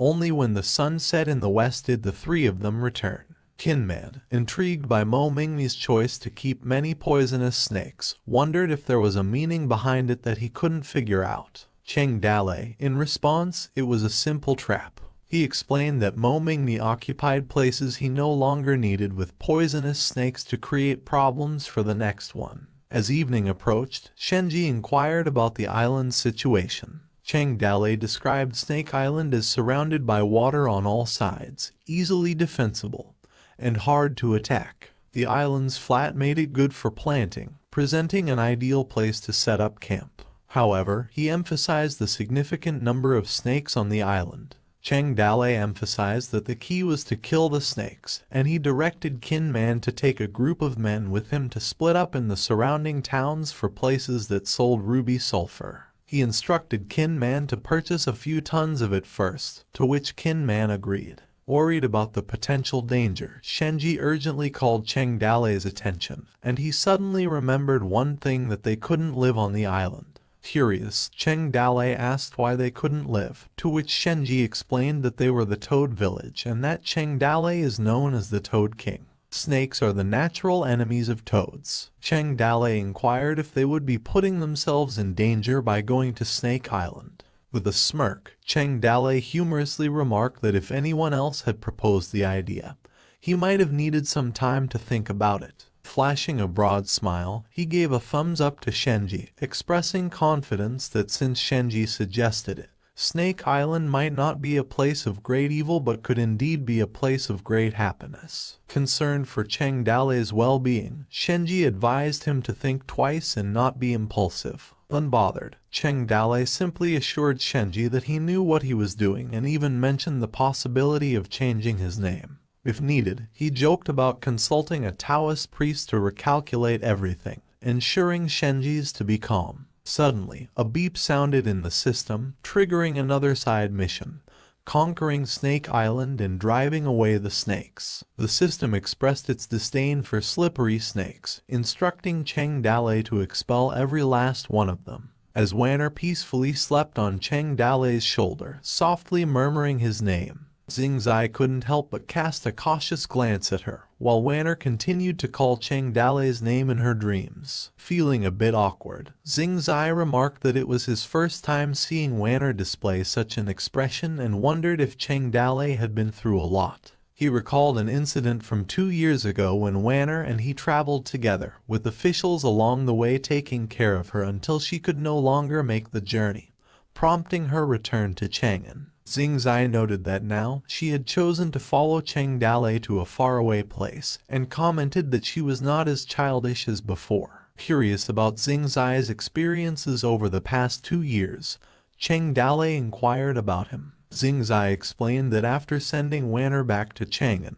he felt a sudden desire to go outside to look. He went to the grasslands from King New Mountain, herded sheep, worked with labor, and conducted business with merchants. Cheng Dalei took a glance at Xingzai and asked about his feelings, to which Xingzai admitted that it was terrible. He elaborated on the comfortable life in Chang'an with maids waiting on him. He still wanted to go outside to see the world, and recounted the invasion of the Ring tribe, the empire's defeat, and how the realization of his royal status prompted him to question how he could remain indifferent and not strive to turn the tide against the current. With a sense of sorrow, he mentioned that the outcome was that no one cared about him at all, leading to his arrest as a liar, and making him appear foolish. In response, Cheng Dalei suggested that he had heard in Chang'an about his escape from prison, proposing that if he were sent back to Chang'an, he should be fine. Xingzai, however, expressed reluctance at the idea of being sent back, feeling somewhat embarrassed, especially given his status as at least the 6th prince. He didn't want to lose face in such a manner. Reflecting on his experiences, Xingzai shared a story of running and fleeing with refugees, witnessing defeated soldiers and people.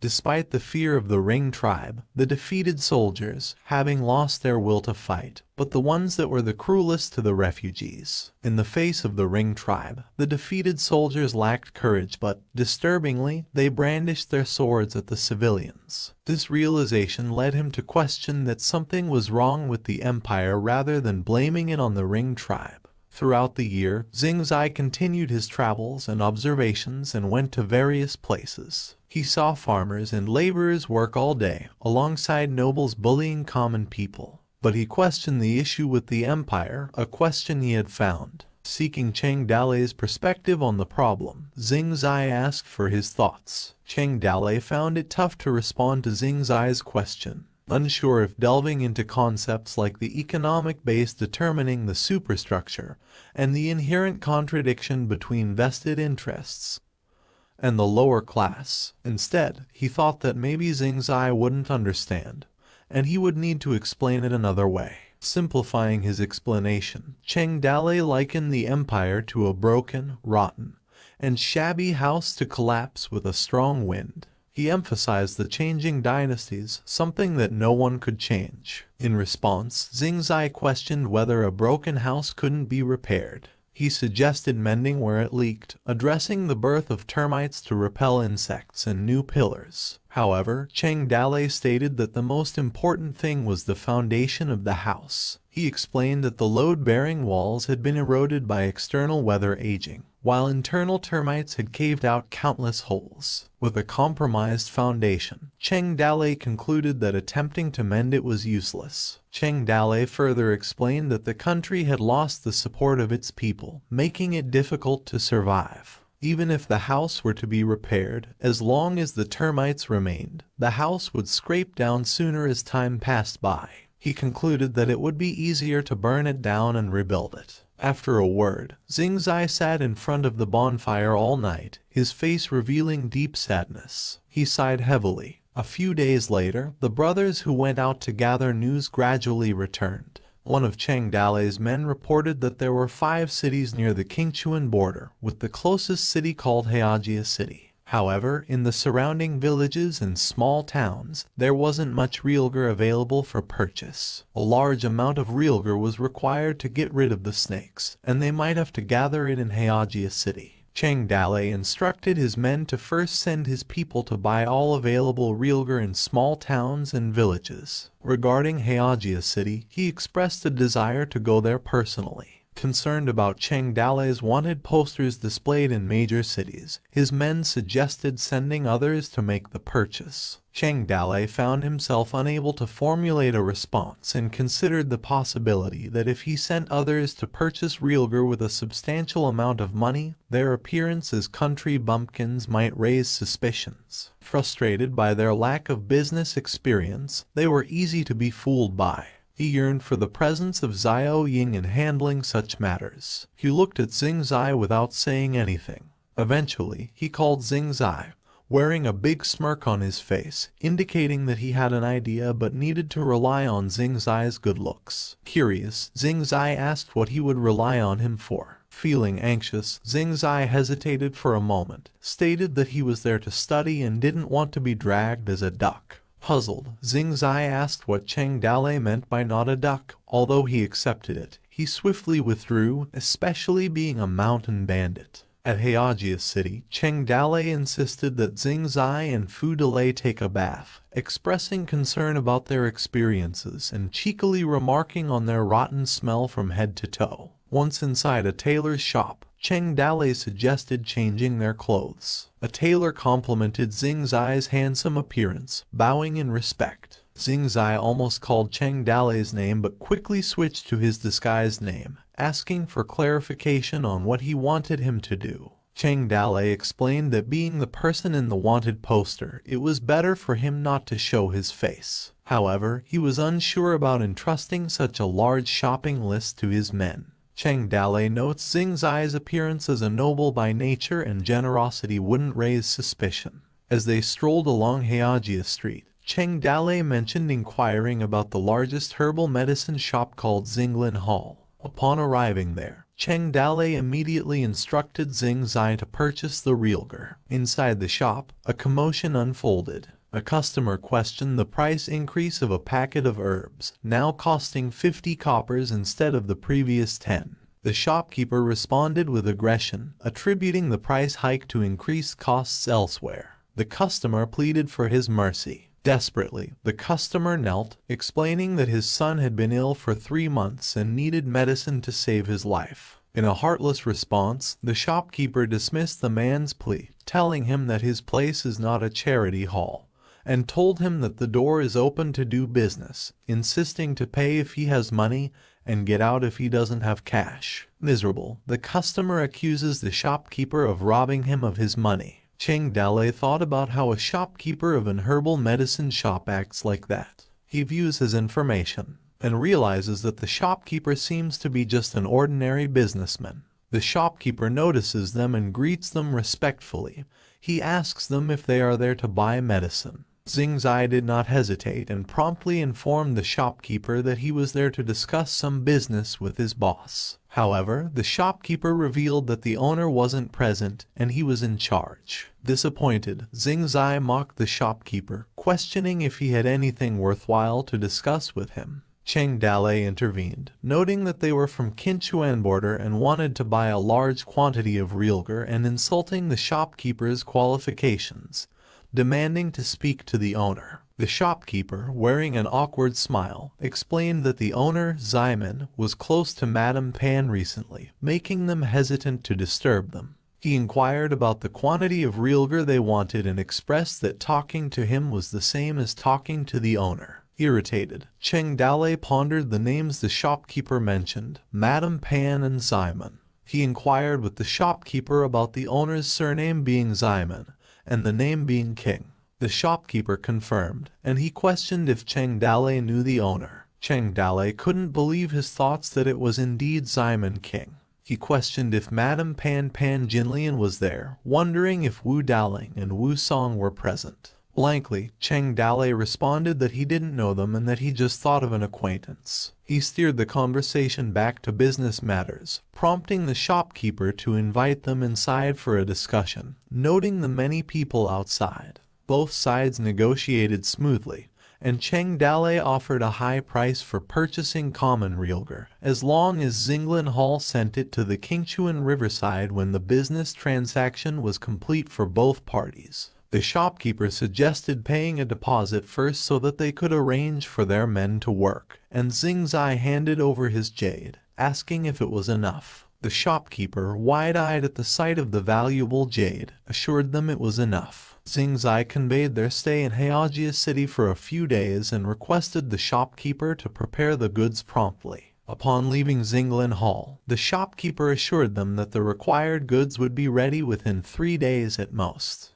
However, the shopkeeper couldn't conceal his excitement as he pondered the rarity of jade in the northwest, speculating that Cheng Dalei and his group might be involved in foreign business. With a malicious smile, the shopkeeper saw a profitable opportunity as a fat sheep. Suddenly, someone called out a shopkeeper named Lin Si, questioning the lack of business inside the store and asking him why he was standing outside. The shopkeeper greeted the person, revealing that it was Ximen. He happily showed the jade to Ximen, reporting the arrival of a significant businessman from Lai on the Qingchuan border. He mentioned that Xingzai wanted to buy a lot of realgar, and the jade was their deposit. Ximen was surprised by the genuine value of the jade pendant, and accepted it as a deposit.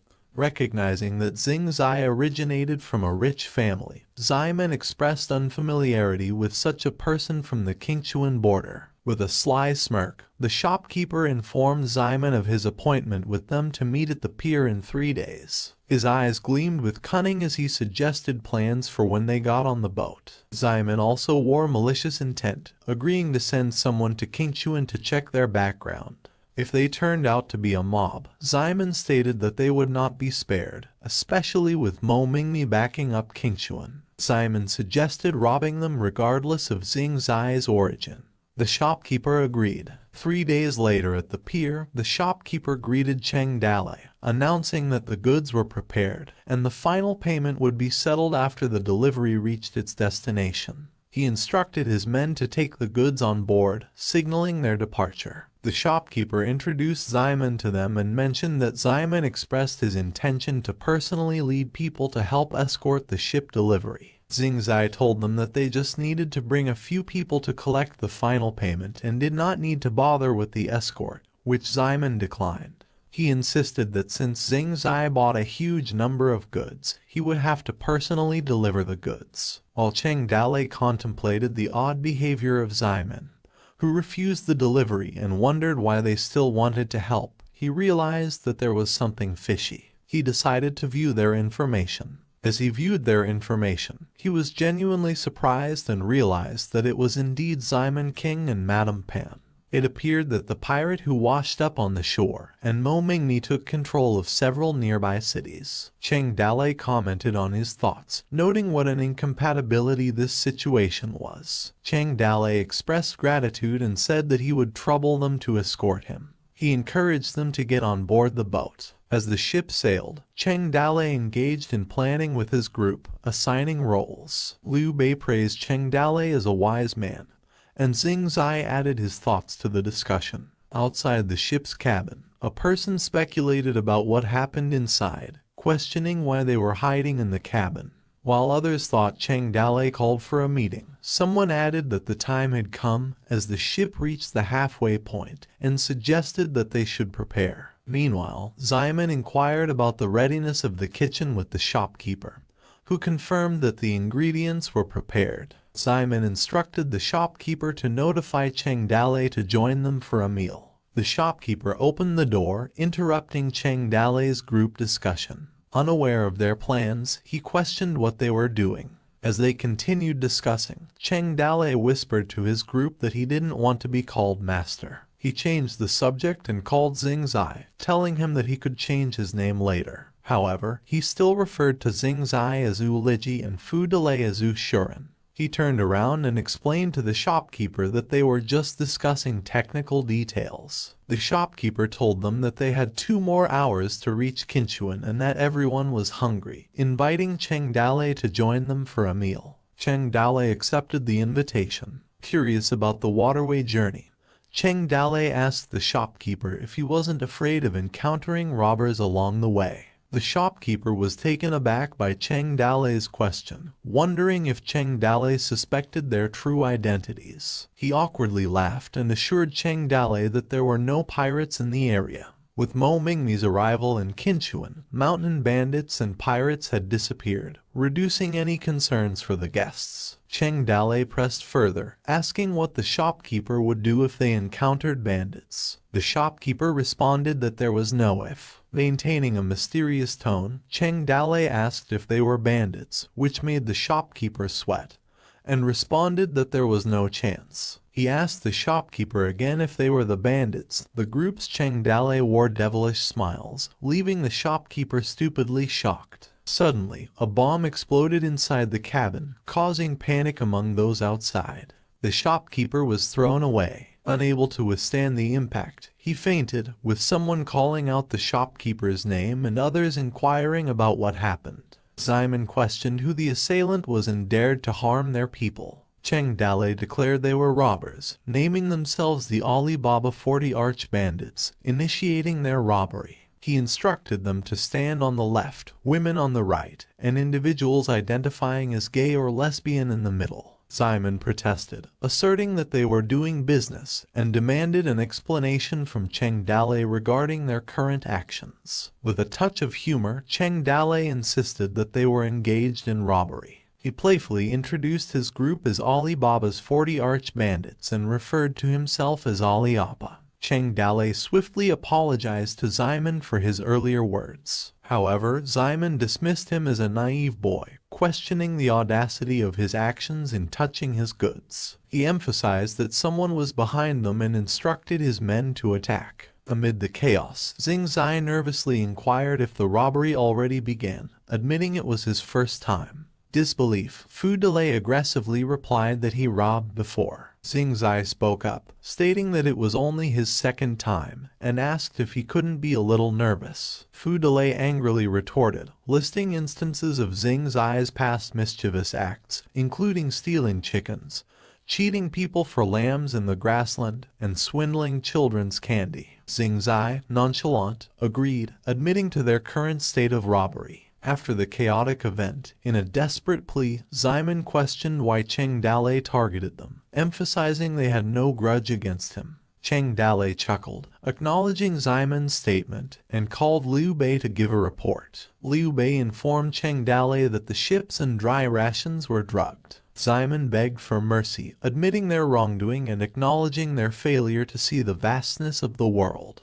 He pleaded with Cheng Dale, hoping for generosity and proposing they take the goods without the final payment. Wearing a satisfied smile, Cheng Dale expressed that he merely wanted to do business, not expecting Simon to play mind games, deeming it wishful thinking. He pointed out that if Simon thought he was easy to bully just because he was an uncle, he was mistaken. Cheng Dale gave 2 choices. He asked them if they preferred eating wontons or instant noodles. When Simon inquired about the meanings, Cheng Dale insinuated that he was uneducated. He slowly unsheathed his sword. Cheng Dale clarified that wonton meant tying them up and throwing them into the river, while instant noodles meant killing them and feeding their bodies to the fish. Simon was visibly terrified as he heard this ominous explanation. Cheng Dale told them to make a choice. One person chose wonton, and Cheng Dale's men promptly threw him into the sea, creating a splash. The shopkeeper and others also chose wonton and instantly jumped into the ocean, creating splashes in the ocean. The tide men tried to swim. Cheng Dale commented on their fast decision, turning his attention to Simon and Madame Pan. Trembling in fear, Cheng Dale informed them it was their turn to choose within 10 breaths. He begins to count starting at 10. In tears due to fear, Simon pleaded for mercy, asking Cheng Dale to treat him like a fart. Madame Pan, expressing her inability to swim, added to the distress. In the background, Cheng Dale continued to count down, reaching 9 and 8. Cheng Dale threatened Simon with the sword, stating that crying would count as time. With that, he declared that Simon's time was up and decided he chose instant noodles. But Cheng Dale swiftly pulled him back, causing Simon to scream in terror. Simon looked back at Cheng Dale and asked if he wanted to kill him. With a mischievous smile, Cheng Dale replied that he wouldn't kill him. He realized that robbing in the waterway for a long time, understanding that jumping into the river could not drown Simon, he informed Simon that he changed his mind and would have to think of another way for people like him. Simon's face showed extreme distress. Cheng Dale called Xingzai to lock Simon up. One of Cheng Dale's men reported that their men on the island were ready, and once the Realger arrived, they would begin to move. Cheng Dale ordered to keep going. The ship was docked on a nearby rock. Xingzai asked Cheng Dale how he knew they were pirates, to which Cheng Dale replied that robbers could see through their own kind, and that a mountain bandit and pirates attracting each other were normal. Xingzai inquired why he let those pirates go back and report, and he wondered if it was truly alright because he remembered him saying that Simon King was Mo Mingni's underling, and Cheng Dale told him that the news must have spread whether they moved or not. Cheng Dale predicted that Mo Mingni would get to know about the arrival of a new force in Qinchuan sooner or later. He went on to say that they were 40 arch-bandits, at least to confuse them for a period of time, and that they would most likely send small troops to investigate because they thought of them as a small group of foreign bandits. Cheng Dale told Xingzai that he was correct, and that the situation would be completely different if they knew he was Cheng Dale, to which Xingzai replied that there was no need for him to call his alias there, and that he always thought he was suggesting something by giving him names. Cheng Dale laughed at him and told him he was imagining things, and one of his subordinates informed him that the Realger had been completely unloaded and they were ready to start, to which Cheng Dale replied that they would act in groups and be fast. Cheng Dale told his men that they had to establish the first line of defense of the mountain village and stand firmly as quickly as possible. Everybody tied the rice straws into clumps and wrapped them with Realger and lit them up. Smoke from Realger was used to disperse the poisonous snakes in the grass. A group of snakes were trapped due to the smoke. After dispersing, the Realger was scattered into the soil to prevent the snakes from coming back, and it took them a day to drive out the snakes separately and clear out a large area. Finally, Cheng Dale led his people in the heart of Snake Island. A voice informed them that Mo Mingni's abandoned mountain village was right in front of them, and he wondered why they abandoned it given the good terrain. Another voice chimed in and asked what was going on, and a man asked Kinman if it was due to the forest's miasma, to which Kinman replied that it was just an ordinary fog. Cheng Dale suspected something was in the fog and informed his people that the sun was scorching outside and that it was strange that the fog was not dispersing. He warned them to be cautious because something was wrong, and there must be a demonic beast nearby because they couldn't see a snake. As they encountered a skeleton, Cheng Dale wondered what it was. He was perplexed because a snake bite would leave a whole body as it was. Cheng Dale told his men that they were going to look inside the gathering hall, but Zhu Shenji warned him to be careful because he suspected there was something strange going around. Cheng Dale ignored him and opened the door. He stepped 1 foot inside, and a big silhouette appeared in front of his eyes. The green-eyed snake stared at him. Distressed, Cheng Dale let out a curse word. Cheng Dale backed away, puzzled, as a huge white snake greeted them. Kinman wondered how such a huge snake could exist in the world and claimed that the fog nearby was caused by it, whereas Zhu Shenji suspected it was a dragon. The snake hissed and expelled smoke through its nose, and a voice announced that it was about to turn into a dragon because it was swallowing clouds and spitting fog. Zhu Shenji trembled and prayed to the snake that after being forced by the government to become homeless, he and his brothers had no choice but to become bandits. The crowd worshipped 3 times, declaring that in the future they would rob the rich to help the poor, and that their rights and wrongs would be in accordance with heaven's decree, and they wished for the snake to forgive them. However, the snake hissed and released more smoke. It swiftly charged at them. It opened its mouth as if it was about to eat them. Cheng Dale grabbed Zhu Shenji and told him to watch out as the snake collided on the ground. He ordered his men to retreat. Cheng Dalei yelled at them to run, and stated that the snake was not something they could deal with. The snake came outside the gathering hall, while Cheng Dalei's men ran and yelled at their brothers to run. The snake hissed once again and inhaled the fog. It retreated back inside the gathering hall. The snake hissed once more. For some reason, the Snake King stopped chasing after them away. He coiled up inside the house again.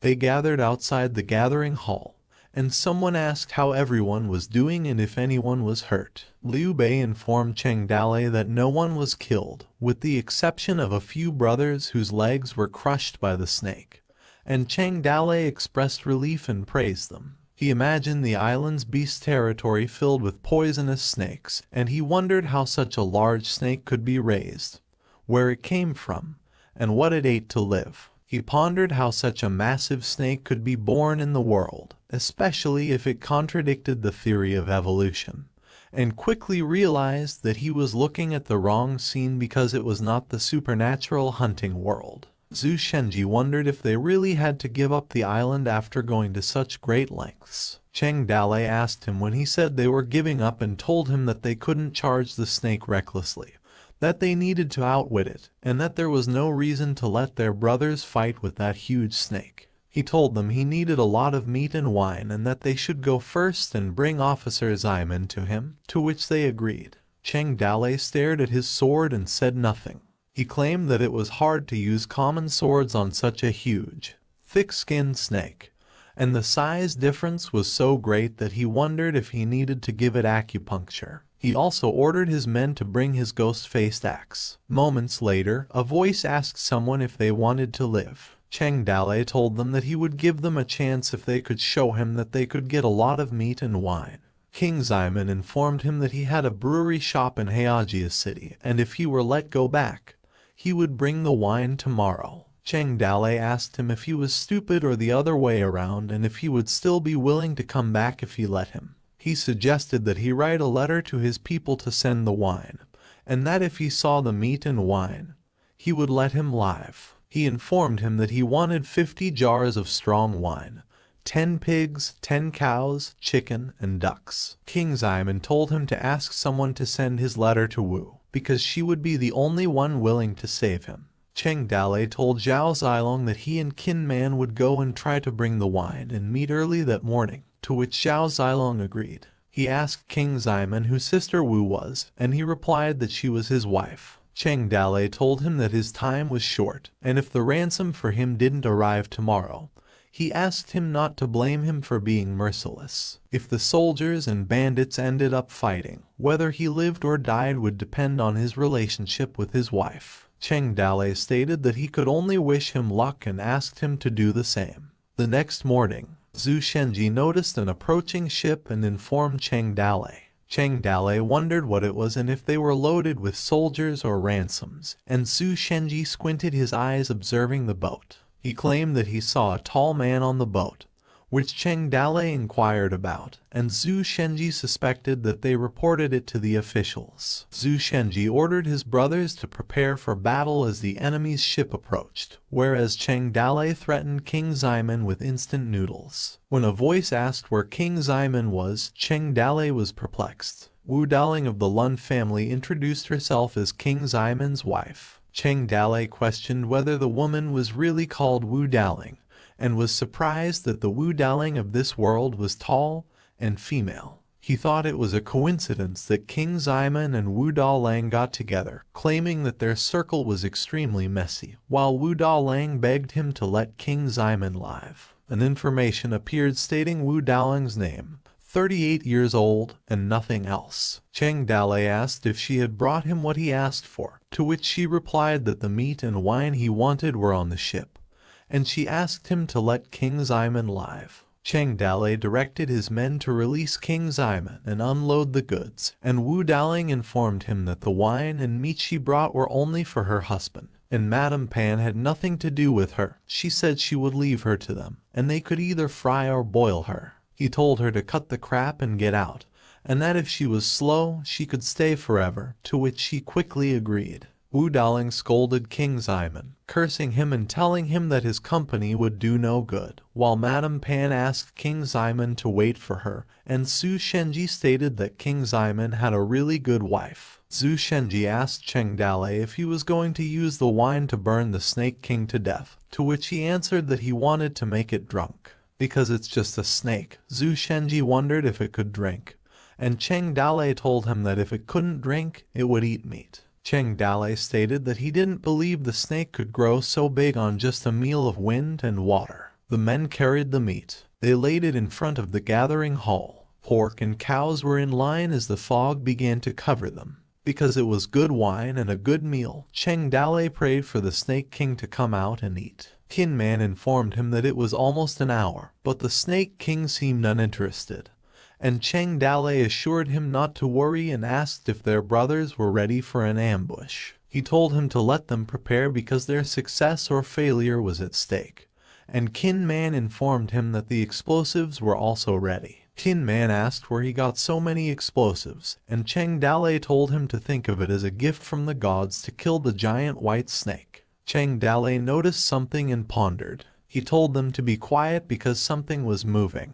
A green eye peeked through the gathering hall door, and the head of the giant snake came out. Tin Man excitedly informed them that it came out. The wine and meat were delicious, and Cheng Dalei wished the Snake King would eat quickly. The snake hissed as it approached its food. It devoured one from its platter. Tin Man hoped for the snake to eat it, but Cheng Dalei told him to be quiet because it needed to be quieter, baiting snakes. As the snake gulped its food, the group hoped for it to eat it up. A voice asked Cheng Dalei if the wine was not strong enough because it didn't seem to be drunk, to which Cheng Dalei responded that the one meat of at least 1,000 pounds of wine inside was such a large amount. He assured Tin Man not to worry. The snake wobbled to where they believed that it got drunk. Then moments later, the snake passed out. As it fell, it made a rumble on the ground. Tin Man informed Cheng Dalei that it was now drunk due to the fact that it was down. Cheng Dalei told his men to go forward and listen to his command.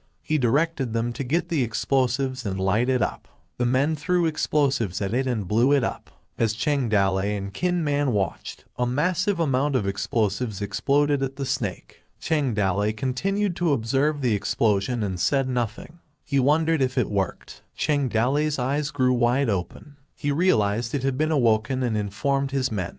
As the snake charged at them at full speed, a voice warned them to watch out. Tin Man and others yelled Cheng Dalei's name. Cheng Dalei informed them that the snake had become enraged and ordered them to step aside. Cheng Dalei wondered where the snake had grown up because it deserved to be a demonic beast of heaven and earth. He called for Heart and told her to possess him. Cheng Dalei kicked the snake, and he was almost eaten alive as he fell. Cheng Dalei released his colorless double-wing phoenix skill. He believed that it was now a good chance. Cheng Dalei pierced the snake using the straightforward sword tooth picking. His sword failed to pierce the snake's tough scales. Cheng Dalei was unamazed that he couldn't even break its abdomen without scales. The snake hissed loudly as it began to counter Cheng Dalei. Tin Man directed his brothers to take out their swords and cut the snake. Cheng Dalei told them to step back because the snake was too fast and powerful. He went on to say that having so many people was useless and instructed them not to come up and die.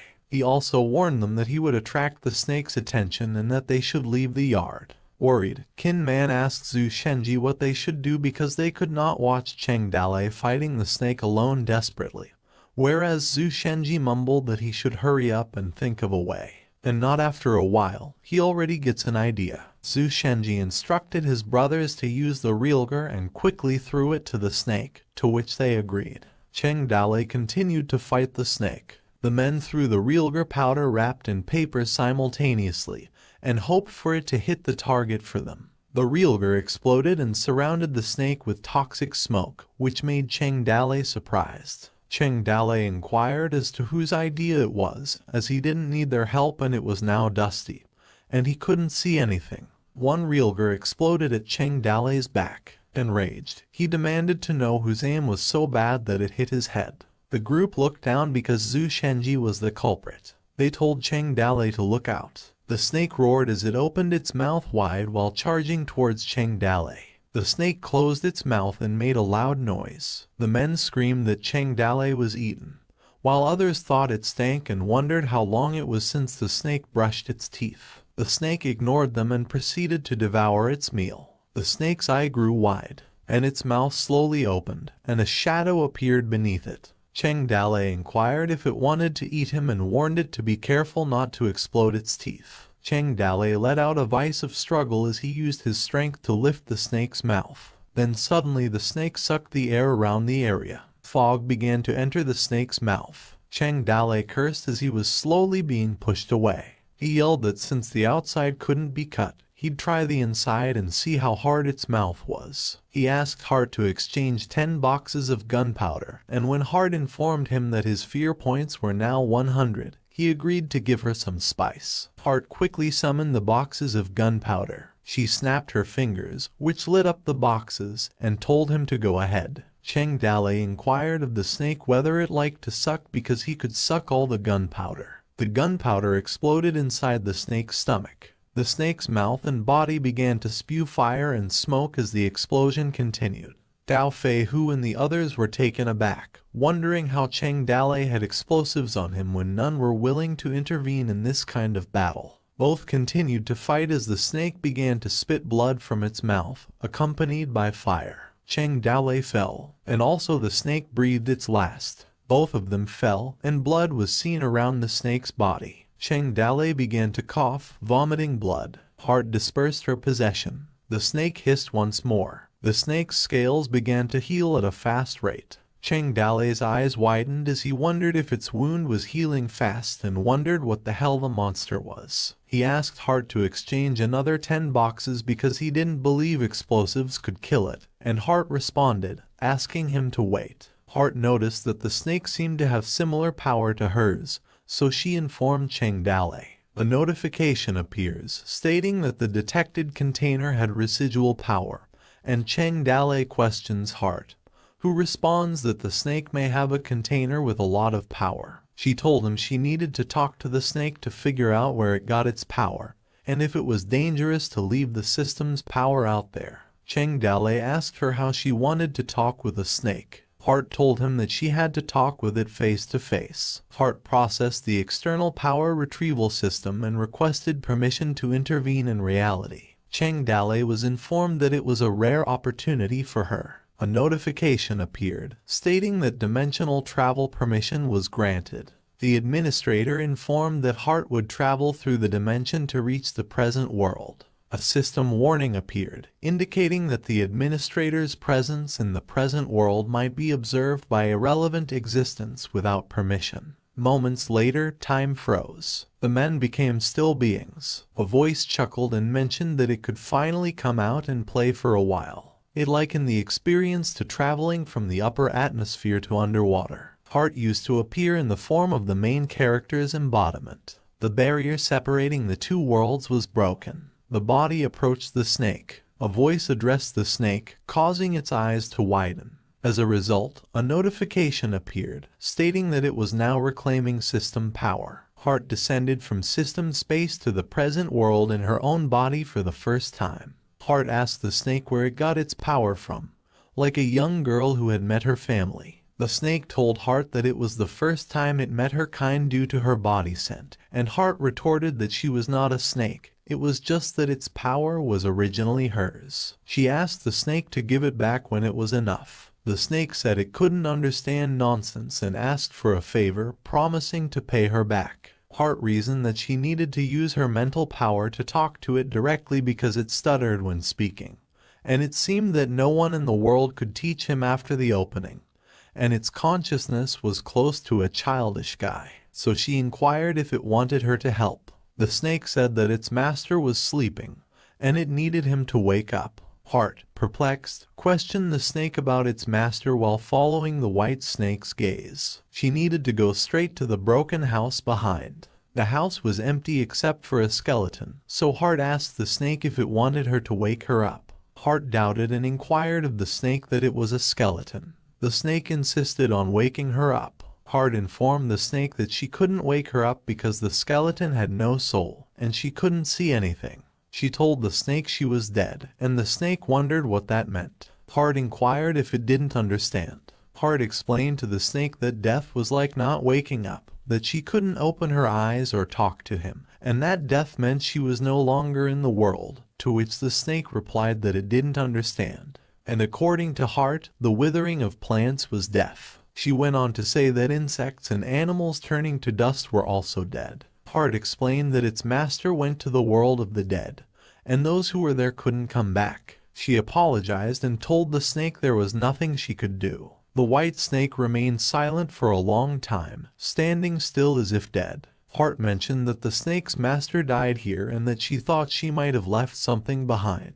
She asked the snake if it could let her see its memories because she might be able to help her. She also stated that she needed to know how it got its power. Heart asked the snake if it could recall the moment it first opened its eyes and uncovered the dusty memory. She claimed that she would be able to see its past and its memories. The white snake began its life in a hot, moist rainforest. A small village next to the rainforest was home to its owner, who seemed to make a living by raising snakes and insects. But the village's appearance in its mind was always a vague picture. It only remembers breaking its shell in the hands of its master, who had warm hands. It followed its master since birth and spent several years in such an ignorant manner. Not until it swallowed a sword somewhere in a tomb.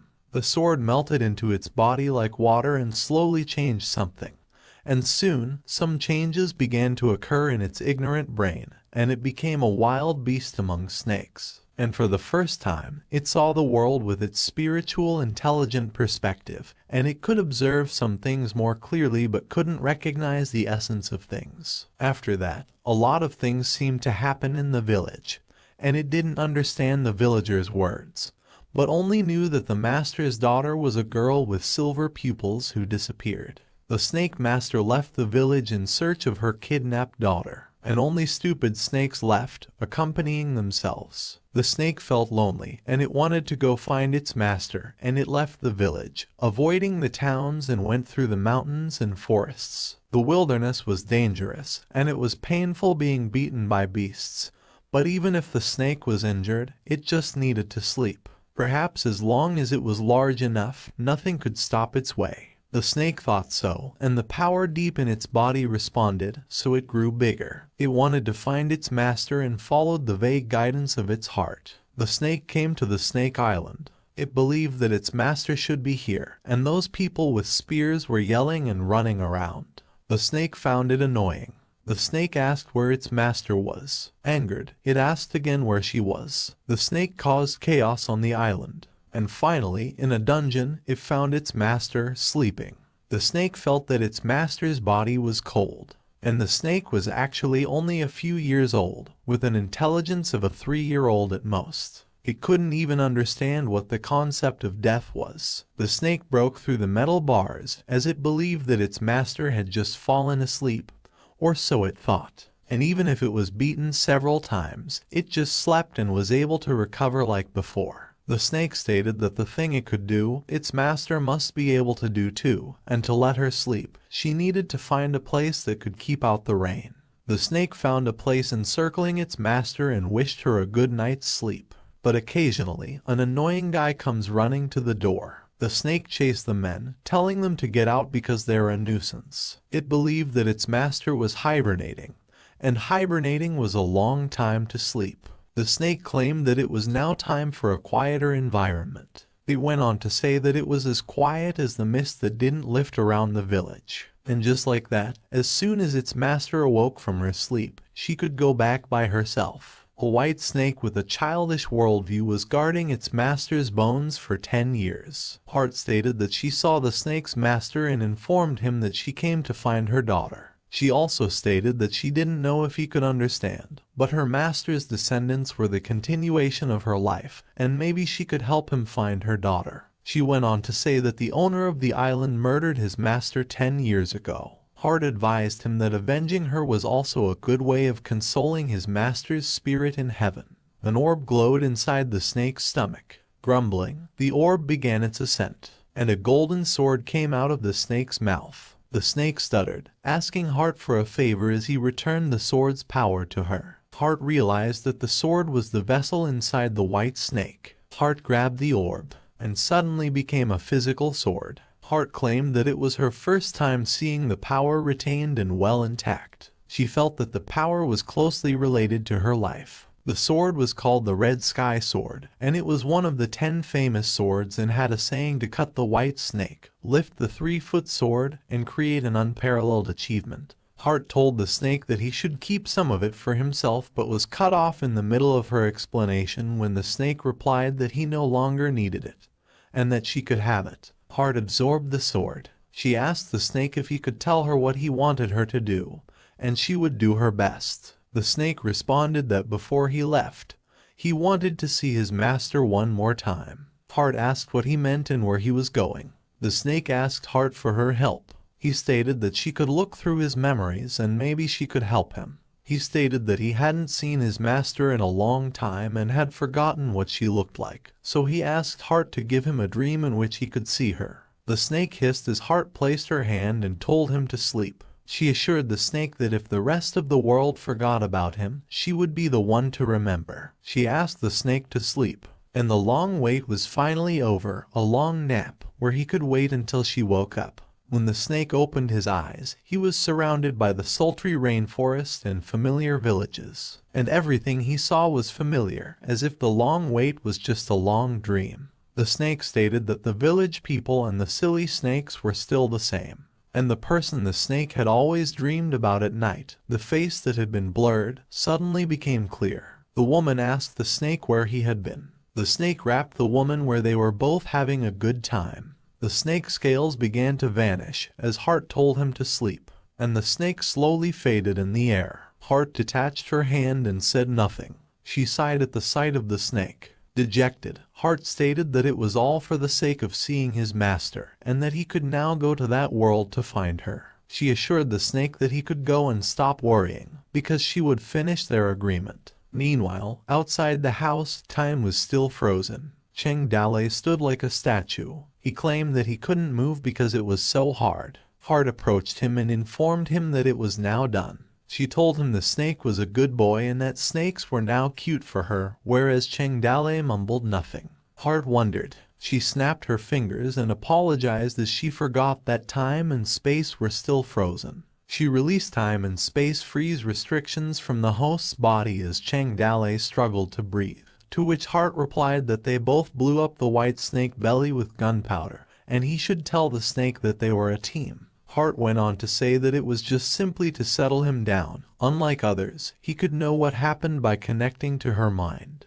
She informed him that the snake had left him a surprise before leaving. He told Cheng Dalei to look up. A huge amount of golden light shone above, as Hart stated that it shattered itself, and its body's power was all scattered out. She went on to say that the vessel had been returned to her and that it could live for hundreds of years with its own body, which had become a demon. Hart told him that she did not expect it to be so decisive, and thanks to the snake's blessing, the place would become a paradise. She informed him that she had also obtained the vessel and had a new idea, to which Cheng Dalei inquired what it was. She stated that he now must get the approval of the vessel first, otherwise, he couldn't use its power. A system notification popped up stating that he received the vessel's exclusive mission, the White Snake's Will. Hart told him to hurry and get the Red Sky Sword approved so that the new function based on that vessel could be used soon. Hart informed Cheng Dalei that the power of the White Snake was expected to be fully released in 3 days, and during that time, she warned him not to let others touch the White Snake's body because ordinary people couldn't stand close to the power it emitted. She stated that she could only stay for a short period of time and told Cheng Dalei that the rest was up to him, instructing him to properly dispose of the snake's body. Hart stated that she would leave now because she had a lot of work to finish. She also warned him not to tell the others about the white snake because those things were not for them to know. Hart told him she was leaving now and let the hourglass flow. The men were perplexed as to why there was so much smoke as they couldn't see anything. Tin Man and the others asked Cheng Dalei if he was alright and where the snake was. They asked why the snake disappeared so suddenly. Cheng Dalei informed them that the snake had returned to the house and that it should be dead, and that he needed a few people to accompany him into the house and deal with the aftermath. A man asked Zhu Shenji if he should go in and look instead, and he replied that he was old and it was hard for him to go upstairs, and it would be much better for them to go with Cheng Dalei to look. Cheng Dalei scolded them to cut the crap and come. Qin Man noticed that the snake was not moving and wondered if it was sleeping or if it was truly dead, whereas Gao Fihu questioned whether the snake died in this manner. Cheng Dalei approached the snake. He had the impression that the power of the snake's body was dissipating. Zhu Shenji warned Cheng Dalei to be careful and not let the snake eat him if it pretended to be dead. Cheng Dalei claimed that his men couldn't even see it while he was looking for information. He described the white snake as a legendary rank, a higher level than supreme rank, and that since it was his first time seeing a legendary rank, it was no surprise that it was so powerful. A description of the white snake, originally known as Whitey, appeared and was ranked legendary. Cheng Dalei thought its abilities were beyond the beast realm and had already reached the demon realm. After more than 2 years, he had not yet figured out the world's power system, but it was definitely not as simple as it seemed. He believed that others couldn't see the power emanating from the white snake's body. He also claimed that the system could summon storms and give birth to such a snake under the influence of system power, and that the world held many secrets waiting to be uncovered. Zhu Shenji asked what they were going to do with the snake body because he heard that snake meat is a tonic and an aphrodisiac. Cheng Dalei inquired if he dared to eat it, and Zhu Shenji questioned him, cheerfully explaining that he heard of a dozen ways to eat snake meat. He suggested steamed, braised soy sauce water, stir-fried snake, stewed snake pot, and snake soup. Cheng Dalei informed him that there would be no eating, which made him wonder. Annoyed, Cheng Dalei once again told him not to eat it, and that was his final order. He addressed Qin Man and Gao Feihu, telling them that they should take a few people outside the house to guard the giant snake, and that no one was allowed to touch the snake, especially Zhu Shenji, and that he should be watched carefully, and not to let him steal and eat it. He also asked them to notify him if there were any irregularities, and they agreed. Cheng Dalei addressed his other brothers, telling them that now that the White Snake King was slain, they should continue to drive the snakes away and build their village. It took another 10 days, and the Toad Village people finally drove most of the snakes to the shallows. The man murmured that the fog in the mountain disappeared. They believed that it seemed that the White Snake King was really dead. Another man yelled to look over there, wondering what it was, while others wondered what was going on. They yelled that there were so many birds, wondering if they were coming back to build a nest, while others believed it was due to the snakes being chased away. Cheng Dalei wondered if it was because of the influence of the White Snake King.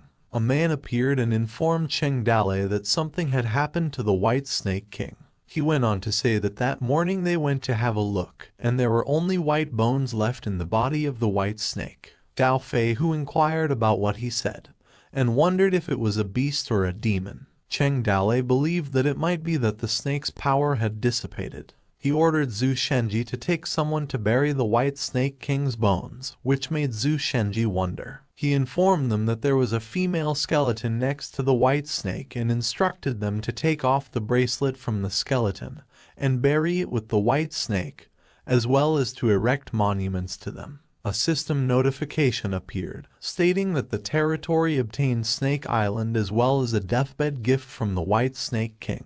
Another notification appeared, stating that the side mission to occupy the Snake Island and drive the snakes away was completed, with the reward being a territorial blessing buff. Heart also stated that she added another buff to his new territory. She raised her hand and mumbled that she opened that place. She flicked his finger, and a massive glowing orb appeared in the middle of town, while Heart claimed to have planted the tree. She went on to say that the place was covered by that spirit. A notification appeared with the title Territorial Shelter buff. Heart mumbled that Cheng Dalei was filled with motivation, and from there, he would start and build the strongest village again, and throw himself into the flood of chaos and leave his legend in the world. Another notification popped up stating the mission to build a mountain village was received, and another mission stated to complete 10 robberies was received. A voice instructed them to clean up the debris and bury the pots and pans to make a meal.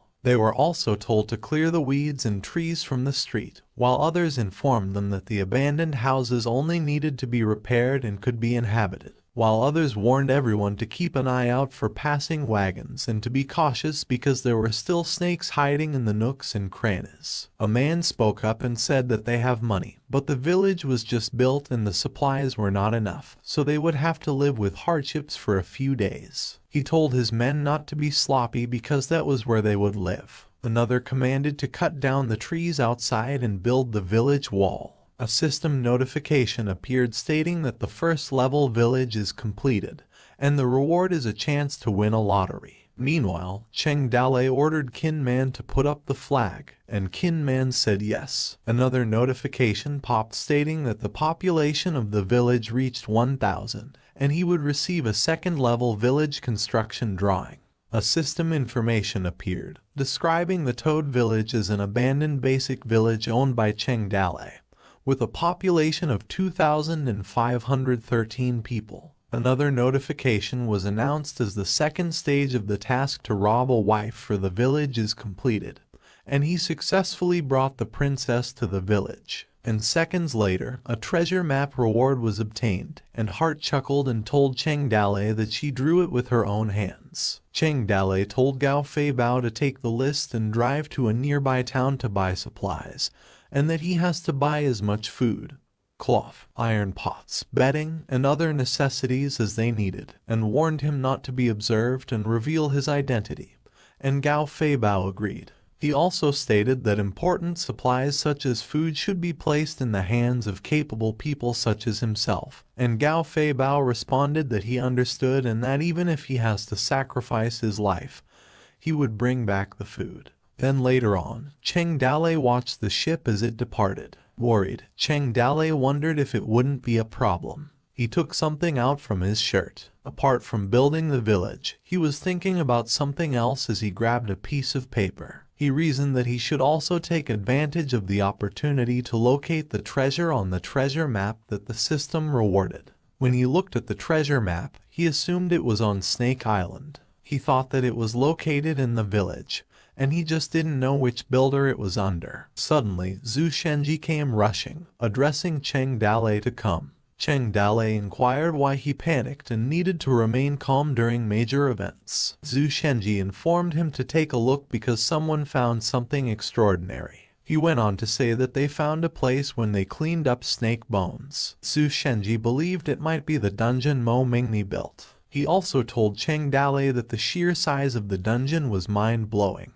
He went on to say that he didn't know how many people were locked up in the first place, and also stated that the most important place was not here and asked Cheng Dale to follow him. He took Cheng Dale to the deepest part of the dungeon, which made Cheng Dale harden his face, because in front of them were piles of bones. Zhu Shenji informed him that they were all human bones, of any age and from different places, but their identities were more or less the same, and they were all civilians, and he is also afraid that it was a sin caused by Mo Mingni's human trafficking. Cheng Dale paused and said nothing. He ordered Zhu Shenji to clear out the bodies and bury them on the island, and let them also be buried in the earth, and Zhu Shenji agreed. Cheng Dale also told him to tell their men to keep an eye out for a list of their human trafficking because he could use it, and Zhu Shenji agreed. He stopped and wondered, whereas Zhu Shenji asked him what it was. Cheng Dale assumed it to be the location of the treasure drawn on the treasure map. A voice asked Zhu Shenji to get a couple of guys to dig at cell number 3 because something was buried there. A group of men rummaged around inside the cell. A man informed Cheng Dale that he found the entrance to a hole in the ground. Zhu Shenji asked Cheng Dale if it was another gift from the gods, and he replied that it wasn't like he didn't already know, as he learned all his skills from the gods. Kin Man ordered them to go down quickly and check it out. Zhu Shenji was the first one who came down bringing with him a lamp. He opened a wooden door. A large amount of gold welcomed him as he informed Cheng Dale that they were rich as they got 2 treasures in just a few months. Meanwhile, in the Qinchuan River, specifically the Qinchuan Mountain Mine, A voice yelled that the amount of iron ore dug was not enough and ordered them to hurry up and keep digging. Another voice retorted that it was clearly more than yesterday's amount, and the man responded that yesterday's amount was the minimum. Another man yelled that from that day, that is the minimum standard that they must meet, and that if they did not finish digging, they would not be able to eat. He whipped up a worker and told him to get up and not to play dead. He wondered if the man was really dead and ordered that he be thrown out, as well as scolding the others for being such lazybones. At the mine peak, a man addressed his lord. He reported that dozens had died in the mine last night, and now there was obviously not enough manpower, and went on to say that at that rate, he was afraid that the amount of iron ore mined could not satisfy the appetite of the Ring tribe. The man who was called Lord stated that the flocks of two-legged sheep could not die in any way, and when they die, they go to the village and catch some more. The Kinchuan Mountain Deputy General, Mo Mingni, told him not to bother him with such simple matters, as he was told many times before. The man understood and informed Mo Mingni that he would arrange someone to catch more, but paused as he was about to address his concern. Mo Mingni looked haggard, so the man asked if he hadn't slept well the night before. Mo Mingni responded that a scout reported last night that many suspicious people were found near Snake Island, and Simon, king of Heagia City, was also robbed of a boatload of realgar. Mo Mingni assumed that the purpose of those people was the Snake Island, whereas the man stated that the Snake Island was guarded by the Snake King, and they also released so many poisonous snakes on the island. The man questioned whether they could still deal with the Snake King even if those people could get to the island using realgar, and he claimed that so many people couldn't do anything because the Snake King was not afraid of realgar. Mo Mingni was worried about what was buried on Snake Island being dug up. He told the man that he still needed to send someone to look at it because he always felt worried, and the man agreed. Later, a group of carriages marched down a small road outside of Heagia City. Gao Fei Bao expressed his exhaustion and stated that the next time he must ask Cheng Dale to get a few more horses to transport the goods, whereas his companions asked him if he wanted to take a rest first if he was too tired. Gao Fei Bao responded that there was no need to rest, and that their brothers were still waiting for their food and clothes, claiming that they did not need to waste time and hurry up. His companion offered him some wine to refresh himself. Gao Fei Bao stated that Cheng Dale told them not to drink and drive, and that if a driver was drunk, the relative sitting in the back would suffer, and his companion replied that Cheng Dale sometimes said strange words that were hard to understand. Cheng Dale, according to Gao Fei Bao, was indeed knowledgeable. He told his companion that Cheng Dale told him that only capable people, such as them, should go buy food, and he laughed. He also stated that they had to step up because they could not let Cheng Dale be disappointed, and they agreed. As his companion noticed and informed Gao Fei Bao, a large group of people appeared in front of them. Another man asked what they should do because he thought they weren't good people, and Gao Fei Bao replied that they'd see what they wanted first, because they were pulling so much food and clothing. A man in front of them asked if they were new there and if they were merchants. The men of Yun Zhonglong were asked if they had never heard of their leader, Yun Zhonglong, because they were doing business without paying respect. Gao Fei Bao told them that they were new, and they just came to buy some food for their boss. However, the man claimed that there was a group of bandits recently known as Alibaba 40 Arch Bandits in the vicinity, and that his boss was one of them.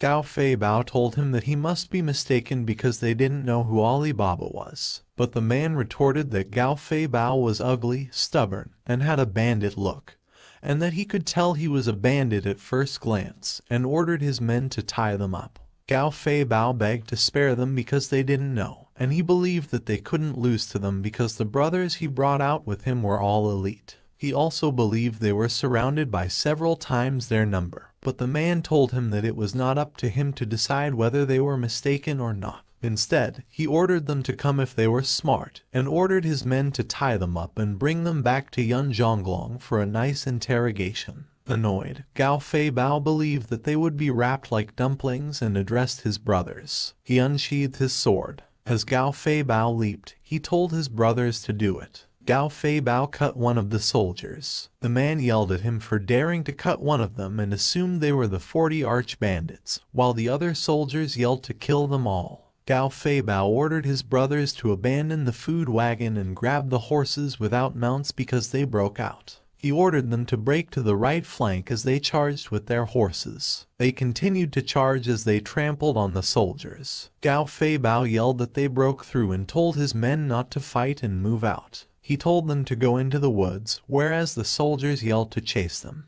The men continued to restore the house. A voice yelled, addressing Cheng Dalei. He informed him that the food and clothing purchased by their brothers were robbed, prompting him to question the man.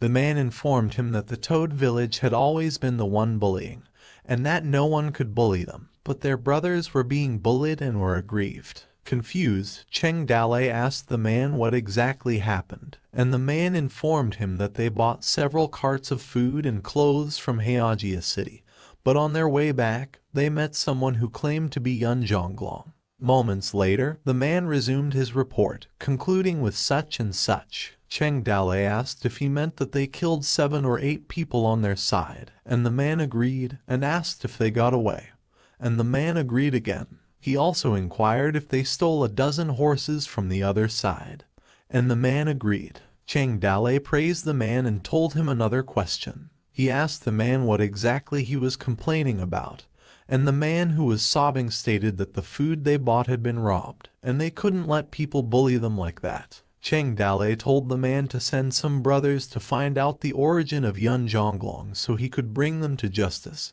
and the man thanked him and said he had to find out. Gao Fei Bao informed Cheng Dalei about Yun Zhonglong, who was one of Mo Mingni's men and one of 8 lieutenants, and was the closest mountain bandit there. He also heard that at this time, they wanted to find Alibaba, 40 arch bandit, and that would be a problem for them, which irritated Cheng Dalei as he stated that it's Mo Mingni's people again and wondered how powerful Yun Zhonglong was. Gao Fei Bao reported to Cheng Dalei that he had discovered his lair, and that there were only 300 or 400 people inside. He asked if they should send their brothers to destroy them at night. Cheng Dalei told him not to hurry because they had not suffered any losses, that their target was them, and that sooner or later they would come to their door. Exposing themselves would be too early and would cause trouble, and their top priority was to finish the village first. He ordered Gao Fei Bao to continue to go out and buy food and avoid them as much as possible, and Gao Fei Bao asked him when they would be going to fight Yun Zhonglong.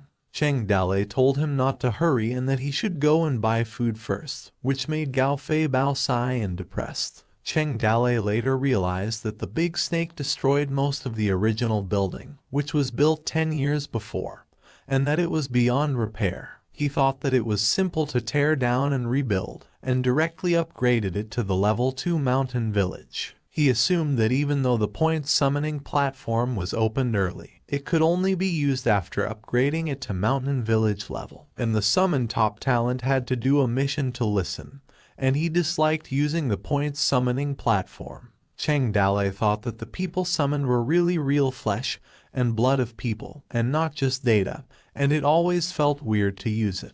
He realized that this time he could not just hold on like what they did on Qingyu Mountain and fight the Ring tribe, and the ultimate goal this time was to defeat the Qingchuan Guard. And he also believed that as long as he could open up the point summon platform, he would be able to fight Mo Mingni.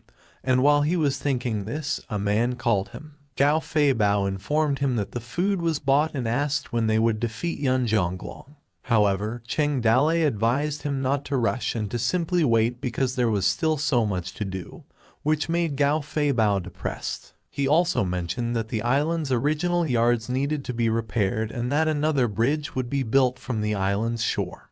But Gao Fei Bao was still upset. Gao Fei Bao followed Cheng Dalei asking him if he wanted to do it that day because he had sharpened his sword, and Cheng Dalei wondered what to do because they should cut down trees. After a while, Gao Fei Bao called for Cheng Dalei but was ignored because he was busy. Gao Fei Bao continued his persuasion, but Cheng Dalei told him they're doing it next time because he had no time. As the day passed by, Gao Fei Bao's spirit was suppressed in the bottom of his heart. He didn't have an appetite every day, and he also couldn't sleep at night. Liu Bei asked Cheng Dalei if Gao Fei Bao was okay and if he wanted him to give him psychological counseling, and Cheng Dalei replied that he should just leave him alone. Liu Bei wondered if Gao Fei Bao wouldn't fall ill easily, and Cheng Dalei said nothing.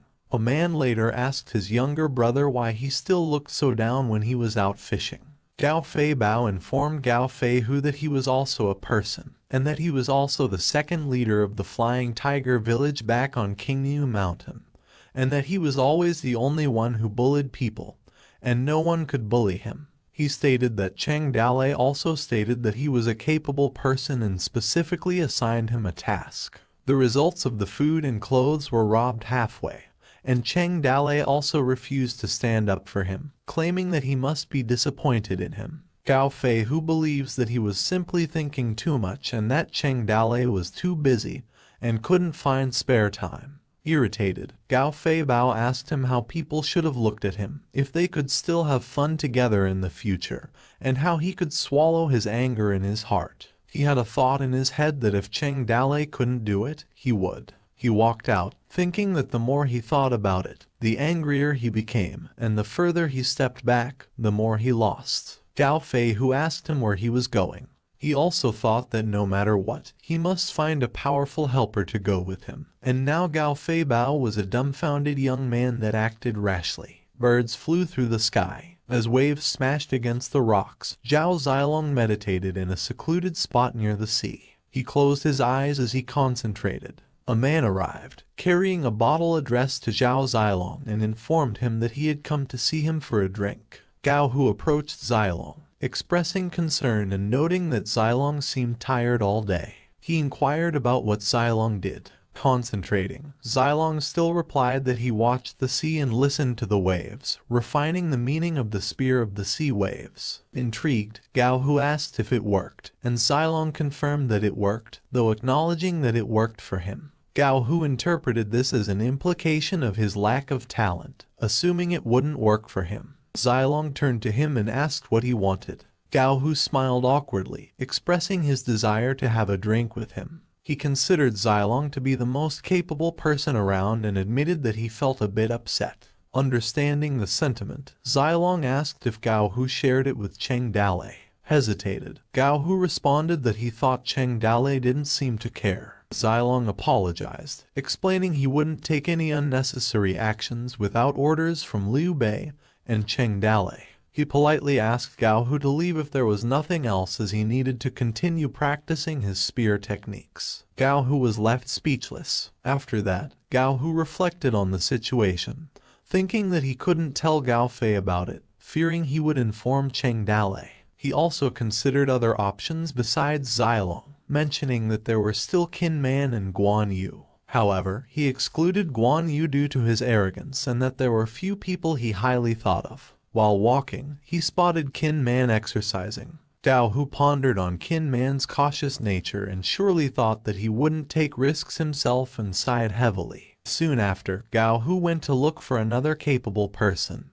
but the villagers he approached did not agree to his requests. Finally, without exception, he hit the wall and sighed in despair. Gao Hu's spirits lifted when he heard the rhythmic sound of a cutting board. He observed Zhang Fei's mastery skills as he sliced the fish. In that moment, inspiration struck back. Gao Hu applauded Zhang Fei, complimenting his excellent knife skills. Zhang Fei greeted Gao Hu and asked if he had witnessed his excellent knife skills. Gao Hu began flatteringly praising Zhang Fei that in their village, Cheng Dalei was considered the expert in speed sword techniques. However, he acknowledged that when it came to accuracy, Zhang Fei deserved to be recognized as the best in their community. Zhang Fei smiled and questioned who had declared him the number one in the village. Gao Hu responded that everyone in the village spoke highly of his skills and asked if Zhang Fei was unaware of it. Flattered, Zhang Fei chuckled and humbly stated that he preferred to keep low-key, and expressed his discomfort with such praise,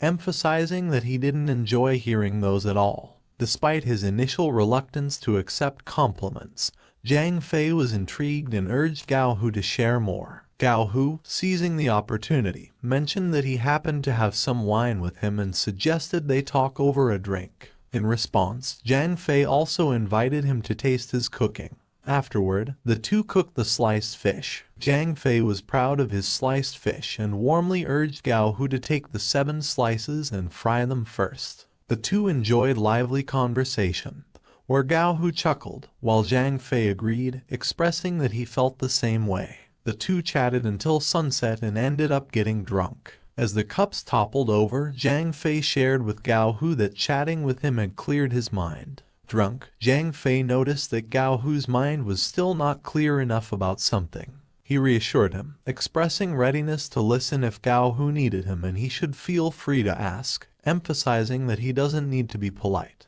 Gao Hu shared that the recent incident weighing on his mind was the food shipment robbery arranged by Zhonglong's men, causing him to suffer such pent-up frustration. Expressed disappointment with Cheng Dalei seemed not to care. In response, Jiang Fei reassured Gao Hu not to worry, asserting that he would take care of it. Jiang Fei confidently declared that it wasn't just Zhonglong and that they could do it, suggesting that that night they planned to meet Zhonglong to help Gao Hu to appease his anger. In his thoughts, Gao Hu realized that his plan had succeeded. Gao Hu asked Jiang Fei what if Cheng Dalei would find out. Jiang Fei reassured him that it was okay, mentioning that they would go and come back secretly, ensuring that Cheng Dalei wouldn't find out. Gao Hu asked if it was just the two of them and suggested that they shouldn't find more men. Jiang Fei responded by saying that with just the two of them, they could get the job done as there weren't many people. He confidently declared that with his snake spear,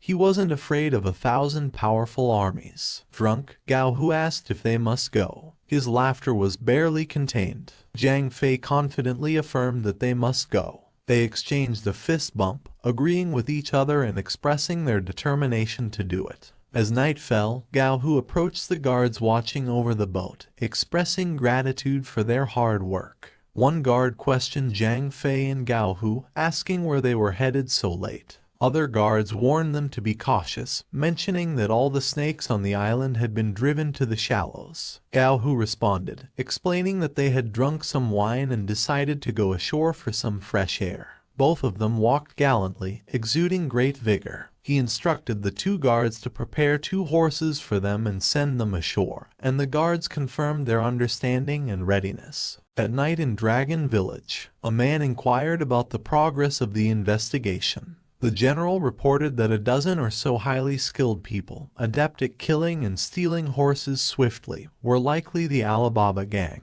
Infuriated, the man told him that the general was attacked by a dozen people but failed to capture any of them. He questioned if they only robbed a dozen wagons of grain and asked where they had fled off. The general replied that they finally saw them hiding on Snake Island, but their men did not dare to go up there because the Snake King was there. He advised the man not to be annoyed. He theorized that the thieves might be passing through and unaware of the existence of the Snake King, and even speculated that they might have already been eaten by the Snake King. In response, the man introduced Zhonglong, decided that they ignore them in the meantime, and informed the general that Mo Mingni instructed them to investigate Cheng Dalei, and he asked if they found out anything. The general reported that the only new force that came to Qin River recently was the Alibaba gang, and no other strange faces arrived. Acknowledging the report, Zhonglong stated that they could step back. He emphasized that if they heard anything from Cheng Dalei, they should report to him first. The general confirmed it. After their conversation, Zhonglong sighed heavily, lost in his thoughts about when Cheng Dalei would arrive. Contemplating the idea, Zhonglong considered that even if Cheng Dalei were more ruthless than Mo Mingni, he could change the situation. Otherwise, in a few years, when the rings had accumulated enough iron ore, no one would be able to withstand the might of the heavily armed Ring's army. 1:15 midnight outside Dragon Village, Gao Hu informed Jiang Fei that they had arrived. He mentioned that it was the village where Zhonglong went after stealing grain from him. Jiang Fei commented on the size of the village, inquiring about the number of people inside.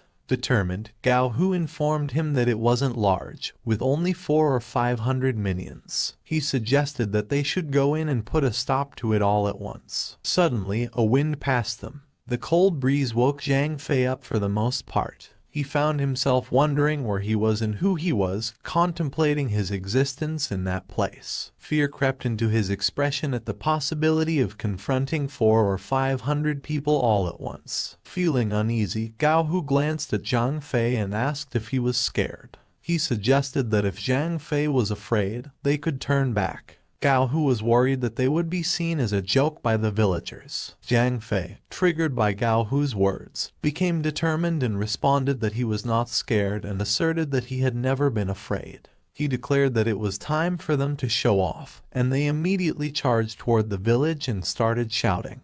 They hastily charged to attack, while the guards were alerted and demanded to know who they were, questioning how they dared to intrude into Zhonglong territory. However, Zhang Fei and Gao Hu advanced and barged into the village. Inside, many soldiers blocked their path. Zhang Fei challenged them, questioning how they dared to block his way. He demanded to know the whereabouts of Zhonglong, threatening to kill anyone who stood in his way. The soldiers were sent flying as Zhang Fei used the catch-the-pig technique. Meanwhile, Zhonglong was in his room, engrossed in reading when a soldier barged in and reported that someone was attacking them. Surprised, Zhonglong inquired about the number of people on the opposing side. The soldier informed him that there were only 2, and Zhonglong reacted in disbelief and questioned how anyone would dare to come and fight them with only 2 people. Zhonglong swiftly left his room, declaring they go and catch them. Amidst the chaos, Gao Hu inquired about the whereabouts of Zhonglong, stating that he was coming for him.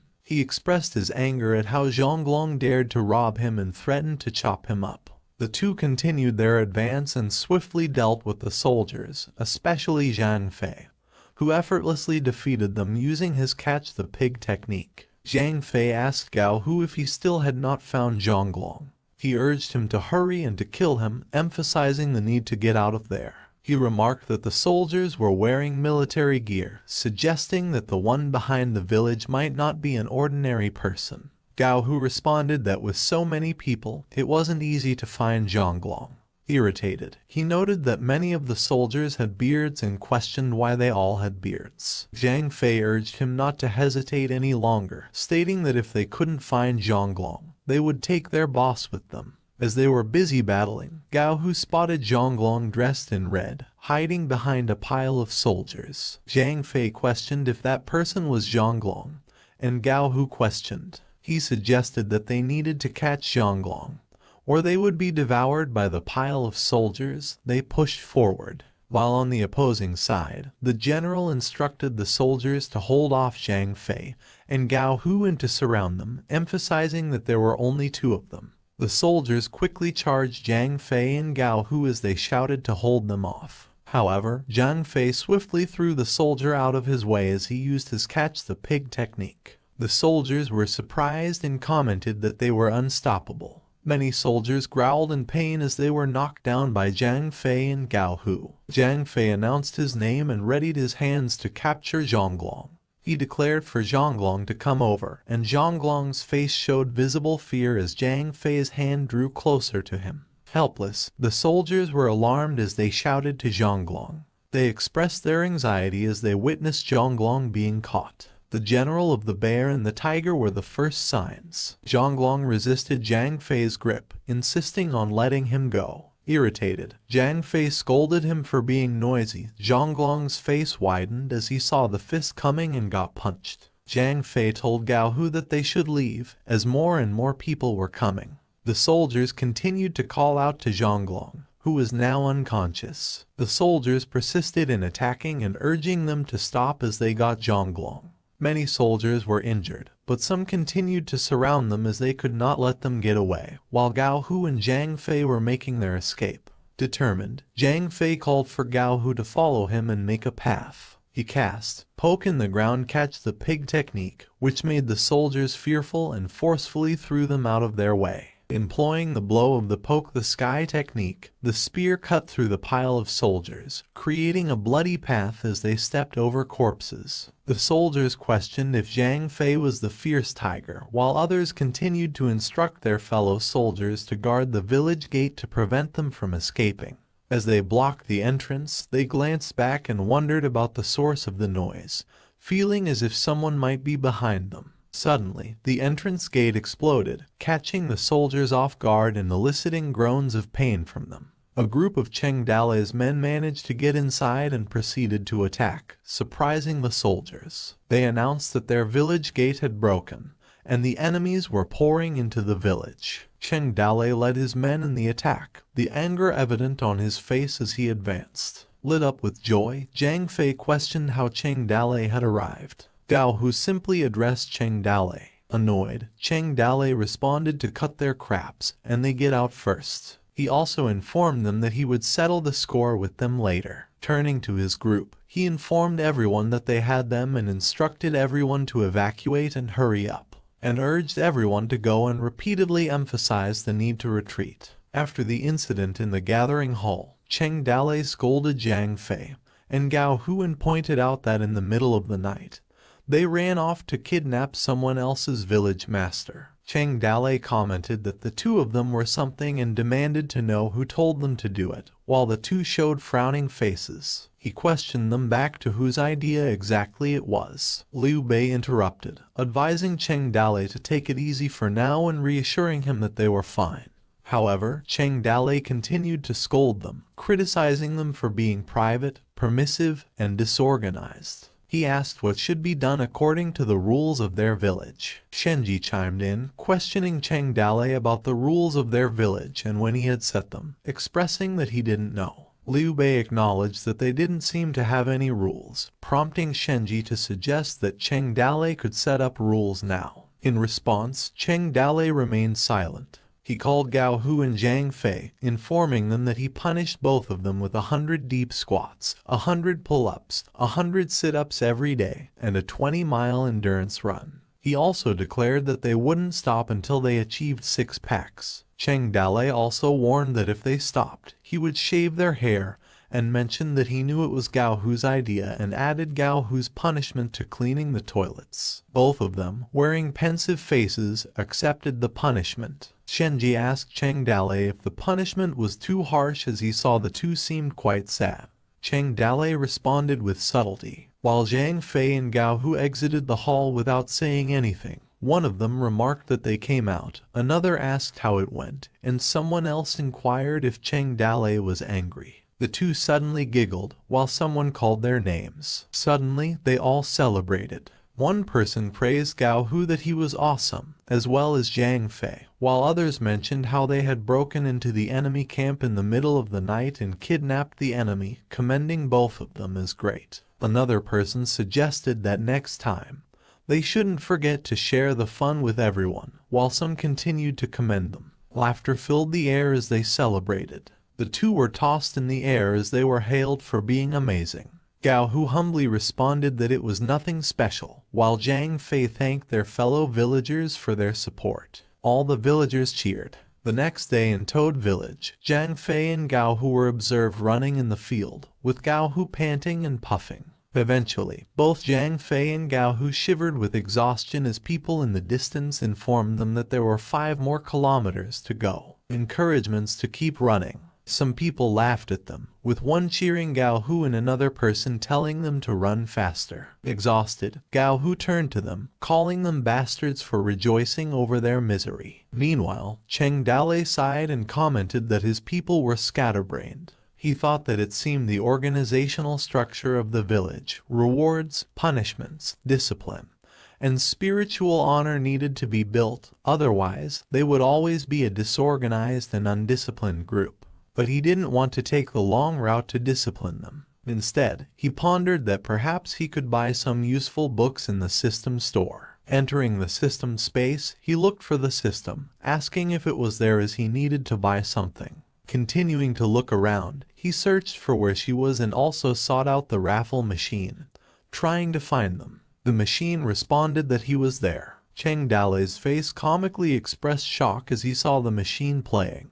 The machine asked him what he wanted. He asked the machine if it was playing Super Mario and if he guessed it correctly. The machine responded that the system space was usually too boring, and card games were a bit dull for him, so the big system designed a game with Cheng Dalei's memories to make it more enjoyable. Amazed, Cheng Dalei agreed and was left in awe. The machine glanced at him, explaining that it could only develop relatively small games, as complex ones consumed too much power. The machine tried to tempt Cheng Dale to play a few rounds with him, but Cheng Dale was still in a state of amazement. Hesitated. Cheng Dale responded that it was not this time and that he had something to do. Maybe another time, laughing awkwardly. The machine asked him what he wanted from the system. Innocently, he informed the machine that he needed to buy something from the system, which watched the store, and he asked where the system was right now. The machine informed him that the system was working and should be in her lab.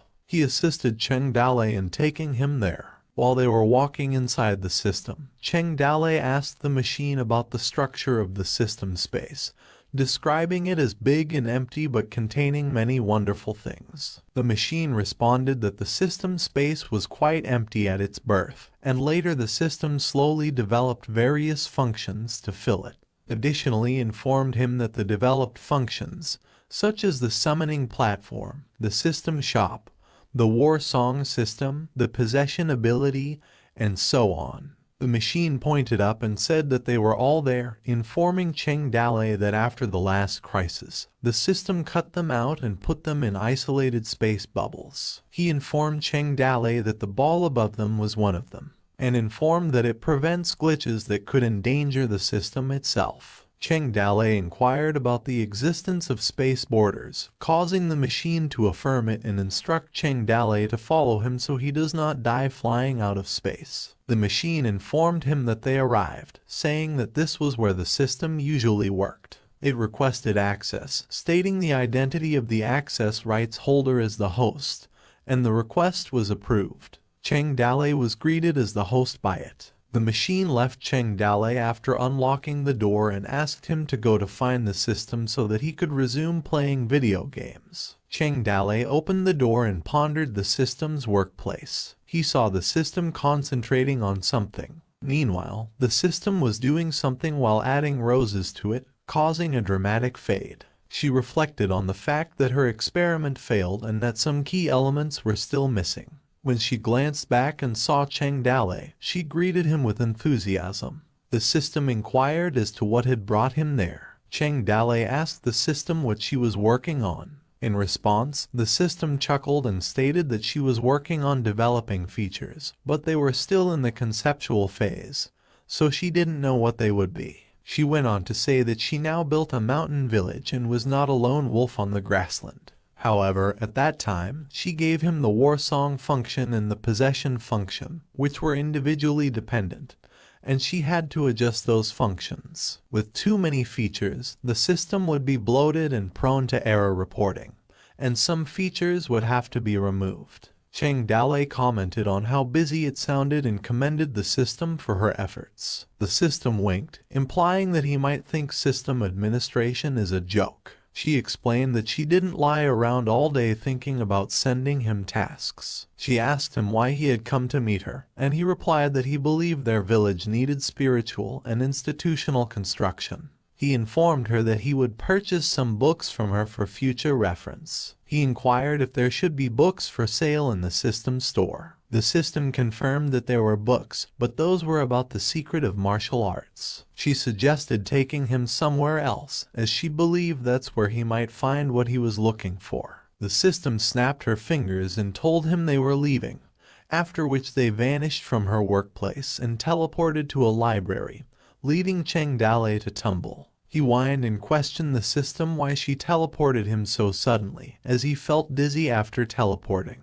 The system advised him to stop whining. She mentioned that they were in her study and private room, in the room of another bubble. Calmly, she asked how he expected to get in there if he didn't want to be teleported. She added that she, as a scholar, has no good ideas in her brain if a day is spent without reading a book, wondering how she could not have a book room, and proudly stated that she put all kinds of books and materials that she usually collected. Finally, she asked Cheng Dale if he found any suitable books. Amazed, Cheng Dale asked the system if there were all kinds of books there, wondering if the place was the library of the heavenly worlds that she built. The system questioned him how it was possible, stating that the world was full of information and that the books she amassed were beneficial to her. Cheng Dalei responded in awe. He asked her if she had a book about military training and the military system, and if so, whether it had a search function. While she poured her coffee cup, the system verified it,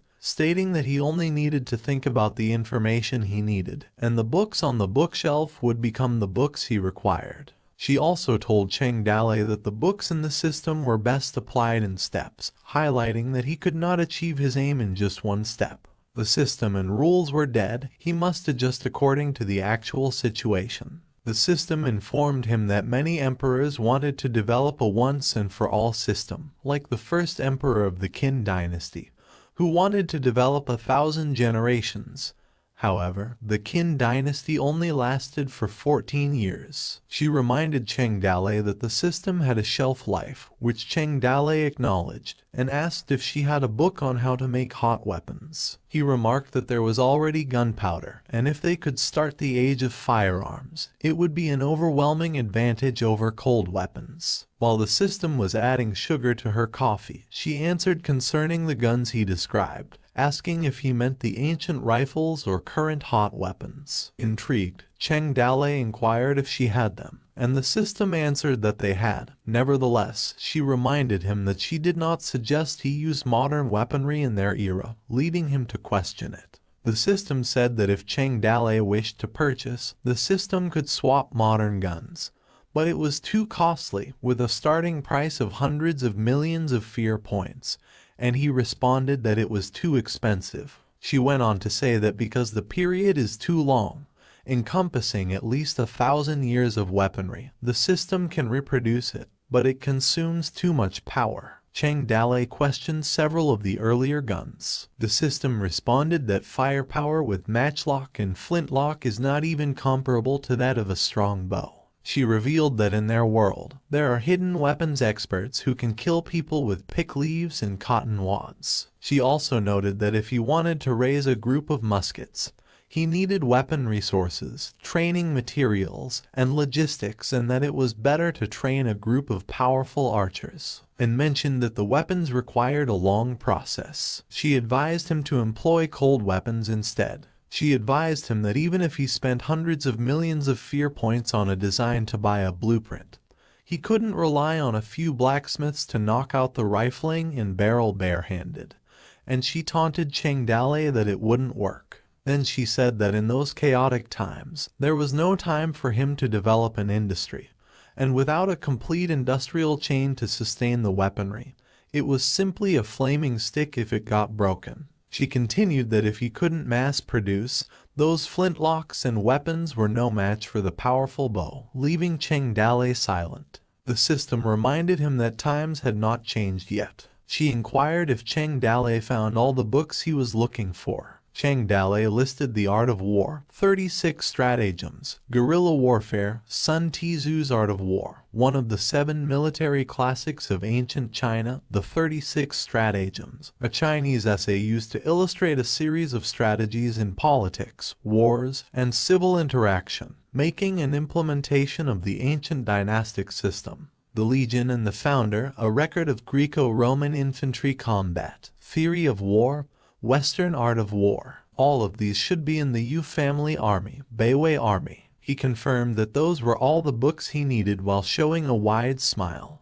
The system confirmed and said to him that one copy was worth 300,000 fears. She thanked him for his patronage, which Cheng Dalei ridiculed as it was a bit expensive. He remarked that he used up all his fear points at once. The system countered him that knowledge is priceless, and the fee is only the cost of materializing the book into the present world. Curious, Cheng Dalei sneaked behind her, wondering about what the system was reading. He peeked at the pile of books on the table. Reading the titles, he discovered that the domineering president fell in love with her, self-cultivation of system elves, maintenance and system repair, 100 types of bug cards, motorcycle maintenance skills and meditation skills, ball of fat, and 100,000 reasons why, the truth about the world. He comically widened his eyes and pondered that the system has a wide range of interests. Meanwhile, back in their village, Zhang Fei and Gao, who were breathing heavily after completing their punishment, Shenji scolded them and told them that they were disregarding the group. only knowing how to play the hero.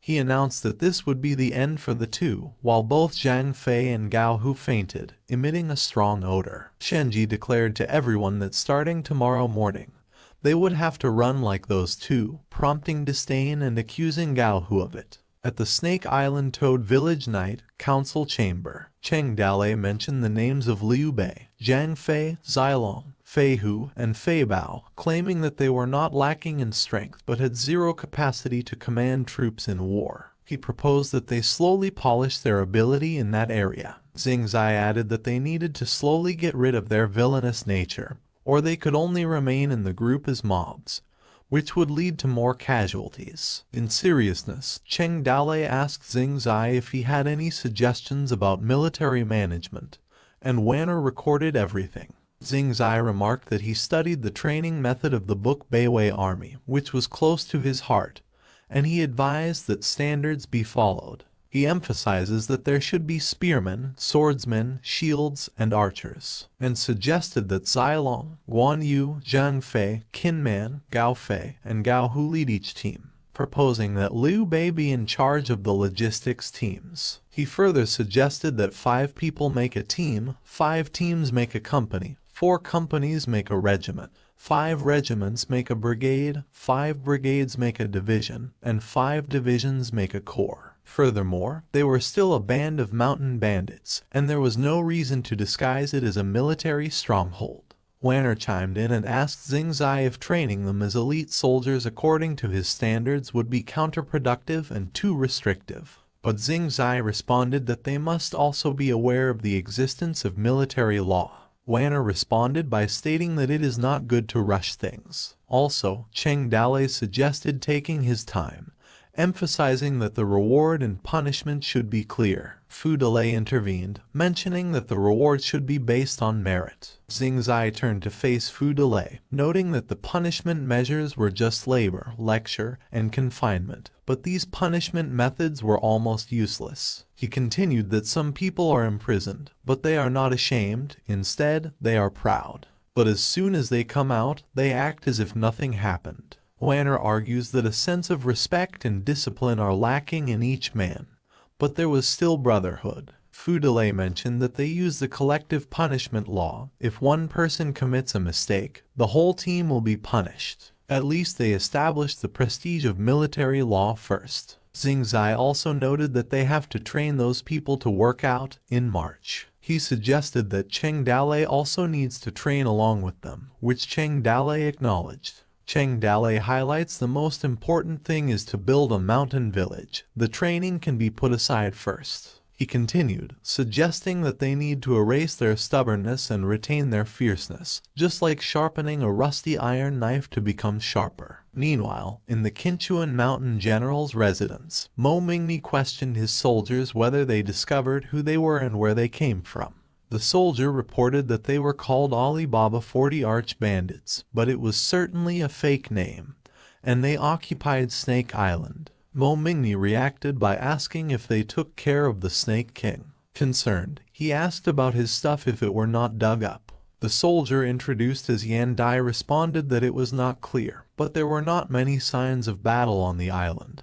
They didn't seem to be dead, maybe the Snake King himself left. According to the description of Zhonglong's subordinates, they roughly painted the appearance of the people who broke into the fortress. He added that they heard the 2 people call each other's names, one called Gao Hu and the other one called Zhang Fei.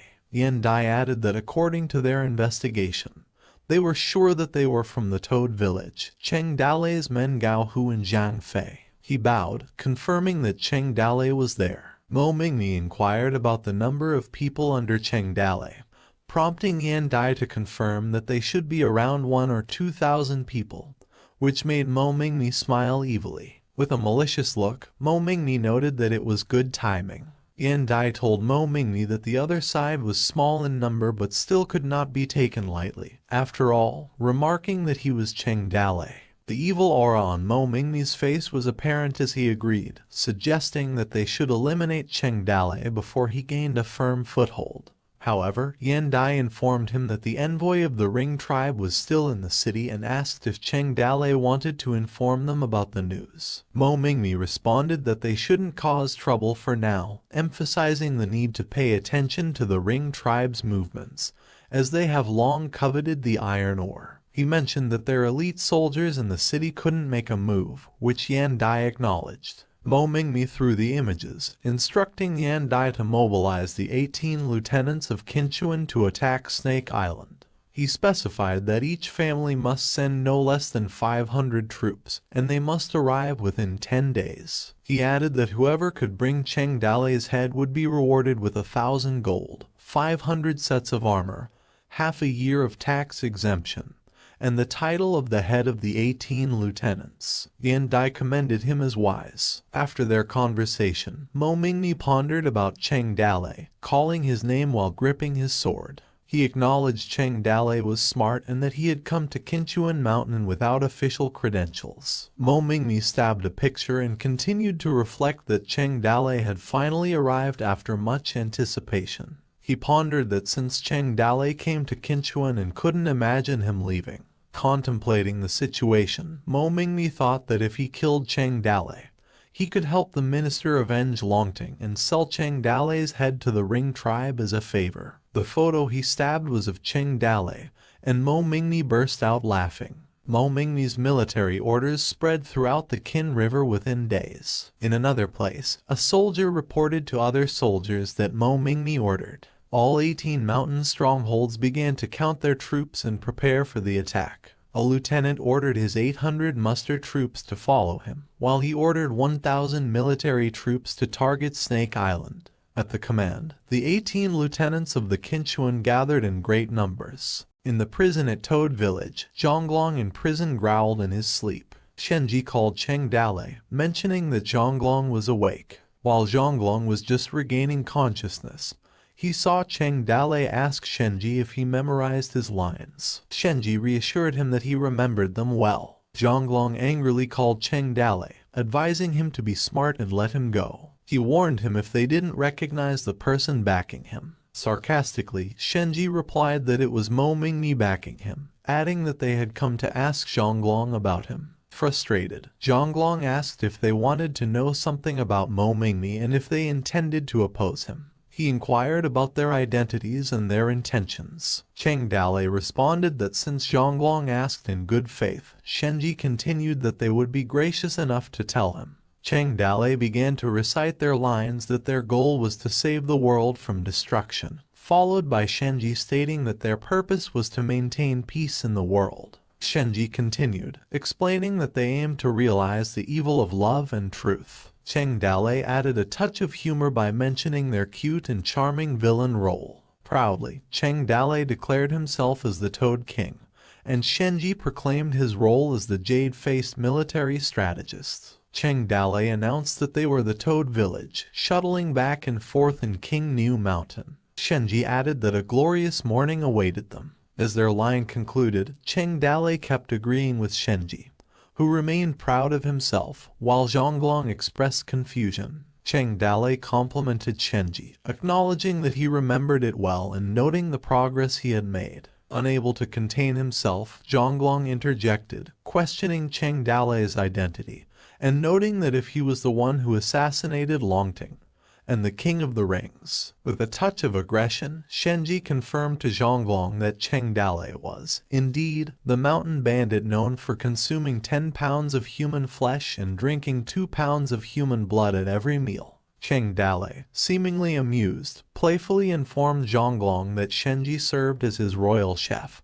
boasting that his best dish was the infamous human feast. He advised Zhonglong to behave. Zhonglong yelled at them, saying that they were mistaken. He said that both Cheng Dalei and Shenji were handsome and first-class characters, but he told them that they just looked so ordinary. Feeling down, Cheng Dalei considered that every person has a different understanding of handsomeness and told Zhonglong that he would show his ordinary sword. Zhonglong confirmed that he was Cheng Dalei. He was waiting for him for an eternity, and finally, he was there. He told him that he was not lying to him. He admitted that he saw Mo Mingmi in a bad light for a long time. He He had been waiting for Cheng Dalei to come to Qinchuan to replace Mo Mingmi, and Cheng Dalei questioned him. Shenji, feeling proud, thought to himself that, as he expected, the opponent was convinced of his personality and charm even before the torture began. On the other hand, Cheng Dalei felt uncertain, wondering if this was already a confession, as he still had ABCD programs to use. Zhonglong asked Cheng Dalei what else he wanted to hear. He promised to tell him everything and suggested starting with how many wives Mo Mingmi had. Cheng Dalei deflected the question. Instead, he asked about the distribution of nearby forces, the identities of the 18 lieutenants, how many men each lieutenant commanded, and which ones were more powerful. Zhonglong, seemingly cooperative, claimed to know everything and was willing to share all the information. Zhonglong added that if Mo Mingmi ordered an attack, the 18 lieutenants were expected to arrive in a few days. He specifically mentioned the nearest lieutenant, Du Nguyen, born a water bandit, commanding at least 2,000 elite soldiers. Zhonglong revealed that Du Nguyen was Mo Mingmi's adopted son, making him the likely first to attack. He further disclosed that he knew Mo Mingmi had a mistress in the village outside and questioned whether they should catch the mistress to threaten him. Feeling shame at Zhonglong's suggestion, Cheng Dalei couldn't help but question if he was a grown man who goes after women. Shenji chimed in with a remark, questioning if Zhonglong was still a man. Uncertain, Zhonglong responded that ruthlessness is the mark of a truly great man, highlighting that they were mountain bandits. Cheng Dalei clarified that they don't do that, emphasizing that if people found out, he wouldn't know how to go on living.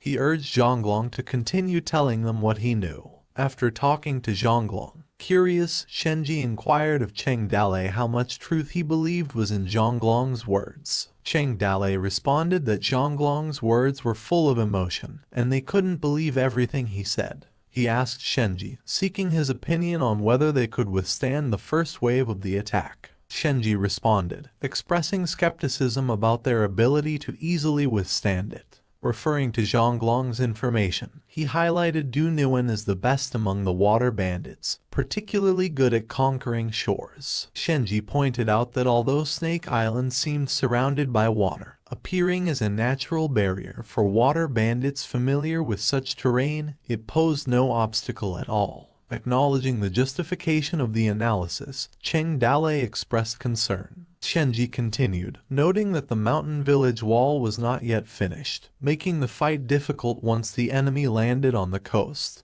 and Cheng Dalei confirmed. He expressed concern that it seemed like it was going to be a challenging battle. Just then, Cheng Dalei called everyone's attention. When Qin Man inquired about his orders, Cheng Dalei instructed them to cease the construction of the fortress and organize everyone to create Spanish riders. Emphasizing that more would be better, he conveyed the urgency of being prepared for war. His command was acknowledged by everyone. Take the Spanish riders by boat to the riverfront sites while the tide is out. Then place them in the shallows of all waters in the Toad Village. It took several days to surround all the shallow parts of Snake Island with them. During floods, the Spanish rider is flooded by the river. Only at low tide, the Spanish rider formation is visible. Some men with good eyes were assigned to keep watch on the high places of the Snake Island. A few days later, a person pointed towards the water and urged everyone to look and check it out. Early in the morning, a person instructed everyone to relay the message that the enemy was approaching,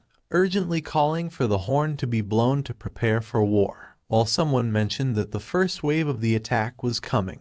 As the horn resounded loudly, instructions were swiftly issued for everyone to get ready for battle. Cheng Dalei announced that Du Nguyen pirates had arrived. He urged everyone to get ready and that the enemy was there. One person cursed upon seeing many boats, questioning how many people they sent. Qin Man shared information that he heard from the dragon in the cloud, mentioning that Du Nguyen was Mo Mingmi's stepson, and the army under him was well-trained and fierce. Concerned, Cheng Dalei remarked that this time Mo Mingmi could expect some excitement, as Du Nguyen seemed to be going all out. Meanwhile, in the Du family, there were 2,500 strong sailors. Du Nguyen mentioned that he originally wanted to surprise them by attacking earlier, but their reactions were quick. He expressed satisfaction that they arrived in advance, giving them a chance to finish preparing for a bitter battle. With determination, DYNASRY commanded his forces to go at maximum speed, board Snake Island, and capture it in one swoop.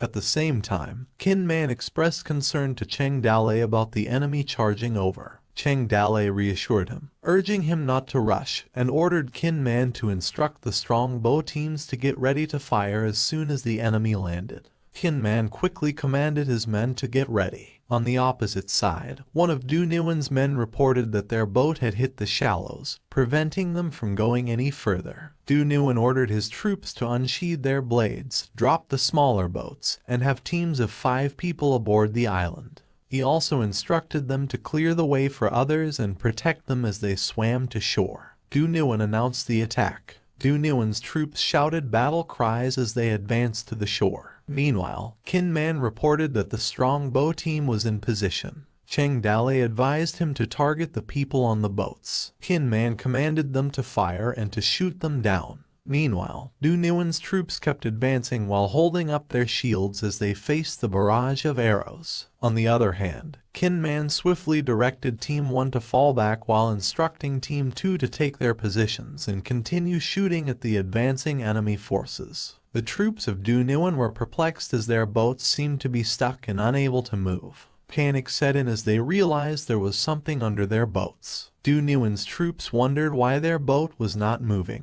noting that they got stuck and that there was something under their boats. Someone mentioned that there were reefs under the boats, while others disagreed, suggesting that it might be wooden spikes placed in the water. As the enemy boats got stuck, Kinman exclaimed that their plan was working. However, Cheng Dalei still cautioned that it wouldn't hold them for long and urged his teams to shoot them down quickly. He commanded Team 1 and Team 2 archers to fire. Meanwhile, DYNASRY's troops became increasingly panicked, with some cursing as they could not move forward. DYNASRY reminded them that they were sailors and questioned whether they grew soft from living a peaceful life. He still ordered his troops to get in the water and swim to shore. His troops were prompt to swim, while DYNASRY commanded them to charge. Kinman noticed and informed Cheng Dalei that DYNASRY's troops jumped into the water, and the arrows could not hit them. Cheng Dalei ordered his archers to wait until the enemy emerged from the water. He instructed everyone else to ready their weapons. Everyone could tell that the situation would turn into a brutal melee, and that they would form a wall of flesh and blood. DYNASRY was still in the water, commanding his troops to kill and charge forward. His troops charged, using their shields to defend against arrows. One of DYNASRY's troops noticed something. He pondered something moving on his legs. He saw a snake beneath him, and before he could react, fear showed on his face as he realized it was a snake. The snake attacked him, causing him to scream. Other troops panicked and warned everyone about the snake and that there were so many of them. Screams were everywhere, making everyone terrified of the upcoming snakes, while some still warned others to watch out. With the emergence of the snakes, the sailors now had to block arrows flying from the sky and watch out for snakes under the water. The situation turned into chaos, and the first wave of human lives was lost. Amidst the chaos, his troops urgently informed him of a snake presence ahead. Initially stating hundreds, he quickly corrected himself, emphasizing that there were thousands of snakes. Some suggested that they should retreat, emphasizing the danger of an infestation of snakes in the water, and that forcing their way to shore would result in losing hundreds of men. While they still warned others to watch out for the arrows, the distance of 100 meters away from the shore became a death zone. Bodies were floating, while some troops urged others to retreat and get back on the boat quickly. DYNASRY yelled at Cheng Dalei from a distance, informing him that Cheng Dalei was using such a tactic and promising to return, asking Cheng Dalei if he heard him. Everyone on the island was in a state of confusion. Someone wondered why they fled. Then the first attack from the 18 families of colonels ended without a single drop of blood touching dry land. One of Cheng Dalei's men cheered for their victory, while others taunted the enemies and fled with their tails tucked between their legs. Shenji questioned the sudden appearance of snakes, expressing relief that they weren't present when the spikes were set. Disbelief, Gao, who wondered why it was always someone shouting words whenever they ran away. Gao Fei answered that it was to save some face. Cheng Dalei acknowledged their luck with the snakes in the water, but warned that they needed to prepare against the snake's poison in future attacks. He emphasized the importance of completing the construction of the fortress and suggested leaving men to act as scouts there. Cheng Dalei informed them that they only had around 2,000 people and it was far from enough. He proposed going to nearby villages to recruit anyone. He promptly ordered Gao Fei and Qin Man, assigning them the task of scouting the surroundings, alerting that the enemy flanked them, while Gao Hu received the responsibility of recruiting workers. They confirmed Cheng Dalei's orders. After dividing their tasks at King Region, Qingyi Village, suddenly, a person from the village rushed in, reporting trouble and the presence of an army that captured people. The villagers, filled with fear, questioned if it was the King Region government again. Panic ensued, and someone urgently shouted for everyone to run, while others questioned the heavens, wondering why their lives had to be so difficult. Some stated to not leave even the chickens behind. The horsemen approached their village, calling out to the residents. It turned out that it was Gao Hu accompanied by his men. He ordered them to surround the village and bring everyone outside. Gao Hu intimidated the villagers by telling them that they thought they could escape by hiding underground. Terrified screams, a person pleaded to spare their lives out of fear. He sternly ordered a person not to run, ordering his men to apprehend them all. Terrified, the children remained silent as they looked outside. Gao Hu inquired if everyone was present and insisted that they listen carefully. He proclaimed that they were under the command of Cheng Dalei from the Toad Village. Haughtily, he informed that Cheng Dalei wanted men to work for them, promising food, drinks, and payment in silver. He warned them not to disagree and that they shouldn't blame his sword for being sharp. The elders of the village responded that they had elders and children under their care. He pleaded with Gao Hu to spare them, acknowledging Gao Hu's magnanimity as he begged for their humble lives. In a stern tone, Gao Hu declared that he was not there to negotiate but to kidnap people. He ordered them to tie the villagers up, leaving them in a state of hopelessness. However, one person became enraged and declared that he would fight them while holding a stick, and someone identified the enraged man as Jiang San and told him that he was insane. Jiang San bravely launched an attack against Gao Hu. However, Gao Hu swiftly subdued Jiang San and ordered that he be brought along. Cheng Dalei's soldiers stood out, claiming that Cheng Dalei merely wanted them to work and not damage or loot their village, while Gao Hu instructed his men to take them away. Meanwhile, a kid inquired with the village chief about whether his father would be back. The village chief confirmed, telling the kid that they were working for a bit. However, a man cursed, mentioning that the government people took his son away a year ago, and he has not heard from him since. He sighed and questioned the heavens. The village chief disagreed with him, providing an example of when Jiang San attacked earlier, stating that they only knocked him and didn't take his life. He expressed hope that Cheng Dalei would indeed keep his word. Later that moment, at the Toad Village, Cheng Dalei was busy looking at the blueprint. Gao Hu informed Cheng Dalei that they were back and they found over 100 men. He inquired about Cheng Dalei's next target for their kidnapping. Perplexed, Cheng Dalei corrected him, stating that they were not kidnapping but recruiting workers. He informed him that they already had enough laborers and there was no need to go out again.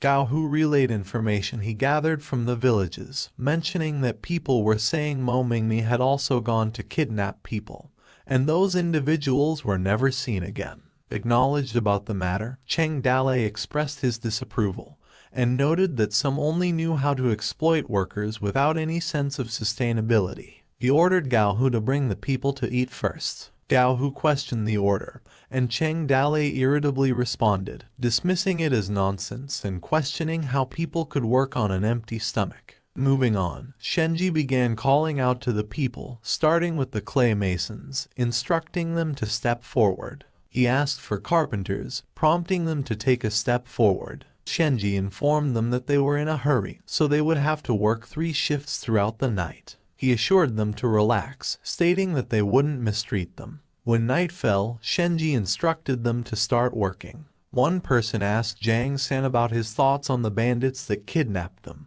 given that they provided food and new sets of clothes, claiming it was some kind of uniform. In a snobbish manner, Zhang Sen questioned that they were simply being made to do manual labor. The person persisted, wondering if they would be released once the work was done. Zhang Sen replied that they could only find out. Despite the doubts, Zhang Sen acknowledged that the food that night was excellent, especially the white buns which they hadn't had in a long time. The person wondered if maybe the bandits were not all bad. However, he remained reluctant, emphasizing that even so, they were still bandits, and they shouldn't be tempted, suggesting that they just did their work half-heartedly and made do, a sentiment in Zhang Sen agreed. Zhang Sen found it weird that his bricklaying work was unusually accurate that day, and the person agreed, feeling that the task seemed easier. With a proud expression, the system giggled, revealing that there was a village buff in effect, swift construction, and that the level 2 village was almost complete. Each of the 18 lieutenants of Qinchuan occupied a territory in the area. They did not interfere with each other, and they paid their monthly harvest to Mo Mingmi. Today, they received a military order from Mo Mingmi to send troops to gather at Qinchuan Mountain. Qinchuan Mountain 18 lieutenants temporary camp.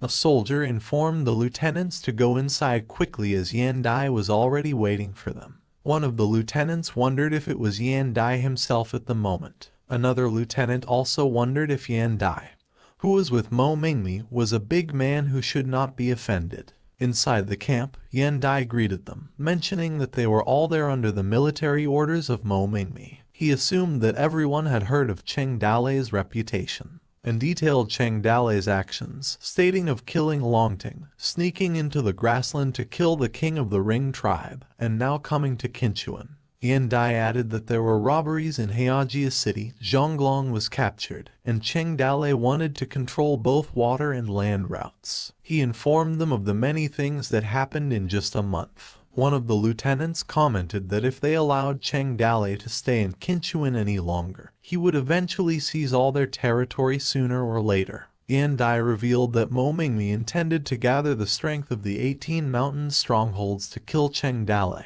Tao Bing asked Yan Dai if he truly wanted to escalate the situation, noting that as far as he knew, Cheng Dalei's forces consisted of only 2,000 people, with about 1,000 warriors among them. Yan Dai brought up Du Niwen, mentioning him who attacked in advance with more than 2,000 people, and he could not even board the island. He pointed to a map detailing the topography of Snake Island, and instructed them to prepare enough realgear to make sufficient rafts for an army of 10,000 people to reach the island. Yan Dai specifically told Tao Bing that he would lead the team at that time. He also informed them that Mo Mingmi had declared that those involved in the siege would be exempt from taxes for 3 months. Furthermore, whoever obtained Cheng Dalei's head would be promoted to become the head of the 18 lieutenants. The lieutenants acknowledged and obediently followed Yan Dai's orders. 10 days later, the construction of the second-level Toad village was finally completed.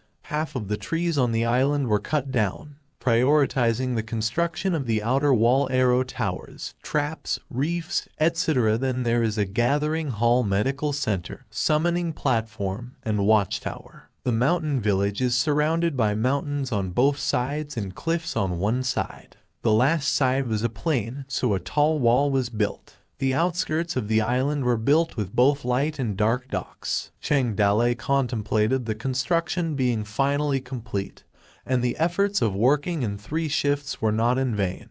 A beep sound received the second-level mountain village construction completed, and the summoning platform function was opened. Cheng Dalei examined the village profile, noting its address as Qinchuan Snake Island with a population of 2,513 people. He checked his task, which required a population of 5,000 to upgrade the village to level 3. The reward for completing this task was Martial World's Rumors, a skill that would allow him to know everything about the world without leaving. Reflecting on the reward, Cheng Dalei considered the advantage of gaining information from all sides in advance. However, he speculated that the accuracy might not be too high, requiring screening and analysis. Suddenly, the system called out to him. She asked Cheng Dalei how he managed to build a second-level mountain village so quickly. Cheng Dalei responded by wondering if the system would develop again, expressing concern that if she continued like that, she would become an old woman.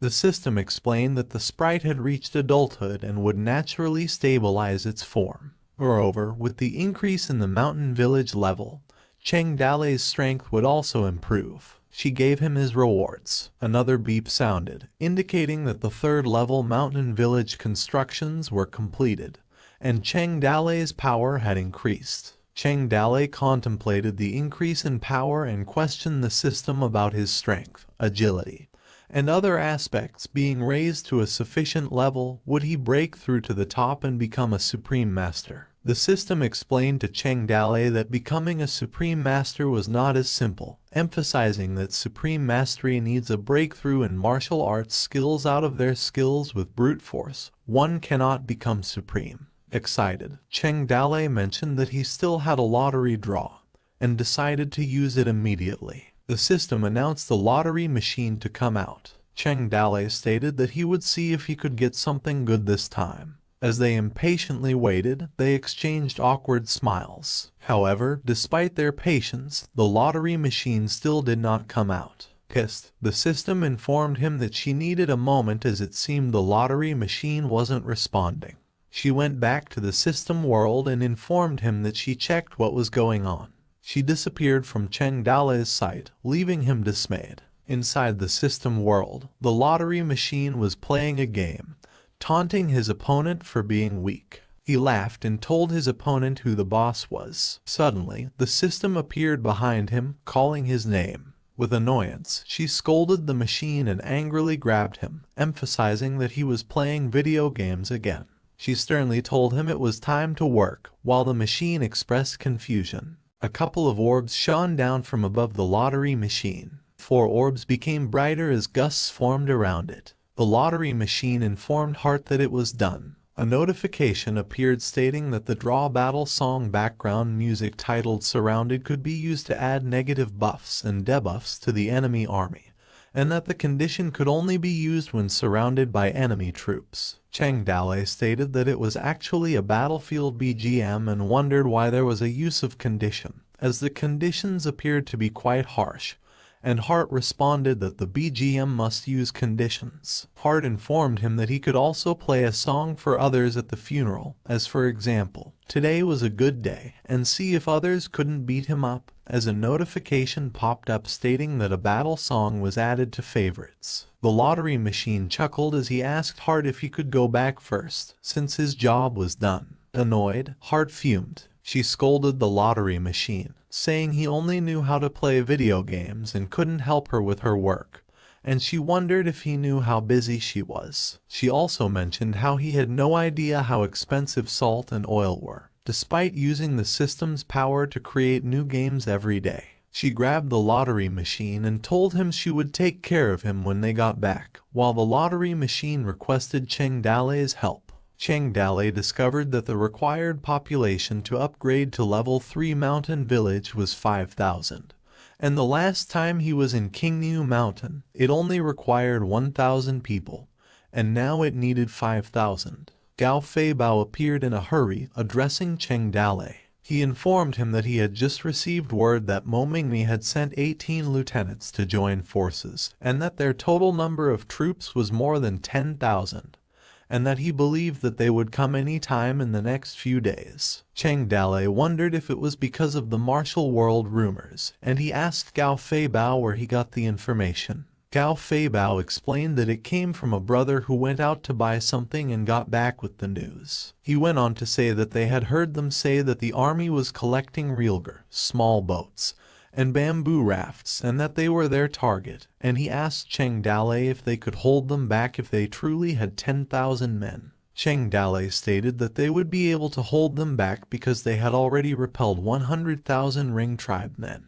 When asked if he was still afraid of a mere 10,000 army, he continued that it was just that they couldn't keep defending passively any longer, and they needed to beat them up once and for all. Then suddenly, Cheng Dalei had an idea. He instructed Gao Feibao to arrange for the brothers to tie 1,000 scarecrows overnight, as well as to allow Guan Yu, Liu Bei, Zhang Fei, and Zhao Zilong to come to him because he would arrange another task for them, and Gao Feibao agreed. After a while, Zhang Fei told everyone to stand up properly and stay in line, asking them not to sway left or right. A man asked Zhang Fei what they were doing. Another man behind him assumed that they were either letting them go or allowing them to join them as bandits, while another man assumed that it was killing a donkey as soon as it left, and that now that their work was done, they wouldn't be needed anymore. Zhang Fei told them not to squeeze up and come at them one by one, and he called for someone to come first. Zhu Shenji asked the man his name, and the man responded that his name was Zhao Sanjuang. He asked him where he came from, and the man told him that he was from Greenleaf Town. Zhu Shenji asked him what his job was, and the man responded that he was a mason. Liu Bei chimed in, stating that a mason's wage was 1 string. People around Zhao Sanjuang said they'd heard of people being fed before being killed, but he'd never heard of people being paid before being killed. Liu Bei told him to hurry up and line up once they got their money and wait until the boat had enough people to send them back. Zhao Sanjuang asked Liu Bei if he really let them go back. Liu Bei asked if he didn't want to go back because they were recruiting now, and if he wanted to sign up, he could stand over the recruitment area. And Zhao Sanjuang told him to forget it. Zhao Sanjuang asked Liu Bei if they could still work in the future because he could still come if there was work. People agreed that if there were 3 meals a day and money, he could work the next time and come, and others agreed that they would come as well. As Liu Bei handed them coins, he told them not to worry. He also told them that Toad Village would undoubtedly need their help in the future, and that they would not let them work for nothing. Zhu Shenji chimed in, saying that as the saying goes, a relative afar is less useful than a close neighbor. He also stated that they would settle here in the near future, and that they would all be neighbors, and that if anyone evil abused their power, the Toad Village would act on behalf of everyone. He pulled on the rope, causing the banner to fall out. He yelled what was written on the banner to enforce justice on behalf of heaven. Zhu Shenji told them that Toad Village had come, and Qinchuan would be peaceful, and they would get justice. He went on to say that he would guarantee to send them all back safely. Zhu Shenji smirked as he stated that even gods couldn't stop what he said, which made the crowd cheer. A voice addressed Zhu Shenji, telling him to wait. He informed him that Cheng Dalei gave orders that they couldn't let them go like that. Zhu Shenji petrified as he wondered what he was saying. The people recognized Gao Fei Bao as the mountain bandit who previously captured the people, wondering what they wanted, while others pondered if they were going back on their words and if they would be killed, believing that none of the bandits were good, believing that they had already changed. Gao Fei Bao told them not to panic because their leader did not want to make things difficult for them. He simply wanted to ask them to do one more favor and assured them that they would be paid afterward, which prompted the crowd to ask if there was any more work to be done and what else they wanted them to do. Gao Fei Bao informed them that Cheng Dalei wanted to invite them to be a mass actor. A few days later, a bird soared above the sky, and early morning, the morning fog had not yet disappeared. A ship sailed making a water wave. The 18 lieutenants gathered their troops and attacked. A voice from the watchtower announced that they were coming. A man stated that they looked like more than 10,000 people, telling others not to guard the coast and retreat inside the wall as Cheng Dalei had ordered. They told others to burn the smoke signal and retreat in a hurry. A voice told Lieutenant Zhu that he heard Cheng Dalei was sinister, cunning, and scheming, and asked if it wasn't too risky for them to rush. Lieutenant Zhu believed that the more cunning he was, the more it meant that he was not strong enough to deal with their army head-on. He told them to go straight to the island because the Toad Village only had 1,000 or 2,000 men, and they had many times more. He commanded them to pass down his orders and advance at full speed. A voice reported that the ships carrying Realgar approached the shallow water and sprinkled Realgar to open the way, while others instructed to drop the raft and land quickly while keeping a watch out for snakes. Lieutenant Zhu ordered his men to get to the island and surround and kill Cheng Dalei.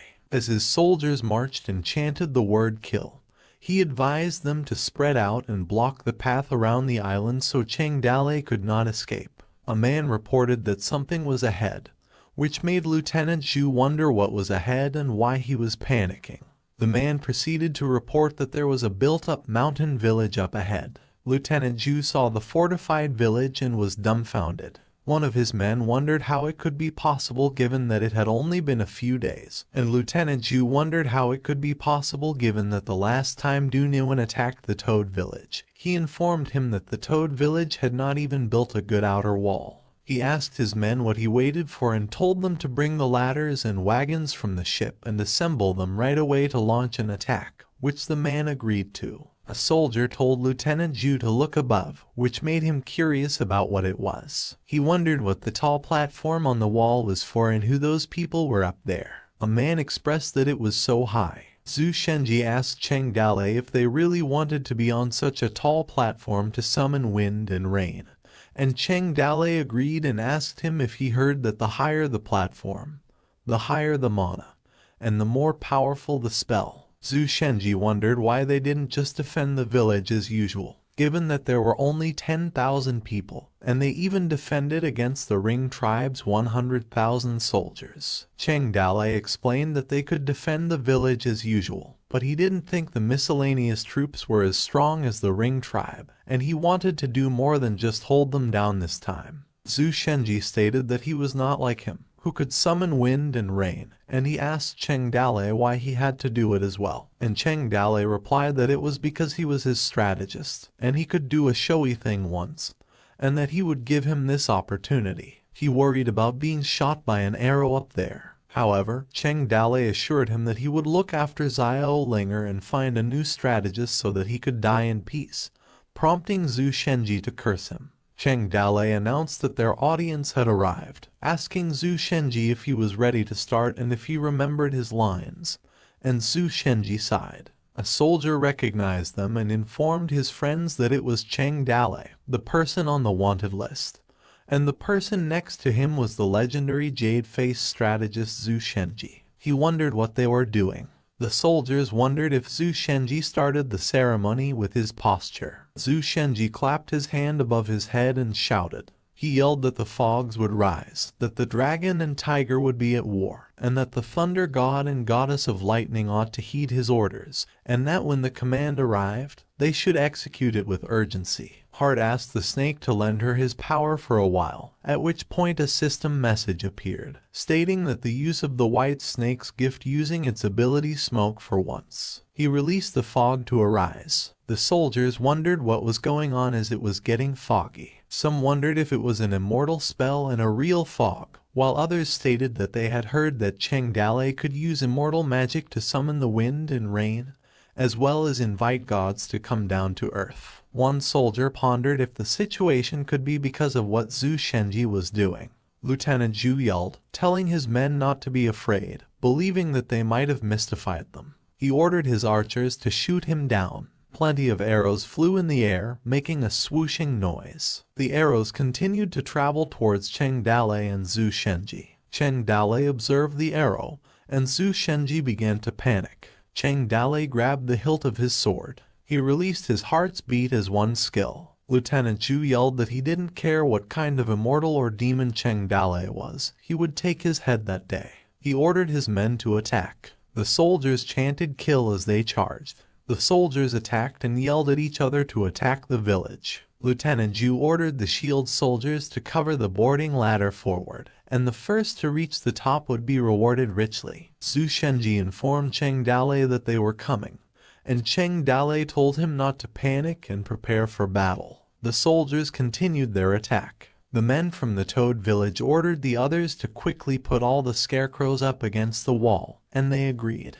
A man asked Zhu Shenji if he was going to send them to war, while the others begged for them to be spared, while someone expressed that he was an 80-year-old mother and 3 small children under him, pleading that he couldn't go to war and die. Hin Man yelled at them, telling them that he did not ask them to go to war, and that they should just hide behind them and sound the gongs and war drums, and those without the gongs and war drums should shout hysterically to attack, and the louder the roar, informing them that the higher the reward. He told them that even if they didn't want to fight, they should just open their mouths and shout, and asked them if they lost the courage to do so because of the oppression they usually suffer. He told them to let their anger out and direct it at their enemies, who usually oppress them, and to look under the tower for Mo Mingmi's men. Tin Man asked if they could give him a roar, and they did and yelled to attack. In the thick fog, the walls swarmed with people, and the sounds of the attack were loud. The soldiers assumed that they had more than 1,000 people. A voice ordered the bow unit to move forward,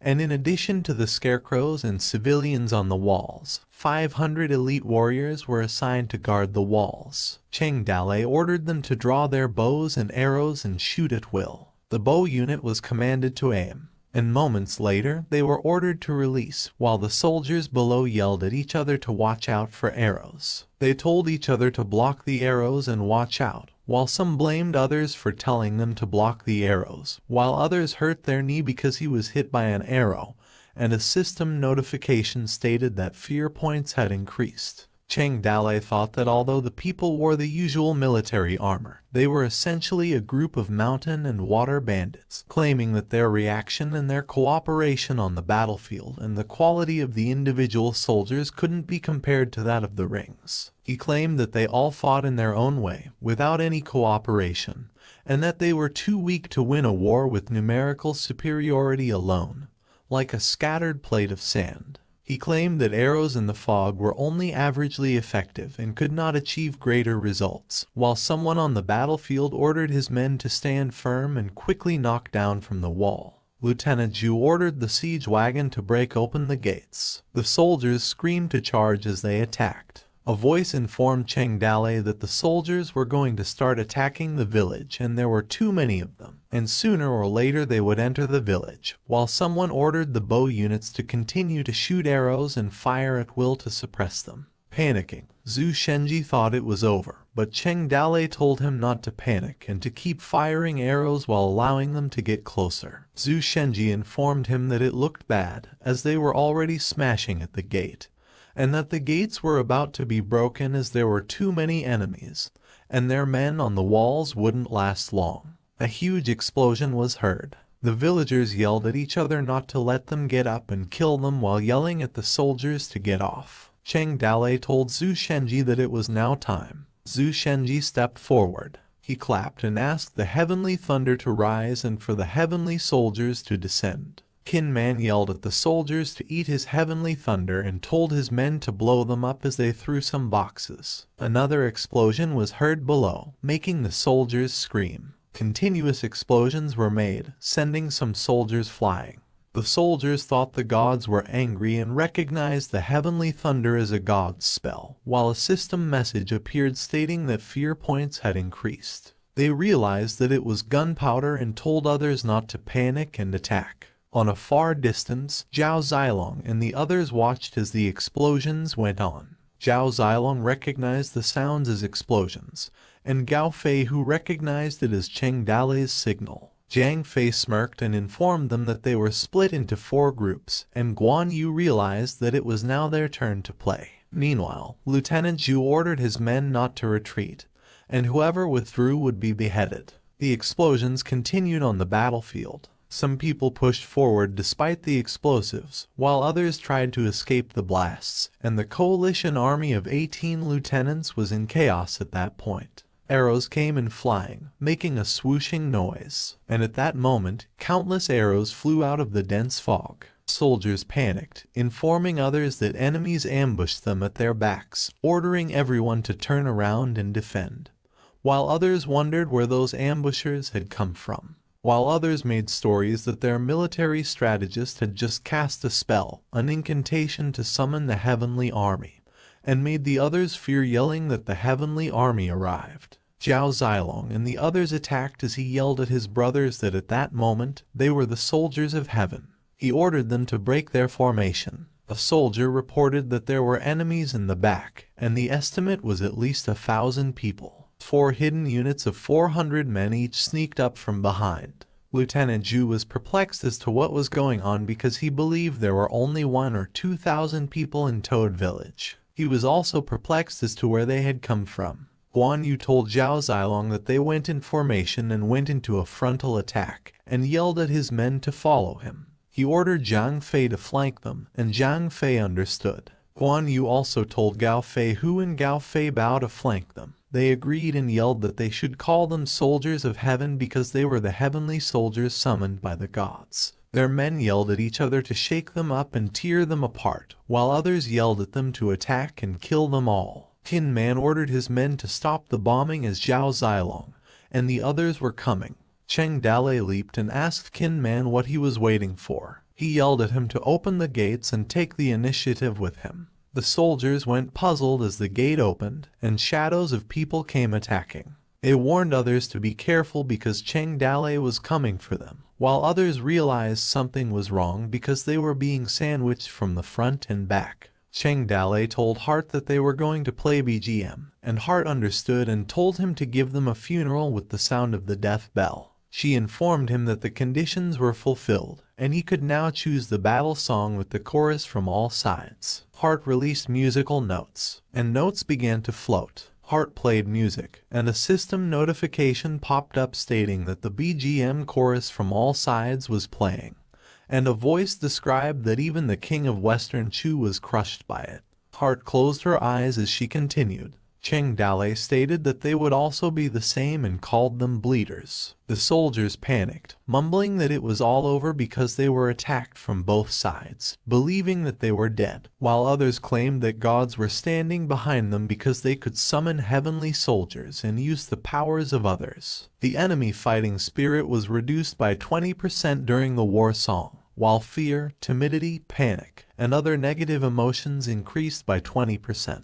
The soldiers, on the other hand, wondered how they could be an enemy of the gods, while some screamed for their mothers as they died. Troops in landslide defeat, yelling at each other to flee quickly, questioning why they were still standing and not running for their lives because if they didn't, the enemy's swords would turn them all into ghosts. The soldiers yelled at others to retreat, while Lieutenant Zhu wondered what was happening given that they had 10,000 allied troops. And the man beside him responded that the momentum had gone, and they should get out there. Lieutenant Zhu thought that 18 village chiefs had joined forces to fight an island of 1,000 men and thought it would be a piece of cake. But in the blink of an eye, the attacker and defender had switched roles, and he was reduced to a grieving dog, wondering how it happened. He wondered why, and if it has anything to do with Cheng Dalei. However, he rejected the thought, thinking that even if he was strong, he was still just a martial artist. His men told him to get out fast, and he told them to wait. Lieutenant Zhu realized who it was and that the legend said that Cheng Dalei's actions were directed by him. He blamed Zhu Shenji for planning all of it as he stood alone on a high platform, looking down on everything. And from his perspective, he wondered how there could be such a man who used his troops like a god in the world. Rumor had it that 18 lieutenants allied with the army of 10,000 attacked the Snake Island, which was later renamed to Toad Island, and when they attacked, they encountered a mountain of fog, thunder and clear skies, and a mysterious army from heaven, and more than half of the 10,000 allied soldiers were killed or wounded, and thousands of soldiers were taken prisoner, and even the leaders of many villages died in the battle. A notification appeared stating that the mission to defend the village 10 times had already completed 2 of the 10 current missions. And after the battle, the forces of the Qin River knew that Cheng Dalei had come to Toad Island, and he had Zhu Shenji by his side. A voice instructed everyone to form a line one by one properly. Liu Bei assured the people that they would surely walk the talk, and anyone who contributed would be rewarded. He told them to come to receive their reward.